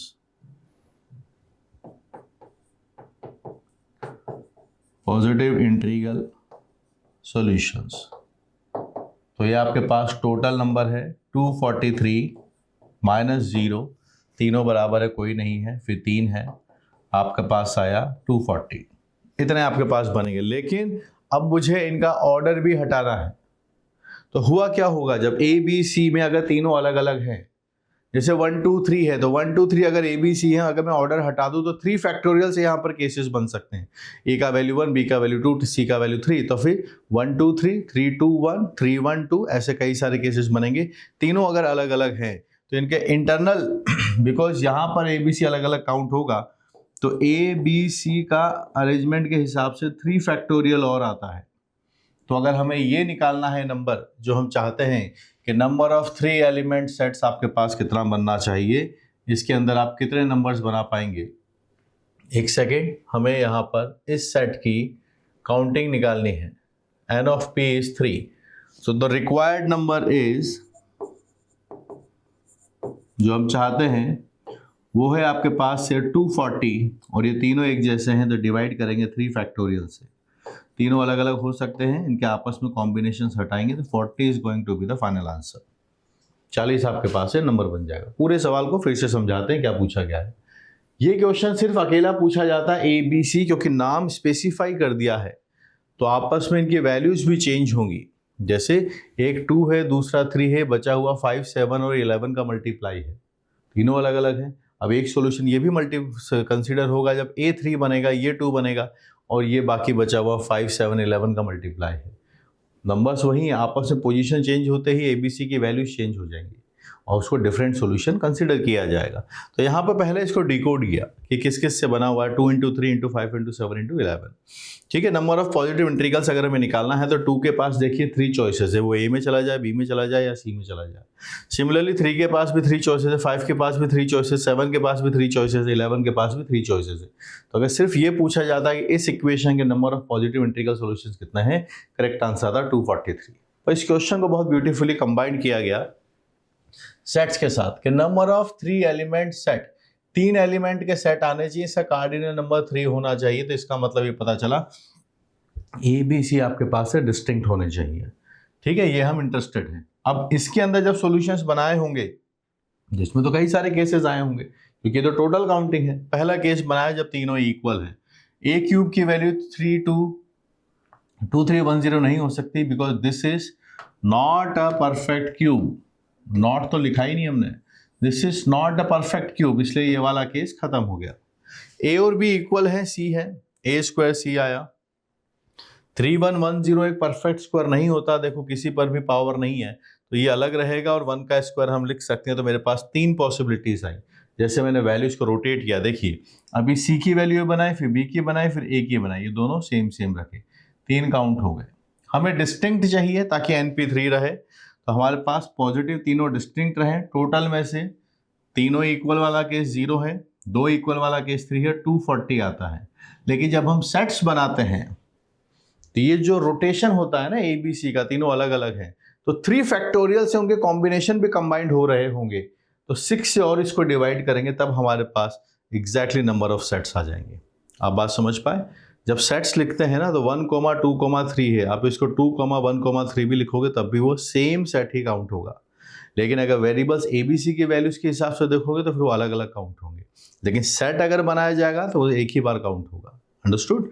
तो एक्चुअल आंसर हमारे पास इसको 3 फैक्टर से डिवाइड करने के बाद 40 आता है। बढ़िया सवाल है, टॉप क्लास क्वेश्चन है। और ऐसे और बेहतरीन सवाल करने हैं तो आप मेरी अलजेब्रा वाली बुक उठाइए, वहाँ से आप सॉल्व इलस्ट्रेशंस कीजिए और पीछे जाके MCQ क्वेश्चंस कीजिए जहाँ एक से ज़्यादा ऑप्शंस करेक्ट होते हैं। -2 की मार्किंग भी आपने JEE में देखा है, उनको अगर आप ग्रिप बनाएंगे definitely things will improve. Numeric response, comprehension सब वहाँ पे आपके लिए अवेलेबल है।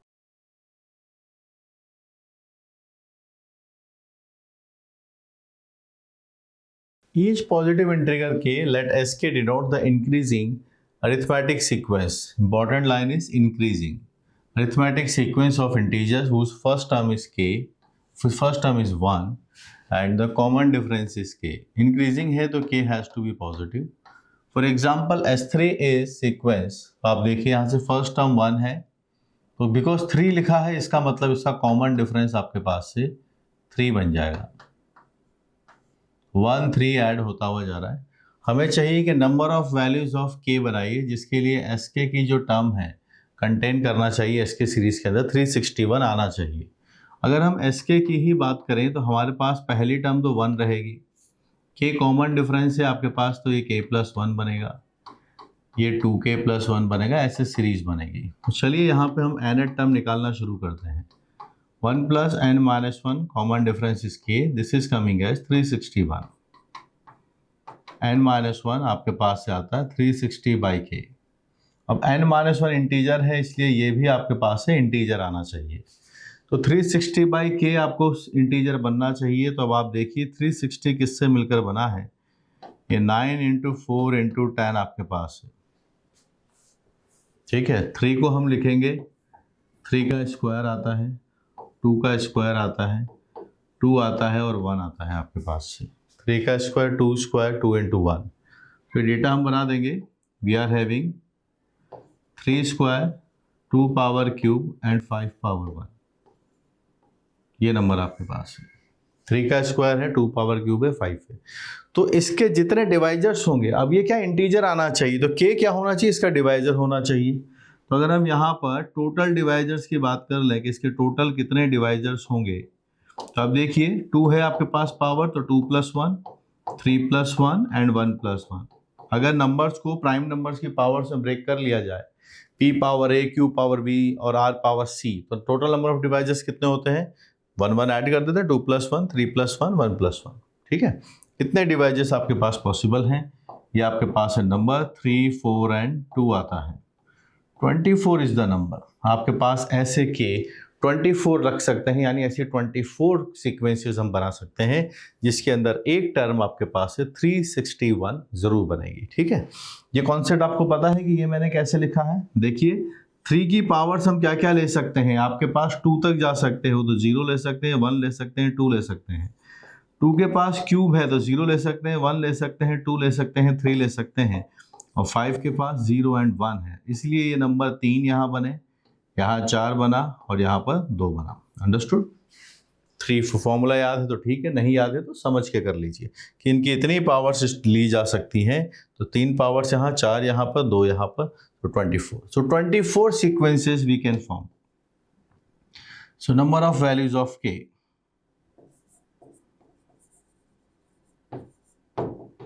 इसी को हम यहाँ पर आंसर इसका मार्क कर देंगे। तो बढ़िया सवाल है, बनाते रहिए, सीखते रहिए।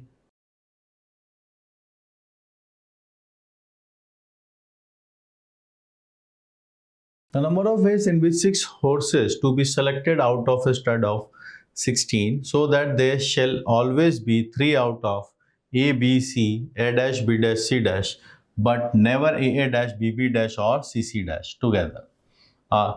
2400 times n, find the value of n. ये हमसे पूछा गया। कई बार ये क्वेश्चन लैंग्वेज से कनेक्ट नहीं कर पाते, जिनकी इंग्लिश अच्छी हो तो समझ जाते हैं, लेकिन थोड़ी सी जिनकी इंग्लिश वीक है वो इसका मतलब निकालने में उलझते रहते हैं कि क्या पूछा गया। आइए line by line, word by word इसको समझते हैं। नंबर ऑफ वेज निकालें, 6 horses to be selected out of stud of 16। एक अस्तबल है घोड़ों का, जहाँ पे आपके पास 16 horses है, वहाँ से हमें 6 horses चाहिए। So that there shall always be 3 out of this, तो उसमें से 6 horses अलग हैं। कौन कौन से हैं, A B C, A dash, B dash, C dash, और रिमेनिंग कितने हुए आपके पास वो बताइए। 6 horses को तो स्पेसिफाई करके नाम दे रखा है और बाकी रिमेनिंग आपके पास 10 horses यहाँ पर है। ठीक है, तो 10 एंड 6 टोटल कितने हो गए, 16। हमें 6 में से कितने लेने हैं, हमें इन 6 में से 3 लेने हैं, यहाँ से 3 हमें लेने हैं, और फिर यहाँ से कितने लेने होंगे, फिर 3 यहाँ से लेने होंगे। टोटल कितने हो जाएंगे, 6 हो जाएंगे, जो हमें 6 horses चाहिए। कंडीशन ये है कि यहाँ 10 horses से तो कोई प्रॉब्लम नहीं है। नंबर ऑफ वेज आपके पास आगे 10C3। यहाँ पर यह है कि ए डैश, बी बी डैश, सी सी डैश नहीं होने चाहिए। तो ए है तो ए डैश नहीं होना चाहिए, बी है तो बी डैश नहीं होना चाहिए, सी है तो सी डैश नहीं होना चाहिए। मतलब क्या निकला, ए और ए डैश में से एक ही आएगा, बी और बी डैश में से भी एक ही आएगा, और सी और सी डैश में से भी एक ही horses चूज कर सकते हैं, कोई सा भी हो। तो 2C1, 2C1, 2C1 ये लिखा, या तो ए लो या फिर ए डैश लो, बी लीजिए या बी डैश लीजिए, और सी लीजिए या फिर सी डैश, इसे कभी भी दोनों same A O dash B O B dash C O C dash एक साथ नहीं आएंगे, तो उन दोनों में से हमने एक एक नंबर को पिक कर लिया, ए और ए डैश में से एक, बी ओ बी डैश में से एक, सी ओ सी डैश में से एक। इससे हमारे पास जितने रिक्वायरमेंट थी वो भी पूरी हो गई 3 हॉर्सेस की, और कोई रिपीट भी नहीं हुआ है। तो यहाँ पर ये नंबर अपने पास आना चाहिए। तो ये नंबर बनेगा 10 into 9 into 8 7 factorial upon 3 factorial. यहाँ से आपके पास ये 2 2 2 बन जाएगा, 7 चला जाएगा, आपके पास ये 6 फैक्टोरियल है, 6 आता है, और यहाँ से 12 बनेगा। ठीक, नंबर बनाते हैं, ये 12 इंटू 80 आपके पास से नंबर है, दिस इज द नंबर। और ये किसके इक्वल है वो भी आप देख लीजिए, 2400 टाइम्स 8 है, 12 इंटू 80 आपके पास है, 0 से 0 चला जाएगा, आप 12 से कैंसिल कर दीजिए 20 times,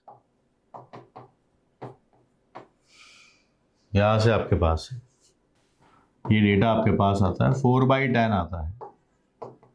yes, we are having this as 0.4 is the value of n। अच्छा सवाल है, लैंग्वेज पकड़ना है, बाकी समझना है। पीएनसी को करने का तरीका ही यही है, जितना अच्छे से हमें अगर क्वेश्चन समझ में आ गया तो फिर हम उसको बना देंगे। ठीक है, कीप लर्निंग।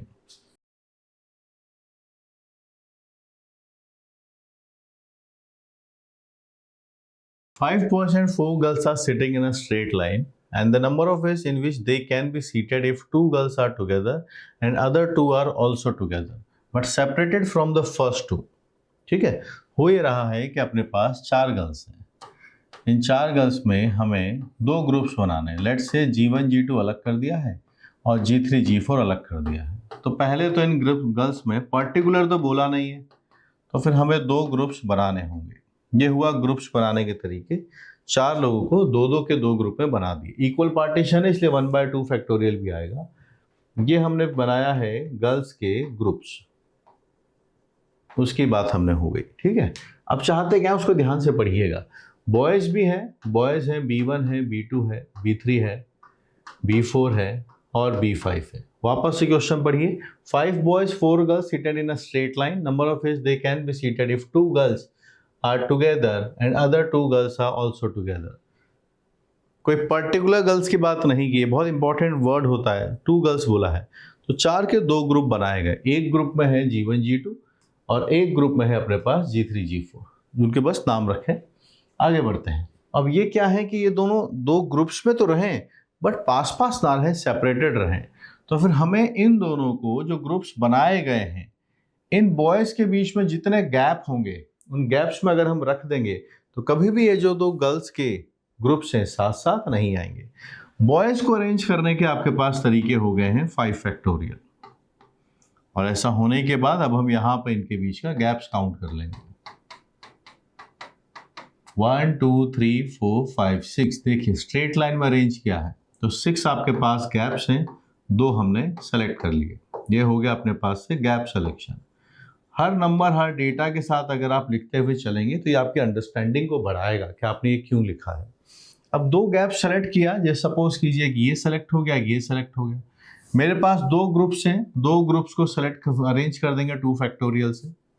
ये हो गया गर्ल्स के ग्रुप को अरेंज किया है, 2 ग्रुप्स हैं 2 फैक्टोरियल से। अब क्या है, G1 G2 है तो G2 G1 भी लिखा जा सकता है और G3 G4 को भी। ये इनका हो गया इंटरनल अरेंजमेंट।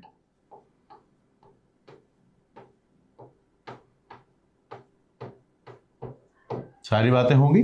बॉयज का अरेंजमेंट पहले लिखे जा चुके हैं, ये हो गया गैप सिलेक्शन। गर्ल्स का ग्रुप 2 ग्रुप से, पहला यहाँ या दूसरा यहाँ पर 2 फैक्टोरियल है। G1 G2 G3 G4 इनके 2 फैक्टोरियल इंटरनल अरेंजमेंट भी बन जाएंगे। आगे बढ़ते हैं, इस नंबर के बारे में बात करते हैं क्योंकि हमें यही नंबर निकालना है। और this number is given as 10 p into 10 to the power 4। तो 4 फैक्टोरियल आपके पास है जो कि 24 आता है, और ये 2 2 2 2 आपके पास से 8 है। 5 फैक्टोरियल इज 120, 6c2 आपके पास से 15 आता है, और यहाँ अभी 2 2 2 2 8 आएगा। ये हो गया कैंसिल, और हमें इन नंबर्स के बारे में सोचना है कि ये नंबर क्या बनने वाले हैं। अपॉन में आप देखेंगे तो 10 पावर 4 है, इंटू 10 आपके पास आ चुका है। 12/12 आपके पास से 144 आता है, लेकिन यहाँ एक 2 भी लिखा गया है 24 के साथ। फिर यहाँ 15 भी है, this is 15। So let's do a number calculation. 144, यहाँ से 30 आएगा जो 3 बनेगा, कैंसिल ये दोनों, ये आता है 432/100. This is the actual number. 4.32 is the final answer. That is the value of P. 4.32. Mark कर दीजिए, यही हमारा यहाँ पे आंसर बनेगा 4.32. बढ़िया सवाल है. सिक्वेंशली चलिए, क्वेश्चन को समझ के चलिए, प्रोसेस को समझिए क्यों कैसे लिखा है. कई बार स्टूडेंट कहते हैं ना, पता ही नहीं चलता सर कब 2 फैक्टोरियल आ जाता है, कब 3 फैक्टोरियल आ जाता है. नहीं, ऐसे नहीं, समझ के चलिए ये क्या हो रहा है, क्यों हो रहा है, तब लॉजिक आपके कनेक्ट होंगे. रैंडम तरीके से आंसर लेकर आने का कोई मतलब नहीं होता है, वो फाइनल एग्जाम के अंदर आपके मार्क्स नहीं आएंगे. ठीक है, तब तो पैनिक भी रहता है, फाइनल डे का प्रेशर भी रहता है.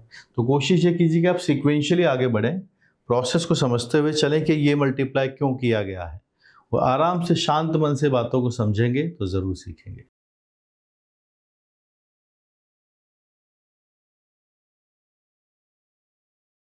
Number of different ways can 15 candy bars be distributed between Ram, Shyam, Ghanshyam and Balram.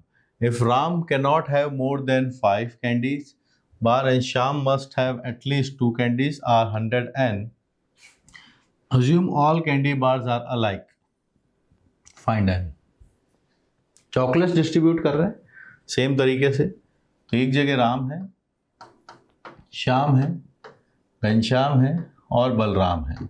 इन चारों दोस्तों को जितनी चॉकलेट्स मिलेगी उसका तरीका कितना है देख लीजिए. टोटल है कितनी कैंडीज, 15 कैंडीज है. कुछ कंस्टेंट बताई गई है कि हमारे पास जो राम है इसको it cannot have more than, तो ये लेसर देन और इक्वल टू 5 है. बट जो श्याम है इसको एटलीस्ट 2 चॉकलेट मिलना ही चाहिए. बलराम और घनश्याम के लिए कुछ बोला नहीं है, तो मतलब ऐसा है कि बलराम को आप चाहो 0 दे दो तो भी कोई दिक्कत नहीं है, बलराम को भी साथ भी कोई कंडीशन इनके साथ नहीं दी गई है, तो आप इनको चाहो तो 0-0 भी दे सकते हो. लेकिन यहाँ ये है कि राम को शायद डायबिटीज़ है कि इसको ज़्यादा चॉकलेट नहीं दे सकते हैं, लेस देन और इक्वल टू 5 है. और जो श्याम है उसको मिनिमम 2 देना ही देना है. इट कुड बी कि उसको पसंद है चॉकलेट्स. ठीक है, चलिए डिस्ट्रीब्यूट करते हैं. अब देखिए यहाँ पर हम कैसे सिचुएशन करें. तो सबसे पहले काम करते हैं, जो श्याम है इसको 2 चॉकलेट दे देते हैं. इसको देनी ही देनी है, बोल रखा है कंडीशन कि नहीं इसको तो 2 चॉकलेट देना ही देना है. तो ये जो श्याम है इसको 2 चॉकलेट अगर हम दे दें तो आपने इसको 2 चॉकलेट दे दिया और ये बना दिया एस डैश. तो मेरे पास आ गया 2 चॉकलेट बांट दिया, 13 बचा अब आपके पास. This is the case. अब आप देखिए ये कंडीशन हमारे पास आ रही है. अब देखिए क्या कहानी है, एच डैश ग्रेटर देन और इक्वल टू 0 है. घनश्याम को भी सेम कंडीशन थी और बलराम को भी सेम कंडीशन है. ये बात है. अब ये जो आर है यहाँ कंडीशन है कि लेस देन और इक्वल टू 5 रहे. तो आर की मिनिमम पॉसिबिलिटी क्या है, इसको बोला है 5 से ज़्यादा नहीं देना, तो 0 तो दे सकते हैं ना. तो एच डैश जी प्लस बी आपके पास से 13 आता है. वो आप नोटिस करेंगे आप यहाँ बेगर्स लगा सकते हैं क्योंकि तीनों पे ग्रेटर देन और इक्वल टू 0 है.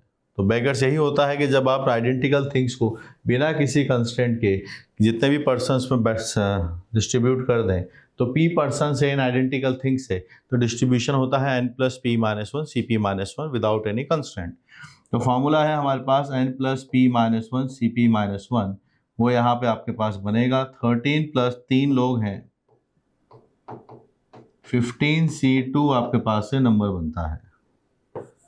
R की वैल्यू 1 है, ये एच डैश है, ये G है, यहाँ B आता है, आपने 1 रखा, सामने आया 12.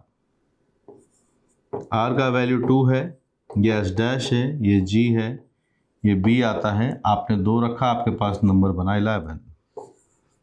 R आपके पास 3 ले सकते हैं, 4 ले सकते हैं और 5 ले सकते हैं. H dash G and B. 3 आपने यहाँ रखा तो आपके पास से बनेगा 10, यहाँ से आपके पास 9, 5 आपने रखा तो आता है 8. तो आप देखिए बेगर्स लगा दीजिए, यहाँ पर एक नंबर आ चुका है. अब ये 12 रह गया है तो आप यहाँ पर 12 रखेंगे तो 14C2 आपके पास से बनेगा. फिर ये 11 है, एक और कम रह जाएगा 13C2.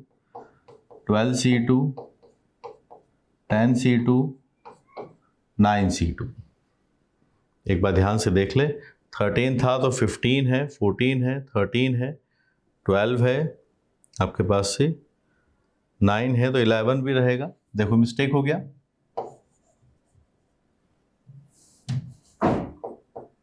11C2 and 10C2। In numbers को हम यहाँ से कंप्यूट कर लेते हैं, फिर आगे बढ़ते हैं। So we are having this as 15 into 14/2, 105। 7 और 13 आपके पास से 91 आता है, 78 आता है, 66 आता है, 55 आता है, 45 आता है। ऐड ऑल ऑफ देम, सभी नंबर्स को ऐड कर दीजिए, फिर बात करते हैं। यहाँ से आप देखेंगे तो आपके पास ये 100 है, और ये यहाँ पे अगर आप सम निकालते हैं इनका 196 आपके पास से फर्स्ट वाले दोनों का सम आता है, इनका आप सम निकाल दीजिए। 144 आता है, एंड 45 एंड 55 आपके पास है 100 है। एक बार थोड़ा इन सभी नंबर्स को आप देख लीजिएगा, ये नंबर्स आप बनाइए। I am getting this numbers as, आपके पास से लास्ट वाला 0 है, एक आगे और आता है 440 आंसर आ रहा है आपके पास। और पूछा क्या है, this is equal to 100n, तो n का वैल्यू आप ले सकते हैं 4.4। दिस इज द आंसर, 4.4 आपके पास बन जाएगा। अच्छा सवाल है, अगर हमें बेगर्स को सीखना है तो this is one of the best question. Beggars अगर हमें सीखना है तो ये बहुत बढ़िया सवाल है, जिसमें हमें बेगर्स की कंडीशन को यूटिलाइज करना, सब चीजें हम यहाँ से सीखते हैं। Top class question.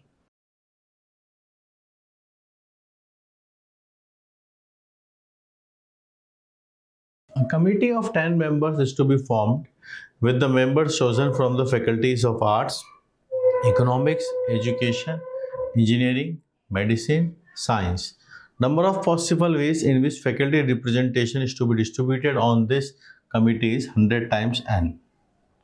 Assume every department contains more than 10 members. तो चलिए पहले डिपार्टमेंट्स कितने वो लिख लेते हैं। अपने पास एक डिपार्टमेंट है आर्ट्स का, then there is an economics department EC, education department ED, engineering department ENG, then there is a medicine department MD, and there is a science department SC. So 1 2 3 4 5 6, there are 6 departments, ठीक है। और सबके पास 10 से ज़्यादा faculty members अपने पास available है हर department के अंदर। हमें एक कमेटी बनानी है जिसके अंदर 10 लोग हैं। तो अज्यूम कीजिए कि हमने यहाँ से X1 लिए हैं, यहाँ X2, X3, X4, X5 और S6। तो जितने भी नंबर्स आपके पास हैं, जितने भी लोग हम हर डिपार्टमेंट से पिक करेंगे, पहली बात तो इन सब का सम आपके पास से 10 आना चाहिए। इन सभी नंबर्स का वैल्यू सम 10 आना चाहिए।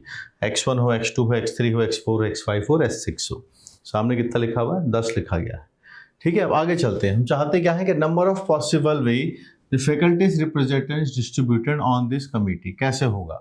कोई हार्ड कंस्टेंट नहीं दिया है कि यहाँ से एक मेंबर इस डिपार्टमेंट से लेना ही है या नहीं लेना है, ऐसी कोई कंडीशन हमारे पास नहीं है। तो ये जितने भी आपके पास लिखे गए हैं X1, X2, X3, X4, X5 या S6, इन सब की वैल्यूज किसके बीच में रहेंगी? 0 से 10 के बीच में। चाहो तो हम एक ही डिपार्टमेंट, क्योंकि सबके अंदर 10 से ज़्यादा फैकल्टीज अवेलेबल है, चाहो तो 10 के 10 हम साइंस डिपार्टमेंट से लेके कमेटी बना दें, क्योंकि ऐसा कोई हमें कंस्टेंट नहीं दिया है कि पर्टिकुलर डिपार्टमेंट से इतना नंबर लेना है या नहीं लेना है। तो शॉर्ट हमें दिख रहा है कि question belongs to the beggars formula. आपके पास इसके total number of non negative integral solutions हमें लिखने हैं। नॉन नेगेटिव इंटीग्रल सॉल्यूशंस जो कि बेगर्स की तरह बन जाएंगे कि 10 आइडेंटिकल थिंग्स को p पर्सन्स में डिस्ट्रीब्यूट करना, n + p - 1 cp - 1।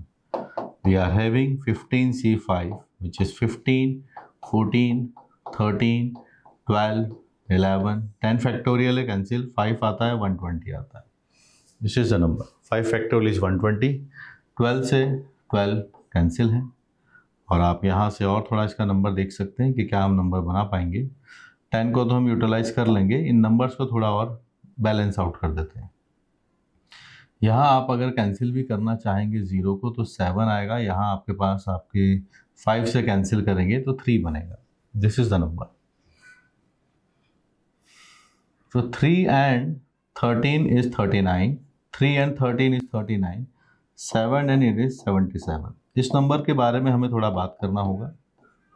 इसको 40 - 1 हम लिख सकते हैं। 40 से जब ये मल्टीप्लाई होगा 28 आता है, फिर 2 आएगा, 28 और 2 is 30, -77, 3003 is the number।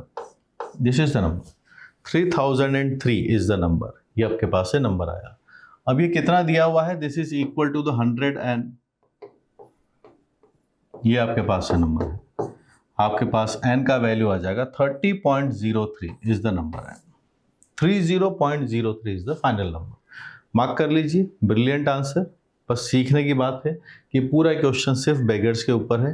कहानी क्वेश्चन के अंदर कुछ भी वो एक्सप्लेन कर दें कि ऐसा हो रहा है, वो हो रहा है। हमें अल्टीमेटली जितने कॉन्सेप्ट क्लास में पढ़े हैं, आपने मेरी बुक से पढ़े होंगे, सब बात उन्हीं पर होगी, उसके बाहर सवाल जाता ही नहीं है। तो हमें बस उसको रिलेट करना आना चाहिए। That is much more dependent on practice. Practice हमने कितनी की है, तो प्रैक्टिस करते रहिए, सीखते रहिए।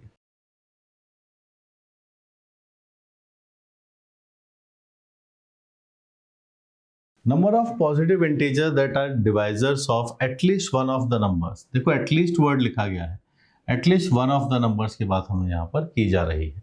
नंबर्स कई सारे हैं हमारे पास। नंबर है 10 पावर 10 है, 15 पावर 7 है, 18 पावर 11 भी है। इनका एटलीस्ट वन डिवाइजर हमारे पास होना चाहिए। ऐसे कितने नंबर ऑफ पॉजिटिव इंटीजर्स होंगे जो उन सब के एटलीस्ट किसी एक का डिवाइजर हो। ये जो 10 पावर 10 हम लिख रहे हैं, ये एक्चुअल में 2 पावर 10 और 5 पावर 10 लिखा गया है। वहीं अपने पास 15 पावर जो 7 है, इसको हम 3 पावर 7 और 5 पावर 7 लिख सकते हैं। ये 18 पावर 11 आपके पास से है, जिसको हम 9 × 2 पावर 11 लिख सकते हैं, जो 3 पावर 22 और 2 पावर 11 आता है। 3 पावर 22 और 2 पावर 11 आता है। ये नंबर्स की हम बात कर लें, बात बना देते हैं। ठीक है, 10 पावर 10 है, 2 power 10, 5 power 10, 15 power 7, 3 power 7, 5 power 7, 18 power 11 आपके पास ये नंबर्स बनते हैं। अब देखिए, नंबर ऑफ डिवाइजर्स का एक कॉन्सेप्ट होता है, पहले वो बात हमें पता हो। P power A, Q power B, R power C, जहाँ पर P, Q, R आपके पास से प्राइम नंबर्स होते हैं। ठीक है, तो इसके टोटल नंबर ऑफ डिवाइजर्स अगर आपको निकाले हो, टोटल नंबर ऑफ डिवाइजर्स, तो कॉन्सेप्ट बड़ा सिंपल सा होता है। ये बन जाता है A+1, B+1 एंड C+1। तो ये तो है कॉन्सेप्ट जिसकी मैंने आपको थ्योरी पढ़ा दी। ये आपको कॉन्सेप्ट नहीं आता है तो पहले वो जाके पढ़िए, उसके बाद आप इस सवाल को बना पाएंगे। अब जैसे हम चाहते हैं कि इस पर्टिकुलर नंबर की हम बात करना चाहते हैं, तो इसके नंबर ऑफ डिवाइजर्स आपके पास कितने बनेंगे? Let's call it as a number A, this is a B and this is C। तो इसके अगर हम कार्डिनल नंबर यानी नंबर ऑफ डिवाइजर्स की मैं बात कर रहा हूँ, इसमें कितने बन जाएंगे? 11 और 11, 10+1, 10+1, 121। हम B पर पहुँचे, प्राइम नंबर्स में लिखा हुआ है, ये बनेगा 7+1 एंड 7+1, 8 and 8 is 64। C के लिए बात करते हैं, 23 × 12 वो बन जाएगा नंबर 36 आता है, 3 बनेगा, 24 and 3 is 27। ये नंबर्स आपके पास आए। अब क्या है, कुछ नंबर ऐसे भी डिवाइजर्स होंगे जो A और B के कॉमन से बन रहे होंगे, क्योंकि देखो हमें at least one number of divisors निकालना है, एटलीस्ट वन ऑफ देम। तो हम क्या चाहते हैं? हम A union B union C, इन तीनों में आइदर और की कंडीशन या एटलीस्ट वन की कंडीशन है, उसके डिवाइजर्स की बात हम यहाँ ढूंढने वाले हैं। तो पहले हम कॉमन निकालने की सोचेंगे। इन दोनों में, इसमें 2 पावर 10 है, इसमें 2 पावर 10 नहीं है, इसमें 3 है, इसमें 3 नहीं है। 5 पावर 7 मुझे दोनों का कॉमन नज़र आता है। अगर हम यहाँ बात करें इसके बारे में, तो मुझे 5 पावर 7 ही प्राइम नंबर में नज़र आएगा अगर मैं कॉमन लूँगा। और अगर ये नंबर हम निकालने जाएंगे तो 7+1 अपने पास से 8 बनता है। अगर मैं यहीं पर B कॉमन C निकालने की सोचता हूँ तो यहाँ B और C में कॉमन देखिए 5 नहीं है, वहाँ यहाँ 2 नहीं है, 3 पावर 7 आपके पास से दिख रहा है, ये आपके पास है 7 + 1 फिर से नंबर 8 बन जाता है। C कॉमन A आपके पास लिखा है A B B C C A, तो देखिए ये C है और ये A है, तो आप देखिएगा 2 पावर 10 यहाँ 5 है, वहाँ 5 नहीं है, ये 2 पावर 10 है या 2 पावर 11 है, ये आपके पास से 11 बन जाता है। अब तीनों का कॉमन भी हम यहाँ पर निकाल लेते हैं कि तीनों का कॉमन आपके पास क्या है, A common B common C। Is there any number which is common in all three? इन दोनों के अंदर 5 पावर 7 है पर इसमें 5 नहीं है, कुछ नहीं है, सिर्फ 1 है। कितना है? 1 लिखा हुआ है। बस यहीं से क्वेश्चन की शुरुआत है कि अब हमें एटलीस्ट 1 चाहिए था, तो सेट्स वाला जो फंडा होता है, दिस इज फॉर एटलीस्ट 1, और हमने टोटल कितने डिवाइजर्स हैं वो काउंटिंग निकाल चुके हैं। तो आपका फॉर्मूला अगर याद हो तो ये बनता है n of A plus n of B n of C। Her number के हिसाब से उनके कितने टोटल डिवाइजर्स पॉसिबल हैं वो काउंटिंग हम पहले ही कर चुके हैं, और तीनों के साथ ये कॉमन डेटा भी हम यहाँ पर बनाएंगे। n ऑफ A आपके पास से है 121, 64, 276, यहाँ आपके पास से आता है 8, ये भी 8, ये 11 और ये +1। इस नंबर की हम बात करते हैं, वी आर हैविंग 5, 185 आपके पास आता है, 276, यहाँ से आपके पास 26 रहता है, 250 आपके पास नंबर है,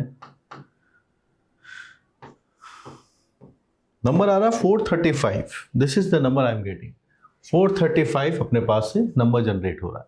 ठीक है, सिक्वेंशियली बना दिया, ये अच्छा क्वेश्चन है, टॉप क्लास। अगर हमें डिवाइजर्स के ऊपर पीएनसी भी इन्वॉल्व कर दिया और सेट्स के कॉन्सेप्ट को भी यहाँ पर इन्वॉल्व कर दिया, top class question, beautiful question. So final answer we are getting as 435।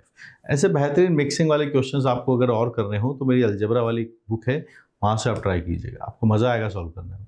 JEE की प्रिपरेशन को और बूस्ट करने के लिए एक मेगा रिसोर्स आपके लिए अवेलेबल है, पब्लिश्ड बाय पियर्सन। मैथमेटिक्स की 5 ब्रांचेस, चाहे अलजेब्रा हो, कोऑर्डिनेट हो, कैलकुलस हो, ट्रिग्नोमेट्री या वेक्टर थ्योरी, किसी भी चैप्टर में आपको इशू है तो ये सब आपके लिए अफोर्डेबल प्राइसेस में अवेलेबल है। अच्छे से उस टॉपिक पे जाइए, उसके सॉल्व इलस्ट्रेशंस देखिए, उससे आपके कॉन्सेप्ट बिल्डिंग होगी। क्लास में हो सकता है आपको 5 सवाल उस टॉपिक पे कराए गए हों, इसमें आपको उसके ऊपर 20 इलस्ट्रेशंस मिलेंगे। जितने ज्यादा इलस्ट्रेशंस हम करते हैं उतना दिमाग हमारा खुलता है। दूसरी बात आती है कि सर प्रैक्टिस की बात अब करनी है, मॉड्यूल हम अपनी क्लास का कर चुके हैं, तब आपको इसके अंदर एमसीक्यू सेक्शन जो कि जेईई एडवांस का बिल्कुल हॉटस्पॉट है, जहां पर +4 की मार्किंग और -2 की नेगेटिव मार्किंग आती है, वो एक्यूरेसी यहाँ पर आप बढ़ा सकते हो सकता है आपके मॉड्यूल में 5 ही क्वेश्चन हो, यहाँ आपको 20 दिखेंगे, 40 दिखेंगे, यहाँ से आप इंप्रूव कर सकते हैं। Comprehension questions, match the column, मतलब एंडलेस है, and all these books are fully solved. और मेरा सपोर्ट तो आपको YouTube पे मिलेगा, से ये प्लस है, आप ऐसे बुक सॉल्व कर रहे हैं जिसके ऑथर से आप डायरेक्ट कनेक्टेड नहीं रह सकते, तो वो आपके लिए थोड़ा सा नेगेटिव रहेगा। पर यहाँ आप मुझसे अगर पियर्सन की बुक सॉल्व करते हैं तो you will be always be connected with me, because I teach many times on YouTube। ठीक है, और अगर आप पीवाईक्यू सॉल्व करना चाहते हैं तो ये हमारे 2 पीवाईक्यूज का सेक्शन है, चाहे एक्सक्लूसिव जेईई मेन जो बच्चे एडवांस से थोड़ा साइड रहना चाहते हैं, सिर्फ जेईई मेंस पे फोकस्ड है, वो इस ब्लू वाली कलर की जो बुक है इसको ले, आराम से पढ़े और अपने चांसेस को इंक्रीज करे। और जो फिर जेईई एडवांस के क्वेश्चन प्लस जेईई मेन, इसमें दोनों है, मेंस भी है, एडवांस भी, दोनों आपको मिलेंगे। वो करना चाहते हैं उस पीवाईक्यू वाली बुक से भी कर सकता है, जो majorly focused on PYQs. PYQs हो जाए, मॉड्यूल हो जाए, तो आप रिसोर्सेज पे जा सकते हैं, या जो स्टूडेंट सिस्टमैटिकली क्लास 9 10th के बाद तैयारी करना चाहता है उनके लिए 5 रिसोर्सेज बेस्ट है।